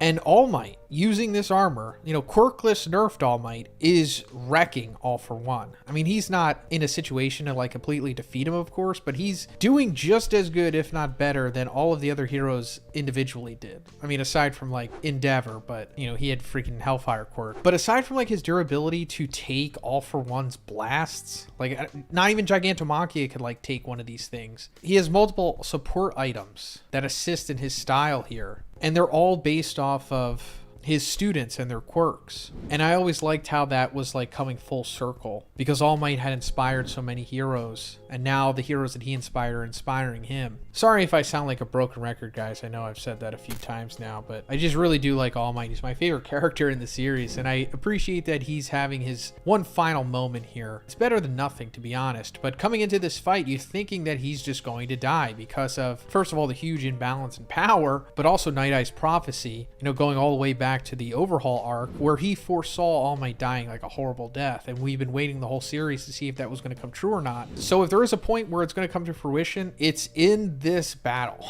I mean, there's a chance that it's not, but it seems like the perfect place for it to happen. But All Might isn't expecting to lose here. Like, he's going into this battle trying to win. Like, he's not just aimlessly sacrificing himself so that Izuku has more time. And coming into this chapter, as he's beating down All For One, he says, "This feels wrong. I'm over 55 years old, you know? I shouldn't be beating up a young lad." So young lad referring to All For One because he's been rewinding, using like a reverse engineered variant of Eri's quirk that Yujiko was able to make for him, but it like perpetually rewinds him, so he will eventually die, like turn to nothingness. So he is on a ticking clock here, and he originally was like, I don't know, like 100 something, and now it's rewound him back to like, I don't know, maybe his college years or maybe his high school years. Maybe he's like a teenager right now. But as for All Might saying that he himself is over 55 years old, that's pretty crazy because we never heard that before, I'm pretty sure. I've always tried to figure out All Might's age, and if you do the math and like collect context clues and everything, you will come around to like 55 or over 55. So yeah, I mean, it is somewhat accurate. I mean, Horikoshi would know, but also just, reminds us that All Might is pretty old. I mean, not that old. He's not like a senior citizen, but in the My Hero world, he doesn't seem like he would be that old, but he's been on top for like over 30 years. Like, that's why the world has warped the way that it has, because of All Might. It wasn't like he just did this in like 10 years. It took him multiple decades to completely change the world, for the better and for the worse. Of course, making it a better place and reducing the crime rate to near zero, but also making the world reliant on him. Because as we've seen, since he was nerfed, everything has been falling apart. But going further, All Might says you've been falling victim to the overwhelming hatred you've cultivated so you could steal One for All. So All Might knows that All for One hates him. Like, All for One rarely shows emotion other than like being cool, calm, and collected and making these corny jokes and, being maniacal and like smirking and stuff. But only All Might really makes him lose his cool. So All Might is finally using that to his advantage, and he's talking crap on All for One. Like, he's trying to distract him with trash talking, make him frustrated and have openings that he otherwise wouldn't have, because that's what All for One was doing to All Might in their previous battles. Like, I'm pretty sure Gran Torino tells All Might during his fight with All for One in season 3 that All Might got hit in his stomach, the thing that nerfed him, by All for One because he let his guard down because of All for One essentially talking crap. Like, he was saying something to All Might, and then that gave him the opening to hit him in the stomach with whatever he hit him with. And we also saw All for One doing it to All Might in that very fight as well. So now All Might's not only learned from his students, but he's also learned from his previous battles, because instead of just running after All for One and beating him down with fists, he's now mentally going after him. And he's like, Demon Lord, funniest joke I ever heard, even a quirkless man can take you head on. Demon Lord, of course, is like the moniker that All for One always refers to himself as, because when he was younger, he was really into comic books, and he liked this one comic that involved a Demon Lord. Then we see a frustrated All for One use spring-like limbs, physical boost, air cannon, rivet stab, dark ball, and light dust. All of these quirks in unison, and creates like this massive blast. Like, it's so big, it's blowing away like multiple city blocks. Like, one of the craziest feats we've seen in the series. And All for One, of course, is just casually capable of this, but All Might apparently is casually capable of surviving this thing. I mean, yeah, it expended one of his valuable utilities here in his Auto Guard Dark Shadow cape, which is, of course, in reference to Tokoyami, but this thing was strong enough to survive that blast from All for One. I mean, it was like a one-time use, but still, this thing would take out essentially any character in the series.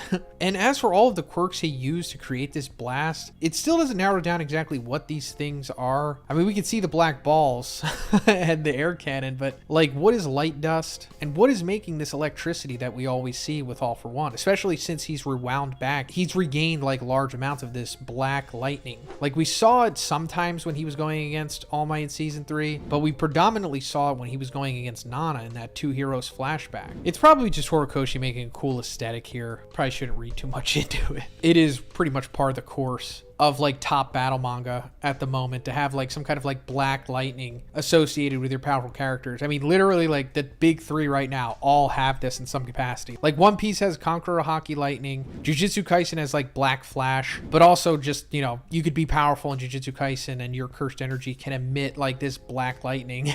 And then of course we have this coming from All for One, and I'm sure Izuku will probably have something like that too. I mean, he already has like the green lightning, but I'm sure it'll be different and thicker as the series goes on. But after All Might takes this blast, we see that a lot of his armor has been damaged, and that he activates maximum motion assist. So I guess this is like his last hurrah. Like, his suit can only really last, I don't know, 1 or 2 more sequences after this. And All for One is like walking him down. He's like, you're a worthless piece of crap.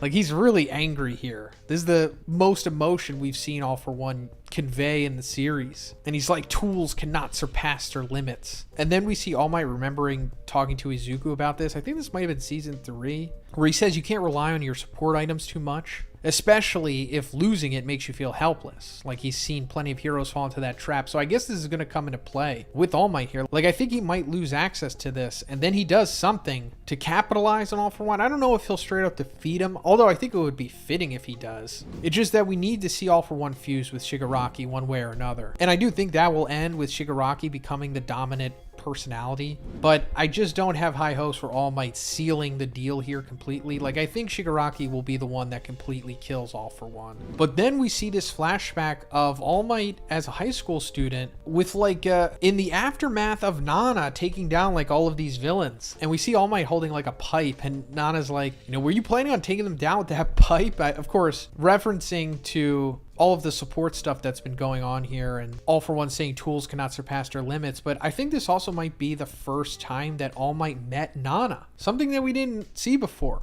And then of course this led All Might on his hero journey and receiving One For All, because at this moment he's quirkless. Well, I mean, in the flashback he's also quirkless presently, but coming back to the battle, we see All Might landing a blow to All For One's head, and All For One's like, I didn't fall for your pathetic plan, you hear me? And he's like, I'm gonna win no matter what. I have extra time to take you out, so, you know, don't worry about it. I'm not mad. But, you know, he obviously is. And All Might's like, you know, stop making excuses. And that's where the chapter ends. And like I said, I'm really curious to see what is going to ultimately happen with this, because I just don't think narratively wise All Might can take the final W here. I mean, I'm sure he'll have some kind of W, but it won't be a super satisfying one, I think. So we have a really great chapter here today, guys. It's been a really great stretch of chapters with this series, with the final run of All Might, I guess you could say, in his final battle against All For One, using his armored All Might suit that makes him unbelievably powerful. But, you know, we've already talked about that enough. But at the end of the previous chapter, we went into a flashback of All Might, I guess, meeting Nana for the first time when he was still a student, and of course still quirkless. And he had like this pipe where he was going to help Nana fight against these villains. And coming into this chapter, we're continuing that flashback as to where he was like following Nana like wherever she was going. I guess she was like walking home or something, and All Might's like, you know, please take me on as your disciple. And Nana told him like, you know, no, you're quirkless. I can't really, you know, do much for you. You know, go ahead and take that pipe and protect your own loved ones. And of course, this is supposed to parallel how Izuku and All Might first met, because it was pretty much the same thing. All Might was at the top of his game. Izuku was the fanboy, begging him to take him on, but All Might telling him that like, hey, you're quirkless. You know, there's not much I could do for you. Maybe you could become a cop, you know, whatever. And the major theme of this chapter, I guess, is just parallels and coming full circle, which I really enjoy from Horikoshi because he does it really well with his characters. But going more into the flashback here between All Might and Nana, All Might says that I don't have any family, and they were killed a long time ago, and that's super interesting. Of course, that's in response to Nana telling him to protect his own loved ones. And to be honest, we didn't really know too much about All Might's backstory at all, and I was fine with that. I didn't really think All Might needed like a detailed backstory or whatever. He was All Might. He was the symbol of peace. He was just a genetic specimen. He was born to be who he is. And that's all I really needed personally. And I didn't really think too much about it, but I'm glad that we're getting into it, because now that I'm thinking about it, it is kind of needed. And it also kind of signifies that he is for sure going to die, unfortunately. I mean, we all for sure know that it's coming at this point, but you know, maybe sometimes we kind of lull ourselves into a false sense of security and maybe think, oh no, he's gonna make it out of this. But you know, now that we're getting the flashback, and also considering what we're going to be talking about later on with his freaking pseudo vestige or half vestige, whatever you want to call it, acknowledging him, yeah, it's not looking good for our boy here. But going more into the flashback, Nana also says that her family was killed. And this is interesting because it's like, I don't know if All For One killed All Might's family. I don't think he did. If he did, it would have been acknowledged by now. I think All Might's family was just killed by crime or whatever, a villain or somebody with a renegade quirk, whatever. And I guess you could say that All For One maybe is responsible for that, because this flashback, it doesn't say how long ago it was. I think it was like 40 years ago, I don't know, 30 something years ago or something. At that point, we were about 60, 50, I don't know, something around there into quirk society, because I think the dawn of quirks happened like 100 something years ago, you know, a little over 100 years ago maybe. And a lot of what came out of that was the result of All For One, because in my opinion, at the dawn of quirks at that time, All For One was like one of the first people to ever receive a quirk. Now that's not confirmed, I'm just assuming that he was. Him and his brother Yoichi, the first user of One For All. So it's understandable that the direct results of his actions had like a trickle down effect that bled into society for the next, 40, 50 years or whatever. Kind of like how World War II has had an effect on our current society. Think about it that way, I guess. So maybe it did inadvertently lead to the death of All Might and even Nana's parents. But this is just showing us that All Might doesn't want revenge for that. He just wants to protect everyone. Because he's like, criminals in this world get rewarded for their actions. And you can rebuild the houses that were destroyed, and things will go back to the way that they were on the surface. But the tenants, the people who live there, they will live in fear forever. And that's very true. And then ultimately he wants to make a place where everyone can live with a smile. And for that, the world needs a symbol of peace. And this is just showing that like All Might was always that guy. He always wanted to be this person. He genuinely has this unrequited altruism to him.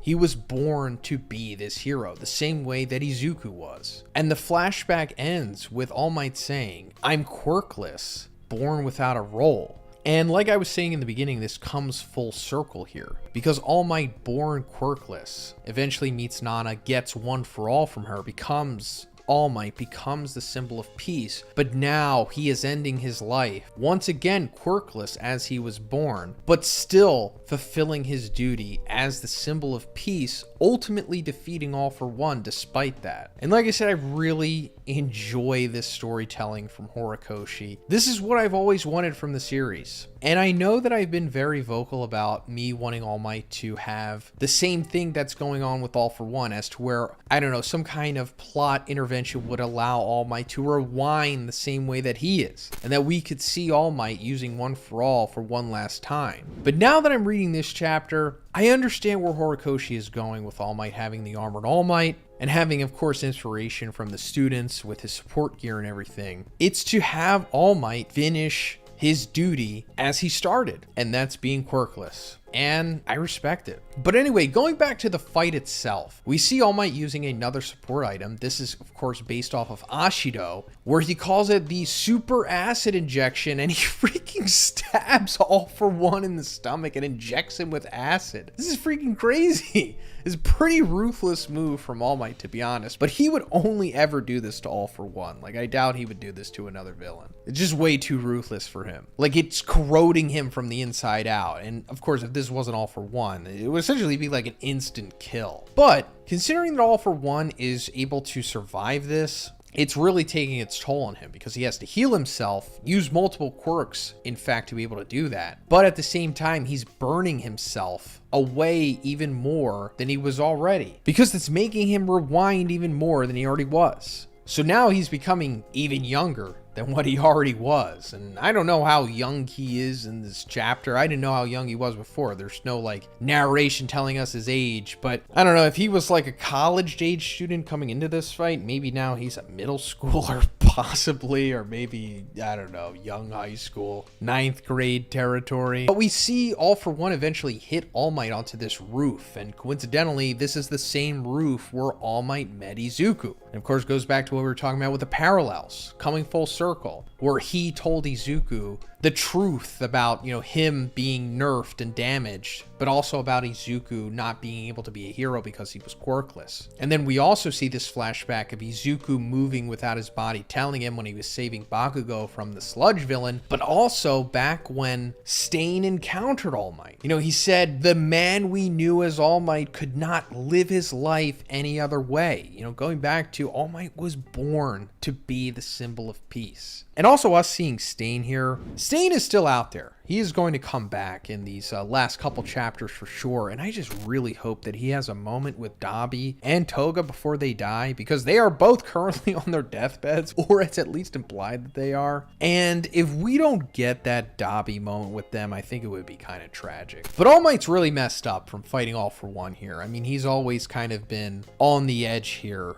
I mean, just at his base, he is, severely damaged and nerfed and quirkless. So using this armor isn't like fully protecting him. He is still taking damage, as it says, like his respiratory system is malfunctioning and his whole body is damaged. But that's not stopping him, of course. All Might is that dude, and he gets up and he starts laughing at All for One. And he calls for another support item. And he's like, how good it feels to help everyone. Like, this is a really amazing sequence. This is like All Might's final stand here. He's doing everything that he's ever wanted to do, and he's dying doing what he loves. And in this panel, we see All Might's right eye become normal. And that's fascinating because this whole entire series, we've seen All Might with the darkened eyes. The darkened eyes, of course, are a result of him taking that damage from All for One 7 years ago. Or 6 years ago, 6 or 7 years ago at this point. You know, the damage to his stomach that we see in the first episode that nerfed him. Before that, of course, he had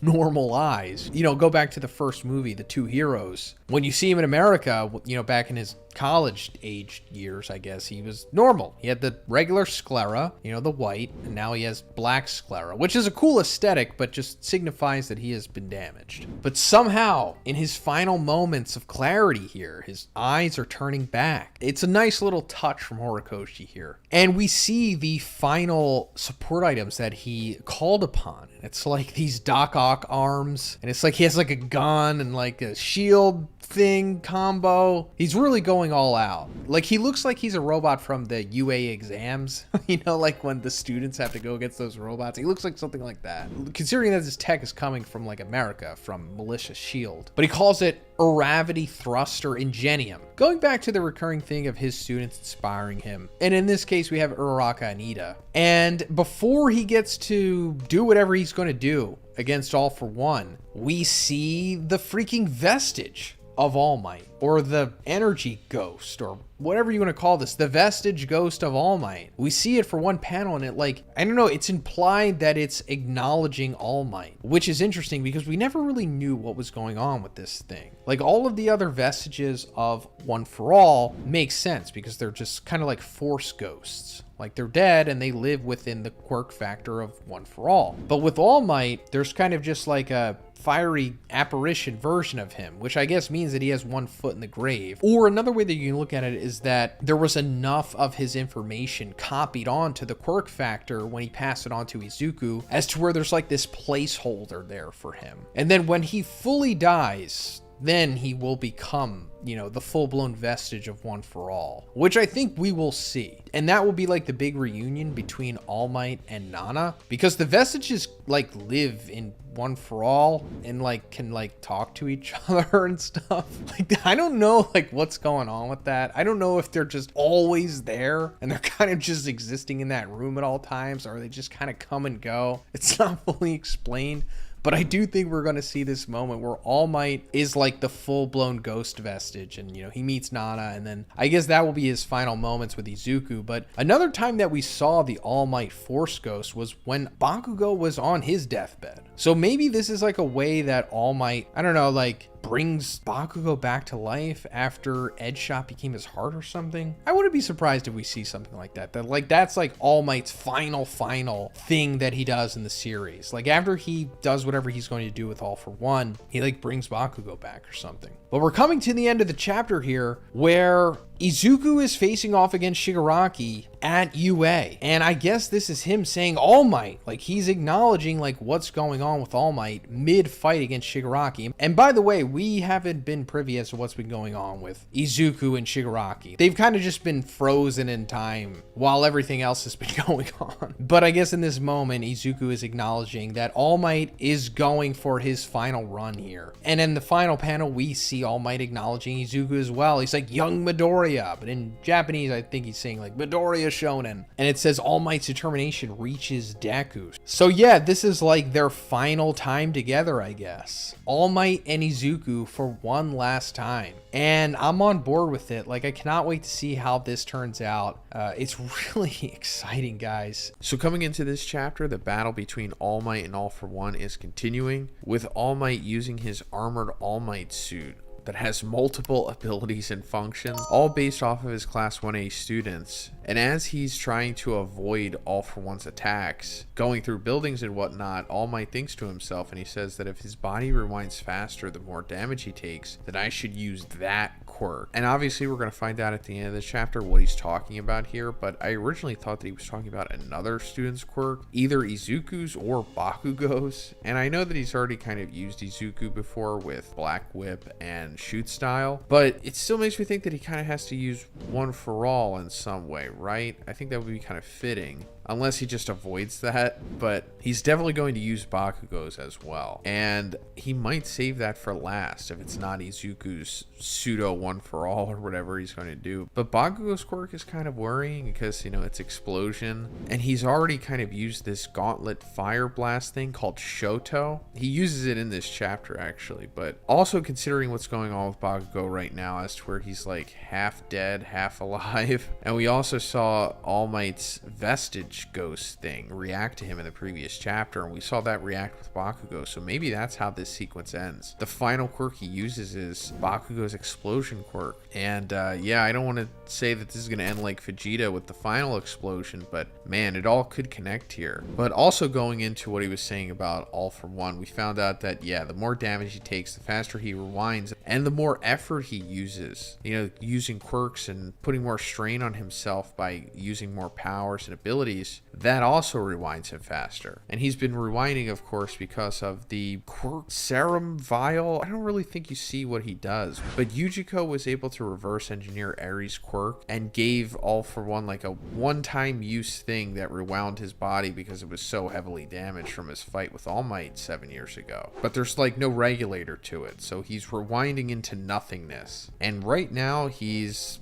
like a teenager, I guess. It's not really made clear, but he's coming dangerously close to, you know, rewinding to nothingness, considering he started at like over 100 years old. But All Might says that the problem is the energy source, and then he summons these two bird robots called Anima, of course in reference to Kota. And as All Might's running away trying to avoid All For One just catches up with him between these two buildings, and he says, it's like, I know that you're trying to pretty much exhaust me and make me use more power and effort so that I'll rewind faster. And he's like, no, I'll just kill you with minimal effort. And we see him activate his blade quirk. I think Rukasu said it was called Tendrils quirk or something. I don't know if this is ever identified. Maybe it is in the Ultra Analysis 2 book, but I think someone else has called it like Cyberpunk blades or something. And he hits All Might with these things. And as All Might's able to escape it with like a jet propulsion thing or whatever, All For One is able to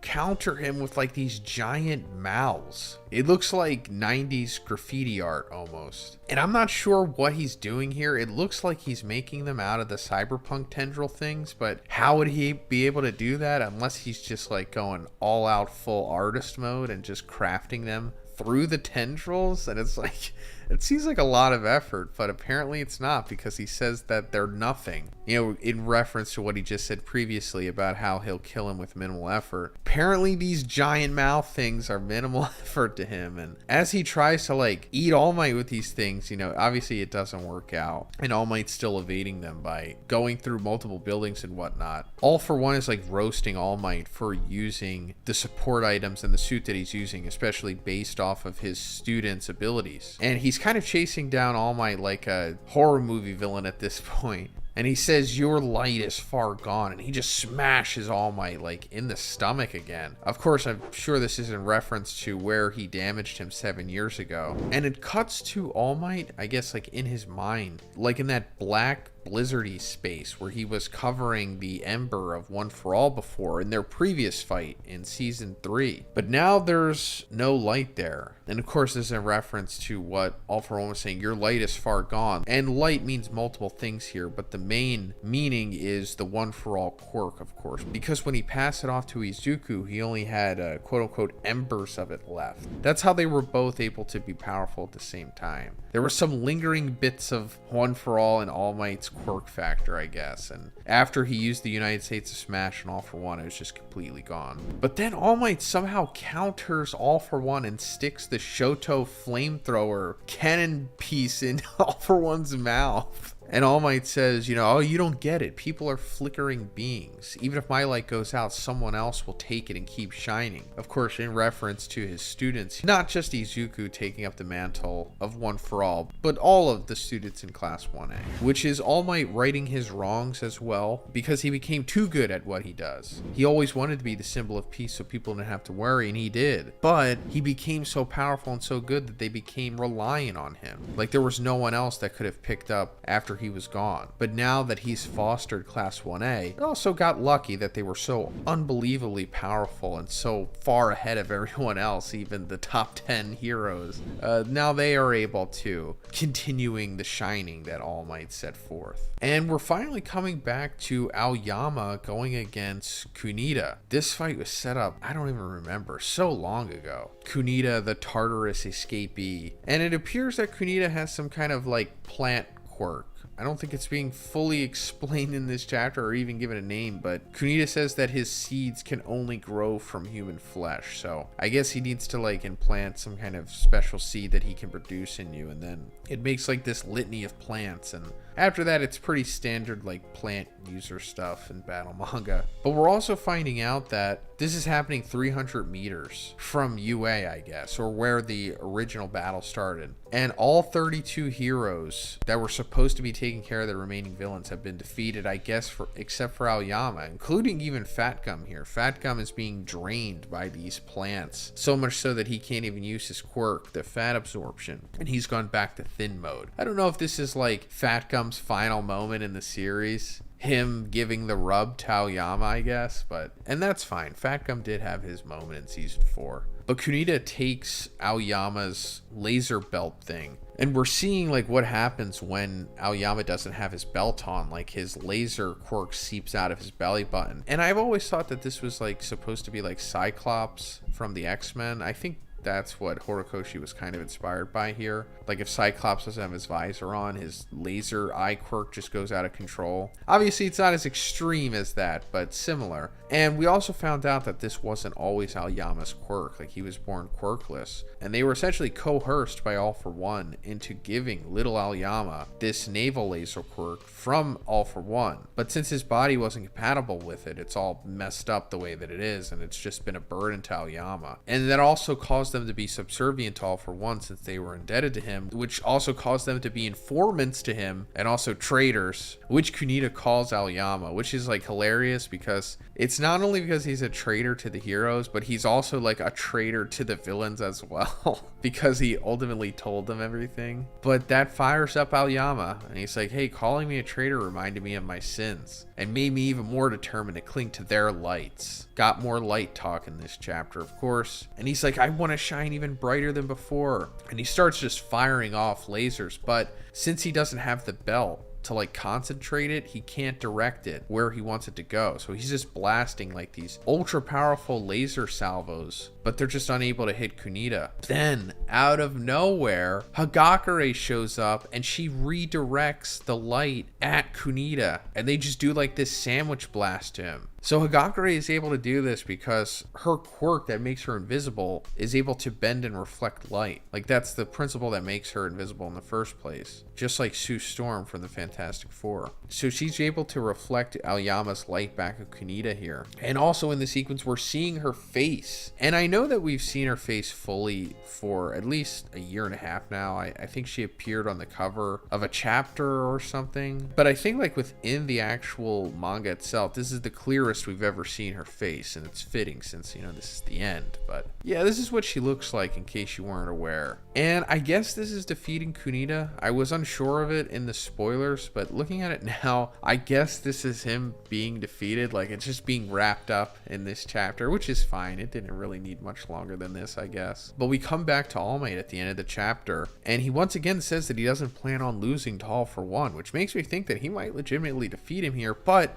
he's been in the sky with the assistance from those birds, the anima robots that he called for, and he finally has charged up his attack enough, and he hits All for One with his can't stop twinkling ultimate super laser thing. It just fires down from the sky into the city and just roasts up All For One here. I mean, I don't think he's being defeated by this, of course, but this might lead us to the end of the battle here because this is massive. And it goes back to All Might's plan in the beginning, of course, where he said, you know, if his body rewinds faster, the more damage he takes, and I should use that quirk. That quirk, now we're finding out, is his Aoyama inspiration quirk, where he's just firing a massive laser at All For One. He even has like a power cord running like a block away into him. And I assume that this is really going to damage him for sure. And we might see like child All For One in the next chapter, like 5-year-old All For One. That would be crazy. But let me know what you thought about this chapter in the comments, guys. And if you liked it, please give it a like and please subscribe if you haven't already.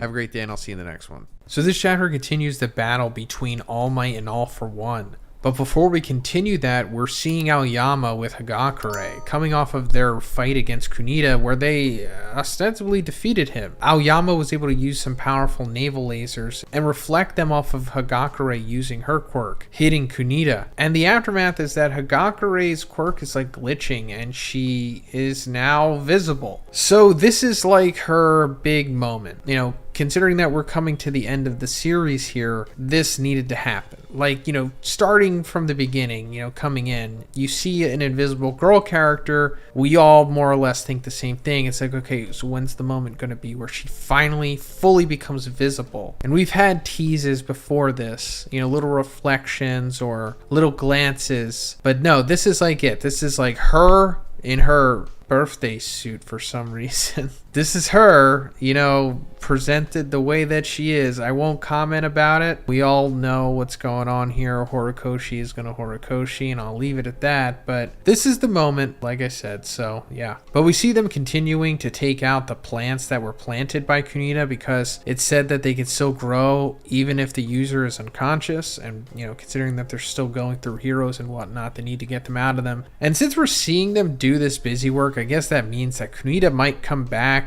because it was oddly easy to take him out. Or they're going to have to fight somebody else. But yeah, I'm sure we'll come back to them at least one more time. But we're coming back to All Might firing off the laser that he was shooting at All For One at the end of the previous chapter. The one that was inspired by Aoyama, but it's actually inspired by another person. And that's Star and Stripe. Because All Might says, you know, Star's final battle inspired me, but I can't solidify the lasers like she did. And of course, he's talking about Star and Stripe's fight against Shigaraki, although All For One was present as well. They were kind of doing that half consciousness thing, but in my opinion, that might be the best fight in the series, next to All Might versus All For One in season 3. But what she was able to do with the lasers, like what All Might's talking about here, is that her team had like these jets, and the jets were able to fire off these lasers, and using her quirk, which is absolutely busted, she was able to like make them tangible and grab them and use them as like weapons. Really cool stuff. We're probably going to see that at the beginning of season 7, right? I think. So look out for that.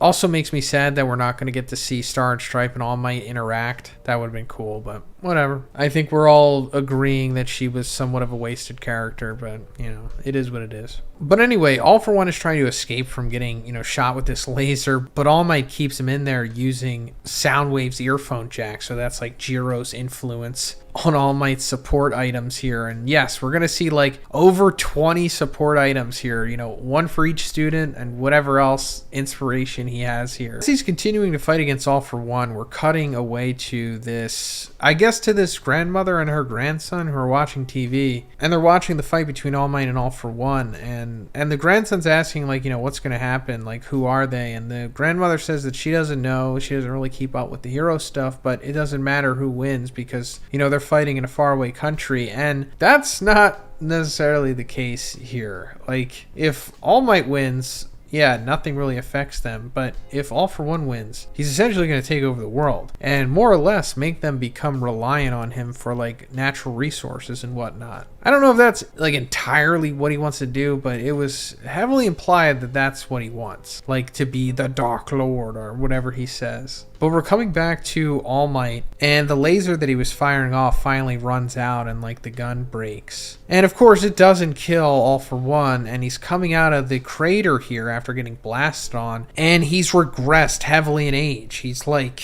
I don't know, 10, maybe even 8 maybe even younger than that. And this is because the more that he has to use his regeneration quirks and other quirks that are going to heal him, and the more damage that he takes, it further rewinds him. And we were talking about this in the previous chapter. Now it's come to fruition. But not only has he become younger, but he's shining. Like, it's even noted by All Might. He's like, his body is shining. And I don't know what to make of this. It's pretty fascinating, right? Because I think the only other instance we've seen of shining, aside from like, Twinkling or Hagakure or whatever, is from the Shining Baby. The very first quirk user. In the first chapter, it said that, the birth of quirk started with a Shining Baby in China. So does that mean that All for One was the Shining Baby this whole time? That would be amazing, actually. I mean, I guess it's possible because we don't have exact timelines, full names,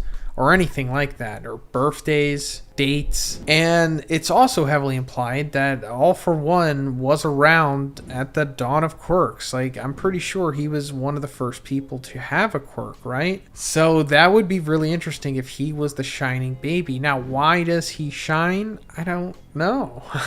Why does he not shine as an adult? Why does he shine as he gets younger? Not really sure. Now, this doesn't mean that he is the baby, of course. It could just be Horikoshi calling back to the beginning, because this could be the end of quirks. It begins with the Shining Baby, and it winds up ending with a Shining Child. Like, this is the true quirk singularity, where quirks eventually just collapse on themselves. And it, starts and ends with whatever All for One is doing here. And, I guess Izuku remedies it. He saves everyone, of course, but this could be the catalyst for the end. Just taking a guess. I mean, there is obviously some serious symbology here with the glowing child. And I'm on board with any of the options here. But All for One starts to mutate this growth out of his back. Similar to what Shigaraki was doing earlier on in this arc back at UA. Because it turns out that his body had been modified so that it could keep up with the amount of power that it was receiving from All for One and all the quirks in it. So his quirk singularity adjusted body. And it just started making all these growths and whatnot and deformities and just massive flesh abominations. And this might be happening with All for One too. Maybe the younger he gets, the more his body becomes accustomed to the quirk singularity or the power that he's receiving from All for One. I don't know, just taking a guess because we haven't really seen him do something like this yet, right? Or maybe it's just another quirk. But before we get to see what it is, he freezes. And that's because Stain's here. He was able to lick some of All for One's blood that was on a rock or on a building or something. I guess some splattered on there during his battle with All Might. But this is incredible because Stain's quirk is strong enough to work on All for One.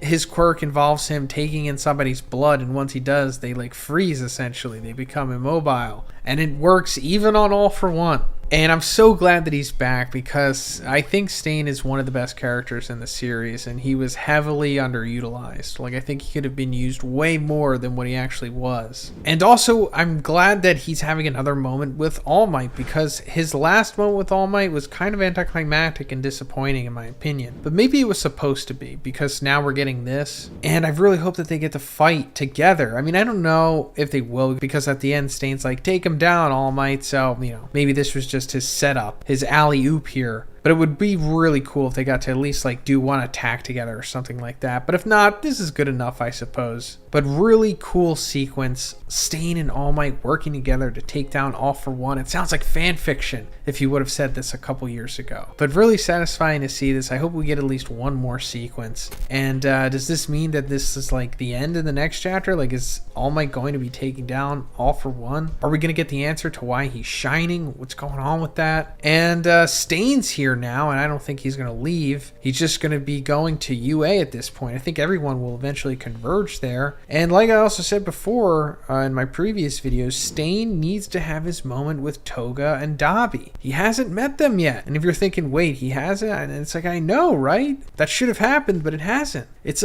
Toga and Dabi, their whole motivation for joining the League of Villains was Stain. I mean, obviously, their full backstories have been fleshed out, and there's way more to them than just being Stain stans, but when they came into the series, that's all that they were. And then they got fully fleshed out, and Stain wasn't really a part of their thing anymore. But still, they need to meet.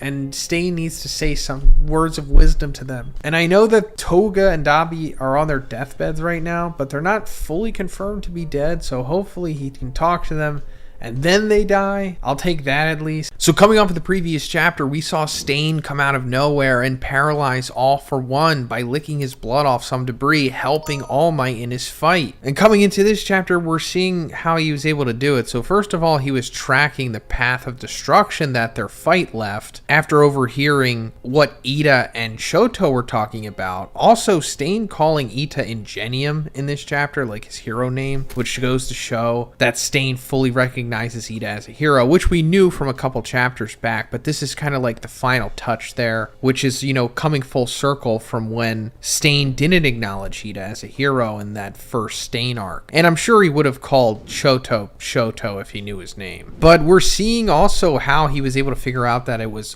All for One's blood because he smells the blood on the rocks, and he remembers back when he met All Might, and he's like, oh, well, it's not that guy, so I guess it's All for One. And it's like, I understand why Horikoshi is doing this, you know, to explain how Stain was able to do this, but I don't think it was necessary. It kind of makes this sequence even more ridiculous now that we see how he's doing it. But following this, we get something I've always wanted in the series, and that's, first of all, Stain and All Might meeting, which we got before, although it was kind of not exactly the way that I personally wanted it to go down. But I think it's being made up for here because second, they're fighting together. That's another thing that I wanted, which was kind of fan fiction-y, and I wasn't sure it was going to happen, but them fighting side by side and against the ultimate opponent in All for One. It's just a great, satisfying sequence, and I'm so glad that Horikoshi took his time to actually put it in there before it was over completely, because I really do think it was much needed to have this closure here. However, I do think he dropped the ball ultimately with Stain, and I'll talk about that in a little bit, but Stain winds up giving his speech to All Might that he originally gave him when they first met, and it ends with All Might saying, like, I get it now, Stain, like Stain actually getting through to All Might.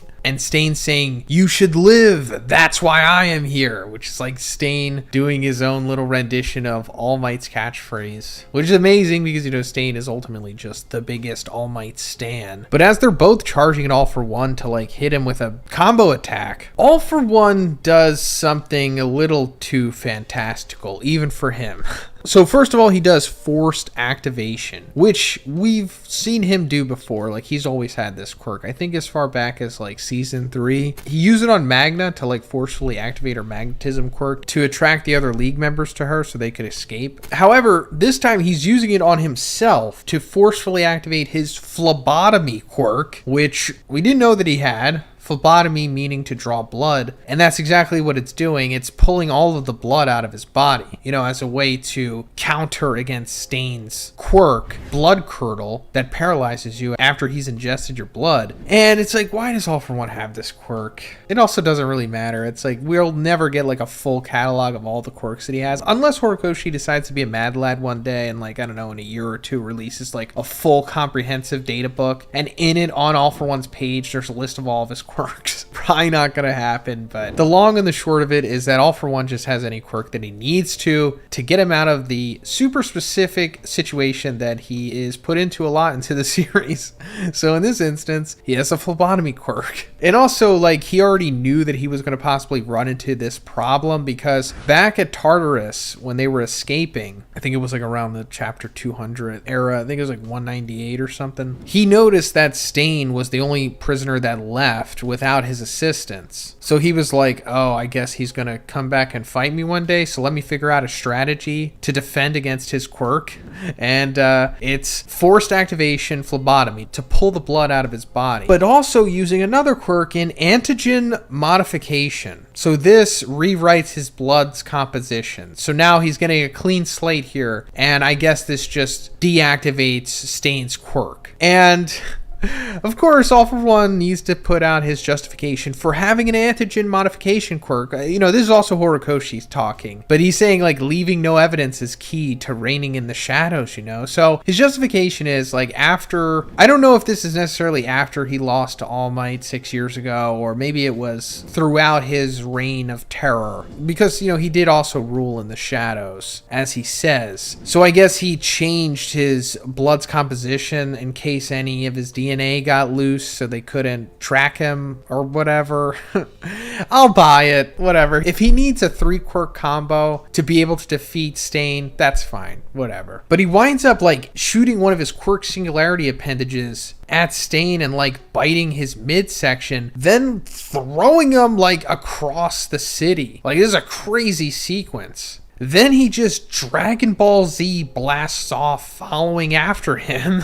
And they wind up like at the top of this building. And All For One says that he's going to steal Stain's quirk and that Stain was crucial to Tomura and the League's growth, but that's where his role ended. And it reminded me that, like, yeah, that is the case for sure. Stain had a really big role in season 2. And Toga and Dabi's initial motivations for joining the League were Stain. But then once they, fully fleshed out their characters, that side of them dropped. But Stain's legacy and effect on the series still lives on for sure. And that's where Stain's saying, like, you're wrong. It's all part of a bigger process, Mr. Demon Lord. I never graduated from high school, and you were the one that taught me the meaning of being a hero, referencing All Might. And he's like, win this and keep living. All Might, and before he's able to say everything, All For One, like, punches him or something, but it's like a life-ending smash, like Hulk smash style for sure. I'm pretty sure this is blood that's coming out and everything. And I think he's killing Stain here. Like, this is, it looks like the death of Stain. And I'll say that I thought Stain was going to die. I would have liked it if he lived, of course, but it is what it is. I like that he went down in this sequence. I'm glad that we got it, like I said. However, I think that Stain was ultimately mostly wasted in the series. I think that he should have broken out of Tartarus way sooner, and he should have had more of a recurring role in the series.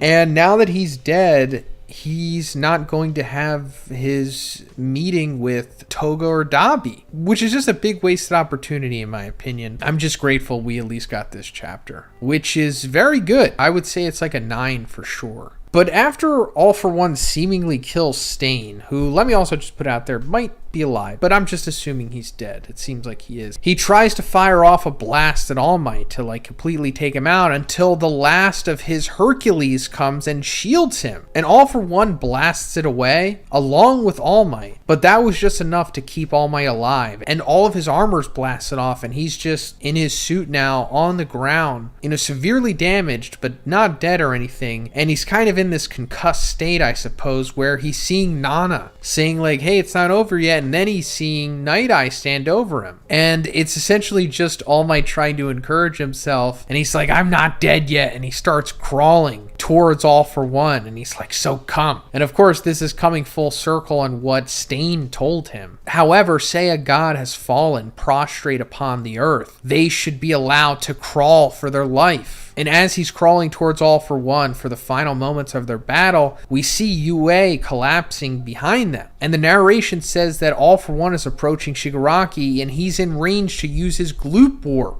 Meaning that, yeah, All For One can now finally get to Shigaraki's main body and fuse with him, taking him over completely and becoming like the full-powered All For One. And also being strong enough now to take One For All from Izuku. However, I don't think it's going to go that smoothly. Either All Might is going to stop All For One once and for all, or Shigaraki is. Either way, All For One is going to die in these next couple chapters, I'm pretty sure. And I'm wondering what other fights we're going to move to after this, aside from the inevitable Shigaraki versus Izuku. We also have Bakugo. He's still out there and needs to come back to life fully. So there are some things that need to happen, but mostly everything is wrapped up at this point, I suppose. So coming into this chapter, we're getting confirmation that Shoto and Uraraka have defeated Dabi and Toga. Shoto we know for sure did. Uraraka, on the other hand, her fight ended a little differently, but we're not getting confirmation on if they're alive or dead. I mean, if they're alive, they're definitely in custody. And the way that they left off, it really could be either or. But soon we will get confirmation. There's definitely a reason Horikoshi hasn't been talking about it. But now that Toga has been defeated / died,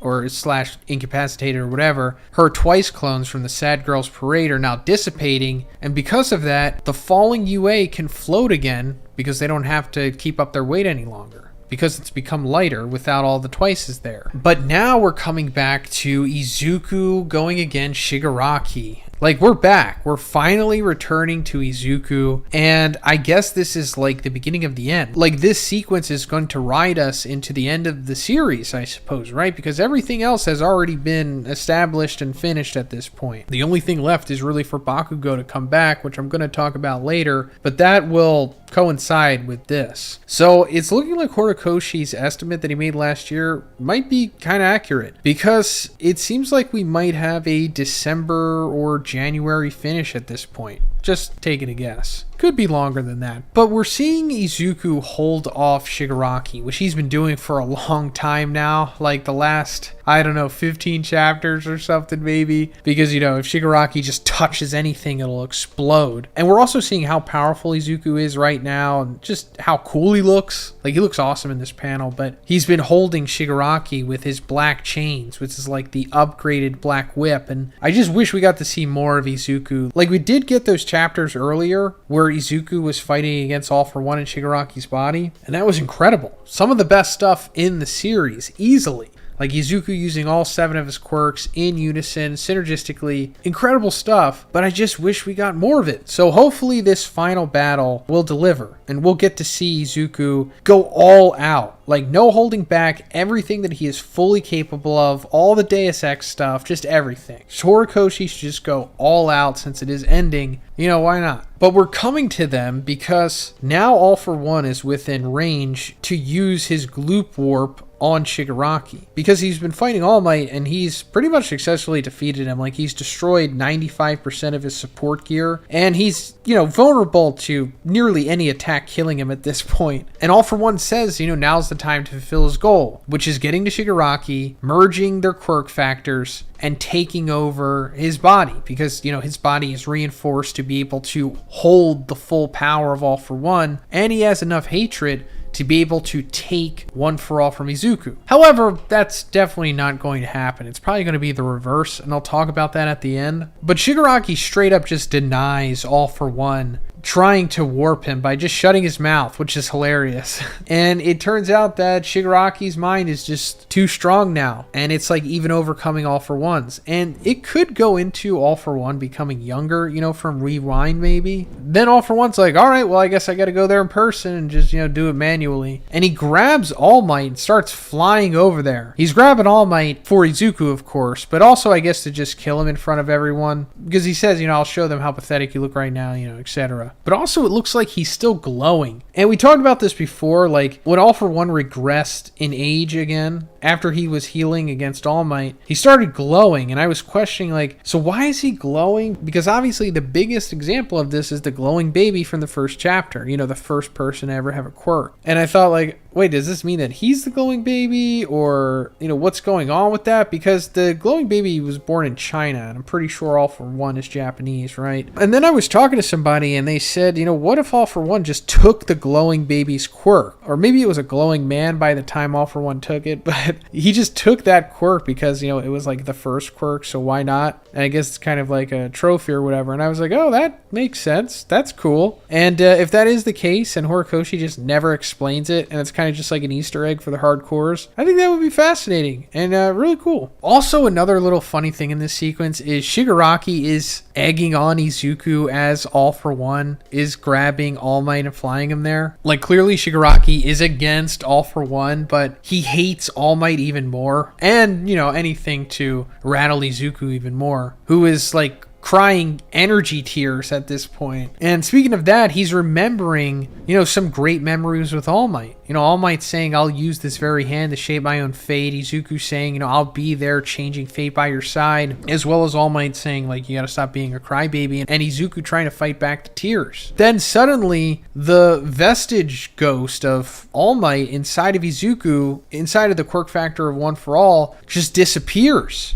And Izuku's like screaming out, All Might, like he died or something, because that's what that insinuates, right? And it seems like Izuku is reacting to this in the future, or what we're seeing is happening in the future, because we're coming to All Might wrapping himself around All For One, as he was being carried. So I guess what we're seeing here with All Might is happening in the present, and Izuku was reacting in the future, because All Might starts to glow, like there's about to be an explosion or something, and then All For One remembers Nana's final moments. And we're seeing the exact same moment from the All Might Rising manga / OVA back when All For One was in his prime. And I always wondered what his quirks were at this point. Like, what's he using to make the environment look all Tetsuo-esque like this? And I guess it's just some kind of like organic manipulation quirk or something. I don't know. I mean, it looks like the quirk singularity flesh stuff that Shigaraki has, the way that Yujiko modified his body so that he was capable of using All For One's full power. But in this instance, All For One is like manipulating the environment with it instead of his own body. So I don't know what this is, but it's still cool nonetheless. But he's wondering, like, why am I remembering Nana's final moments? Because she died a pathetic death. And then he remembered, what she said as she died. And she said, All Might will be the one to defeat you because Toshinori, which is All Might's real name, is even crazier than you, which is very true if you really think about it. All Might is definitely a crazy person, but the good kind, I guess. And All Might says, if you die again, you rewind back to a kindergartner, right? And All For One's like, he's going to blow himself up. And then in the last panel, we see like an explosion. So I guess that's what happens here. All Might still had one last support item left, and it was on his arm. And it was the gauntlet, which I suppose is meant to represent Bakugo, because of All Might's other support items were from the students of Class 1A, and he pretty much went through everyone except Bakugo, of course, and now the final one is Bakugo's explosion gauntlet, and it looks like he's taking himself out along with All For One. And what makes me think he's taking himself out here is because the Vestige Ghost is disappearing. And the Vestige Ghost was always a weird thing. I guess it was supposed to represent that All Might had like one foot in the grave, or there was just a part of him, or it could have meant that there was just a full part of him left in the quirk factor from when he passed it on to Izuku. And considering that he was still alive, he wasn't like a full-blown ghost the way that the other users of One For All are. It's also interesting that Bakugo interacted with that ghost as Bakugo was dying. So I think that's going to come full circle here, and I think All Might sacrificing himself to put the final nail in All For One's coffin, along with using Bakugo's inspired move here, is going to lead to All Might talking to Bakugo in like the spiritual realm, or the quirk spiritual realm, or whatever. And I guess that will be his final moment with him. It'll kind of be like the end of Fast and Furious 7, where it will be All Might dying as he is passing Bakugo, who is coming back to life. And I guess it'll be kind of like All Might himself being the final thing that brings Bakugo back to life after Edgeshot repairing his heart. I think that would be cool. And then All Might will be a full-blown vestige at that point inside of Izuku, and then we'll see him interact with the other vestiges along with Izuku, of course. And then maybe the full power of One For All is unlocked or something like that, because All Might is like fully in there now or something, maybe. Why not? Because I think that once All For One becomes a kindergartner, after getting severely damaged by this explosion, he'll be so weak that, well, mentally weak, I suppose, not quirk-wise weak, but he won't be able to do anything to Shigaraki, and I think Shigaraki will be the one that absorbs him, and then just absorbs his quirk factor, and then just completely destroys the entity of All For One, like his consciousness, his soul, or whatever. He just destroys it, and he's gone, and now Shigaraki remains with the full power of All For One, and now he faces off against Izuku with the full power of One For All. And then this is like the final battle, and I'm really looking forward to it. So Bakugo has finally returned in this chapter after being dead for like over a year in real time.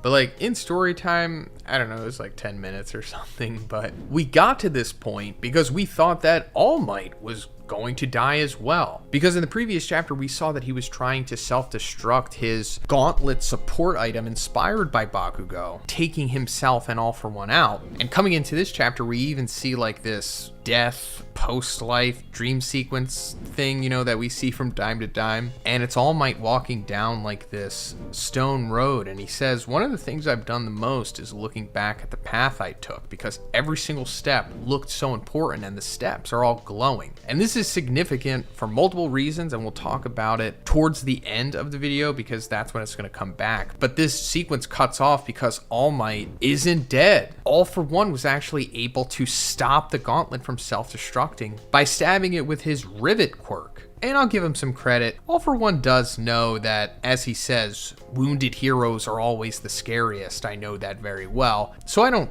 expect him to fully drop his guard here. I mean, it's makes sense. Then he takes some of All Might's blood and licks it using Stain's blood curdle quirk that he got before he seemingly killed Stain couple chapters back. And now that All Might is completely out of commission, All For One starts focusing on UA again since they're, so close to it. And he realizes that it's begun floating again because it was falling before, but we saw that Gentle was able to use his quirk awakening, I guess, to keep it afloat. And he's been doing that for like a long time. And he was going to let it go, but now that All For One's free, he like shoots a lightning energy beam through it or something. And this is devastating. Like, surely some people would have been killed by this because he says UA absorbed the energy, so I missed the target. And it's like, all right. But this is just restarting the ticking clock that UA falling presented in the first place. And I also think it will probably come down to Izuku having to like lift UA himself or just stop it from falling. Like, I think that might be one of his final feats of power, like just straight up like overhead pressing UA as a whole, and then I don't know, like putting it somewhere else or whatever. But and I say that because I recently watched the movie Sky High. If you guys haven't seen it, you should check it out. It's like a fun little, Disney Channel type movie. But wow, a lot of parallels to My Hero Academia, like so many that I think I might one day make a video essay about it. And I have to also add Avatar: The Last Airbender in there because I think those, aside from Marvel Comics, are like the two biggest inspirations on Horikoshi developing this series. But anyway, Star and Stripes X-66 pilot buddies come back, the Americans, and this is great. It's like, oh, they're gonna help, and they were pretty formidable before when they were with Star and Stripe taking on Shigaraki / All For One pseudo persona, whatever was going on at that time. I mean, most of the success came from Star and Stripe, of course, because her quirk was unbelievable, and she almost straight up, quickly and cleanly killed Shigaraki, but unfortunately, Horikoshi realized that he had made a mistake and took her out, just as All For One is taking out the X-66 pilots here. I mean, wow. It is one swipe of his hand and they are all destroyed. I mean, not like exploding, like you see their wings coming off. So I guess this means that the pilots are surviving this. But that was super anticlimactic. Like, what's even the point of bringing them in here? I guess to just show that, like, hey, they were around for a little bit, but now they're just useless. They helped Izuku, but now their purpose is done. So just get them out of here. And speaking of Izuku, we see him still in a stalemate with Shigaraki, and he's just watching what All For One is about to do to All Might, along with the rest of the world, because this is being broadcast, of course, by the students at UA, and there's like a helicopter from a news station. I think the helicopter's still around. Maybe it was destroyed. I don't really remember. But at the minimum, it's being recorded by the students, because we straight up see them struggling to continue to film in this chapter. The one with the Karen Emperor looking haircut. And as All For One is about to straight up pull All Might apart at the waist. Like, we even see his stomach ripping a little bit. Like, this is pretty gruesome. And I was thinking, like, wow, this might actually line up with Night Eye's prophecy, because he did say that it would be gruesome. But no, it is not time for that yet. It might not ever be the time for All Might to die, because Bakugo is back. He is the last person who is able to save All Might at this point, and he makes a spectacularly brightly shining entrance emanating from UA. And we see him a little drowsy looking, but he still has the clusters around him. And we see that Izuku notices him, and Bakugo also notices Izuku. And before I go into the final sequence of this chapter, let me bring you up to speed on how Bakugo died in the first place, and why he is very likely to be ultra powerful right now. Like, so powerful that he can probably defeat All For One. I know that sounds crazy, but let me explain his new quirk awakening, I guess you could say, that he unlocked before he died, or ultimate ability, his quirk ultimate, whatever you want to call it. So as Bakugo was fighting against All For One / Shigaraki at UA, like before Izuku showed up, in the final moments of that fight, Bakugo was using his cluster ability by like firing off little beads of sweat from his palms and making like multiple explosions from it. However, he was going so hard against Shigaraki that he kept saving up the sweat in the glands in his palms, but it was putting like way too much of a burden on them. So those sweat beads that he kept building up spread throughout his body, and started exiting from other sweat glands. And this caused him to essentially create his own version of Izuku's full cowling of One For All. Because think about it, you have all of these little micro explosions coming from the sweat glands in your body. So you're being propelled at all times.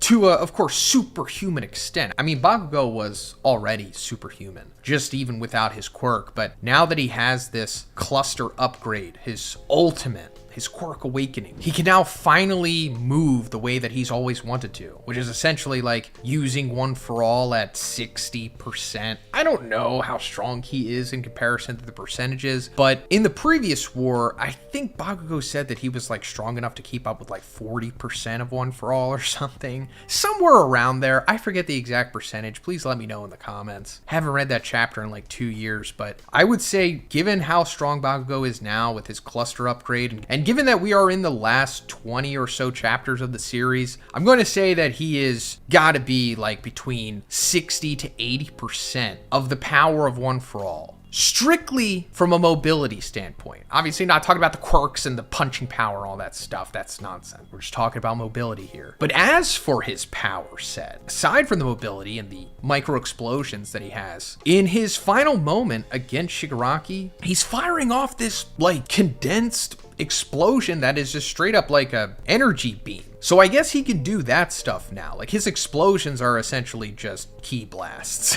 I mean, they're not, but you know what I'm talking about. Which is a good upgrade, because if we're looking at Bakugo as a whole and who he was always supposed to become, I think this is extremely fitting. And if I was writing his character personally, I would have him have the same outcome as well. Just be super fast, super agile, and then just have like energy projectiles or some kind of other projectile from your palms. I think it's the perfect moveset for the type of character that Bakugo is. I mean, don't get me wrong, he always kind of had that on a smaller scale, but I'm talking about like on a One For All, you know, typical manga superhero Dragon Ball Z adjacent type abilities. But after this new ultimate of Bakugo was revealed, he put it on display and he like straight up speed blitzed Shigaraki, dodged his strikes. It was ultra impressive. Like even like the heroes watching it were shocked. But it was very short-lived, because as he went to go after Shigaraki again, he just immediately goes into a dream sequence, post-life, whatever thing, you know, similar to what we were talking about with All Might in the beginning. And it's Bakugo looking at All Might's vestige ghost. And he says that he always wanted All Might to autograph his All Might card that he got with Izuku at the same time when they were kids. It was like a big moment in their lives. And we're going to talk about that again, of course. But as we came back to the present at that point, Bakugo was getting pierced through the chest by Shigaraki,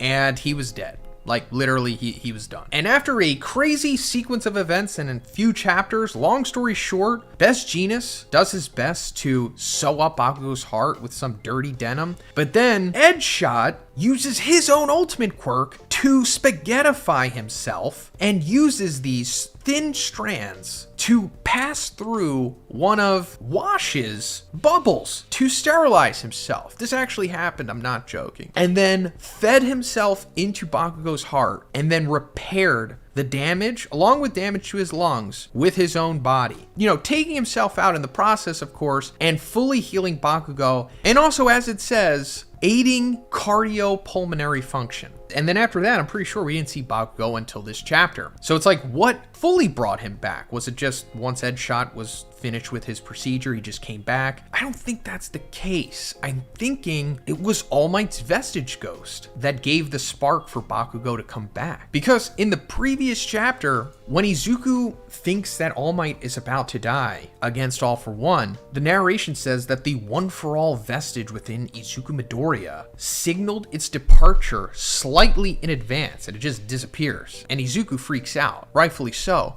And we thought that that meant that All Might was dying, but I don't think that's what it meant. I think it now meant that it was like leaving the quirk factor of One For All, and then somehow, through space and time, transferring itself to Bakugo, and then using whatever kind of crazy supernatural quirk abilities to revive him. And one way to explain this, I guess, is that if the Two Heroes movie is fully canon, and I mean like everything in that movie canon, then Bakugo at one point technically did have One For All. So I guess the residual quirkiness that was left in him had enough of a signal for All Might's vestige to latch onto. But back to this chapter, because Bakugo is not only just standing there in a cool pose, but he also has that All Might card. The very same All Might card that we saw in that death sequence, also on the ground next to Bakugo's dead body. But we also see like a revised flashback / dream sequence that ties into the beginning with All Might walking down that stone road,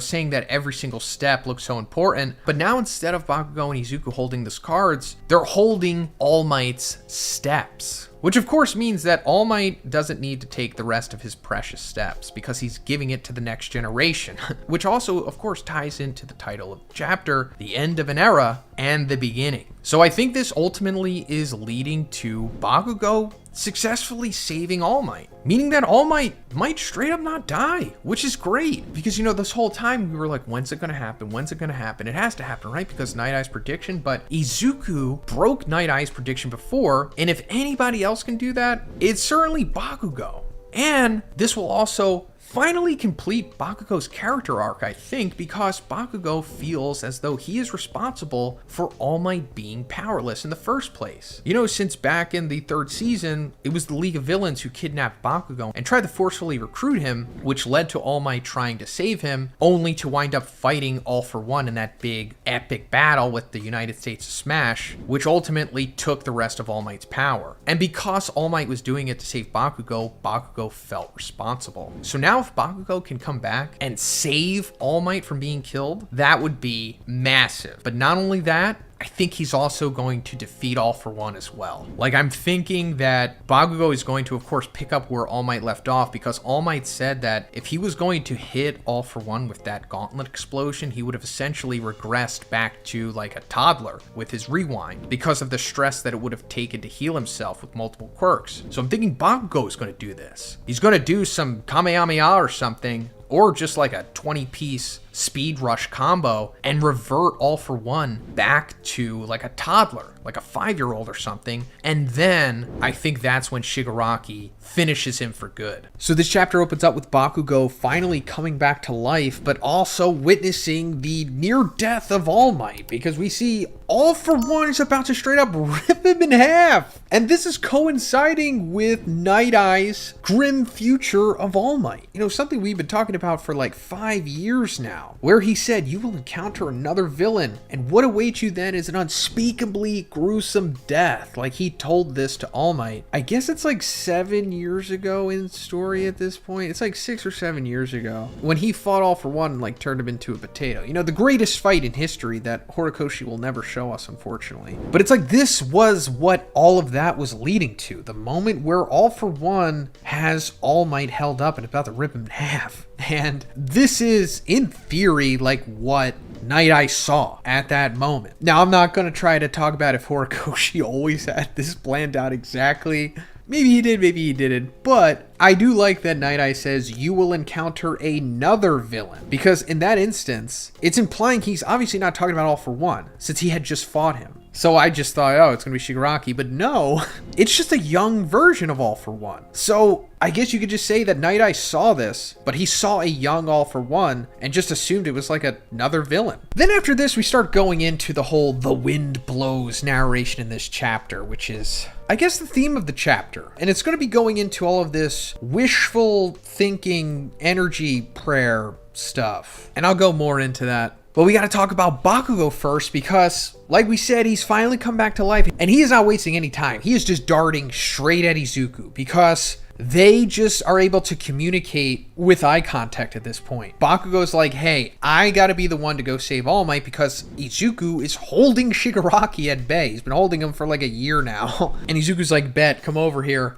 I can propel you at light speed now. Because as Bakugo is coming towards him, Izuku holds out his left hand while still holding Shigaraki with the black whips in the right hand, grabs Bakugo as he's coming at him, then does like a 360 spin, maintaining the momentum. And as they're spinning, Izuku activates Gear Shift on him. This is incredible. Gear Shift is the quirk of the second user of One for All, and it essentially allows you to amplify by the speed of things that you touch, typically small things. But given that gear shift has been amplified by the overall power of One For All, it has a much more refined and crazy ability, because Izuku can use this to accelerate the speed of his cells. So he as a person just goes Super Saiyan. Starts just ignoring inertia, gravity, things like that. And he's doing that to Bakugo here. So Bakugo, already going incredibly fast, using his new awakened cluster explosion quirk, where he can expel the nitroglycerin from his sweat out of all the pores in his body, replicating somewhat of a full cowling effect like Izuku has with One For All. Then on top of that, getting gear shifted and 360 swung by Izuku. This is an amazing sequence. I love it so much. It's like when Horikoshi really wants to go in with his characters, he goes in. I know we've been hot and cold with this series for the last year and a half, but when he wants to cook, he's gonna cook. Horikoshi, that is. In my spoiler video earlier this week, I called him Gege by mistake. That's what I get for recording Jujutsu Kaisen and My Hero spoilers back to back at 2 a.m. But that wasn't me saying one is better than the other, guys. I like them both in their own ways. But as Bakugo is getting propelled to save All Might, Shigaraki is like, you know, he's not gonna make it in time, right? And somehow Shigaraki, like, knows how the Vestiges and One For All works. I mean, technically he was in that world for a second, but not enough to have like a full understanding of how it works, even better than the freaking audience. And he's like, the All Might inside of you used to be just a formless silhouette. They don't appear like their true form while they're still alive. But now he started looking like his real self, didn't he? Because we saw that energy ghost of All Might, you know, taking his place inside of the quirk factor of One For All with the rest of the Vestiges. That's because, I guess it's implied that a part of All Might is within the quirk factor of One For All, right? I guess it was explained that way. All of the users have a part of their quote-unquote, I guess, soul in it or whatever. That's not straight up said, but I guess it's implied. We actually see that energy ghost of All Might start to dissipate next to the second user as he was warning Izuku to not use gear shift. Because he's like, you know, the kickback from it will be stronger than ever. Because he's already used it before, and the second user already told me he'll only have like 15 minutes left. It's taken such an extreme toll on your body that you just can't maintain this. So now on top of that, he's doing it to Bakugo. So we have like multiple ticking clocks going on here. I also really like what Shigaraki says here. He's like, the death of the man who brought dreams to this world will bring reality back. Referring to All Might, of course. And I like the dichotomy that is represented through like the generation that All Might fostered. Because they were born into the world that he essentially created. And it's like we have Izuku, you know, the ultimate stan, worships All Might, wants to become the successor, as where Shigaraki completely hates him and thinks that he's essentially like a fascist dictator, which I guess if you were a villain, you would have a pretty good argument saying that All Might was, at least for, you know, anything that doesn't fit his justice. Because as Doflamingo said,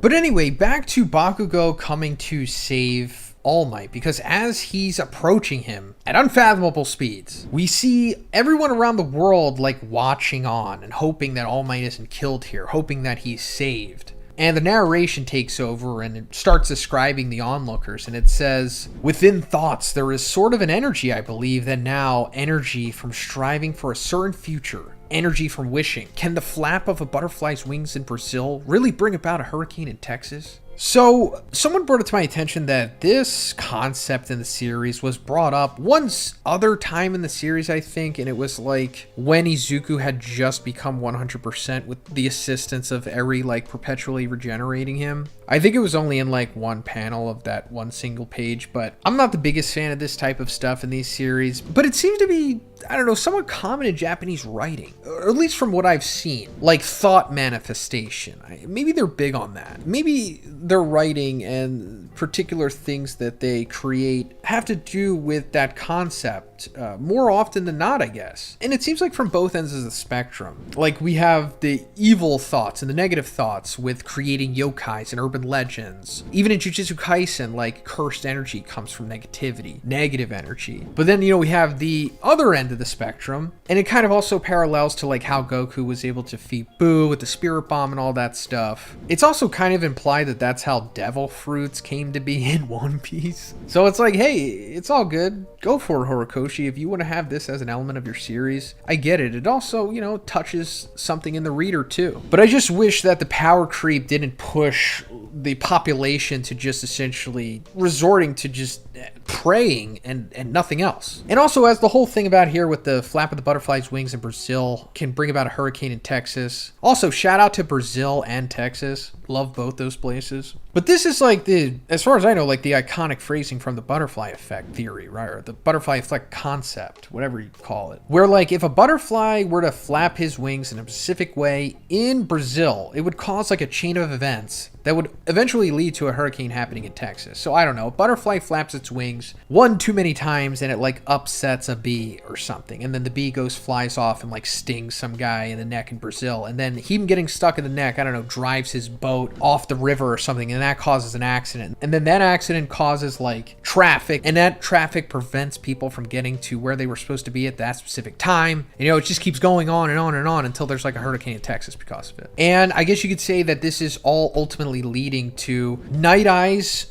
vision being changed, because obviously he was supposed to die, but he is not now. I mean, even like the quirk factor of One for All thought he was going to die. It was like, yeah, let's just pre-upload the full facsimile of All Might in here, you know, because he's going to die anyway. Let's just get prepared. But no, Bakugo's like, nah, if Izuku can break fate, you know, like he did against Overhaul, then Bakugo can do it too, because he does. And he blasts through All for One so fast, like All for One doesn't even realize it until after the fact. Takes his arms off in the process and saves All Might and ends the chapter with him saying, "We'll win this." Really satisfying sequence here. In my spoilers video, I said this is almost like us getting our cake and eating it too. Not exactly. I do appreciate that All Might has survived. So I'll say it's kind of like us getting our cake and, I don't know, smelling it or maybe tasting the icing. Eating the cake too would be like All Might getting One for All back. But that's just a forgotten hope for me at this point. But I'll gladly take him living. I didn't want to have to experience his death, and I really didn't want to have to talk to you guys about it. Nothing against you, I just didn't want to have to get emotional. But now that All for One has to regenerate from this, of course, I guess it's going to stress him a little bit more, and maybe he will regress in age to the point where he's like 5 or 6 years old eventually. Maybe not right now, but I think this is leading to Bakugo's final fight. I know I've talked about this before, but it just makes so much sense that it would be Bakugo and Izuku at the end facing off against Shigaraki and All for One. And Bakugo, I guess, beats down All for One enough to where he regresses to a 6-year-old or something, and then Shigaraki takes care of the rest. And then I guess Bakugo and Izuku could fight Shigaraki for a little bit, until, of course, you know, Izuku has to do the final hit to him because he's the MC, of course. But I'm really looking forward to the last 20 chapters or so that we have here in this series. Let me know what you think about it in the comments, and if you like the video, please give it a like, and please subscribe if you haven't already. Have a great day, and I'll see you in the next one. So this chapter starts off with Bakugo successfully saving All Might in more ways than one, and it kind of sends All Might into this ethereal dream type of hallucination where he's straight up talking to Night Eye, and Night Eye confirms that, like, yeah, this was the horrible fate that he saw, like the prophesized death that he's been talking about for years now. It was in fact All for One as a teenager ripping All Might in half like all those years ago. That's what Night Eye saw. But he also says fate has been twisted, but your dreams still did kind of end there, but it was also passed on to the others. Because, you know, in that sequence, All Might was essentially ready to give his life to stop All for One. He accepted death. But, you know, Bakugo and Izuku, they're just too powerful. And they both broke Night Eye's prophecies or visions of the future, which, as far as I know, they're like the only two who have ever been able to do that. And I also like in this sequence how the dialogue kind of gets a little meta, because All Might's like, you know, what about the sensei dying and passing it on? And Night Eye's like, you know, save it for the comic books, bro. This is battle manga. We don't gotta play by those tropes. And I'm sure it angers some people or think that it's safe writing to keep All Might alive, and maybe, but I think at the same time it's a fine swerve here considering how much it was built up and hammered home. Like, I myself was ready for All Might to die. So it's cool that it was subverted and he lives. However, I do have a gripe with another character not dying, and we're gonna talk about it soon. People around the world reacting to like All Might getting saved by Bakugo. And there's a bunch of familiar faces here, but then we see the two kids from the second My Hero movie. I think it was called Heroes Rising. The one with 9 in it. And it's like, I guess that movie's canon now. And guys, I know Horikoshi said that the movies are canon or whatever,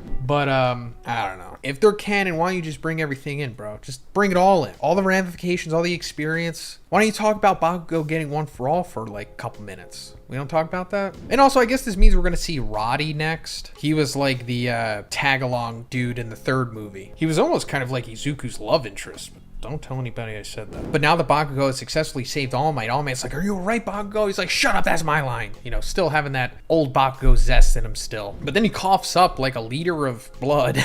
And it turns out that Edge Shot is like coming out of his chest and he's somehow still alive. And if you're surprised, that's fine, because I am too. I was under the assumption that he was giving his life to save Bakugo here, right? Like, we straight up said our goodbyes to Edgeshot, as he says, 1,000 sheet pierceneth, and used his body to repair Bakugo's wounded heart and lungs and all that stuff. That's not the case. He's surviving this. He's surviving this somehow. And that's what I was saying. Like, I could accept All Might living. He's my favorite character. I have some partisan there. Edgeshot, neutral on him. I'm assuming most of the audience is neutral on him. He hasn't really been built up enough for him to be like a fan favorite, to be honest. But if there was anybody that could have died in this sequence, it was Edgeshot, right? I mean, Midnight died. And it's like, whoa, it almost seems like it was a waste to kill her. Like, she didn't even have to die. I don't know. I don't want it to sound like I'm like complaining. I'm just, I don't know, more so confused. But going further, it gets a little more interesting, I guess you could say, because Edgeshot says that I simply just bound things together. I kept trying to make your heart and lungs work, but you wouldn't wake up. And my ultimate technique eats away at my own life, and I was at my limit. And it was either going to be me or you, but then through your bloodstream came a drop of nitroglycerin, which is his little sweat spheres. And apparently it bound things together. I guess nitroglycerin can also be a healing agent, but it also like exploded too, and like, I don't know, kickstarted his heart, possibly too, from his quirk strengthening over the years, as he says. It doesn't really matter, guys. It doesn't matter. Bakugo's back. I already just accepted that Bakugo was coming back last year when all of this stuff started with Headshot becoming spaghetti and then going through Wash's bubble to sanitize his body. So it's fine. Bakugo's back. To be honest, Horikoshi, you didn't even have to tell us this much. But I know he did, because he's trying to keep Bakugo strong. You know, because if like this was all just Edgeshot and Best Genius and the others who are entirely responsible for bringing back Bakugo, it's like, yeah, he was just saved, and he didn't do anything on his own volition. He didn't earn anything, just everything was given to him. And Horikoshi's trying to stifle that narrative, and he's saying, no, Bakugo came back to life on his own. I mean, yeah, he needed some ninja spaghetti in him, but he still did it on his own, guys. Then All Might passes on his broken support item gauntlet to Bakugo, which of course was inspired by Bakugo, as you know, along with the rest of his support items from the Class 1A. And he says that it's not working anymore, and that's because, you know, he was trying to blow it up to destroy All For One, but All For One like stabbed his rivet quirk through it. And I don't think that's the case. I'm sure it still works. It's possible that it even exploded in the end of this chapter, but I don't know, maybe. But I'm sure that this is going to come back and be more than, as All Might says, a splint. And then after he gives us the Bakugo, we get the ultimate fan service moment here. I'm assuming that's not the apex fan service moment. I'm sure that's going to happen when Izuku kisses Ochako, or Izuku like has a big bro hug with Bakugo, which is, you know, coming in the next couple chapters. But Bakugo giving a genuine smile. Like, we've only seen stuff of this from like Kami's illusions, but this is the real, fully realized Bakugo smile. And I like it, because we all knew that it was coming to this point, right, guys? Bakugo is like, kind of like the new Vegeta, I guess. Because it just reminds me so much of Vegeta's character arc at the end of Z. Like, they totally domesticated him at the end. And I'm not saying Bakugo's domesticated, but he is certainly approaching his fan servicey, likable side more than ever. Which, you know, it's necessary. We're at the end of the series. This is what a lot of us have been wanting. Then All For One like starts panicking, because he's like, oh crap, I need to get to Tomura and give him my copy of All For One so I can completely take him over. You know, his plan that he's been working on for too long. The plan with 100 steps and then 300 extra backup steps to those steps. And then he starts thinking about all the heroes that he had fought in this arc leading up to this moment. And I guess this is Horikoshi showing us that like everyone played their part in stopping All For One from successfully completing his plan. Even if they were just able to stop him from moving a single inch, or stop him from achieving whatever he was going to do 1 second less than what he was supposed to, they successfully stopped him from winning. No matter what little thing they did or how much panel time they had, all of the characters we see here played their part in saving the world. And I like it. It's better than nothing. I know that Horikoshi can't give everyone a chapter dedicated to themselves and also satisfying character arcs and storyline conclusions. I mean, he could if he was like Oda, but you know, Oda is a freak, but this is good enough. And it could also be tying into what he was talking about in the previous chapter with the butterfly effect. You know, the flap of a butterfly's wings in Brazil can cause a hurricane in Texas. You know, just something as little as like Mineta stopping All For One from walking more and turning around and looking at him and getting upset. Like that was enough to stop All For One. And then we come into the end of the chapter with Bakugo just grabbing All For One by the face and telling him that's like, I'm your final boss, bro, which we were talking about before. And he just levels him with like this ultra concentrated explosion blast. And he's like, I'm the guy who steps in when that nerd, referring to Izuku, can't handle it all on his own. And it's like Bakugo finally realizing his part in this story. He is Endeavor. I mean, that's what we're getting across, right? Izuku is All Might, and Bakugo is Endeavor. And I'm not saying there's anything wrong with that. There always has to be a number 2. It's like, you know, Michael Jordan had Scottie Pippen. But anyway, I'm assuming that this is really going to mess All For One up, and he's probably going to regress in age again. We also talked about this before. I just thought that it was going to happen sooner. And I'm thinking at this point, we're going to see Bakugo just completely destroy like a toddler. And I think Horikoshi is going to make that more tolerable by just making All For One look like making him more Tetsuo-y will make us less feel bad about Bakugo just completely wiping the floor with like a 5-year-old. So this chapter opens up with us seeing essentially like a montage of battles that have been completed and some that are still kind of going on, I suppose. So we see the battle in the front of the hospital, you know, back when Shoji was taking on Spinner with Koda. That's all wrapped up and done.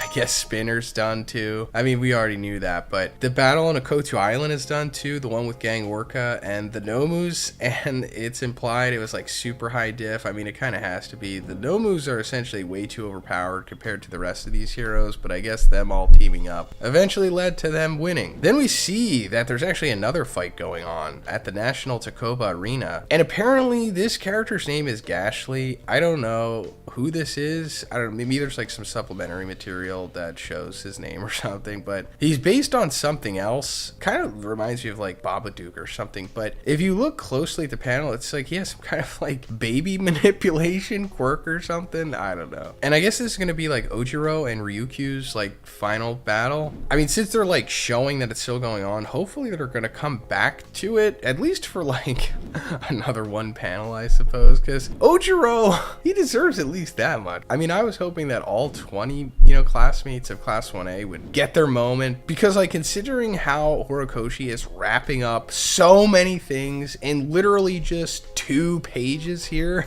Like we're seeing Kurohiro and Kamakiri from Class 1B. It's like, oh hey guys, they were here, they did something. They evacuated Shiketsu through the underground system. So don't worry guys, they had their ultimate final moment. Their full character arcs. They like it, don't worry. They're enjoying this. We see that Skeptic was captured by Hound Dog Man, Miss Joke, and Shindo. So this is like their final moment, I guess. It's just really telling of how Horikoshi is feeling at this point, and he just wants this to end. Like he is just so over this, I guess, at this point. And hey, I don't blame him. He's been making this series for 10 years. Grinding for 10 years. Like hard grinding. He's had to take multiple breaks in this year alone. But anyway, we're coming back to Bakugo, who is unbelievably powerful right now. Like the explosion that he is creating from his attack on All For One, which we actually saw happen at the end of the previous chapter. It looks like a freaking sun destroying the city. Oh, and Edgeshot is still alive. He's like on the ground next to All Might as they're watching the power creep absorb Bakugo. And he's like at the brink of death. Even if only for a brief moment, he left Shigaraki in the dust. He learned something new about his quirk. And it's like, yeah, we know. It's like he has the cluster ability, but apparently there's like some kind of pain thing tied to it. And it's a side effect. I mean, we'll go a little more into it, but Bakugo is also being assisted by Gear Shift here, from what I remember, because they had that moment where Izuku had touched Bakugo by like grabbing his hand or wrist or whatever, and then catapulted him at All for One. But yeah, I guess Edgeshot is surviving here, but it's like, is he going to just exist as this like worm thing? Because that's awful. Unless he's like able to regenerate or something, or they give him synthetic tissue to recreate his body, or give him like a robot or something. But after Bakugo hit All for One with this massive explosion attack, he like sent him deep down and like through buildings into the concrete. And All for One isn't really too fazed by this. He's like, oh, I'll kill him later, because he's only focused on getting Shigaraki right now. Because once he fuses with Shigaraki, he essentially becomes unstoppable.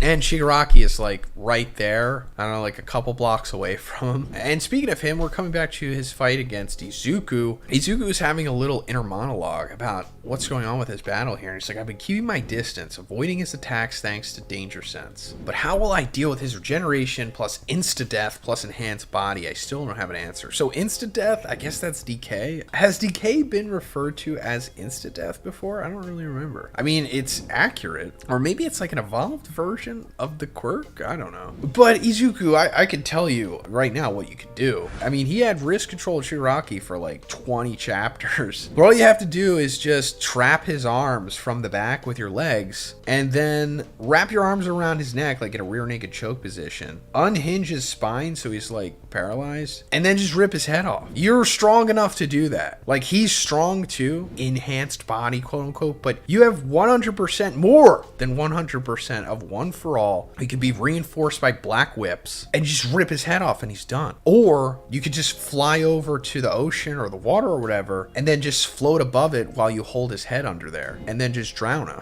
I know it would be way too simple and the series would just end if he was able to do that, but it's just funny that the whole world is like putting their faith in one 16-year-old boy who doesn't really know how to fight.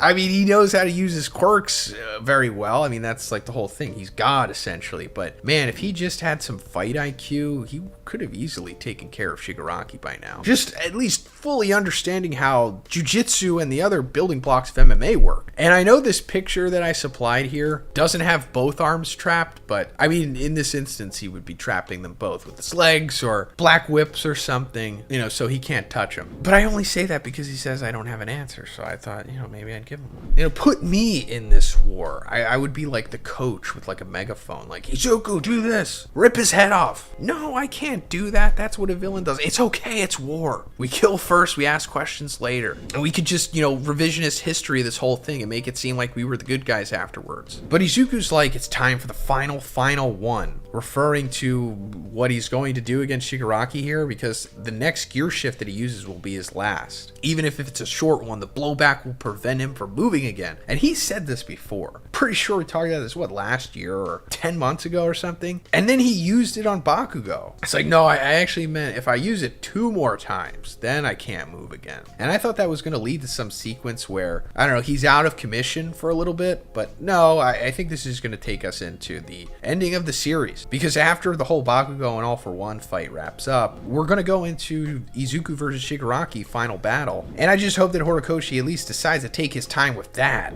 I mean, I thought that this series was going to end before Christmas break, but now it's looking like it might end in February. But anyway, we're coming back to Bakugo and All for One, and All for One is like speeding through the city like a UFO, you know, trying to get to Shigaraki, of course. But Bakugo is on his butt because he figured out that the concentrated sweat, as it flows through his body, it hurts. But if he focuses on where it hurts the most, he can master the key to unleashing quote-unquote secondary explosions. So I guess this means he could just double up on cluster. So it's like cluster times 2. So it's like one explosion and then a chain reaction, instant explosion after that. But this makes Bakugo like way faster than he was before. So fast he can't even control himself. But he's like spinning out of control as he's chasing after All for One. And he's about to fire Kara blasted him. But All For One's like, it happened again. Why is this pebble making me angrier than All Might? This is in reference to before Bakugo first died, when he was fighting Shigaraki / All For One, like when that whole thing was going on. And Bakugo reminded him of the second user, as he is reminding him of him now. And it takes us back to this flashback of when All For One was killing the second user. And All For One's like, oh, they look alike.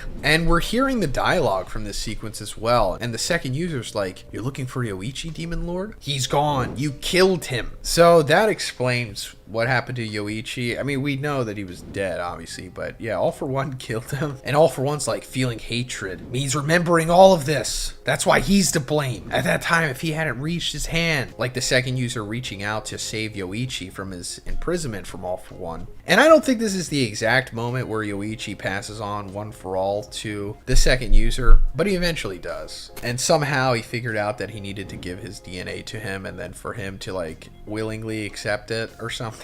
I don't know, I'm not going to question it because it doesn't really matter. But this finally confirms what the connection between the second user and Bakugo is, and it's that they just look alike, which is hilarious because it goes back to one of the most notorious theories in the entire series. Some of you newer viewers or readers of this series probably don't remember this, and that's fine, but like 4 or 5 years ago, we got to see like the silhouettes of the previous users of One For All for the first time. And we saw these two guys that look like Bakugo and Kirishima. More so Bakugo. And it led to all of these theories about, oh, that's Bakugo from the past because there's some kind of time travel stuff going on. And Bakugo had to go back in time so that he could become the second user of One For All so that it could be passed on to the future. And I was like, that's cool. I like it. But as time went on, it was like making less sense because nothing was really connecting to it. And now it's, for sure fully debunked, which is hilarious because it's just, yeah, they look alike. And I wonder if Horikoshi kind of like shot himself in the foot with this because the silhouette of the second user does literally look exactly like Bakugo. So is he kind of just like, yeah, I'm messing with you guys? Or did he not even realize what he was doing? And now he's just, I don't know, covering his tracks? I don't really know. It's just interesting the way that he's going about this. Or maybe it's just supposed to be like, yeah, this guy kind of was like the Bakugo 100 years ago. If we're going by like One Piece rules, how everybody is like a reincarnation of someone, of the original One Piece story that happened 1,000 years ago. Same thing with My Hero, I guess, except it's just 100 years ago, or a little over 100. And Yoichi was like the first Deku, I don't know.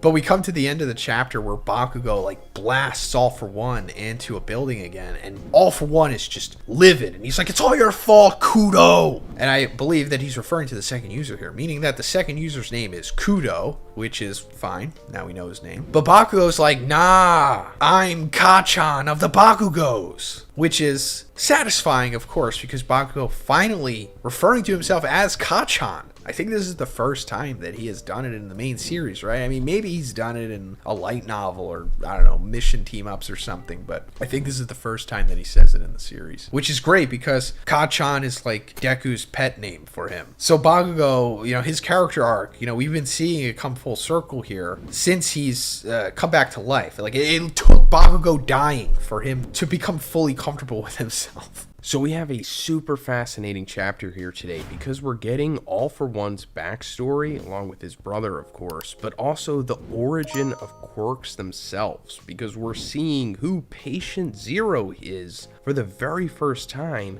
and apparently it was actually All For One's mother, because she had been a lady of the night and also homeless. But it says that for around a year or so, she had been ill, and that these warts had started growing from her left arm. And when we see them, they look extremely similar to the horn that Eri has. Now, before I go more into that, let me just say that it is pointed out in this chapter that this wart or growth that she has is apparently the spike quirk that All For One will go on to use many times in the series. Now, I don't know if that literally means that the spike quirk was the very first quirk that ever manifested in the human race. The way that Horikoshi puts forth the information in this chapter is kind of like him telling us it's up to you to decide. I think he wants to leave it open-ended so that not every single thing about the origin of quirks can be clearly defined. But I'll go more into that, of course. But we're also finding out that she didn't realize that she was pregnant for 8 months, and she couldn't didn't even remember the conception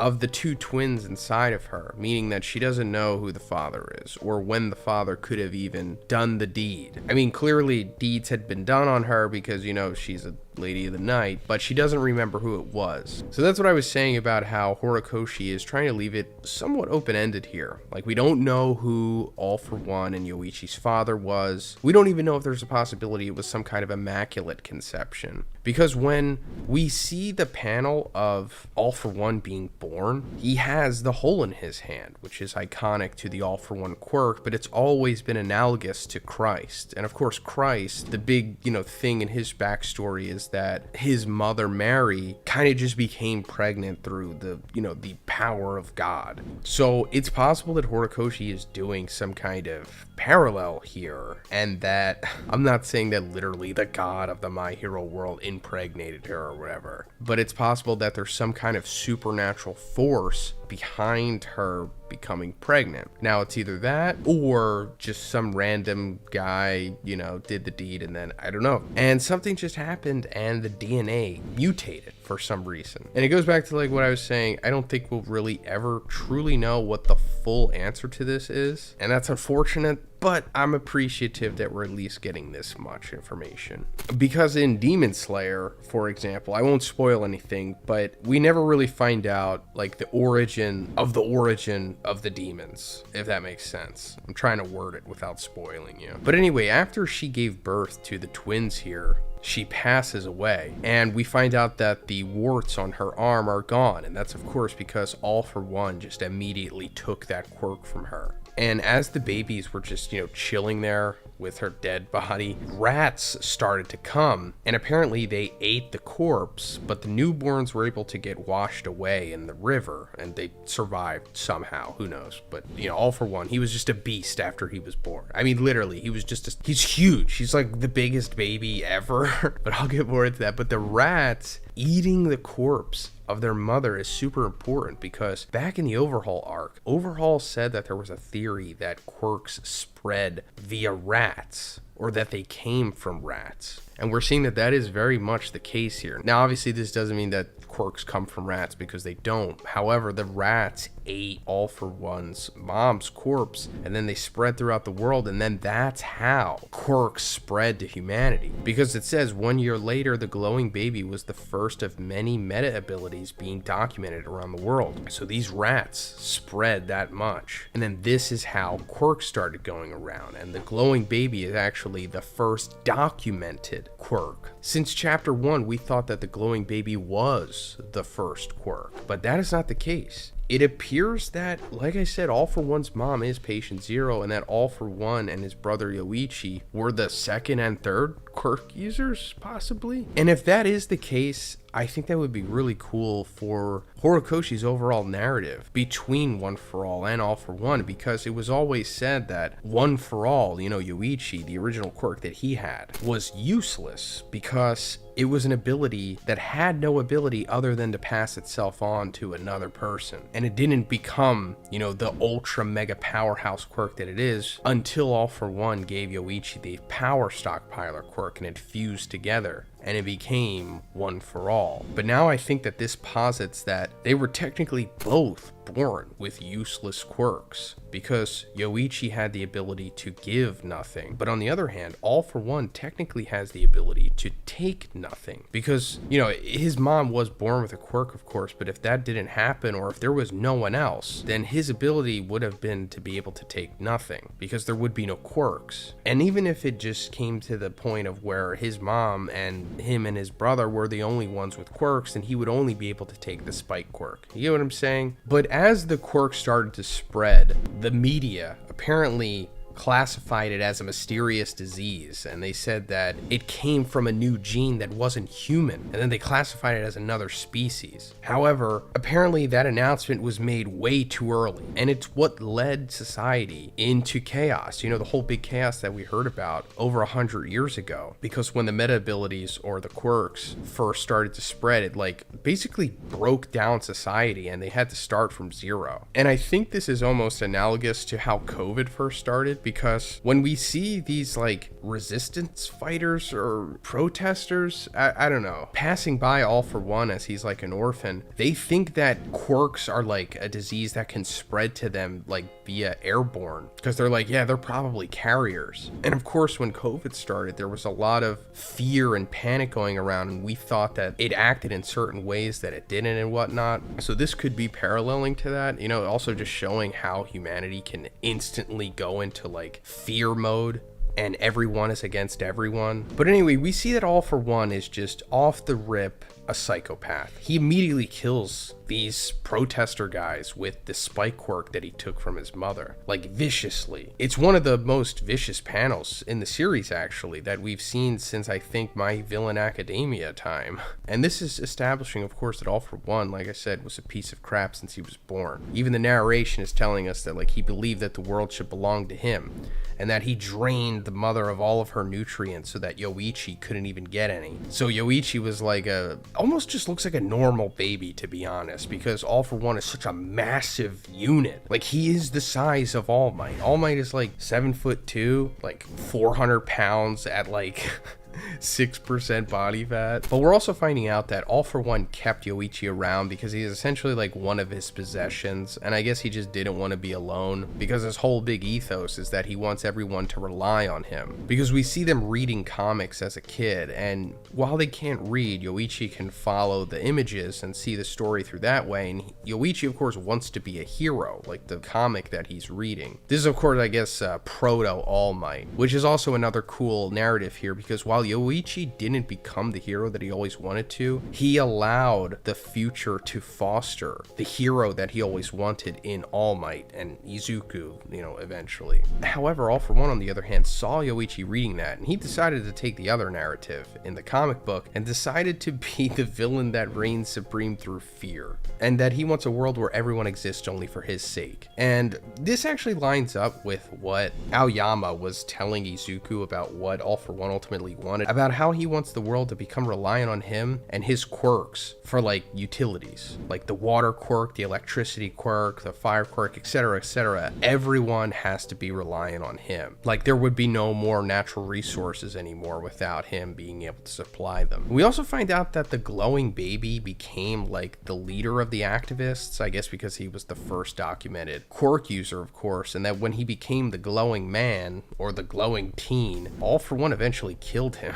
and took his ability because he was kind of jealous of him. And also, you know, he thought he was a fraud because he wasn't actually the first quirk user. Actually, turns out that there was 50 babies born with quirks in India 2 weeks before the glowing baby. Shout out to India. Hey, if you're from India, let me know in the comments. Love you guys. But I wish they went more into these 50 babies born with quirks in India, because we hardly ever see India in the series. Actually, I don't think we ever do. Is like one of the international heroes from India? I don't really remember, to be honest. The international heroes that we more so see prominently in the third My Hero movie. But anyway, coming to the end of the chapter, we're coming to the recurring flashback of the second user of One For All, Kudo, saving Yoichi from All For One's imprisonment. And I think this is All For One saying this, where he's like, you know, why are you running? Who are you? Get away from him. He's mine. If you stop being mine, then... And then at the end, we see his hand being severed or completely destroyed, or pretty sure this is the instance where All For One kills Yoichi, because we found out that he did do that with the second user telling that to All For One. It's almost like All For One forgets that he killed Yoichi moments after it happens, kind of, or days or sometime after it happened. And I guess this is also the instance where One For All is being passed to the second user, maybe inadvertently, because his hand does have blood on it possibly, and maybe that's the DNA transfer that went through there. I'm sure it'll be explained in the next chapter, because, you know, since we got the full origin of All For One, maybe we'll get the full origin of One For All. So we've got a pretty great chapter here, because we're getting the ending of All For One's flashback and origin story, and with that we're getting to see the greatest battle to ever take place in the My Hero Academia world, and that is the epic fight between Prime All Might and Prime All For One, which happened around 7 years, I think, before the story had started. The fight that nerfed both All Might and All For One. And I'll get to that, of course, but First, we're seeing the moment when All For One straight up kills his brother Yoichi. And this apparently happened 2 months after Kudo had rescued Yoichi from being held captive by All For One. And it's pretty brutal. I don't know what quirk he's using to kill him, but he's like blowing him apart. Could be decay. I don't think it is, but that would be pretty interesting because that also still needs to be revealed that All For One is very likely to be the one that gave Shigaraki or young Tenko Shimura the decay quirk. That would be pretty hilarious if Horikoshi never reveals that.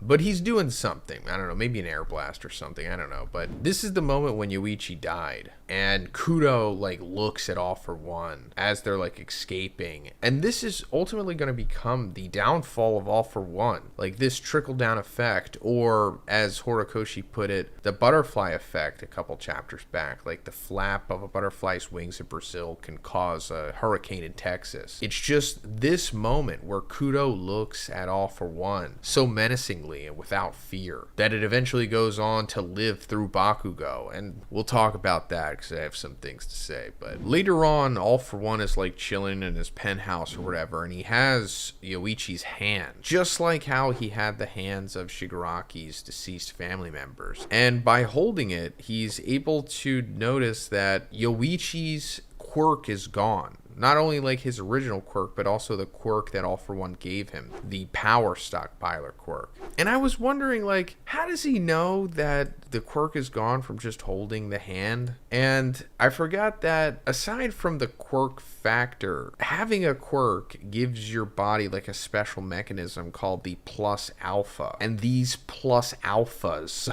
are collectively called the quirk factor. So I suppose he's just analyzing the plus alpha in the hand and seeing that it doesn't exist anymore. And I'm just assuming that All For One's quirk allows him to have this ability too, like just the inherent ability of it. But this is denoting, of course, the origin of One For All, because Yoichi originally had a quirk that allowed him to give the quirk, but the quirk factor was so small and insignificant that it didn't even register to All For One that it was even a quirk. So that's why All For One forcibly gave him the power stockpiler quirk, because he wanted him to stop being such a weakling. But he could have given him such a better quirk, because like you need to train to make the power stockpiler quirk worthwhile. And Yoichi, obviously, he can't really train because he's so like underdeveloped and weak just as a person. Because even All For One says it in this chapter that because he didn't get enough nutrients as a baby, it probably led to the quirk factor being so minuscule. Because we also found out that when All For One and Yoichi were babies, like after their mother, the Lady of the Night, the very first quirk user, gave birth to them, All For One kind of just sapped all of her quote-unquote nutrients. And, you know, it just made him as big as All Might, because why not? And then it just made Yoichi like a regular Japanese dude, I guess. But then later we come back to Kudo, the second user, and he's with the third user, whose name is Bruce, by the way, just subtly revealed right here. They're able to analyze the second user's blood or something. I don't know. They have like equipment here, and they're able to see that Kudo now has 2 quirk factors, meaning that Kudo now has what is going to become One For All. And we don't see the exact moment that this happens, or maybe we do. I mean, maybe it's like the moment when Kudo grabbed Yoichi's hand to save him, because I think they both had open wounds or something, maybe, or at some point they both had open wounds, and I guess that's how Yoichi was able to transfer One For All to him. I guess just subconsciously, unless they exchange DNA in another way, which is always possible, but I don't think Horikoshi will ever explore that, if you know what I mean. Then we see like this vision, or I don't know, we just see like Yoichi talking. And he says, referring to All For One, the power to give and take could have been the kindest in the whole world. And that's very true, because we see, you know, at one of those initial flashbacks of the beginning of Quirk Society, All For One would like act like he was a benevolent figure to manipulate people, and he would like take these heteromorphic quirks that were like hindering people, and he would give it to people who didn't have quirks. So in theory, if he just kept doing that, he could have helped nearly the entire population. And I think this is more foreshadowing that Izuku will eventually have All for One's quirk. Like, I think at the end he's going to pull an avatar, if you're familiar with the ending of that series. I won't spoil it for what happens, but in my opinion, Horikoshi has already taken so much from Avatar as it is. I don't see why he just wouldn't take the ending as well. But after this, we see a montage of All for One systematically killing all of the One for All users. We're also seeing the moment where I guess Dr. Yujiko falls in love with All for One. It looks like it's at some like conference or something, or just, I don't know, some meeting that he had to show everybody that he's the king. I don't know, maybe some cult thing. But we're also seeing that All for One was also unable to straight up take One for All from the users because Yoichi, I guess his will or spirit lived on in the quirk factor, and it was just so strong that it even prevented All for One from being able to take it. So I guess this, just further angered All for One and made him want to take the quirk even more, rather than just trying to keep Yoichi for himself, kind of like a serial killer. I mean, literally like a serial killer. They take pieces of people that they like, or at least some of them, and they keep it as like a memento. I mean, I guess that's originally how it started for All for One, and it eventually just became him wanting to become all powerful by getting like ostensibly the strongest quirk besides his own. And with that, we eventually get to the fight between him and All Might, because him killing all of the One for All users eventually will lead him to fighting All Might. And man, it's pretty epic. This is all I've ever really wanted to see in the series, to be honest, since it was mentioned that this was a thing. And while we're only just getting one page dedicated to it with 2 panels, I'm grateful that we're at least getting this, because Horikoshi could have just glanced over this or even just gave us one single panel in this montage of him killing them all. But let me just explain quickly why this battle is so significant. It goes back to what I was saying about they're both in their primes. These are the 2 strongest characters to ever exist within the series. I mean, it will probably be eclipsed in the last couple chapters when we see the final fight between Izuku and Shigaraki, because, All Might didn't have access to the crazy plot power-up that Izuku has. The plot just didn't get to that point for All Might, so he had to grind and work and get all the power for himself. Like, One for All wouldn't be what it is if it wasn't for All Might. Like, he is the one who truly fostered it to become this outrageous power that it is. Not taking anything away from the previous users, I think it originally started with the 4th, when he figured out that he can just grind out the power stockpiler and become a superhero, essentially. But it was really All Might that took it to the level where he can just straight up pop All for One's head, which we'll talk about. All Might is also what One for All was eventually supposed to become anyway. A power strong enough to overthrow All for One, which he does. But him becoming strong enough and him being so passionate ultimately led them to having this big final battle 7 years before the first chapter. And it really could have been epic if we saw this play out, because All for One has a pretty cool power